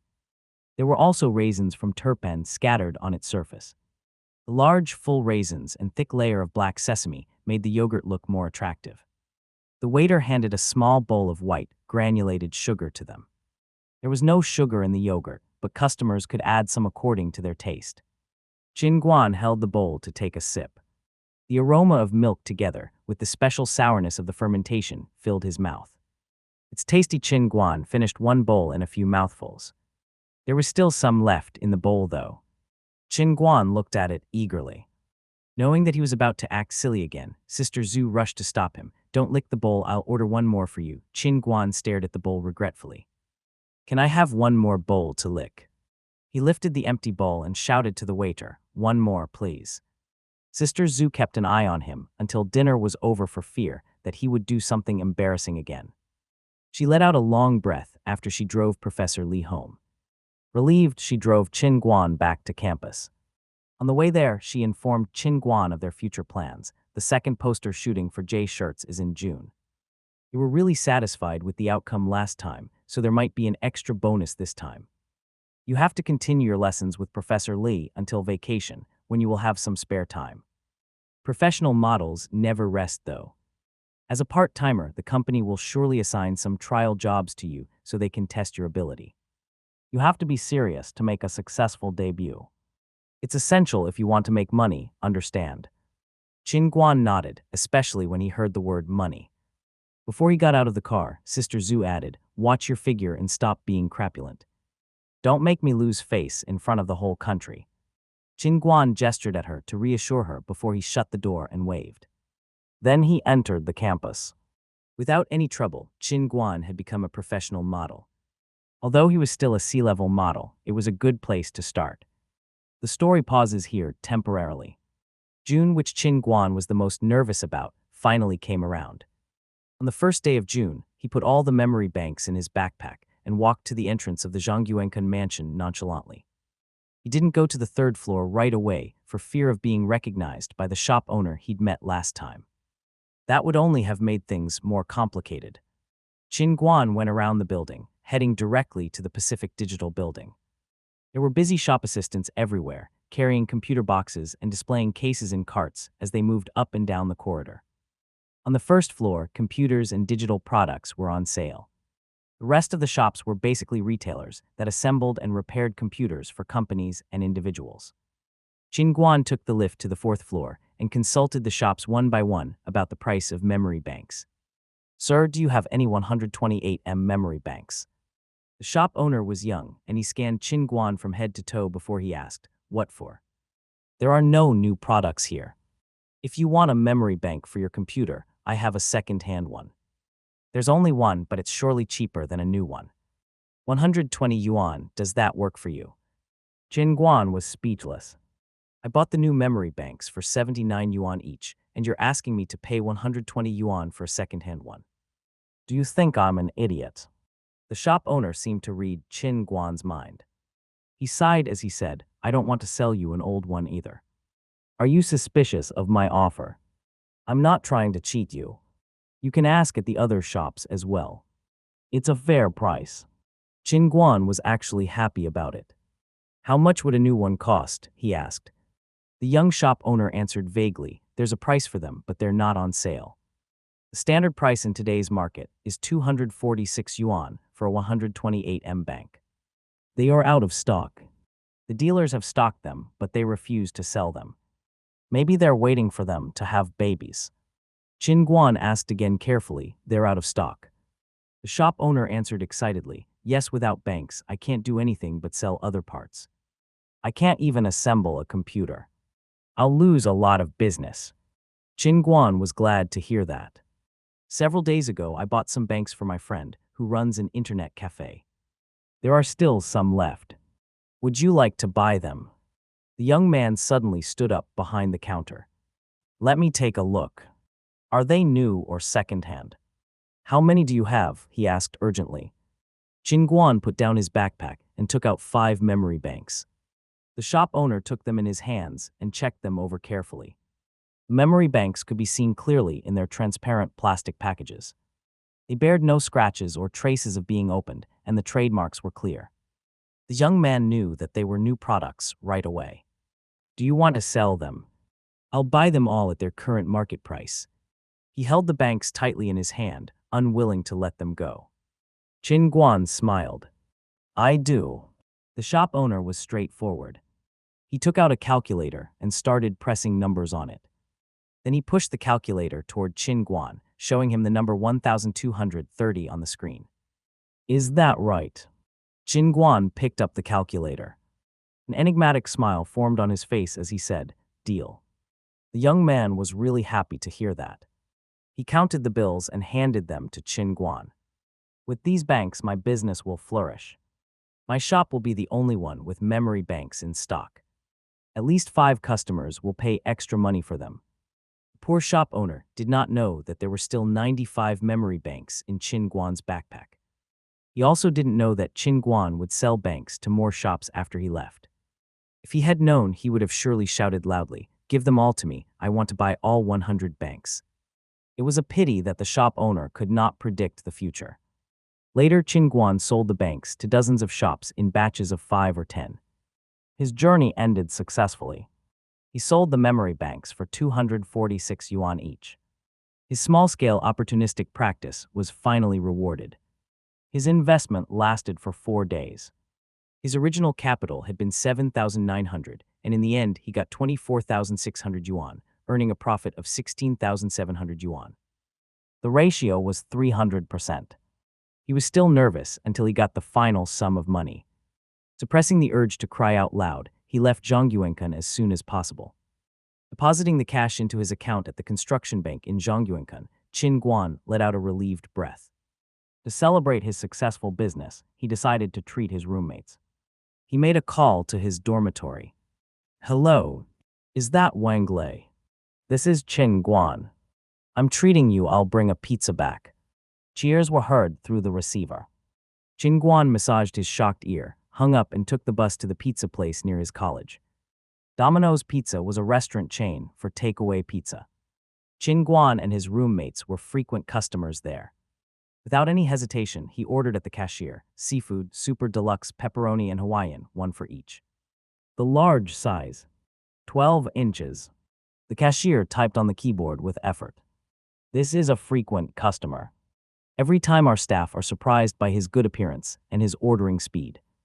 Also spaghetti seafood bacon and spaghetti bolognese, one for each, cheesy bread and garlic bread, one for each, and one portion of seafood and pork combo. That's all. Oh, I almost forgot. Is there a free drink for a 200 yuan order? The young girl checked the menu and answered, yes, there is.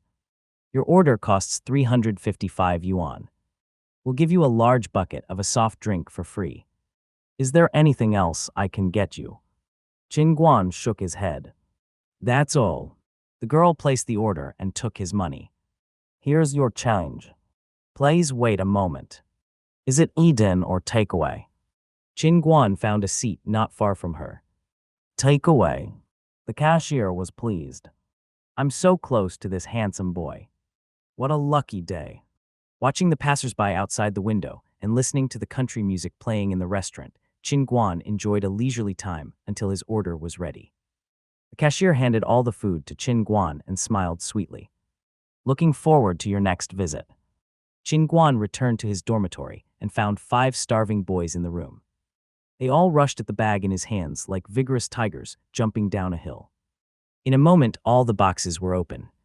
There was hot pizza covered in cheese, smooth spaghetti and thick meat sauce, and crisp fried chips and chicken wings. In 10 minutes, all the food had disappeared. Everyone started complaining. This is not enough, there should have been some vegetables too, you better go buy a sunny veggie pizza, Qin Guan. Foodies were always shameless. Suddenly, Qin Guan's phone rang. It was Sister Zhu, who told Qin Guan to go to the second shooting for the J shirts and attend a photography exhibition. The photographer of the J shirts, who had sent Qin Guan's photos to a competition, had won an award. The full title of the competition was Top 10 Awards for National Figure Photography. It was held by the Figure Photography magazine every 3 years since 1993. 3,000 photos by 145 artists from 29 provinces, cities, and municipalities had participated in the competition that year. The J shirts photographer had made the top 10. He had been completely over the moon. He knew that he owed all his success to his luck and his outstanding model, so he had invited Qin Guan to the exhibition.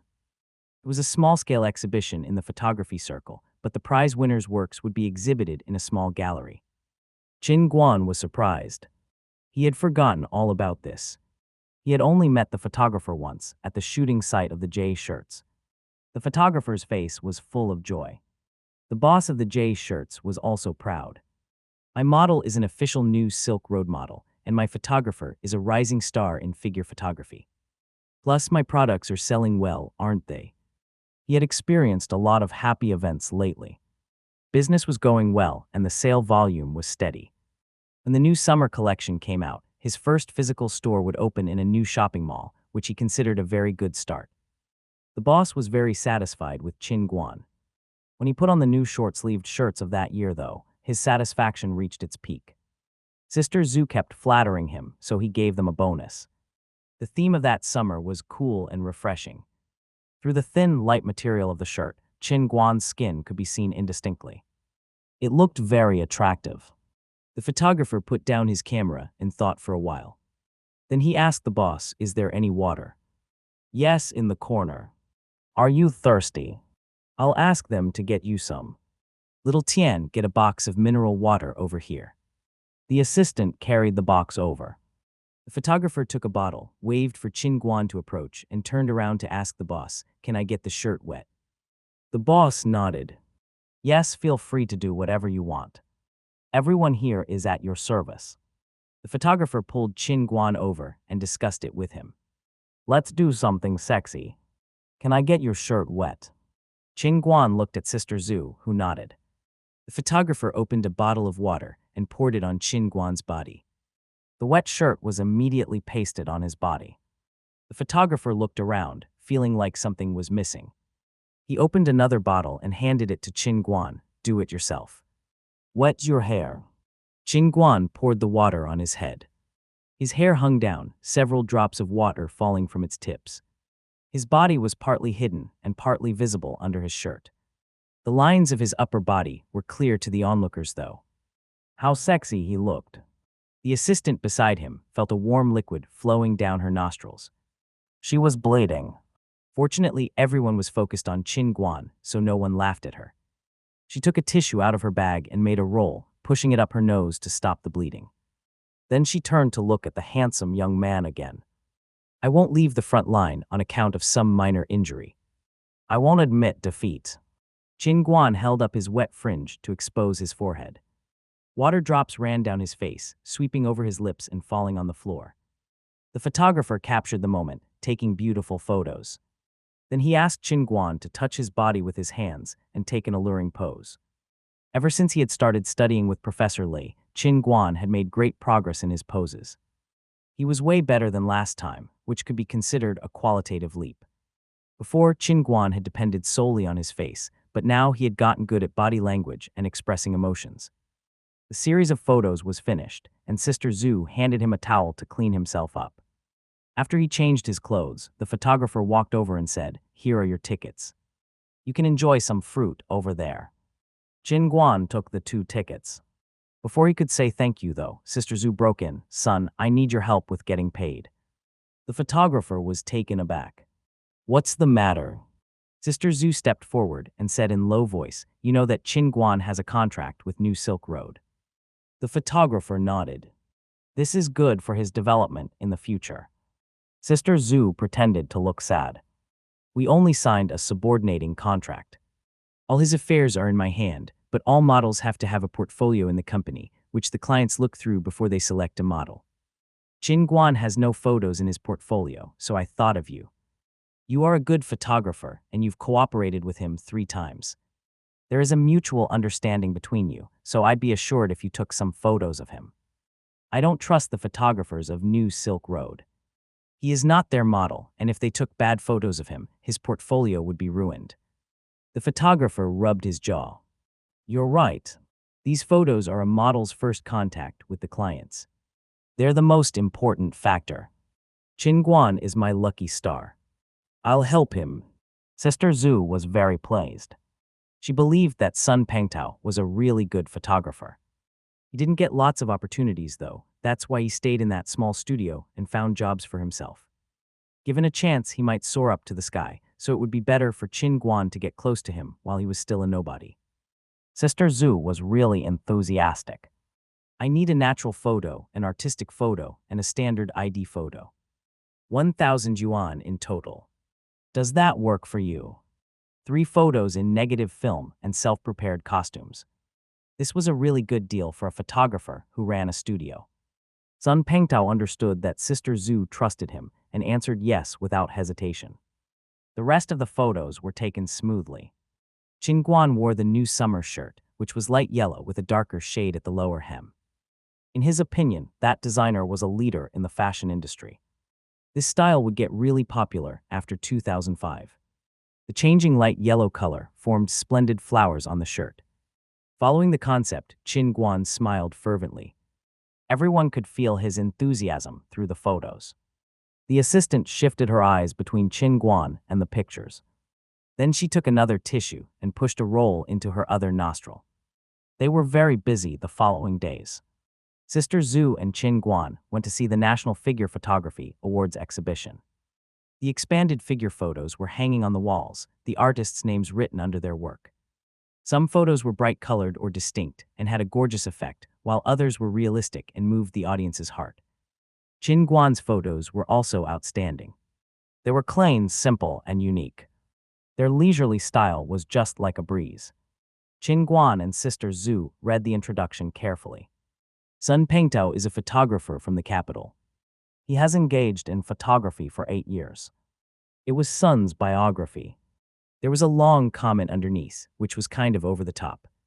According to their attitude, I divide photographers into 2 different groups, the technology-oriented ones and theme-oriented ones.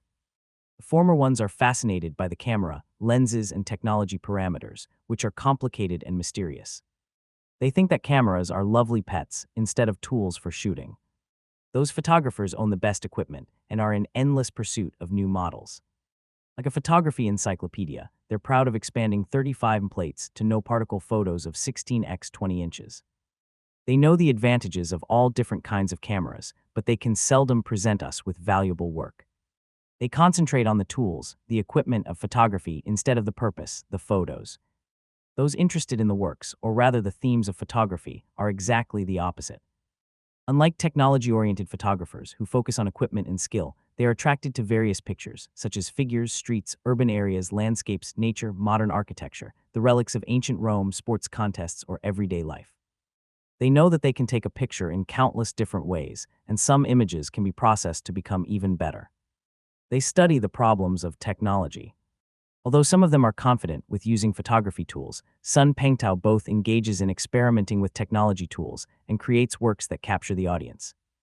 Many details of his work are immature, but everywhere in his work we can find all the advantages of the second kind of photographers I mentioned above. We can see the spirit of the artist in his work. Sun Pengtao is one of the most recommended photographers of this year. The introduction was the longest part of the exhibition. Qin Guan and Sister Zhu exchanged a look in silent despair.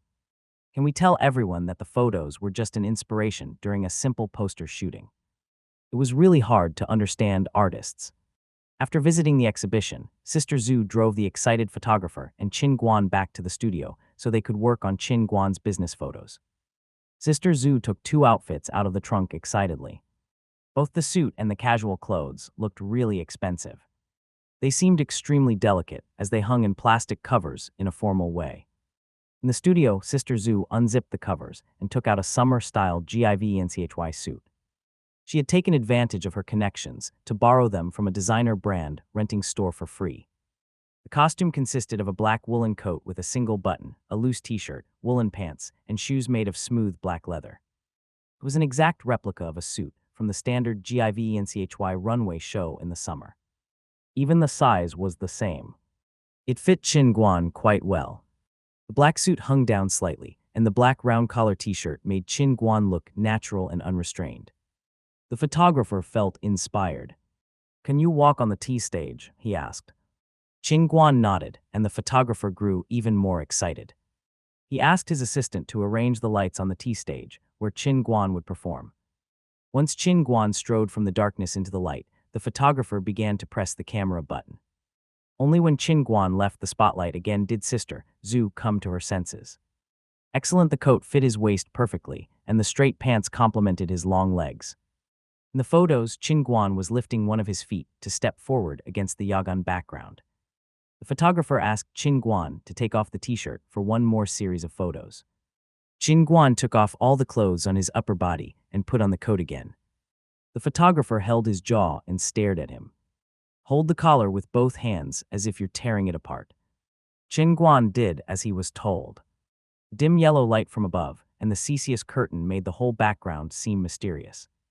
The light fell softly on the black coat and on Qin Guan's naked chest, which seemed even smoother under the light. The contrast between Qin Guan's wild pose and his soft skin looked very attractive. The audience would focus on his figure right away. Sister Zhu was quite satisfied with the photographer. In her opinion, Sun Pengtao and Qin Guan had great potential. They will turn into Chinese dragons and fly high into the sky. These photos will give Qin Guan an advantage. While Qin Guan was changing clothes, Sister Zhu shouted loudly from outside the fitting room, "Are you naked?" "Let me put on some pants," Qin Guan answered in confusion. A new pair of underpants in a packaged box flied in from outside. "That's your gift, put them on and let's take some underwear photos." Qin Guan took out the underpants. "Whoops there, Calvin Klein." He put them on right away after picking off the label. It was a pair of simple, seamless underpants. The seams were all weaved together.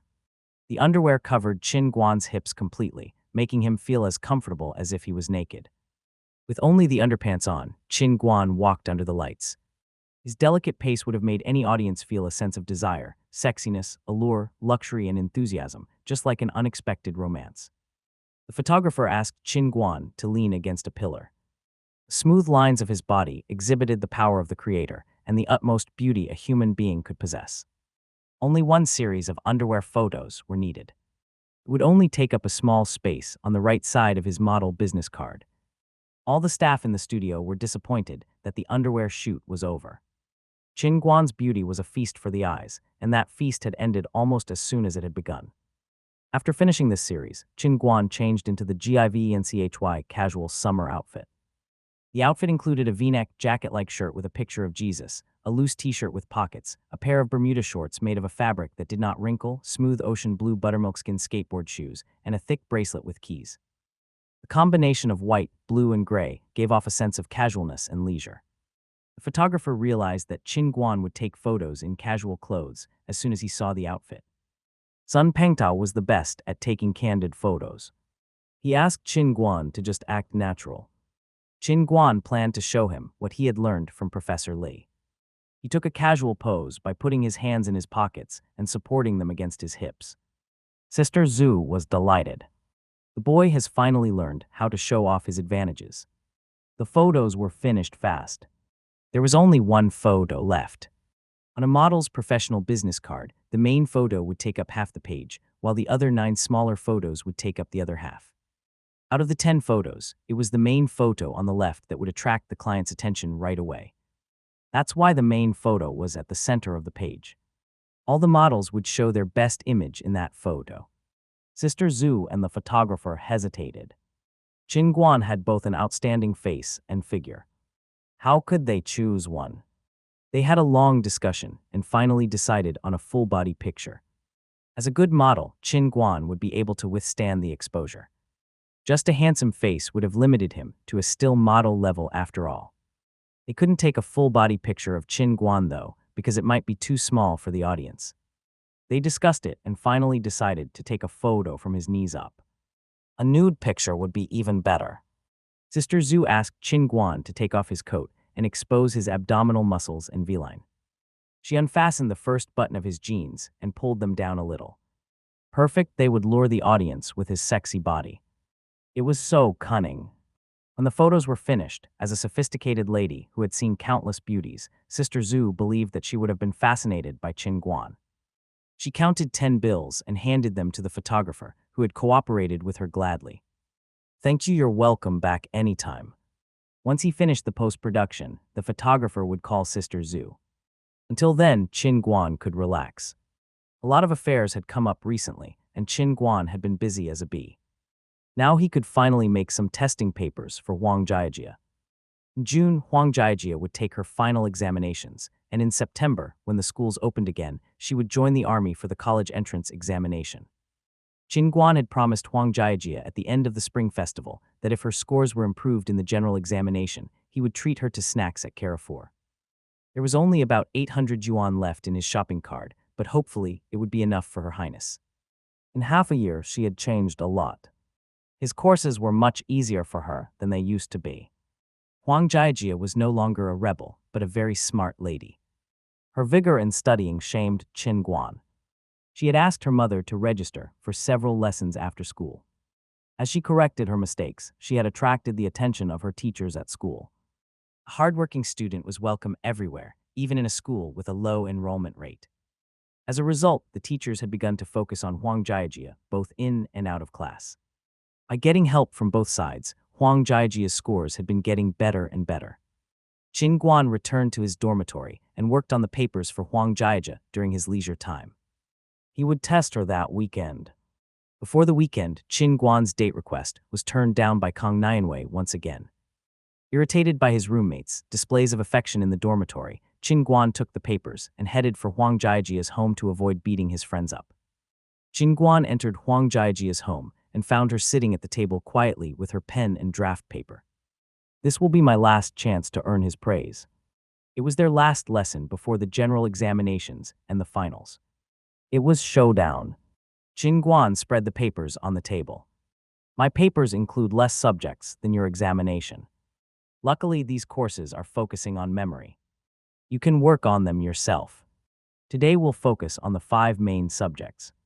Let's start with Chinese." Huang Jiajie nodded eagerly and picked up the first paper. Lowering her head, she began to write quickly. Meanwhile, Qin Guan read a book beside her. June was drawing near, and the temperature was getting higher and higher, signaling the arrival of summer vacation. However, before the summer holidays, students had to go through the examination period. There was also a heated competition for the scholarship that semester. For Qin Guan, who had a balance of more than 30,000 yuan, that scholarship was still a large source of income. All that money was his reward for working hard, and and his capital for launching his business. As a young man, I can only gradually accumulate a limited capital. The leaves outside the windows rustled in the breeze as an early summer cicada sang along, joining their private celebration. Under the yellow lights inside the house, two figures were sitting at a table. One of them was writing swiftly, while the other was reading carefully. What a peaceful time. When Huang Jiajia finished writing, Qin Guan looked up from his book. He corrected her papers with a red ballpoint pen as Huang Jiajia craned her neck to look, sitting on pins and needles. The test would reflect her level in the general examination in a way, and the result of the general examination would affect her chances of getting treated to snacks by Qin Guan and dating him. Actually, Huang Jiajia was overthinking things. The general examination would only cover the most basic knowledge points of the textbooks. When Qin Guan was done, Huang Jiajia was pleased by the results. Chinese 98, Math 88, English 92, Chemistry 90, Science 91. Except for math, all her other scores were above 90. Her total score was 459, which meant that she could possibly enroll at a community college. Huang Jiajia was really excited. Although she hadn't passed math, she had made great progress. She was just thinking of acting like a spoiled child and begging Qin Guan for praise when he looked at his watch and stood up. It was not early for him, so he planned to leave. They would meet again after Huang Jiajia had taken the general examination. Huang Jiajia was both angry and disappointed. Qin Guan's mind was occupied by his courses, his part-time jobs in Kong so she had failed to find a way in. She threw her teddy bear on the floor with force. I hate him and love him at the same time. He's such a simple-minded man, both in my reach and out of it.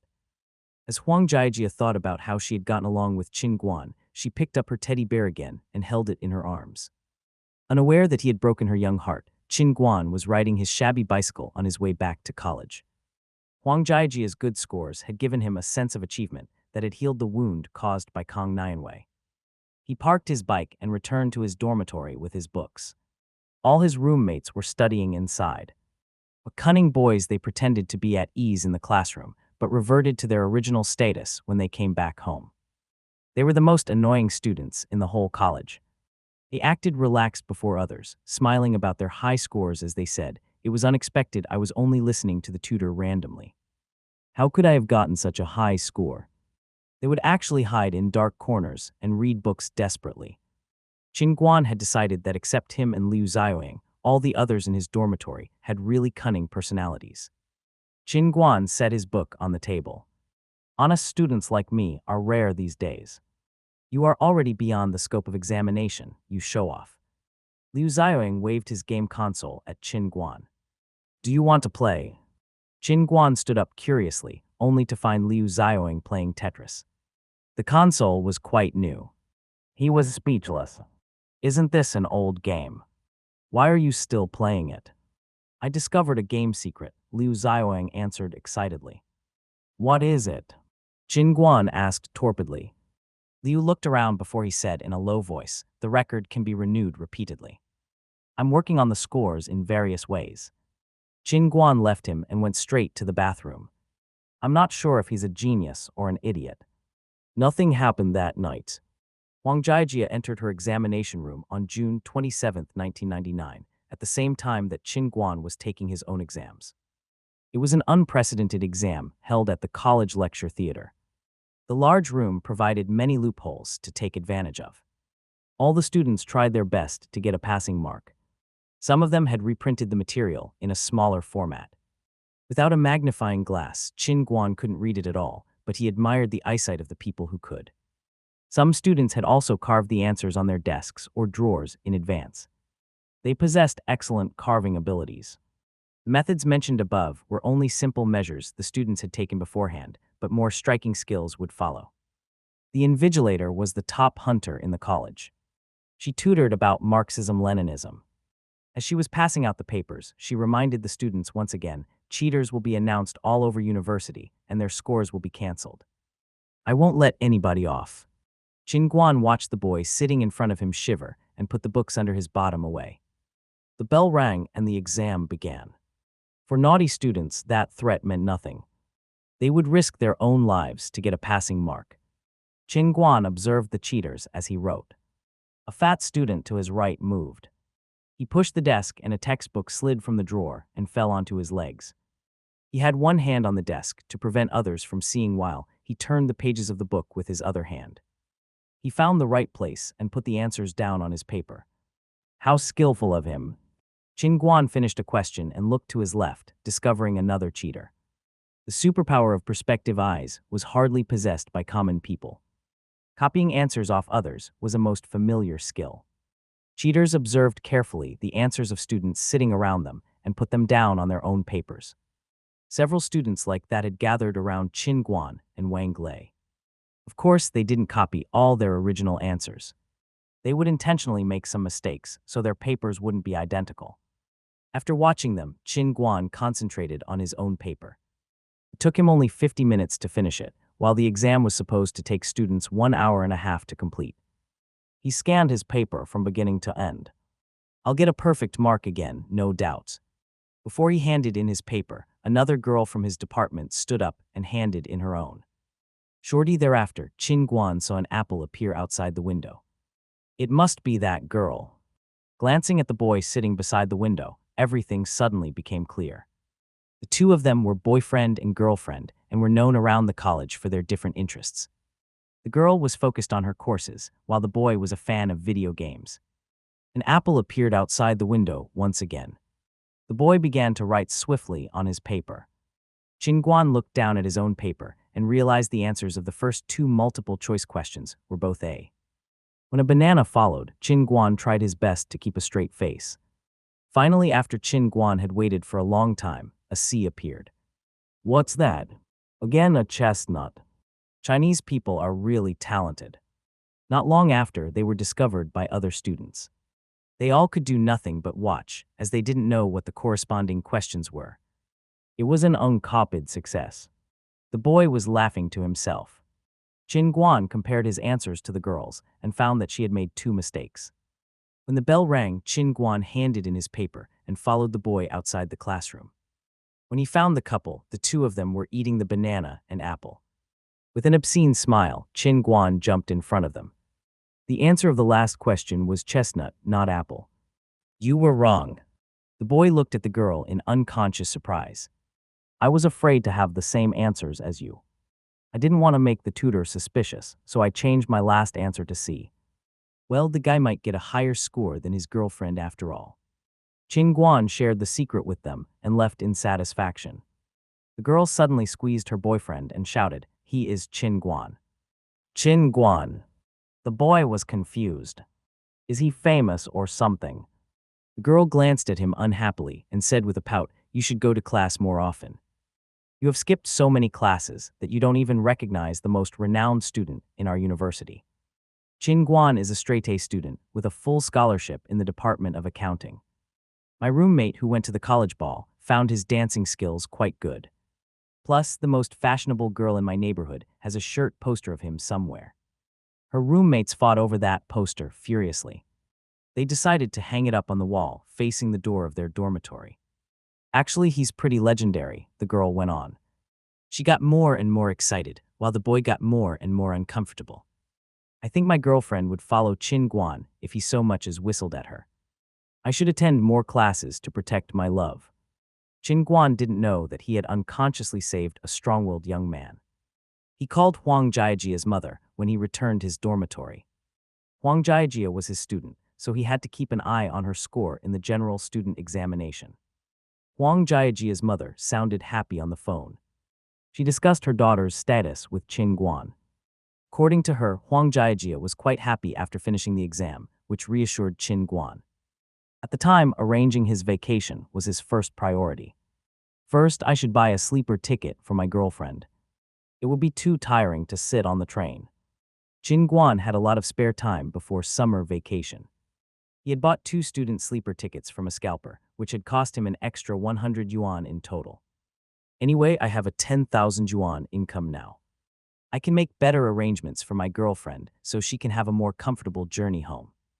Summer vacation came in July, and it was a golden time for college students.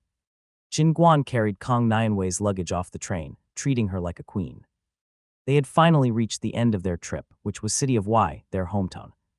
Neither of their parents had come to the station to pick them up. It seemed that after meeting each other, they had become friends. In such a small city, a short chat was enough to clear one's public relationship.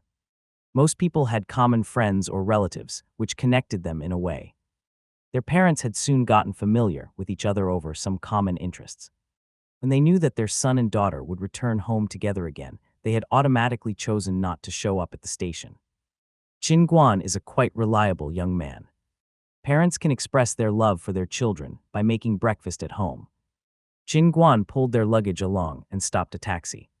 He took Kong Nianwei home first. When she got out of the taxi, Qin Guan remembered to hold her hand. "Do give me a call," he urged her. "I have so many plans for summer vacation." Kong Nianwei looked at the smiling driver in the front seat shyly before pulling her hand away. "I know. Wait for my call." Then she took her suitcase and ran into the building. When her back was out of sight, Qin Guan told his address to the driver. A warm, sweet breakfast was ready when he got there. It was takeaway breakfast from the Blue-White Group. It was the first new project after his mother's bread factory had been absorbed by the Blue-White Group. That year, staple food retail stores with that symbolic blue roof and white walls could be seen everywhere in the urban area. Every day there would be trucks carrying supplies to retail stores. Food processing plants subordinated to the China Administration of Grain had retreated from the stands in the farmers' market, and Blue-White Group staple food appeared on the dining tables of the residents of Y City in a more convenient manner. That day, Qin Guan had his first Blue-White Group breakfast after returning to Y City. It included newly ground, aromatic soybean milk and big crispy, fried breadsticks. The sticks were really big. They were actually longer than a laptop. Qin Guan's mother had bought 2 steamed stuffed buns with braised pork and soy sauce as well, for fear that it wouldn't be enough for her son. There were also homemade radish pickles, which were slightly sweet. After breakfast, Qin Guan thought for a while before asking his parents, who were about to go out, "Are we doing anything today?" "No, do you have any arrangements?" they answered. Qin Guan waved his hand. "I want to have a good day's sleep. I'll turn off my cell phone. Don't worry about me, I'll stay at home." His parents nodded in understanding and left for work. Qin Guan rubbed his hands together, pulled the phone line out, turned off his cell phone, and collapsed on his bed. It was getting hot, so his quilt had been replaced by a thinner one. Qin Guan arranged his pillow, which was filled with buckwheat hulls, into the most comfortable shape and fell asleep. He had just fallen asleep when there was a knock on the door. Burying his head under the covers, Qin Guan pretended to hear nothing. The people outside were quite stubborn, though. They kept knocking and shouting, "Qin Guan!" Grinding his teeth, Qin Guan jumped out of bed in a roll. He opened the door and found Zhou Jing and Li Jian there. They entered one by one, changing into slippers at the shoe case without any shame. They were both complaining, "You're not a loyal friend, Qin Guan. One of my remote relatives saw you get off a taxi and come home. You had decided not to tell us that you returned, is that right?" Qin Guan was quite angry. "Those evil friends won't leave me alone, even when I pull the line out. There goes my sleep." Sitting on the couch in the living room, Qin Guan asked helplessly, "Tell me then. What's the matter?" Zhou Jing answered matter-of-factly, "Did you forget? We have to make money. My pocket money for summer vacation depends on you." Qin Guan got even angrier. "Why are you here again?" he said helplessly. "Can't you find some other way to make money yourselves?" "I'll return to college in August." Li Jian took a frozen lollipop from Qin Guan's fridge before he asked in confusion, "Why are you returning so early? Aren't you going to enjoy your summer vacation?" "I'll participate in the Chinese New Model competition, which will take place between August 20th and 30th. I have to prepare in advance." Zhou Jing and Li Jian were really surprised by the news. Their mouths opened so wide that one could have jammed an egg in them. With a particularly regretful expression, they said, "So you decided to quit your studies and make a living off your looks. Congratulations, you took a shortcut to life." Qin Guan clapped Zhou Jing's hand off and answered, "No, it's only a part-time job. I have signed a contract with a model agency as a C-level model, just to state that I engage in the profession. My tutor said that I could advance to B-level and win a prize. Then my salary would be much higher. That's why I want to participate in a competition." Zhou Jing and Li Jian nodded together in understanding. Their reaction changed at once. They hugged Qin Guan from both sides and said, "It's still early July. It's about a month and a half from the middle of August. We can make a good plan for making money." Qin Guan was quite annoyed. He started arguing with them. "I will go on dates with Kong Nianwei. I have neither seen a movie nor gone shopping with her in a while. I have to reject your proposal." They all rolled together into a ball. Li Jian sat on Qin Guan, panting. "You can make time for both dating and making money. I believe in you. You are the best money grubber in Y City." Qin Guan couldn't breathe under his 100 kilos. He patted the floor hard and shouted, "Get up, Li Jian, you'll break me." "No, I won't get up unless you come up with an idea for making money." Just as he was about to choke, Qin Guan's brain started working at a very high speed. Suddenly, inspiration hit him. "I've got it, move your ass away from me." Zhou Jing jumped over immediately and pulled Li Jian up. Qin Guan was lying on the floor in distress, like a limp noodle. They both asked urgently, "What kind of business is it? Tell us." Qin Guan stood up from the floor and lay down on the couch before saying, "We can set up a stand on the beach." Zhou Jing and Li Jian were surprised. "Shall we sell shish kebab again? The beach is full of kebab stands. Big restaurants are fighting over a spare place. How could we compete with them?" Qin Guan shook his head. "We won't sell kebab. That was quite a tiring job. We'd be busy the whole day. My plan is to get a counter on the first swimming beach. Zhou Jing, you have to buy a glass counter from the canteen of the Bureau of Retired Veteran Cadres. Then you will go find your second aunt. She's selling wholesale clothes in Sanjin Market, isn't she? Ask her about the price of swimsuits this year.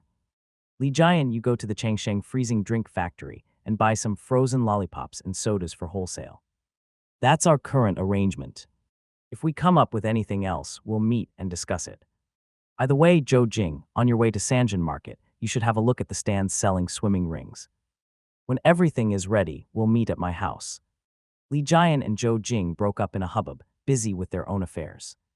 In 1999, the city of Y had not made the list of the country's best cities based on living conditions, and the tourism industry had not been explored on a large scale.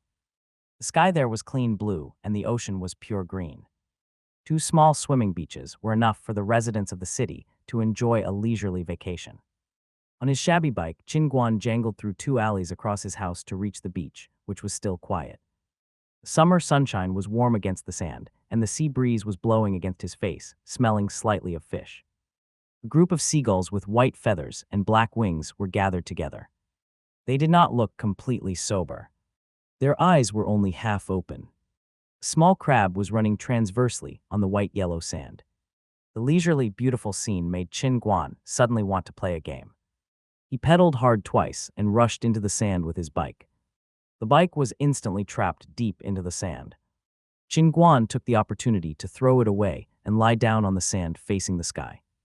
The startled seagulls woke up and spread their wings to fly away. 1 or 2 of them, who were in charge of alarming the rest, turned around to check the situation. They saw a strange human lying on the soft sand in a Chinese letter posture. Qin Guan smiled with his eyes closed. He felt quite comfortable in the sunshine. He lay down on the beach until the sun was high in the sky and the sand was a little hot. Then he stood up again. He shook the sand off his body, took off his shoes, and walked to the reception of the first swimming beach barefoot.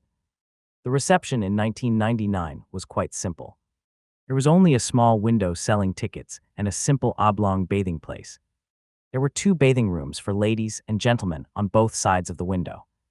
The swimmers in the sea had to be experienced, as their bodies were rough in the sea water, and there was sand in their hair and bodies. If they walked home or back to their hotels in their wet swimsuits, they would be quite uncomfortable though. The simple bathing rooms of the first swimming beach provided the swimmers with hot water for showering. It only cost 3 yuan to take a shower there. Although there were only sprayers with big iron tubes, they were quite practical for swimmers.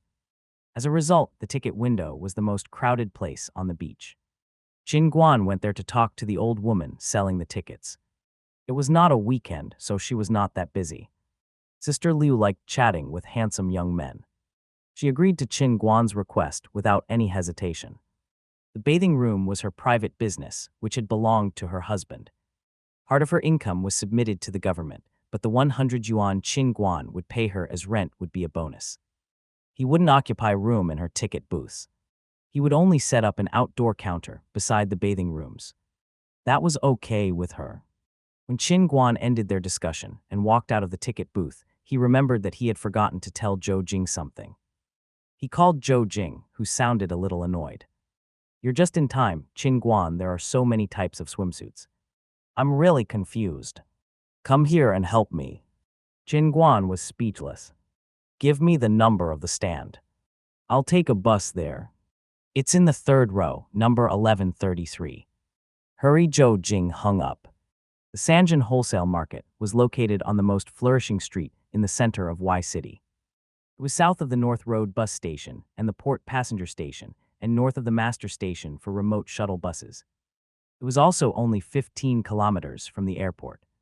The market engaged mainly in wholesale and retail of computers, household appliances, shoes, and makeup. It was the most famous distributing center in Y City. Wholesalers were working hard to promote famous brands such as Sama Leisure Costumes, Deary T-shirts, Sister Han Minority Costumes, Wencheng Princess Shoes, and others. Qin Guan's destination was Zhou Jing's second aunt's stand at the Sanjin Clothing Market of Y City. When he reached the stand, Qin Guan found Zhou Jing carrying packages up and down, acting as a coolie for his aunt.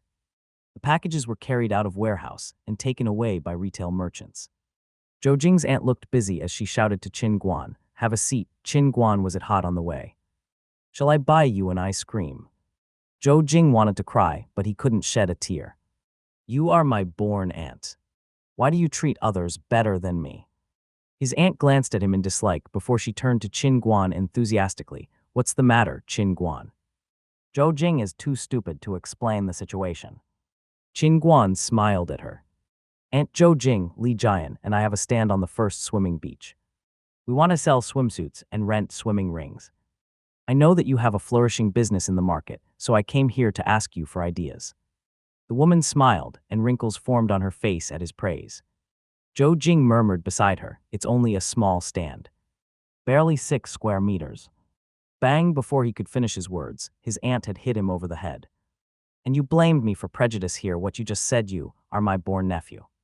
Qin Guan continued in a hush, "Don't listen to him, aunt. I just want to know if we could pay you after making sales. You know we are only college students." The aunt smiled and covered her mouth. "That's fine. Summer is close and I'm selling lots of swimsuits. Your requirement is not unreasonable. You can choose any style or size you like. I'll only charge you for the purchasing cost. The sales volume will depend on you." Qin Guan immediately answered with a sweet smile, "Thank you so much, my aunt. You take care of your own business. Don't worry about us. We'll select ourselves." The aunt nodded and pointed at the goods on the shelves. "Okay, I'll leave you alone. You can put them in a bag. Just tell me the type and amount when you're done." They both nodded. One of them held the bag while the other selected the swimsuits. Qin Guan sighed at the swimsuit styles as he approached the shelves. They were all really conservative. The most fashionable one was a half-skirt suit that left the waist bare. To make a long story short, Qin Guan selected 10 male one-size swimming trunks, 5 of which were 3-cornered. The others were all boxers shorts. Then he selected 10 one-size trunks for boys and 10 swimsuits for girls between the ages of 6 and 10, which were all lovely seersuckers and colorful one-pieces. Seersucker swimsuits were the most popular style of the time, and they were famous for their small, bubble-like wrinkles. Nowadays, they would have been considered rustic, but they were the most fashionable swimsuit at the time. Qin Guan selected 10 one-piece swimsuits for ladies and 2 bikinis that left their navels exposed. He was afraid that the bikinis wouldn't be accepted by the conservative residents of Y City. That was enough for the first day. After all, most of the tourists would bring their own swimsuits. Qin Guan's sales would depend solely on his taste. They recorded the sizes and amount of the selected swimsuits and put them all in a bag. Then they bid farewell to Zhou Jing's aunt and left for the culture and sport equipment wholesale market. There was a stand selling swimming rings in a corner. Qin Guan asked the vendor only for thick rings made of rubber, as well as tedious red ones for kids. Zhou Jing pointed at the colorful rings made of thin plastic and asked him in confusion, "Those look prettier. Why didn't you choose them?" Qin Guan looked at him speechlessly. "I have nothing to say to you. Your IQ has hit rock bottom. Who would use rings made of such materials? Didn't you notice that I chose the rings with the best durability? We also have to check for leaks. There are waves and wind in the sea. It's not like a pool. A sharp stone could break your ring, and a big wave could take you and your ring away. The most essential factor in choosing a ring is the safety of a person who can't swim. Mind your IQ, please. Zhou Jing touched his head in shame. As a local person who had been swimming in the sea ever since he was a kid, he really had no idea about swimming rings. Qin Guan chose 3 black rubber rings and 2 red rings for kids. The bright color would make the ring stand out when it floated in the sea. If a kid was in danger and asked for help, the adults in the area would find it easily. He also remembered to buy a mini inflator before they left. The two of them were uncomfortable as they went out of the market. Qin Guan had 3 rings on his body, while Zhou Jing carried 2 rings and all the swimsuits. Nothing can be done. Let's go home first. When they returned home, Qin Guan was still busy. He transferred all the frozen seafood left from the Spring Festival from the small ice tank to the freezing chamber of the fridge. The ice tank, which was now empty, would be used to hold the cool drinks Li Jian would bring back. Qin Guan found a nylon rope and tied the 5 rings together so they would be easier to carry. What they needed now was only umbrellas and a shelf, which had to be made by professionals. Qin Guan called his elder cousin to describe the type of shelf on which they would hang the swimsuits. Actually, it was an iron gauze on square shelves. The work was simple, and his cousin answered without any hesitation. He had been afraid that Qin Guan might be his competitor in the kebab business. It was currently peak season for the night market. When the shelf was finished, Qin Guan sent Zhou Jing to his father's unit in the Bureau of Retired Veteran Cadres. It was rumored that the retired cadres had held a sports meeting and had more than 10 large umbrellas left.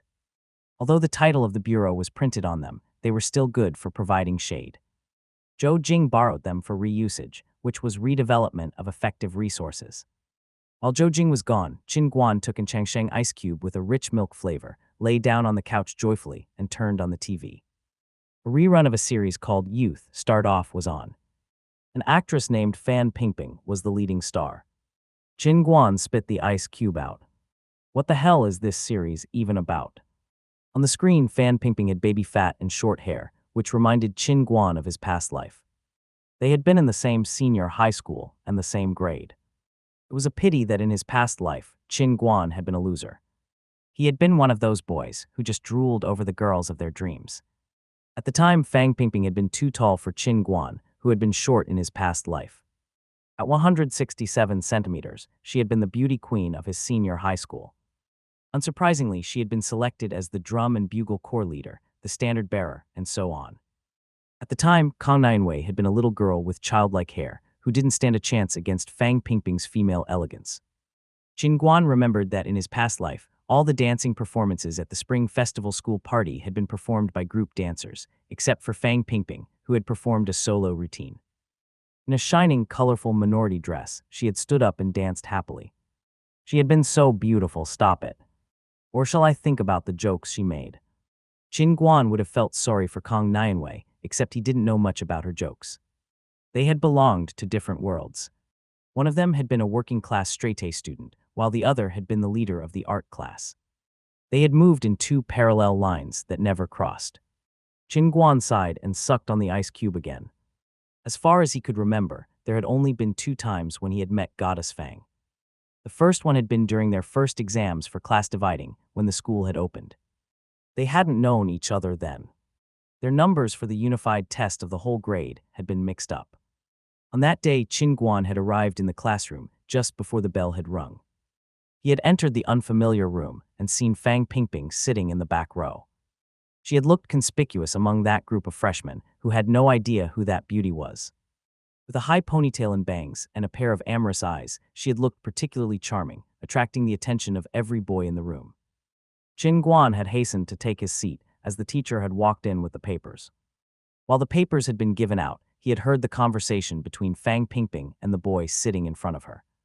The boy had said bravely, "I'm quite confident about the test. Do you know how much I got in the entrance exams for the No. 1 junior high school? 600 points, no more or less." Fan Pingping's eyes had shined immediately before she had said in a soft voice, I admire straight A students the most. I'm no good at studying myself. The boy had suddenly felt like a guardian angel. He had handed over the papers to Fang Pingping and made a promise to her, "Don't worry. I'll push my paper to the side when I'm done." Fang Pingping had given him an encouraging smile. Cheers, the boy had started writing swiftly with renewed energy. Qin Guan had been envious of their conversation. Why didn't they give me that seat? I could also have shown my bravery to the goddess. I'm short, fat, and hairy, so I have nothing to show off about except my scores. In the end, Qin Guan had made the top class without any trouble, while Fang Pingping had cheated smoothly. When the school had announced the score list, Qin Guan had laughed for quite a while. Fang Pingping had gotten into the art class, which was a far cry from ordinary classes. The boy who had showed her his papers had also gotten in the same class. According to Qin Guan's later observation, the boy had originally been in the art class. He had just exaggerated his score to show off to the beautiful girl. For half the semester, he had been held in disdain by Goddess Fang. Finally, he had been recommended for admission to a music college because of his excellent skill in playing the violin. You want to know his school scores? It's all hard. Please allow the boy to maintain some dignity. Qin Guan took another bite of the ice cube.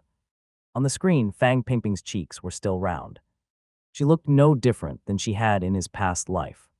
Fortunately, her face was fine. I wonder if she has had the same experiences as in my past life. Qin Guan was gloomy. The memory of his past life was blank. He had only gained great looks. That was why he had ignorantly confessed his love for Kong Nianwei in this life. He didn't know whether he would have done something as silly with Fang Pingping if he had entered the same classroom again. Qin Guan had avoided such affairs before. He owed his complete change to Kong Nianwei's rejection. Actually, that was wrong. Qin Guan was innocent. What the guy in his past life had done had had nothing to do with him. It seemed like an incomplete spirit had been mended through his rebirth. So what was the reality? Qin Guan was confused. He knew nothing about space physics. Forget it. I'm living well. It was important to have a new life this time around, wasn't it? But why was he concerned about Fang Pingping's face then? Their second contact in Qin Guan's past life had been during an ordinary day at school. Qin Guan had been on his shabby bike, riding down along the slope outside the school as usual.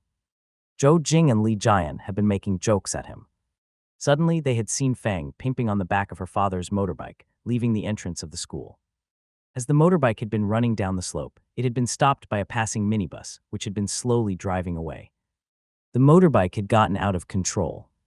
Inertia in combination with its accelerating speed had caused it to fall down the 30-degree slope.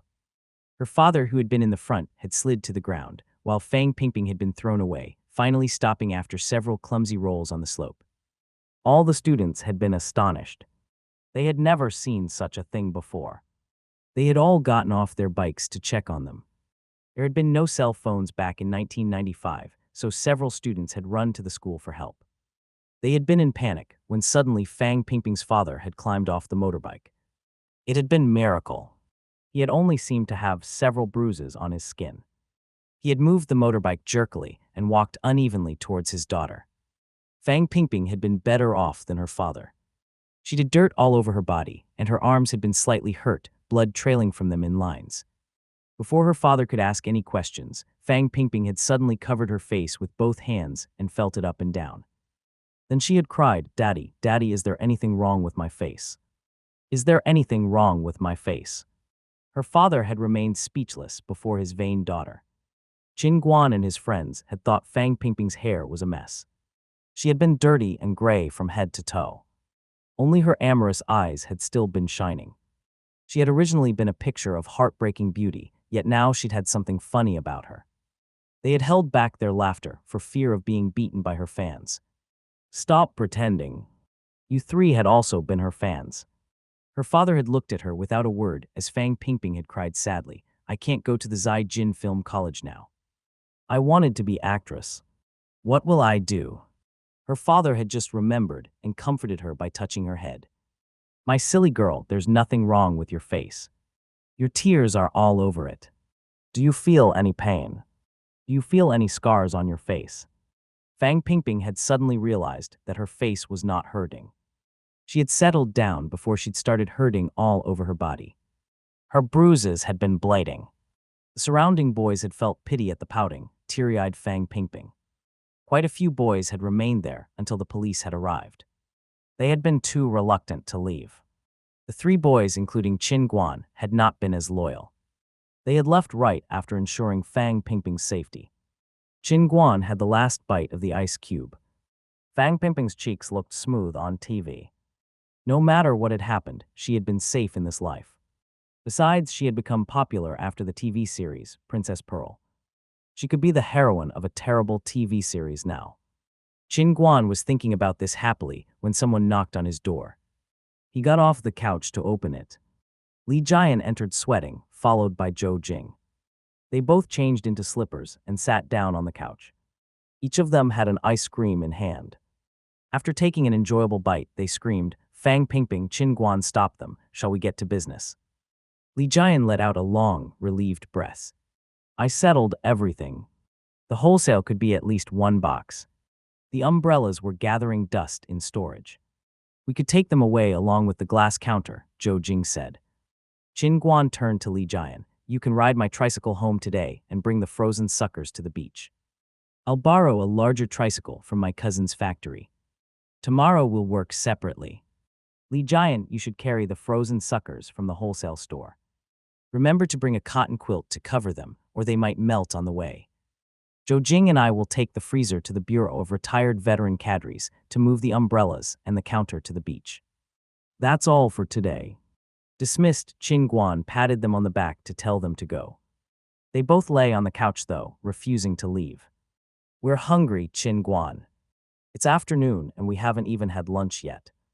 "You're blaming me for not having lunch."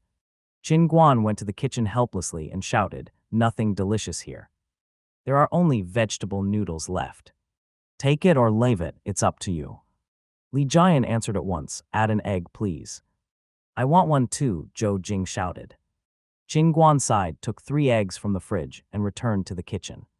He had lived in the capital as a bachelor for many years. To avoid takeaway food, he'd had to get good at cooking. First, he peeled the green Chinese onion and broke off a piece of it with his hands. Then he sliced it and took a tomato and a handful of spinach from the basket. He cut them into small pieces, poured oil in the pan, and fried all the raw materials. He waited until the tomato slices had become a little soft, and then he kept stirring them with a little soy. Finally, he poured water into the pan until it was half full. He fried the eggs in another pan until they were 80% done and waited for the water to boil. He put a handful of thin, dry noodles in the boiling water, threw the spinach in, and added some Ajinomoto and salt. The noodles were done. Qin Guan took 3 large bowls out and separated all the noodles and soup into 3 equal parts. Then he added the 3 fried eggs, and the noodles were ready. Although his friends complained about having hot soup in such hot weather, the noodles were quite delicious. They both left as soon as they'd finished their food, sweating quite a lot. It was sunny the next morning. Qin Guan rode a large tricycle, carrying the freezer, a wiring board, some clothes hangers, swimsuits, and swimming rings to the bureau. Zhou Jing had already moved 3 umbrellas and a glass counter at the entrance of the bureau. They loaded everything onto the tricycle and set off for the first swimming beach. It was early in the morning, so the ticket booth was still empty. Qin Guan took the long wiring board to the power supply in the ticket booth. He plugged in the board, put the small freezer at the back of the counter, and threw a small purse on it. Zhou Jing opened a large umbrella over the counter and put the other 2 swimming rings at the foot of the wall. Qin Guan stuck the hangers into the sand before the counter. There were swimsuits and pants on them. One for adults and one for kids, a pair of boxer shorts, and done. Everything was ready except for the frozen suckers. Not long after, Li Jian arrived on the small tricycle. He opened several boxes of frozen suckers under the quilt in his tricycle. There were 2 boxes of Changsheng milk cubes at the price of 30 yuan per box. The price for wholesale was 0.9 yuan per piece, while the retail price was 1.5 yuan. There were also red bean frozen suckers, green bean, and haws. There were 60 suckers in 1 box and 2 boxes of Changsheng orange soda under them. It was so considerate of Li Jian. That little fatty, they put all the frozen suckers in the freezer in a hurry. Guan looked up at the sky and put 10 bottles of soda in the freezer as well. The sun was rising, and the temperature at the beach was getting higher and higher. The sea water was warm under the sunshine. Just before the hottest time of the day was the best time for swimming. Lots of people had come to the beach. There were students on vacation, adults with their kids, and some tourists. They all saw the new stand, and some of them walked up to it curiously to have a look. Guan and his friends got ready to serve the customers. The visitors were surprised to see the frozen suckers. People always left package papers hanging on a small shelf to show others what kind of frozen suckers the stand sold.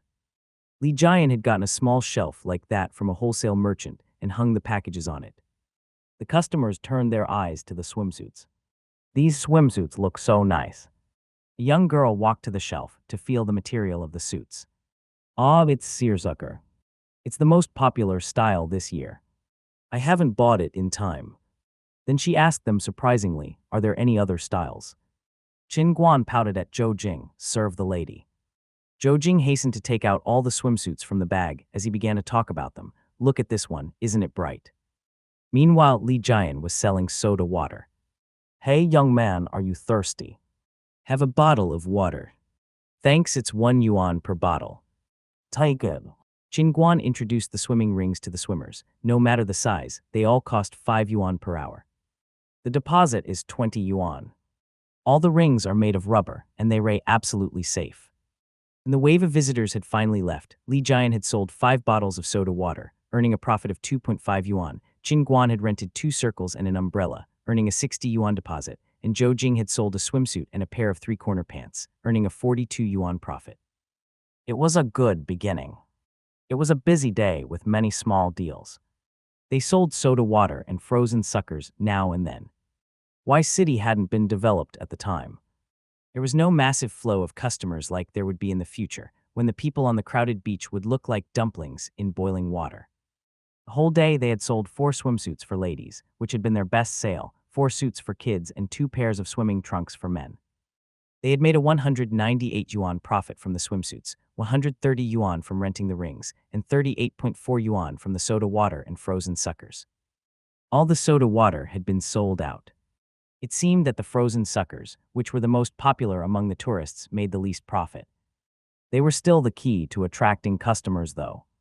It was better than nothing, wasn't it? Their total profit for the day was 366.4 yuan, which made Zhou Jing and Li Jian quite happy. They deposited the freezer, swimming rings, and umbrellas in the ticket booth before leaving and gave the woman 10 suckers as a gift for her kid. They returned home happily. Even though they lacked experience, the soda water had been sold out by noon. They'd have to buy more for next time. The next morning, Zhou Jing would make the replenishments and give the money to his aunt. They needed more half-length suits. Both the half-length suits selected by Guan had been sold out. It was just the beginning of July. Peak time for touring would be in middle July. Many tourists within the province liked to enjoy a leisurely holiday on the beach of Y City, so it would be the best time for sales. The rings were enough for now. They would double them by the middle of July, though. It was worth reusing them at the price of 10 yuan each. They also had to get 3 deck chairs the next day. They could rent them to anyone who was interested or lie on them themselves. After a whole day of standing, Guan's legs felt stiff, and so did his friends. Delighted by that day's harvest, they rode the tricycle to the urban area under the moonlight. They hadn't eaten the whole day. Dinner was of great importance.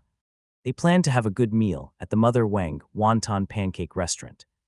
People said that the stomach was just like a pocket and the mouth was like a hometown. All the flavors tasted during one's childhood, sour, sweet, bitter, and spicy, were the original elements of their life.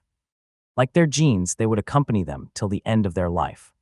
Both in Guan's past and present life, wonton and pancake would always remind him of the fragrance between his teeth and cheeks.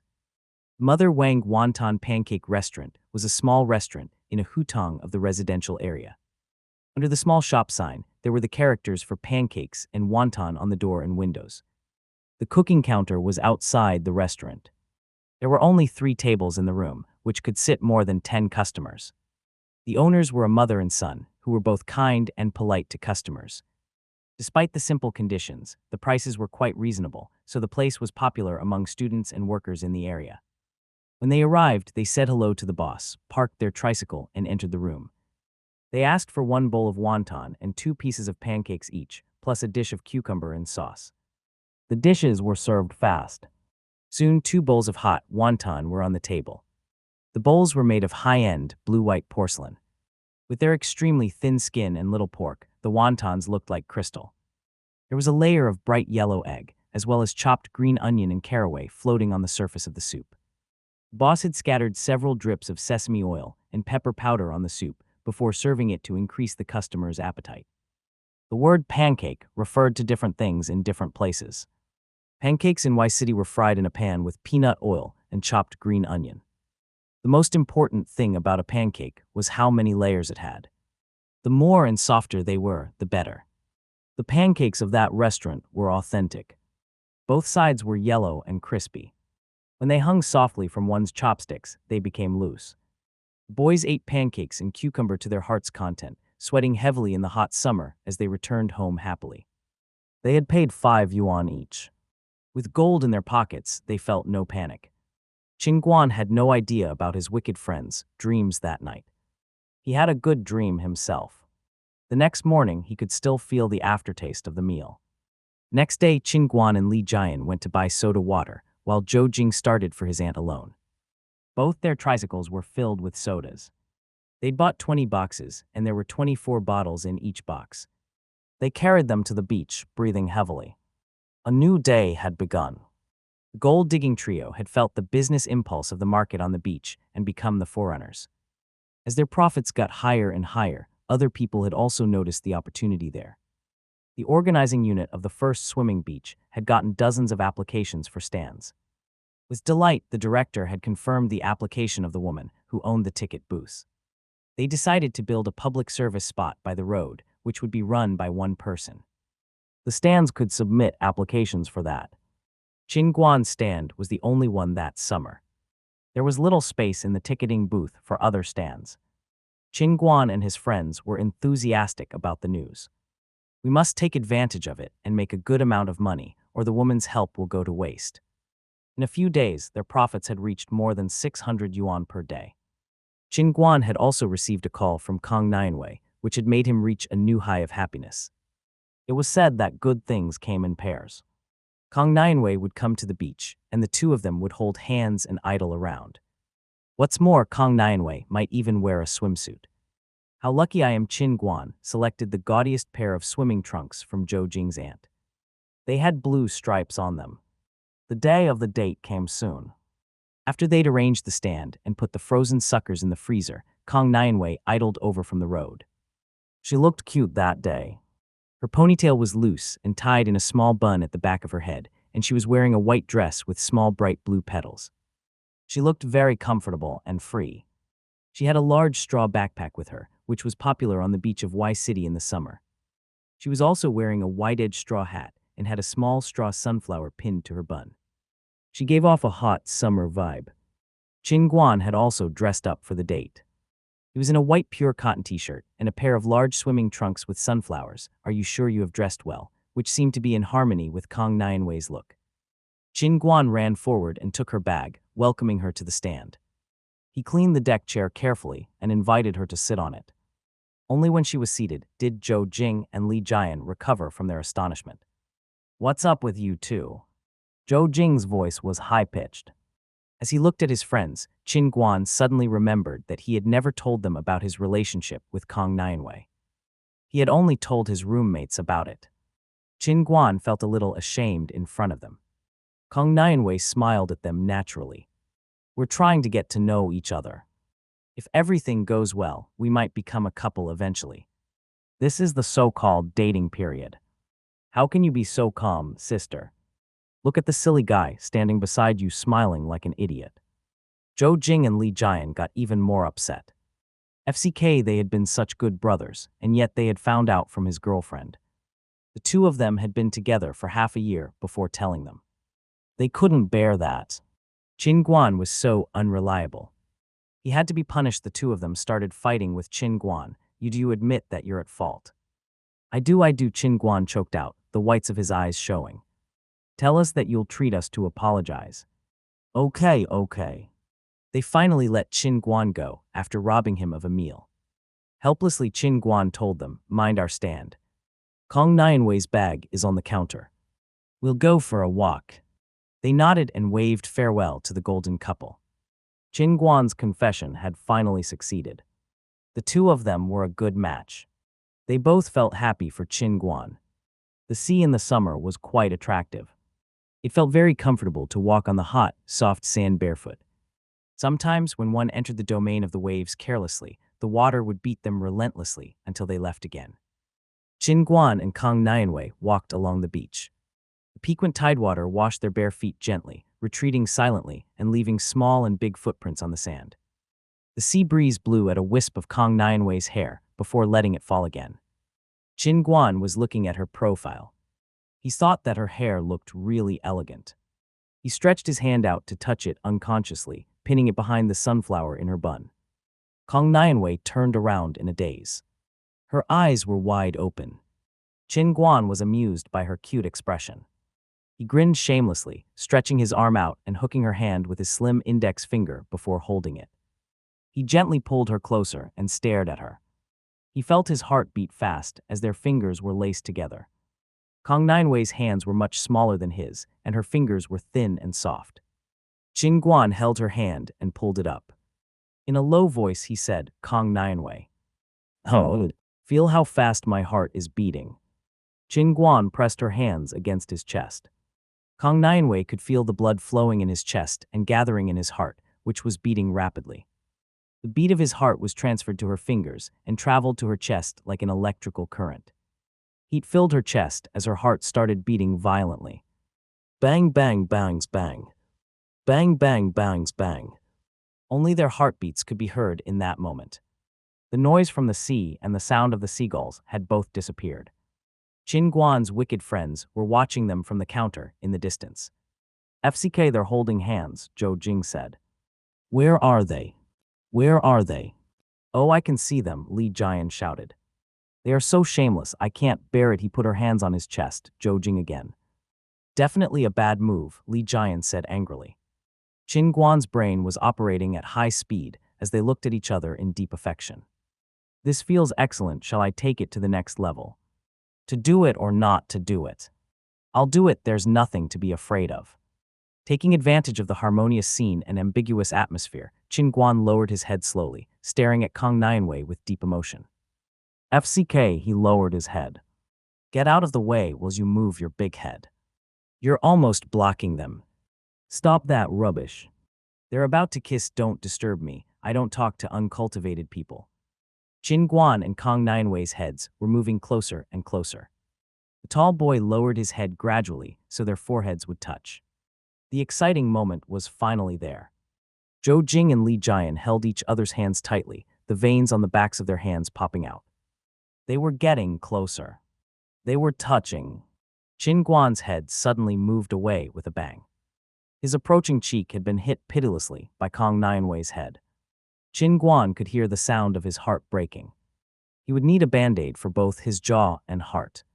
Kong Nianwei burst into laughter at the sight of the silly boy leaning back. Her heart was beating really hard as she touched her scalding cheeks with her hand. Her skin was still hot and her heartbeat was violent. She hadn't meant to refuse. She had just been afraid that her heart would jump out of her mouth or her chest would be smashed by the heat as Qin Guan kept getting closer. Kong Nianwei was terrified. She had never experienced such an uncontrollable impulse. But a simple girl time would teach her that this was what love tasted like. "What happened?" "Ha. He was head-butted. Ha. Zhou Jing and Li Jian, who had watched the whole scene, were laughing from behind the counter. "I can't bear it. Qin Guan is so unlucky. Shall we tell this story to the commissary in charge of studies in our class?" "Better do it together," the two friends chimed in.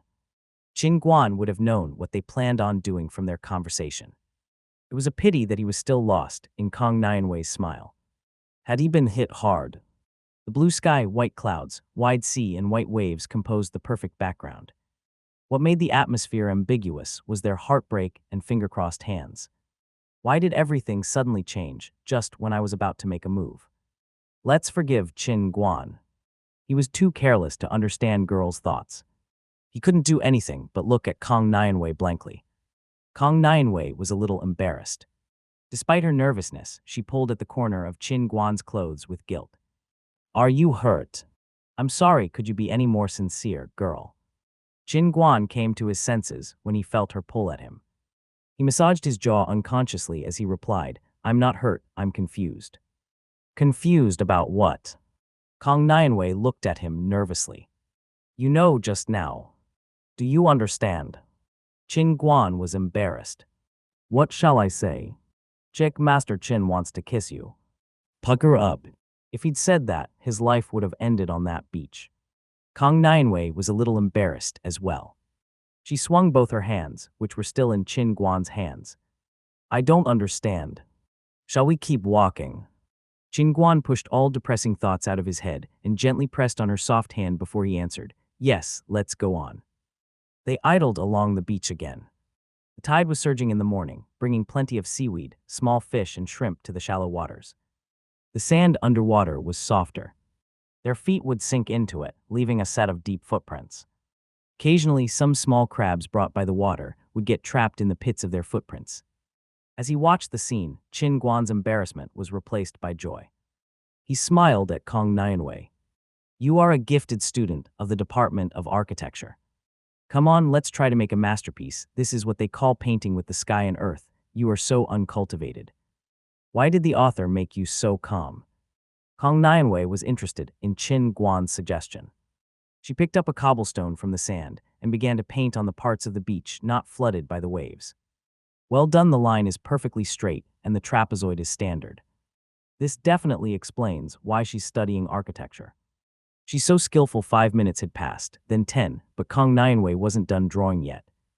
Qin Guan was staring at her masterpiece in a daze, his arms crossed over his chest. It looks like a structured architectural design. So what if my girlfriend is a straight-A student? So what if she's drawing a design plan on our date? I'll wait for her. Qin Guan was anxious, and Zhou Jing and Li Jian were quite worried. They followed the couple, hiding behind a small sandhill and burying their bodies into the sand to watch. Li Jian asked Zhou Jing curiously, You are closer to them. What is she drawing? Zhou Jing answered impatiently, She's drawing on the flat sand. I can't see how slow those two are. The sun is rising high, and the visitors are getting more and more. Soon we'll be too busy to peep at them. Qin Guan couldn't bear it anymore. He poked at Kong Nianwei from behind. It's not a masterpiece, in my opinion. He wanted to take the cobblestone and set an example for her. Kong Nianwei, who was drawing sincerely, was annoyed. I'm almost finished, you troublemaker, she answered sullenly. Fine. Qin Guan stopped at once and stood beside her patiently, waiting for her last stroke. Kong Nianwei finished the picture smartly. As she stood up to hand her cobblestone to Qin Guan, she asked proudly, What do you think? It's my latest work. My tutor assigned it as homework for mini interior design. Today I was inspired to clear my thoughts. When he saw her excited face, Qin Guan couldn't say anything. What could I possibly say? That she has totally missed the point of dating me. That would be like pouring a bucket of cold water over her. If I say that, I'll never date her successfully in the future. Against his will, Qin Guan gave Kong Nianwei a thumbs up and told her, I'll draw a picture for you. You can't laugh at the work of a person who's never learned to draw, though. Kong Nianwei nodded with curiosity. She had never seen Qin Guan draw before. Qin Guan bent down to make the sand around him flat. Lie down, Zhou Jing and Li Jian buried their faces in the sand. They dared not look up until Qin Guan headed in another direction. You were nearly discovered, Phew, we ate a mouthful of sand. What the hell is Qin Guan doing? They both poked their heads and felt sand on their faces. As Qin Guan was drawing on the beach with the cobblestone, a cambered earthworm appeared on the sand. Kong Nianwei smirked unconsciously as she looked at the stupid boy. Qin Guan drew a bow with a curving line. Then he added a second bow, forming a peach-shaped heart. A traditional trick. Kong Nianwei's face turned red and hot. Qin Guan finished the heart and wrote his name inside it before throwing the cobblestone full force into the sea. Then he turned around and said, My heart is in front of you for the taking. He suddenly quivered.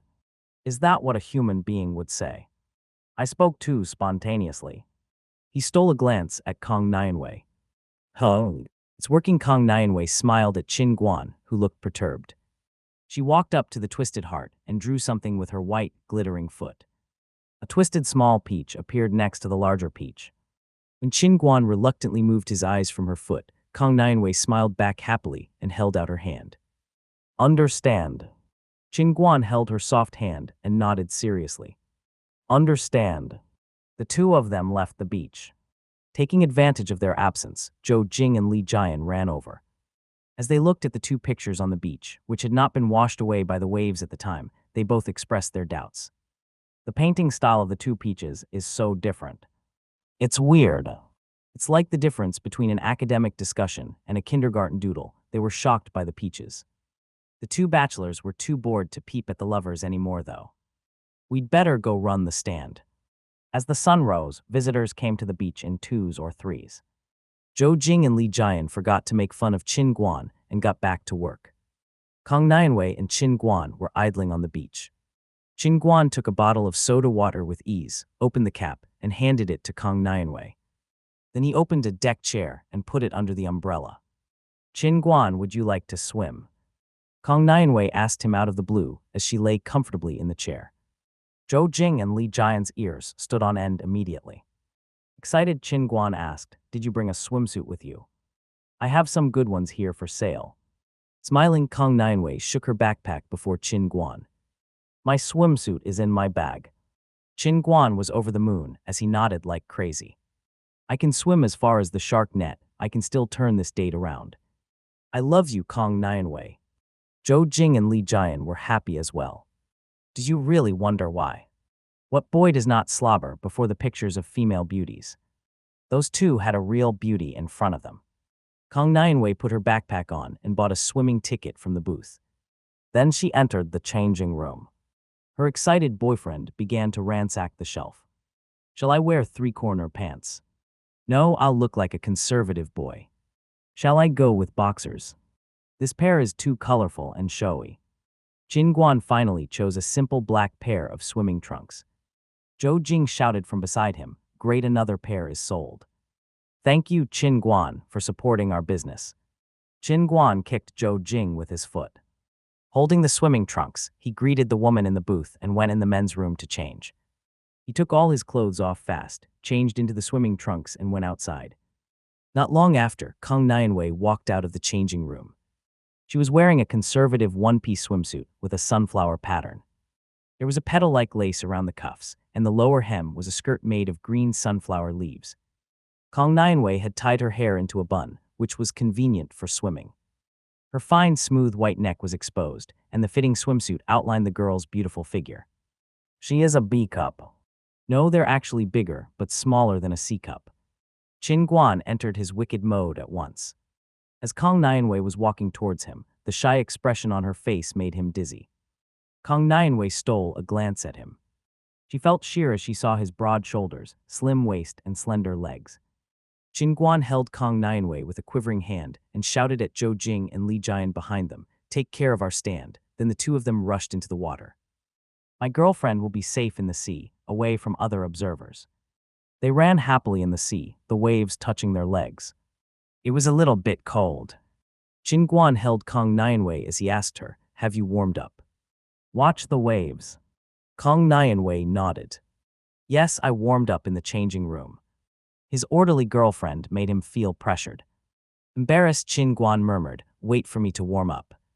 He stood in the shallow waters with both arms on his hips, turning his head around in all four directions. His waist looked fit between his hands. Surrounding tourists who were playing on the sand, swimming in the sea, or lying on the beach, unconsciously paid attention to the tall young man with the excellent figure. As someone who had grown up by the sea, Qin Guan was good at the pre-swimming warm-up. He knew how to expand his chest and hold and rotate his arms. His upper body movements were standard. The tourists on the beach had a physical movement lesson as they feasted on the handsome young man's body. Qin Guan finished his lower body movements, which included half-squatting and lunging, ran for a few steps, and then jumped into the sea. He dove against the tide for a few meters before emerging from the water. He shook off the water drops in his hair as he shouted at Kong Nianwei, who was standing in the shallow waters, "Come here, I'll help you swim." Kang Nianwei pulled a grimace before taking several steps in the sea and swimming towards Qin Guan. Unexpectedly, she swam in a perfect butterfly stroke. Her shoulders opened to form a beautiful arc in the blue waters, a glittering, translucent spray spreading around her body. When she reached Qin Guan, she looked at him defiantly before swimming freestyle towards the deep. Qin Guan was in awe of her. He followed her immediately. Kang Nianwei changed to breaststroke when she saw him approaching. Qin Guan didn't want to lose face in front of his girlfriend, so he followed and asked Kang Nianwei proudly, "Can you do this?" Then he buried his head in the water, stretched his body, and started rowing with his arms and hitting the water with his legs in a silly way. Dog paddling, the technical term, suddenly hit Kang Nianwei. It was really funny. Yes, Qin Guan was dog paddling proudly before Kang Nianwei. I can't beat you at a standard swimming style, but I can at least save my dignity this way. As they swam, he told Kang Nianwei, "Watch carefully, this is not ordinary dog paddling. There are two kinds of dog paddling, actually." Qin Guan began scooping up water with both hands instead of alternating. He looked like a giant dog as he slowed down. Excited, he said, "Look, I changed style." Kang Nianwei sighed at her silly boyfriend. Unbelievable, she changed to freestyle, and in a short while Qin Guan had fallen behind. He had no time to joke around. He also switched to freestyle, patting the water with his slender legs in an effort to catch up with Kang Nianwei. They swam to the shark net, racing against each other. Kang Nianwei was a little tired, but Qin Guan was still full of energy. "I can't swim any longer. You push me back," she told him. Her words made him happy. Qin Guan tried to embrace her slim waist, but Kang Nianwei patted his hand away. "Where did you just touch me? A lady's waist is off limits anyway. I can hold on to you myself." Kang Nianwei put her arms on his shoulder. Qin Guan could do nothing but swim back to the beach with effort, like an ox pulling a cart. What a sad fate. The sun had risen to its highest point, and it was shining brightly. Kang Nianwei rested her head against Qin Guan's shoulder. The sea was shallow, and the water was so clear that people could see the bottom. Several fish with colorful tails swam across the surface of the water, their silver dorsal fins glittering. As she was enjoying the beautiful scene at the bottom, Kang Nianwei suddenly patted Qin Guan on the shoulder. She pointed at the bottom and shouted, "Crabs." Qin Guan was confused. There were so many small crabs in the shallow waters that one could find a whole group under a stone. It was nothing surprising. When he bent his head down, though, he was surprised to find two crabs bigger than his palms at the bottom. They were in the shallow waters, where the undercurrent turned over the earth where the crabs were hiding. One of the crabs was crawling slowly on its 3 pairs of legs, while another was digging in the sand hastily, trying to find a hiding place. Qin Guan perked up at once. He asked Kang Nianwei to float there and wait for a while. Then he took a deep breath and plunged headfirst into the water. Soon the water was stirring the sand. Qin Guan resurfaced not far from there. Kang Nianwei thought the crabs might have escaped in the meantime, but Qin Guan grinned at her and held up his hands, holding a big crab in each one. Their bellies were right between his fingers. Other swimmers around them shouted in surprise at the scene and started looking down at the bottom one after the other. Kang Nianwei followed Qin Guan to the beach with a smile. Zhou Jing and Li Jian were shocked. How can they catch such big crabs while they're on a date? This is bullying. If they're so lucky, why don't they go fishing in the ocean? Qin Guan could guess what they were thinking by their expression. He tied the crabs with a nylon rope he took from the counter and told Kang Nianwei, "Take a shower. It's uncomfortable after swimming." Kang Nianwei nodded, took her bag, and handed her ticket to the old woman before entering the ladies' changing room. Qin Guan took an empty plastic box that used to hold soda to scoop up some seawater and throw the crabs in. Then he told his friends, "I'll take a shower too. I'll help you later." There were no customers at the time. Zhou Jing and Li Jian's mouths watered at the sight of the crabs. Although crabs were relatively small in July, those two were quite large and fresh. They were just imagining how they would eat them when Qin Guan came back. His hair was dripping with water because he hadn't taken a towel with him. Kang Nianwei gave him her towel when she came out of the bathroom. Qin Guan took it and returned to the bathroom to change out of his swimming trunks and put on some casual clothes. Oh no. Kang Nianwei decided to play alone. Abandoning Qin Guan, she ran to the beach without mercy. The two crabs had reminded her of beachcombing, which she hadn't engaged in many years. The best time for beachcombing was during the large spring tide, when the water retreated further at a high speed. Then sea life, especially slow shells, were left in the wet sand. At 2 o'clock in the afternoon, the water began to retreat. It was not tide peak time yet. Kong Nianwei ran to the rocks in the shallow part of the sea and dug up some oysters and spiral shells with Qin Guan's small iron rake. That kind of natural, delicious food could be eaten after being boiled with salt. As the sea retreated fast, Kong Nianwei squatted down on the beach to observe the air holes. Some small bubbles would occasionally escape from them and crush on the beach. When that happened, it meant that there were fresh clams in the holes. Kong Nianwei was really happy. She poked at the small hole with the rake and discovered a clam. Clams of different kinds fell into her plastic bag. When she stood up and massaged her stiff waist, the sun had almost disappeared under the horizon. Qin Guan and his friends had already begun to clean up their stand. With a red, sunburnt face, she bounced towards to their stand, holding the small bag of fresh clams in her hand. Li Jian sighed, "You don't need to study. You can make a living by selling seafood." Qin Guan was concerned about his girlfriend. "Look after your burnt cheeks. Apply some oil to your face and put some ice on your skin." Kong Nianwei nodded before Qin Guan took her back home on his tricycle. Kong Nianwei divided her harvest into 2 parts and shared it with Qin Guan. Then she waved goodbye at her boyfriend and ran into the building happily. In case you're wondering why she hadn't shared with Zhou Jing and Li Jian as well, they were not her friends. Who cared about them? They had both left the beach unhappily. That evening, the 2 families had a feast of clam noodles and fried spicy crab meat. Kong Nianwei didn't show up the next day, as her skin had been slightly burnt. In 1999, using sunscreen hadn't been widespread, and her straw hat hadn't been enough to protect her from the sun. She stayed at home for a week to let her skin heal. At the end of July, inspired by Kong Nianwei, the boys started selling small fishing baskets and iron rakes at their stand. They were traditional and very popular among the tourists, and they earned them a small profit. At the end of July, their personal income had exceeded 3,000 yuan. After mid-August, when Qin Guan left, Zhou Jing and Li Jian's profits would get even higher. Hosted by the China Art Photography Association, the China Figure Photography Association, and the New Face Education and Media Company, the New Face Model Competition was a national competition for new models.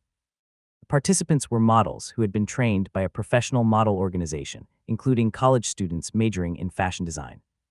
It was a comparatively professional competition for new models and could be classified as a domestic B competition. Sister Zhu took that competition very seriously. She called Qin Guan every day in August, which annoyed him to end. She was getting more and more rude on the phone, which eventually made him decide to return to college in advance to get prepared. As soon as he returned to the capital, he met Professor Lei and Sister Zhu. First, Sister Zhu had to teach him the basic rules of the competition. I can't send him to the competition blindly. She made an introduction, holding a guild book in her hand. The competition includes a local mass election, a local final, a national quarterfinal, and a national final. The competition seems quite long. Qin Guan was a little hesitant. Sister Zhu could guess what he was thinking, and she patted the material in her hand. The local finals will be finished within the semester, and the national quarterfinal and national final will be held in the capital. The competition is not full-time. You can only show up when necessary, so you won't need to skip any classes. Besides, why are you so confident that you'll get to the national final? You need to pass from the local final first. Sister Zhu ground her teeth in hatred. So many green hands were itching for a chance to try, and this guy was playing hard to get. Sister Zhu opened the material and resumed reading. Age limitation. Women have to be under 22, and men have to be under 24. Height requirement. Women have to be over 170 centimeters tall, and men have to be over 180 centimeters tall. All participants should be healthy both physically and mentally. They should have a slim figure and a nice face. Basic skills for performing on a T stage and before a camera are required. You meet all the requirements. Fill the application form in and give me a copy of your ID. I'll prepare the photos and background material for you. Qin Guan nodded and stood up to take the application form. Suddenly, Sister Zhu seemed to recall something. "Do you have any talents?" she asked. Qin Guan was taken aback. "What kind of talents?" "Singing, dancing, playing instrumental music. Anything will do." Forget it, it's nothing important. You won't need to think about it until the national final. Sister Zhu shook her head hopelessly. Does dancing socially count? Sister Zhu was slightly surprised. Fine. I'll find a tutor for special training before the final. You fill the form in and I'll prepare photos. After filling in the form, Qin Guan started training hard. It was the middle of August, and the sun was shining bright above the capital. It was also the deadline for the new face model competition applications. The busy assistant of the organizing committee of the local competition was deeply troubled. He let out a long breath after he filed all the forms and photos. Several assistants knocked on the door of the office of the preliminary judges, holding thick folders of paperwork. There were 4 judges sitting around the meeting table. The assistants put the male and female model applications separately on the table, gave the 4 judges a short introduction, and left the office. Looking at the 2 distinct piles of paperwork, one of the 4 judges said, "This is the preliminary competition. It's just a formality. We'd better work in pairs. One pair can take the male models, and the other one can take the female models." The youngest judge touched his glasses and said, "I agree with Professor He." The other 2 nodded as well. They all looked at the table again. Professor He pulled the thickest pile over, flipped over several pages, and smiled. "These are the female models. Here are the statistics. There are 286 applications from female models and 82 from male models." He pushed the paperwork back naturally and turned to the pile of the male models. He pulled them over and told the others, "Don't blame me for taking advantage of my seniority. I'm old and I'm short on energy. I will be the judge for the male models." The other 3 cursed silently, that old fox. Being a preliminary judge was a hard and unrewarding job. Professor He was the senior editor of Models periodical, and he was currently waiting for retirement, lacking any motivation. The youngest judge was a member of the China Figure Photography Association, who had been sent as vanguard. The other 2 were an assistant advertising director and a costume institute assistant. Both of them had been paid to be there. After the preliminary competition, the judges would all be VIPs, much more important than them. All 4 of them were coolies, so the less work there was, the better it was for them. The last 2 judges picked up the paperwork of the female models gloomily. They had to get familiar with it. Professor He and the young photographer were in charge of the male models. They hastened to number the paperwork, thus ending their work for the day.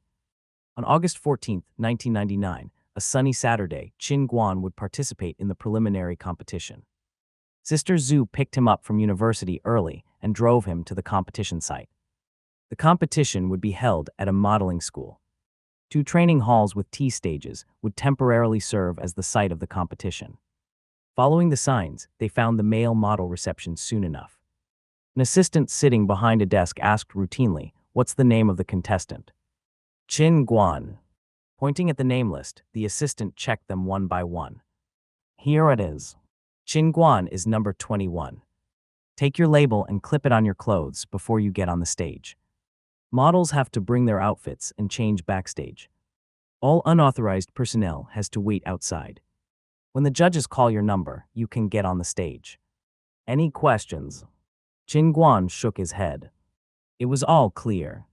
The assistant called the next contestant forward. Sister Zhu pulled Qin Guan aside and handed him the package with his clothes. Before leaving, she advised him, "Don't be nervous. Just show them what you've learned in your lessons. Cheer up." Qin Guan smiled brightly. "I may be a lot of things, but I'm not nervous. Relax." Then he waved at Sister Zhu and headed backstage. The furniture backstage was pretty simple. Several folding chairs were scattered around randomly. The contestants put their bags down on the floor and began to change. There were bare chests, backs, and legs everywhere. The standards for the preliminary competition were simple. Figure condition including weight, height, chest, waist, and hips measurements, shoulder breadth and breadth ratio of shoulder and hips, and beauty evaluation, including talent, wit, appearance, skin, posture, and health. To make it simple, on the first pass, they would compete on face and figure. As soon as Qin Guan took off his t-shirt, everyone in the room fell silent. Another strong opponent. By the time he had changed into his swimming trunks behind the curtain, there was nobody left around him. Nobody wanted to be near him for fear of comparison. Fortunately, they would be competing one by one. At the local finals, when there would be a group show at the beginning, the contestants standing next to him would most likely want to die. Models backstage were getting more and more when the two judges under the stage were finally ready. Professor He picked up the material casually and had a short discussion with the young photographer on his right. Then he nodded at the assistant on the site, indicating that the competition could begin. Bright music started playing as the host announced, "Contestant No. 1, Li Xiaoguang is up, and contestant No. 2 Wang Shuang should be getting ready." Professor He and the young photographer pulled the material of contestant No. 1 over. His height and weight were stated clearly on the form. They didn't pay attention to his professional background. They looked at the swimwear show on the stage instead. It was a model competition, so the models' figures had to be attractive to the audience. Contestant No. 1 had walked up to the most important part of the T stage. His gait was steady and his basic skills were perfect, but he might have chosen the wrong audience. Both judges engaged in print media and photography and focused on appearance. A little too wide around the hips. That's right. According to the theory of human body proportions, he's a little too tall. If he was as tall as an ordinary person, he would have been gourd-shaped. So fail. Fail. They drew a cross over No. 1's application and threw it in the rejected pile. The contestant had just returned backstage without the slightest idea that he had been disqualified so soon. Contestant No. 2 is up, and No. 3 should be getting ready. Contestants got on the stage one by one as the host announced them. The two judges kept commenting nonstop. "He seems to have a good figure." "No, Professor He. Look at his muffin-like face. He has no angles. He won't look hot in the future." But it's only a preliminary competition. We have to select 30 contestants for the final. Let's not be too strict right from the beginning. Fine, let's decide about him later. If there aren't enough good contestants, he can pass. Okay. The application was thrown in the undecided pile. When contestant number 20 returned backstage, the host finally announced Qin Guan's number. The following contestant is No. 21, and his name is Qin Guan. No. 22 should be getting ready. Qin Guan looked back, smiled at contestant No. 22, who was 1 meter away from him, and turned around to get on the stage. His smile made No. 22 feel quite depressed. "He's bullying me, why do I have to compete after him?" Number 22 was a promising young man working with the new Silk Road agency. Although he had just signed a contract, he had taken the lead among plenty of new male models because of his angled face and outstanding performance. His agent, who was also his oldest cousin, was confident about his future. He was participating in the competition to get an award. Everyone knew that a small domestic prize could raise a model's level. B level could definitely be achieved, and any model could benefit from a professional status and have clients pursuing them. No. 22 had been proud of himself. Who would have known that Qin Guan would destroy his dream? He should have been a white horse. A black horse burst in unexpectedly, while a white horse barely displayed its strength. While No. 22 was feeling gloomy backstage, Qin Guan had gotten to the most important part of the T stage. The two judges were looking at him in shock. "Is he a green hand, Chen?" "Maybe, but he looks familiar. His figure is no worse than that of renowned models in our magazine." "I know who he is, Professor He. He was a model who worked with one of the top 10 photographers in our figure photography competition. That's why he looked familiar. His photos were perfect, they won the photographer the prize." Professor He looked at Qin Guan's application. He is 186 centimeters tall. Qin Guan had grown by 1 centimeter in half a year. Not that tall, more like average height. He is 19. Huh? He's studying at the Capital University of Finance and Economics, not at a modeling school. I should pay attention to him. Who said that models are not educated? Here is an exception. The photographer called Chen watched Qin Guan walk until he reached the backstage. Look at his figure, he's the perfect human. His shoulders, waist, and hips are all perfect. Maybe I can invite him to work with me on my next project. Professor He pushed the photographer to recall him back to reality. Let's talk about the competition first. Pass. Chen nodded heavily. Definitely pass. As number 22 walked out holding his head high, he and Chen looked up and had a discussion. He looks fine, but something's off about him. Compared to No 21, his legs are shorter, his waist is thicker, and his feet and head are bigger. Number 22 walked forward with tears on his face. My dear judges, could you lower your voices? I can hear you in this large, empty room. I'm so depressed. His fate had been decided before he'd turned around. Generally speaking, he is fine compared to the rest. There is nothing special about him. I can't decide. He's a maybe. Good young man who would have normally passed to the next stage of the competition had his application ruthlessly thrown into the undecided pile because of Chin Guan. Number 22 went backstage in low spirits. The first thing he saw was Chin Guan, who was putting on his pants. He walked towards him angrily with narrowed eyes. The charged atmosphere immediately attracted the surrounding model's attention. Number 22 is looking for trouble with number 21. Why? He was just unlucky enough to get on the stage after No 21. Wow. The onlookers watched the two of them meaningfully. Chin Guan fastened the buttons on his jeans. Putting on his t-shirt, he asked, "What's the matter?" Number 22 glared at him. "Where are you from?" Chin Guan answered automatically, "Why city?" "I'm asking about your agency." "New Silk Road." "Impossible," number 22 exploded.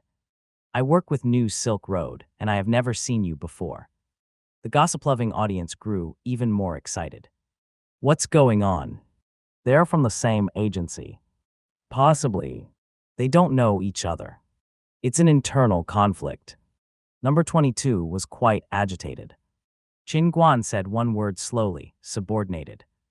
No 22 was so angry, his lungs seemed about to explode. That man is so annoying.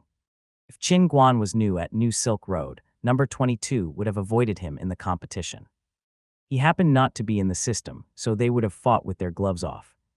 He had made a promise to his agent that he would become the champion in the local final easily. What now, though? Number 22 felt a little fatter, as if he had swallowed his promise. Chin Guan arranged his clothes in his bag, walked past number 22 and asked an assistant, "Can I leave to get some rest when the competition is over?" "When will the results be announced?" The assistant answered carefully, "On the same day."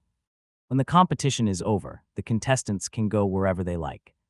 They can just come back here and check the results. The contestants who pass the preliminary competition will be informed about the local final by the organizing committee with a notice. All they have to do is attend the final on the date and address stated in the notice. The rules were clear. Chin Guan nodded and got ready to leave with his bag. Number 22, who had been openly ignored, shouted angrily at Chin Guan like an aggressive rooster, "You have no manners, I was talking to you, why aren't you paying attention?" "Actually, I'm also a New Silk Road model. I'm your predecessor. These days, people don't respect their predecessors." Number 22 was getting more and more agitated. He had been ashamed into anger, and his confidence had been hurt. He was waving his arms around, looking even more like a rooster. Chin Guan sighed helplessly as he put his bag on his back. Those young men can hardly control their temper. "Please, your actual age is 19. He shrugged at number 22 with open arms and said without any sincerity, "Hi, predecessor." Then he added, pouring oil on the flames, So, FC King So number 22 was about to explode when Chin Guan went on, "Any questions? In any competition, we depend only on results. Manners maketh a man, as you said yourself just now." Number 22's heart was pierced by his words, as if a bucket of cold water had been poured over his head. His liver was quivering. Shaking, he looked like he was about to say something. Before he could find the right words, Chin Guan walked out, leaving him alone in the empty backstage area like a clown surrounded by his audience. Number 22 looked left and right, picked up his bag, and ran into the fitting room quickly. He was still in his swimming trunks. "You bastard, wait and see, I'll make you die." Chin Guan was quite relaxed. The competition had been more casual than he had imagined, which had fit his taste well. Sister Zhu stood nervously in the corridor outside. She felt relieved as soon as she saw Chin Guan walking out with a relaxed expression. Chin Guan gave her a summary of the future arrangements and told her about the farce with number 22 backstage. Sister Zhu sneered, "Don't worry about him. Just prepare for the following competition. That guy can't handle you. If he's plotting something, he will regret it." Chin Guan was curious about her confidence. Why? Sister Zhu, are you a mafia boss? Have I fallen under your protection by accident? Sister Zhu poked at his head. His behavior had once again not lived up to her expectations. You bastard, I've told you time and time again to pay attention to the modeling profession, but you don't listen to me. Professor Lee is your boss. Professor Lee. Definitely Professor Lee. Is she a tutor at the Capital Institute of Fashion Technology? Sister Zhu was so angry that she burst into helpless laughter. She patted Qin Guan on the back hard. A tutor. You have been her student for so long is that the only thing you know about her. Bang, bang, bang, bang. Qin Guan got beaten again. Oh, my bad, stop, Sister Zhu. It's hurting. Qin Guan pretended to be in pain. Sister Zhu sighed and said, Professor Lee is not just a tutor at college, but also one of the first official models in China, the current vice director of the China Model Association, and a standing counselor of the National Model Promoting Department. Many renowned models used to be her students, including Zhai Qing and Ming Ming. Qin Guan's mouth opened wider and wider. I have trained with Professor Lee for such a long time, and she has shouted at me every day. Who could imagine that serious old lady could be so influential in the modeling circle? Cold sweat ran all over Qin Guan's body as he recalled his behavior. I might be the most unreliable student she has had in her whole life. When Sister Zhu finished speaking, she got lost in thought. Qin Guan is Professor Lee's treasure. He is talented, fit, and intelligent. All models dream of having his appearance, and Professor Lee is sure of his inner talent, yet he only considers this profession a part-time job. The comparison is odious. Sister Zhu came back to her senses and drove a shocked Qin Guan back to college. He needed to relax after the competition. Sister Zhu drove back to the competition site and waited there until the afternoon. The organizing committee announced the local finalists after the preliminary competition. As expected, Sister Zhu found Qin Guan's name at the top of the list.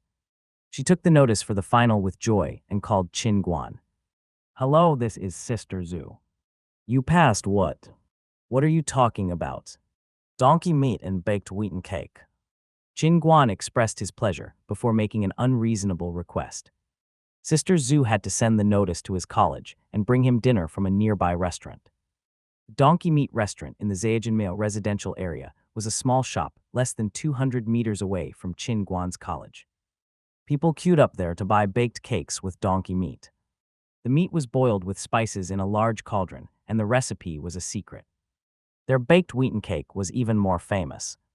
It had layers thinner than paper, and it was crisp, flavored, and soft in the mouth. Sister Zhu queued up breathlessly and fought to get 2 cakes and a bowl of donkey meat for Master Qin. He had to be served like a king. Fortunately, he had no requests besides delicious food. Qin Guan finished the donkey meat feast, read the notice carefully, and lay in bed in satisfaction. He soon fell asleep.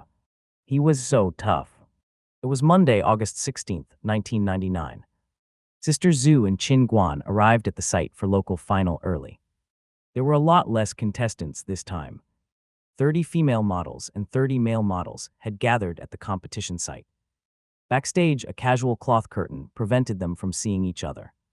There were less people around this time, so assistants and agents could accompany them. Naturally, Sister Zhu entered the backstage as Qin Guan's assistant. According to the arrangement of the organizing committee, they had to find the dressing team backstage. During the first round, they would show their personal accomplishments, and during the second round, Qin Guan would have to work with a female model who had the same number as him. They would show a group of outfits and equipment. Then it would be time for the judges to decide. The local final procedure was not that complicated. The key to qualifying was cooperating with the female contestants and choosing the right outfit and equipment. The male models would choose their outfits first, as their suits were comparatively simple. Then female models would choose outfits that matched their partner's choices. That was why the ladies were nervous. Their fate was in the hands of strangers. Sister Zhu found a matching suit and gown on the hangers. Among all the strange outfits, that set was the most beautiful one. Before she could touch them, though, a man squeezed in from the side and hit her with his shoulder. He caught the matching suit and gown in his hand. Sister Zhu was angry. She used to be a heroine in the hutongs of the capital. Nobody could match her who dared steal something from her hands. She seized the thief's shoulder and reproached him, "Take a turn." "Oh my, it hurts, I'm going to die." The man's face filled with tears. At the sight of his face, Sister Zhu released his shoulder, as if she had touched something nasty. She took 3 steps back and kept a distance of 1 meter from the thief. The man's eyes shined like a 1,000-watt bulb when he saw Sister Zhu. He rushed at her, howling excitedly, "Miss Zhu, my darling, I missed you so much, why didn't you contact me? My heart was missing you dearly." Qin Guan touched the fine hair on his body and took 1 step back silently. Sister Zhu failed to escape from the man's attack. A living human was actually hanging from her body. "Let me go, sissy, oh let me go, are you deaf?" The more he hugged her, the more the man wouldn't let go. Sister Zhu pressed her hand hard against his face for fear that he would be pasted on her permanently. "No, no, I won't let you go. Last time you said you'd call me. I waited for several years. I never got a call from you. You're so heartless." Sissy O rubbed his face on Sister Zhu's palms as he spoke. "You conscienceless girl, my name is O Qiang, the most masculine O Qiang." Qin Guan burst into laughter at his name. "O Qiang. Oh, powerful." Seeing the murderous expression in Sister Zhu's eyes, he covered his mouth and went to laugh in the corner. Sister Zhu had business to do. She didn't have the time to chat with Sissy O. She stretched her hand out to him and said, "Gimme." As he looked at the clothes and Sister Zhu, O Qiang hesitated. Suddenly, a voice was heard from behind him. "What are you standing there for, my elder brother? Have you made your choice? Dear me, my dearest younger cousin has come to my rescue."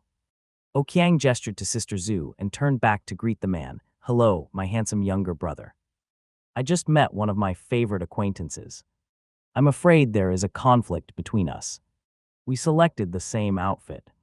The model walked up to Sister Zhu and looked down. Then he cast a glance at the outfit O Qiang had selected for him and nodded handsomely. "If you two are old friends." Before he could finish his words, Qin Guan, who was done laughing, returned. O Qiang's cousin recognized Qin Guan at first sight. His attitude suddenly changed. "If you are old friends, then you should be generous. We'll kindly accept the outfit." Qiang's cousin was No 22, the model who had had a fight with Qin Guan during the preliminary competition. Qin Guan smiled at the scene. Before he could say anything, O Qiang introduced his cousin happily. "Oh, dear, my cousin O Fen is such a good talker. It's all hard. We are friends, we don't care about such trifles." "O Fen. Oh shit." Ha ha ha, both Qin Guan and Sister Zhu burst into laughter. Number 22 looked ashamed and angry as he explained to the onlookers loudly, "I have changed my name to Ayong Fen, oh, sheep manure." It was still shit, the two of them laughed even louder. Ayong Fen had no idea what they were laughing about. He started pulling away his cousin angrily. O Qiang waved his handkerchief at Sister Zhu and said, "Meet you after the competition, okay?" Sister Zhu shivered. There were few outfits left on the hangers anymore. She frowned in hesitation, but Qin Guan was resolute. Pointing to one of the outfits at random, he said, "That's it." It was a camouflage uniform used during the military training of college students.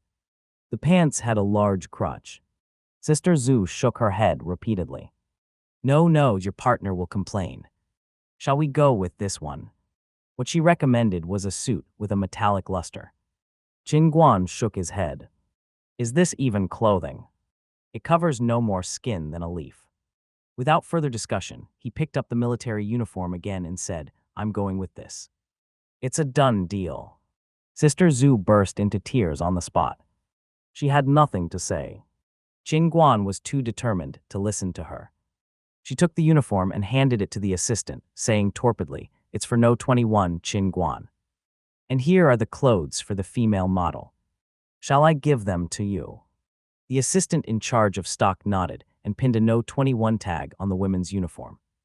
When all the male models had finished their selection, the assistant pushed the rolling hangers with the 30 outfits to the changing area of the ladies.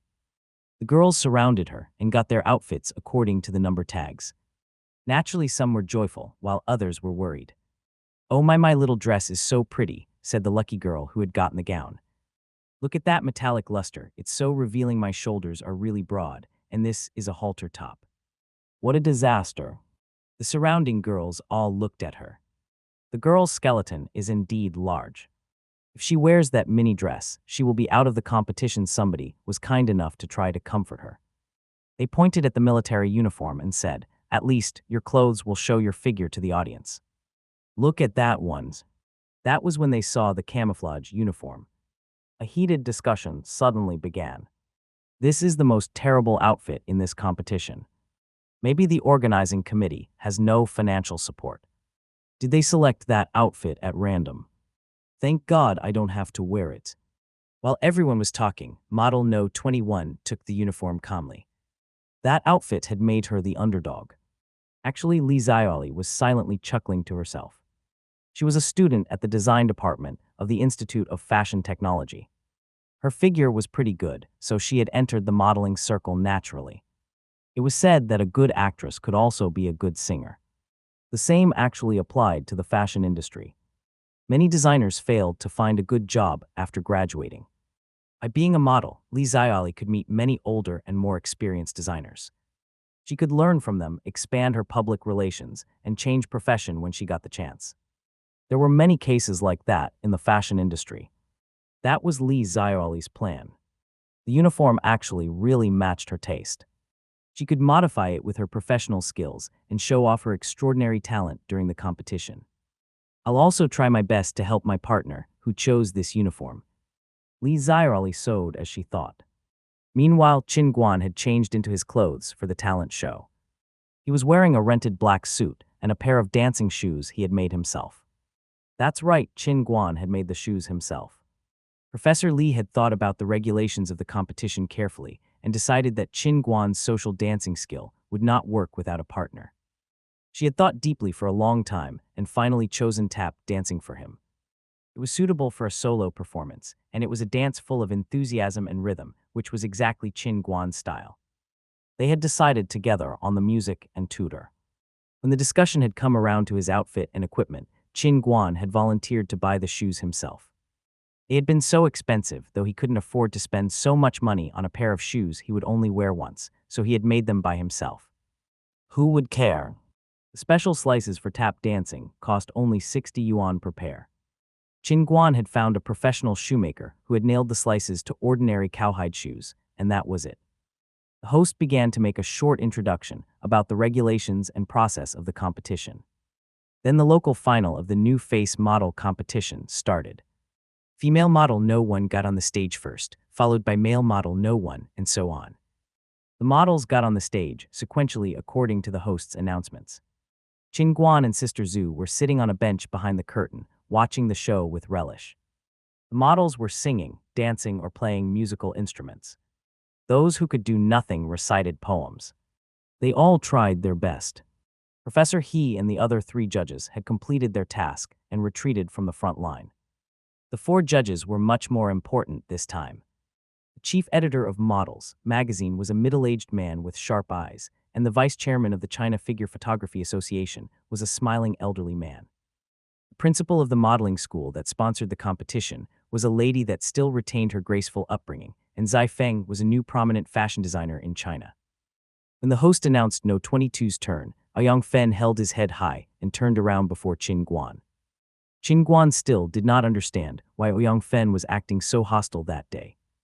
According to the order of appearance at the preliminary competition, Qin Guan was supposed to get on stage right before Aoyang Fen. Yet Aoyang Fen was number 20 in the local final, so he was right before Qin Guan. He must have some kind of connection. If Oqiang could read Qin Guan's thoughts, he would have broken into tears. When he had gotten the notice from the organizing committee, he had begged the assistant in charge of the order of appearance. He had cried on his knees for 3 hours to get that result. What kind of connection does he have? Can he rig the competition despite the fact that there are so many contestants? If he really had a connection, he wouldn't need to appear first, he would just win. Aoyang Fen performed a popular song and danced powerfully before the judges. He looked at Qin Guan proudly when he returned backstage. As soon as Aoyang Fen finished his performance, the judges started talking in low voices. What do you think? He sang well. His best feature are the angles on his face. It's a talent show. Could you comment on his talents, dude? He wasn't out of tune and his dancing steps were correct. You can't set high standards for models. That's true for any talent show. He was outstanding compared to the previous contestants. I'd agree. Me too. It seemed that the judges had liked Aoyang Fen's performance. Then they were pleasantly surprised by Li Xiaoli's 10-minute embroidery. Zai Feng decided on the spot that he would hire her as a backstage assistant for his next fashion show. An assistant, not a model. The news made Li Xiaoli mad with joy. This was worth participating in the contest. The award itself meant nothing to her. As she went behind the curtain happily, the host announced in his microphone, "The next competitor is number 21. Jin Guan will tap dance for us." Tap dancing sounded original to the judges. They paid special attention to Qin Guan, who struck a pose on the stage. While handsome, a fitting suit, broad shoulders, and long legs. His figure was outstanding. The music started playing. It was Irish Edudzai. Qin Guan was going to perform a traditional Irish tap dance. It was different from American tap dancing, as the Irish dance combined art performance, elegant movements, and the surprising physical agility of the dancer. Keeping his upper body still, Qin Guan hung his hands down naturally and followed the music slowly. He was getting faster and faster as the music progressed. Tab tab, tab tab tab, tab tab tab tab. The sound hit the hearts of the judges.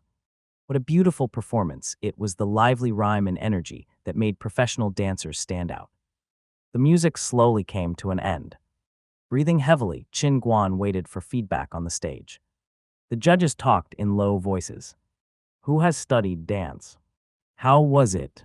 This dance is too niche. I have no idea, but it seems great. Has he studied abroad? It's really fashionable. It's hard to tell, but we should keep an eye on him. A good figure and a handsome face are more than enough. I'd agree. When they finished their discussion, the chief editor spoke first. Your tap dance refreshed our experience. You showed abundant energy, which is essential for a model. During your furious dancing, your still upper body showed your control, while your smart steps showed your coordination. It was a successful performance. Congratulations. The judges stood up and applauded Qin Guan. It was the first time in the competition that all 4 judges had stood up before a model. Qin Guan took a deep bow and got off the stage. Sister Zhu hugged him tightly. It was the most striking performance of the whole competition.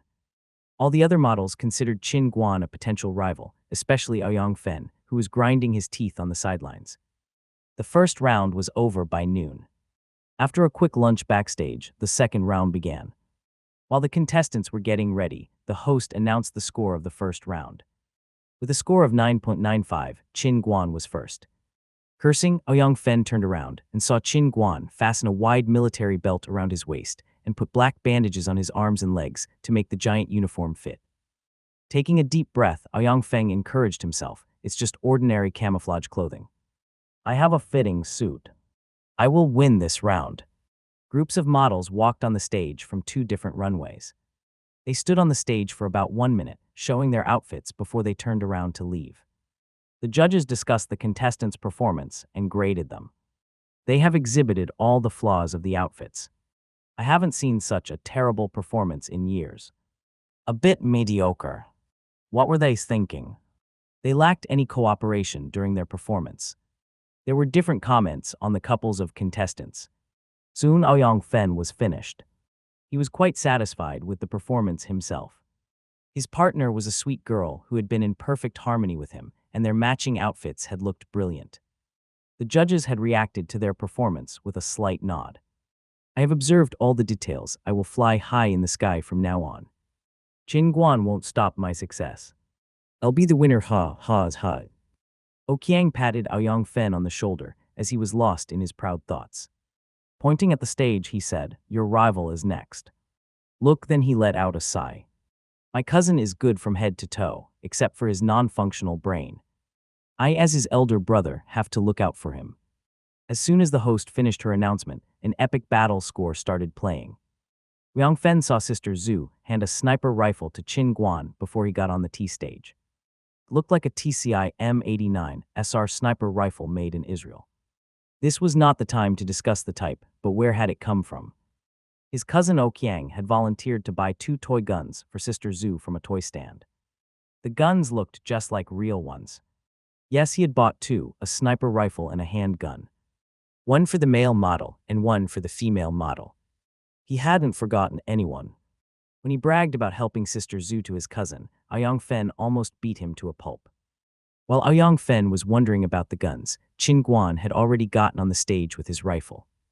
Li Xiaoli had gotten on the stage from a different direction, holding a toy Italy Beretta 92F handgun in her hand. The judges off the stage grew excited at once. This round stressed on the outfits themselves, not the figures of the models.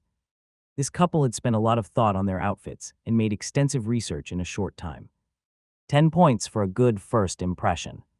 When they walked closer to them, the judges were even more satisfied with their modified military clothing. Such creativity, full marks for exhibition. Following the music theme, the models didn't walk in a standard catwalk, but adjusted their steps to half squat or stand inclined. They combined military movements, including holding the guns, shooting and advancing, with quick short steps on the stage. The judges enjoyed the short, 1-minute show to the fullest. It's the most shinning couple I have seen in this competition. Not one of the best, but the best. Yes, they had a good idea about the outfits. They didn't change the original costumes, but they added details to increase their beauty. No rules were violated. Very clever models, that was the designer's comment. Their body language and their chemistry were really good. They are the most serious contestants up to this point. They even found gun props themselves. The 4 judges had a short discussion and then graded them. Li Xiaoli and Qin Guan walked to the edge of the stage, looked at each other with a smile, and pointed their guns at one another as if they were going to shoot. Bang! After the sound effect, they retreated together backstage. Interesting, the designer was considering copying the scene in his next fashion show. Wang Fen was stunned when Qin Guan returned backstage. You didn't follow the rules. You added that move without authorization. You broke the rules, got it. The problem is that the effect was excellent. Aoyang Fen was lying back in a chair with his fingers in his hair. You didn't leave anyone a chance, Qin Guan. Wait and see. Wait and see. O Qiang was about to comfort his brother when he saw his state. Oh, my dearest brother. Oh my, you have a runny nose. When all the models had finished their performance, they changed into casual clothes and waited for their fate-determining scores patiently. Their current scores had been calculated, and they were as follows. Figure 20%. Style 20%. Temperament 15%. Camera sense 25%. Talent 20%. Host read the average marks of all the competitors one by one, allowing the models to get a general idea of their own rank. Qin Guan's total score was still 9.95, which was the highest. Unless there was some kind of accident, he would win the competition. Poking his cousin with his finger, O Qiang said in a low, excited voice, "My brother, you are second." Second. Wang Fen chuckled to himself. On second thought, he felt bitter. I would have been first if it wasn't for Qin Guan. The host started to read the list of the winners. All the models waiting backstage were listening nervously. First, I'll announce the top 10 female contestants. No 3 Zhang Qingqin, no 21 Li Xiaoli. The girls yelled in both sadness and happiness. It's you, get on the stage quickly. Damn, I wasn't selected.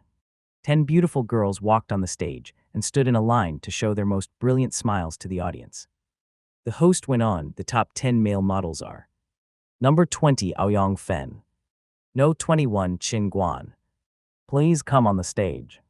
Yang Fen got on the stage with red eyes. Thank God my nose isn't red. The male models formed a second line along the left side of the stage. The host was about to announce the individual awards. At the sight of the list, she seemed taken aback. Is there a mistake on the list? Forget it, I'll just read it. The prize for the most stylish model goes to No 21 Qin Guan. The prize for the best performance on the T stage goes to Qin Guan. The most popular prize goes to Qin Guan. The best potential prize goes to Aoyang Fen, finally a different winner. The chief editor of Models magazine will present the prizes to the winners. Qin Guan held 3 individual awards in his hands. Looking at the lonely, small diploma in his hand, Aoyang Fen felt weak both physically and mentally. Qin Guan piled up his certificates and returned to his original position. The results of the local final would soon be announced.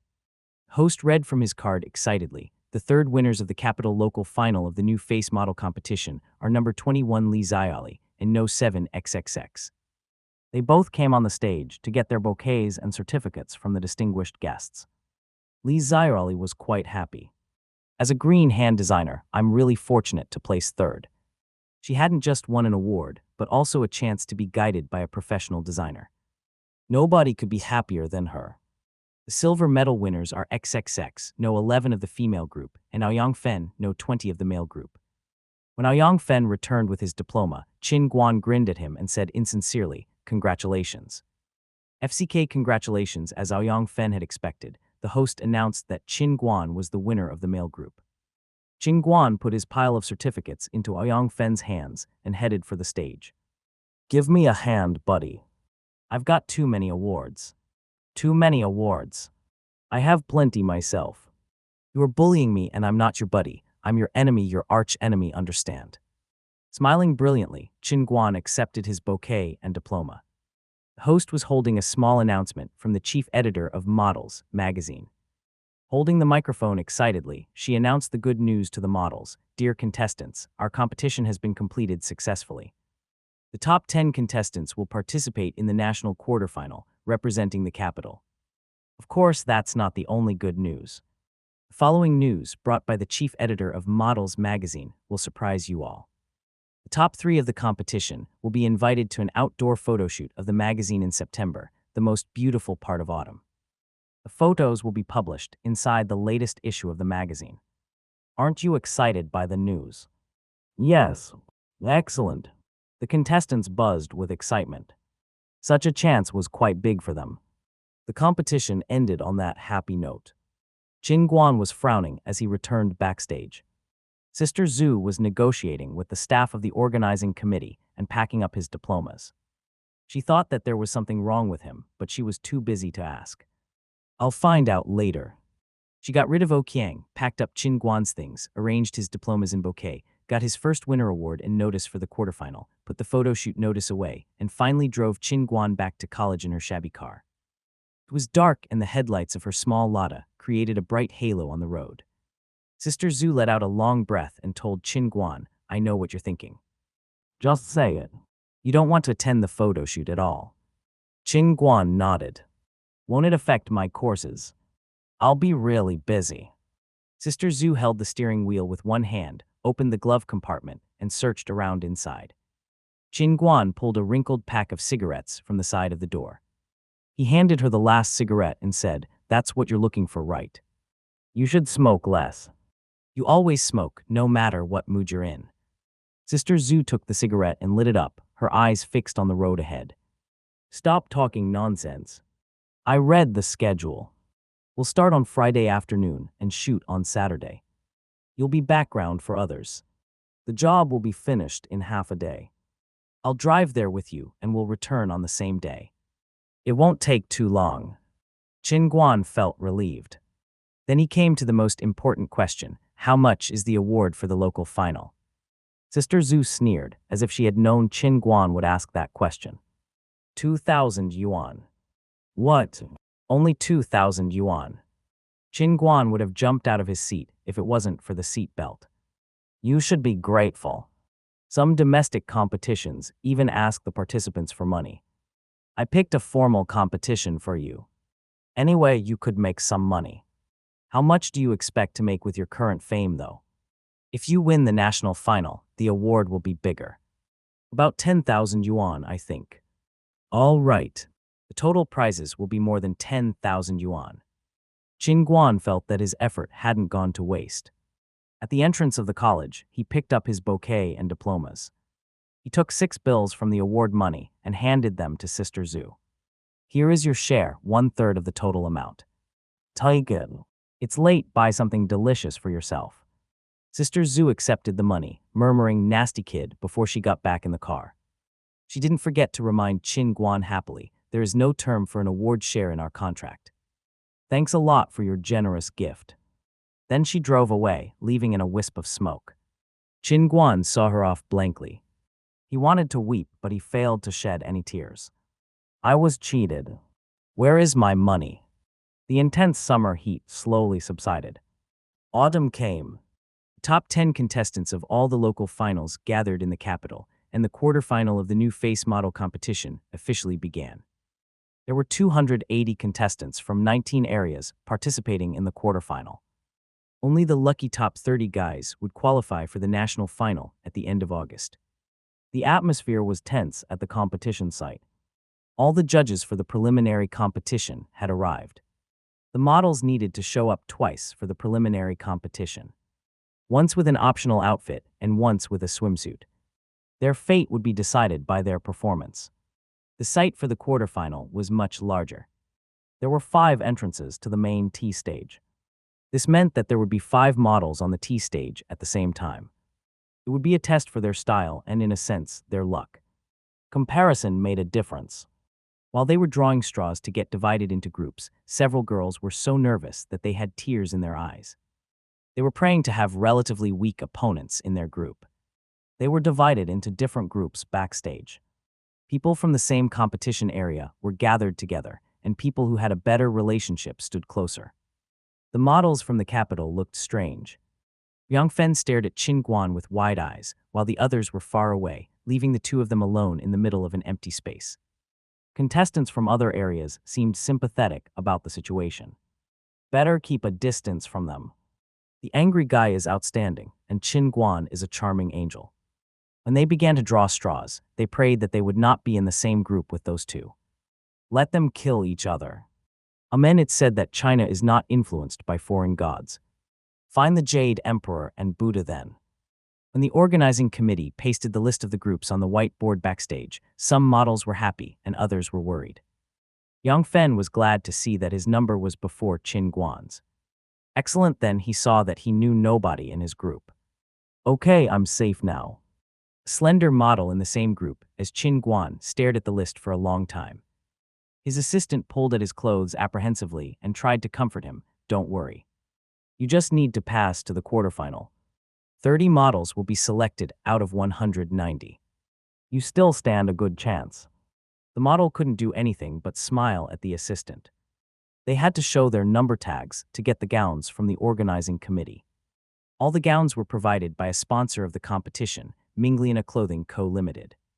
It was an exaggeration to call them gowns. The brand was overrated. The company engaged in white-collar, urban clothing. At the beginning of the year, a designer had made an ambitious suggestion to the company. The quality of life was getting better and better, and as a result, annual meetings, evening receptions, and wine parties were common events for companies. They had to follow the trend to create new ideas. After making several samples, they had collaborated with the organizing committee. They were planning to take advantage of this competition to test their new collection in the fashion circle. They had made the gowns with cheaper materials, feeling that this was a casual clothing show and not an evening gown show. Before anyone could complain about the outfits, the host announced on the stage, the first group of female models can present themselves. This includes XXX. They are wearing the new autumn collection of Mingliana.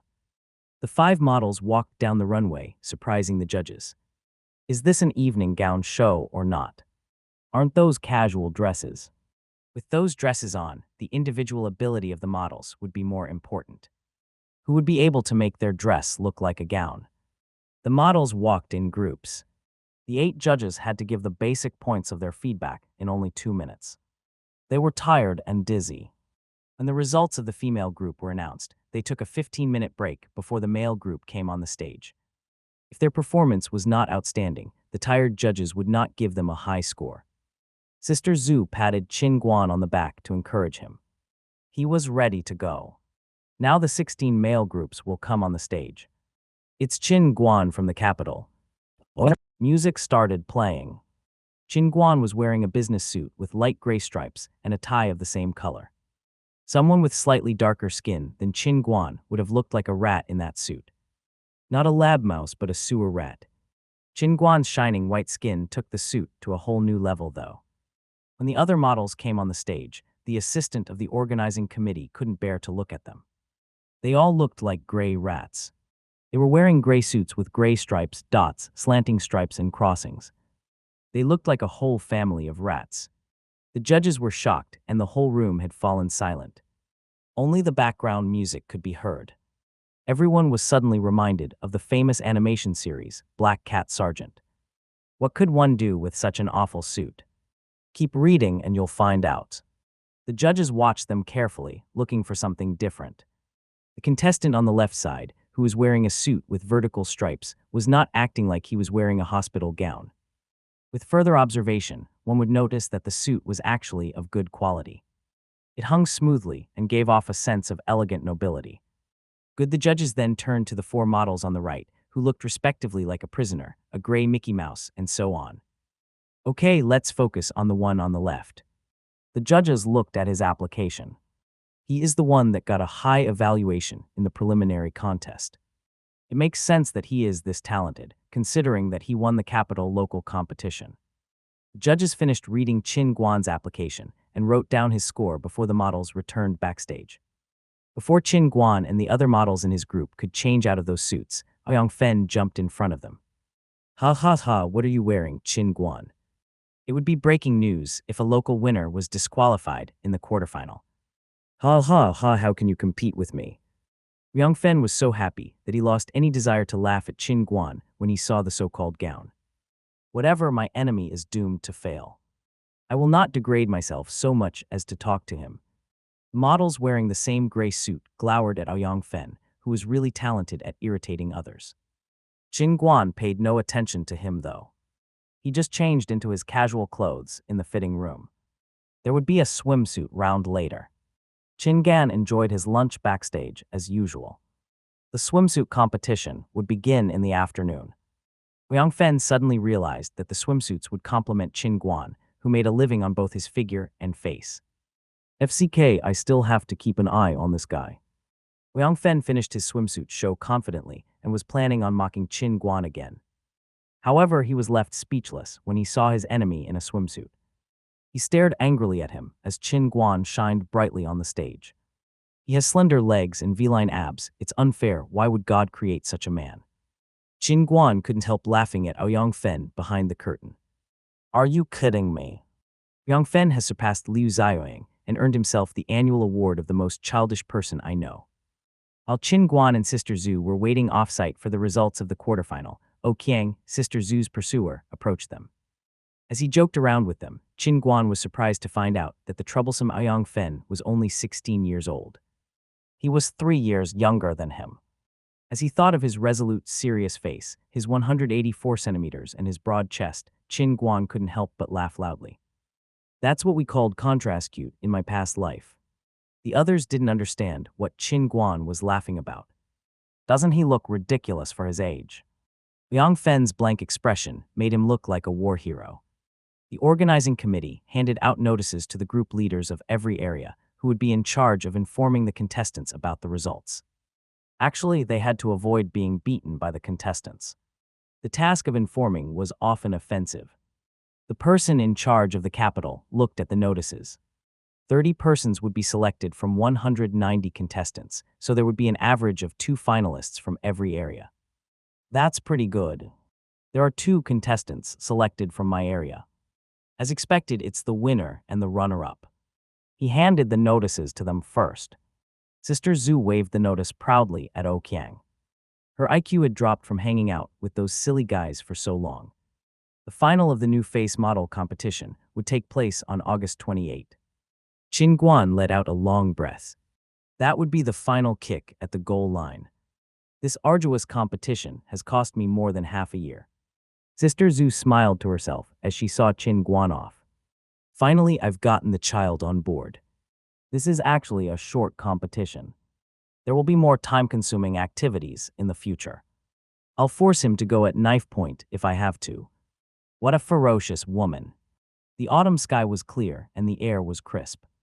It was still dry and hot in the capital, and that's how it was like in the waiting area of the national finals site as well. After an assembled training by the organizing committee, most of the contestants had mastered the basic process of the competition. The first round of the national final was a group performance. The boys and the girls would be standing at 2 different places, and they would get on the stage together to demonstrate the theme of the final, autumn. The lights dimmed, and the colorful lamps on the stage were lit one after the other. Digital video started playing as the host stomped on the white smoke created by dry ice and walked to the front of the stage to announce the start of the national final. The curtain rose and 30 beautiful models filed out, walking on the stage one after the other. They were wearing new autumn outfits designed by Zai Feng, who was one of the judges. Pairs of legs along with wheat ears, chili and garlic, how did they get that in? Praised the pregnant autumn. Zai Feng nodded again and again off stage. The new models this year are of a much higher level compared to previous years. It seems like the Chinese fashion industry is being embraced throughout the country. The models went around and formed a line again. They took a pose, pressing on their waists, holding their abs and exposing their legs. The advantage of the pose was that it showed everyone the size of their waists and the length of their legs. The difference was clear at first sight. The girls got off the stage. While the male models got ready, the host introduced the concept of the autumn collection to create the right atmosphere and allow time for the judges to grade the female models. When the male models got on the stage, everyone was shocked by the advanced designs of the rising designer. The colors of the outfits were in sharp contrast, and the wheat around the bottom of the pant legs reminded the audience of nature. Special oil had been applied to the models' muscles to make their skin look like copper and their lines seem smoother. It was time to judge their bodies. The judges examined their figures and graded them silently before the models retreated backstage. Sister Zhu pulled Qin Guan over and pushed him toward the bathroom, urging him, "Quick, take a shower, clean yourself all over." "Understand." Then she handed him a professional oil brush. "Oqiang is holding up 2 sprayers for you and Aoyang Fen. Be fast or you'll be late." Qin Guan went inside, looking at the brush as he took off his clothes. "Shall I use it to brush someone else's back?" "But whose?" "Surely not Oqiang's. Obviously it's for him." When Qin Guan entered the simple bathroom, he found Aoyang Fen taking an uncomfortable shower under a sprayer. A small pink brush was in his hand, the same brush as the blue one in Qin Guan's hand. When Oqiang saw Qin Guan, he shouted at him happily, "Hey, this sprayer is for you, I'll go find my baby Zhu." "You two have a nice shower." The two of them faced each other in silence, washing the oil off their bodies. More and more people started entering the bathroom, which made them feel better. They didn't know how to talk with someone hostile. Yang Fen seemed lost in thought as he stared at the pink brush in his hand. Qin Guan decided to be magnanimous. He was older than Aoyang Fen by 3 years after all. Waving the blue brush, he said, "You don't like the pink one. I can brush your back with the blue one if you want." Aoyang Fen nodded unconsciously and turned around. "I'll be late for the next show." Using the skills he had learned from his father, Qin Guan brushed Aoyang Fen's back quickly and turned his own back to him. Aoyang Fen seemed to be admiring him. He felt the first brush. "Fuck, that hurts," Qin Guan shouted, jumping away. "Is he taking advantage of this to get back at me? I shouldn't have been kind to him."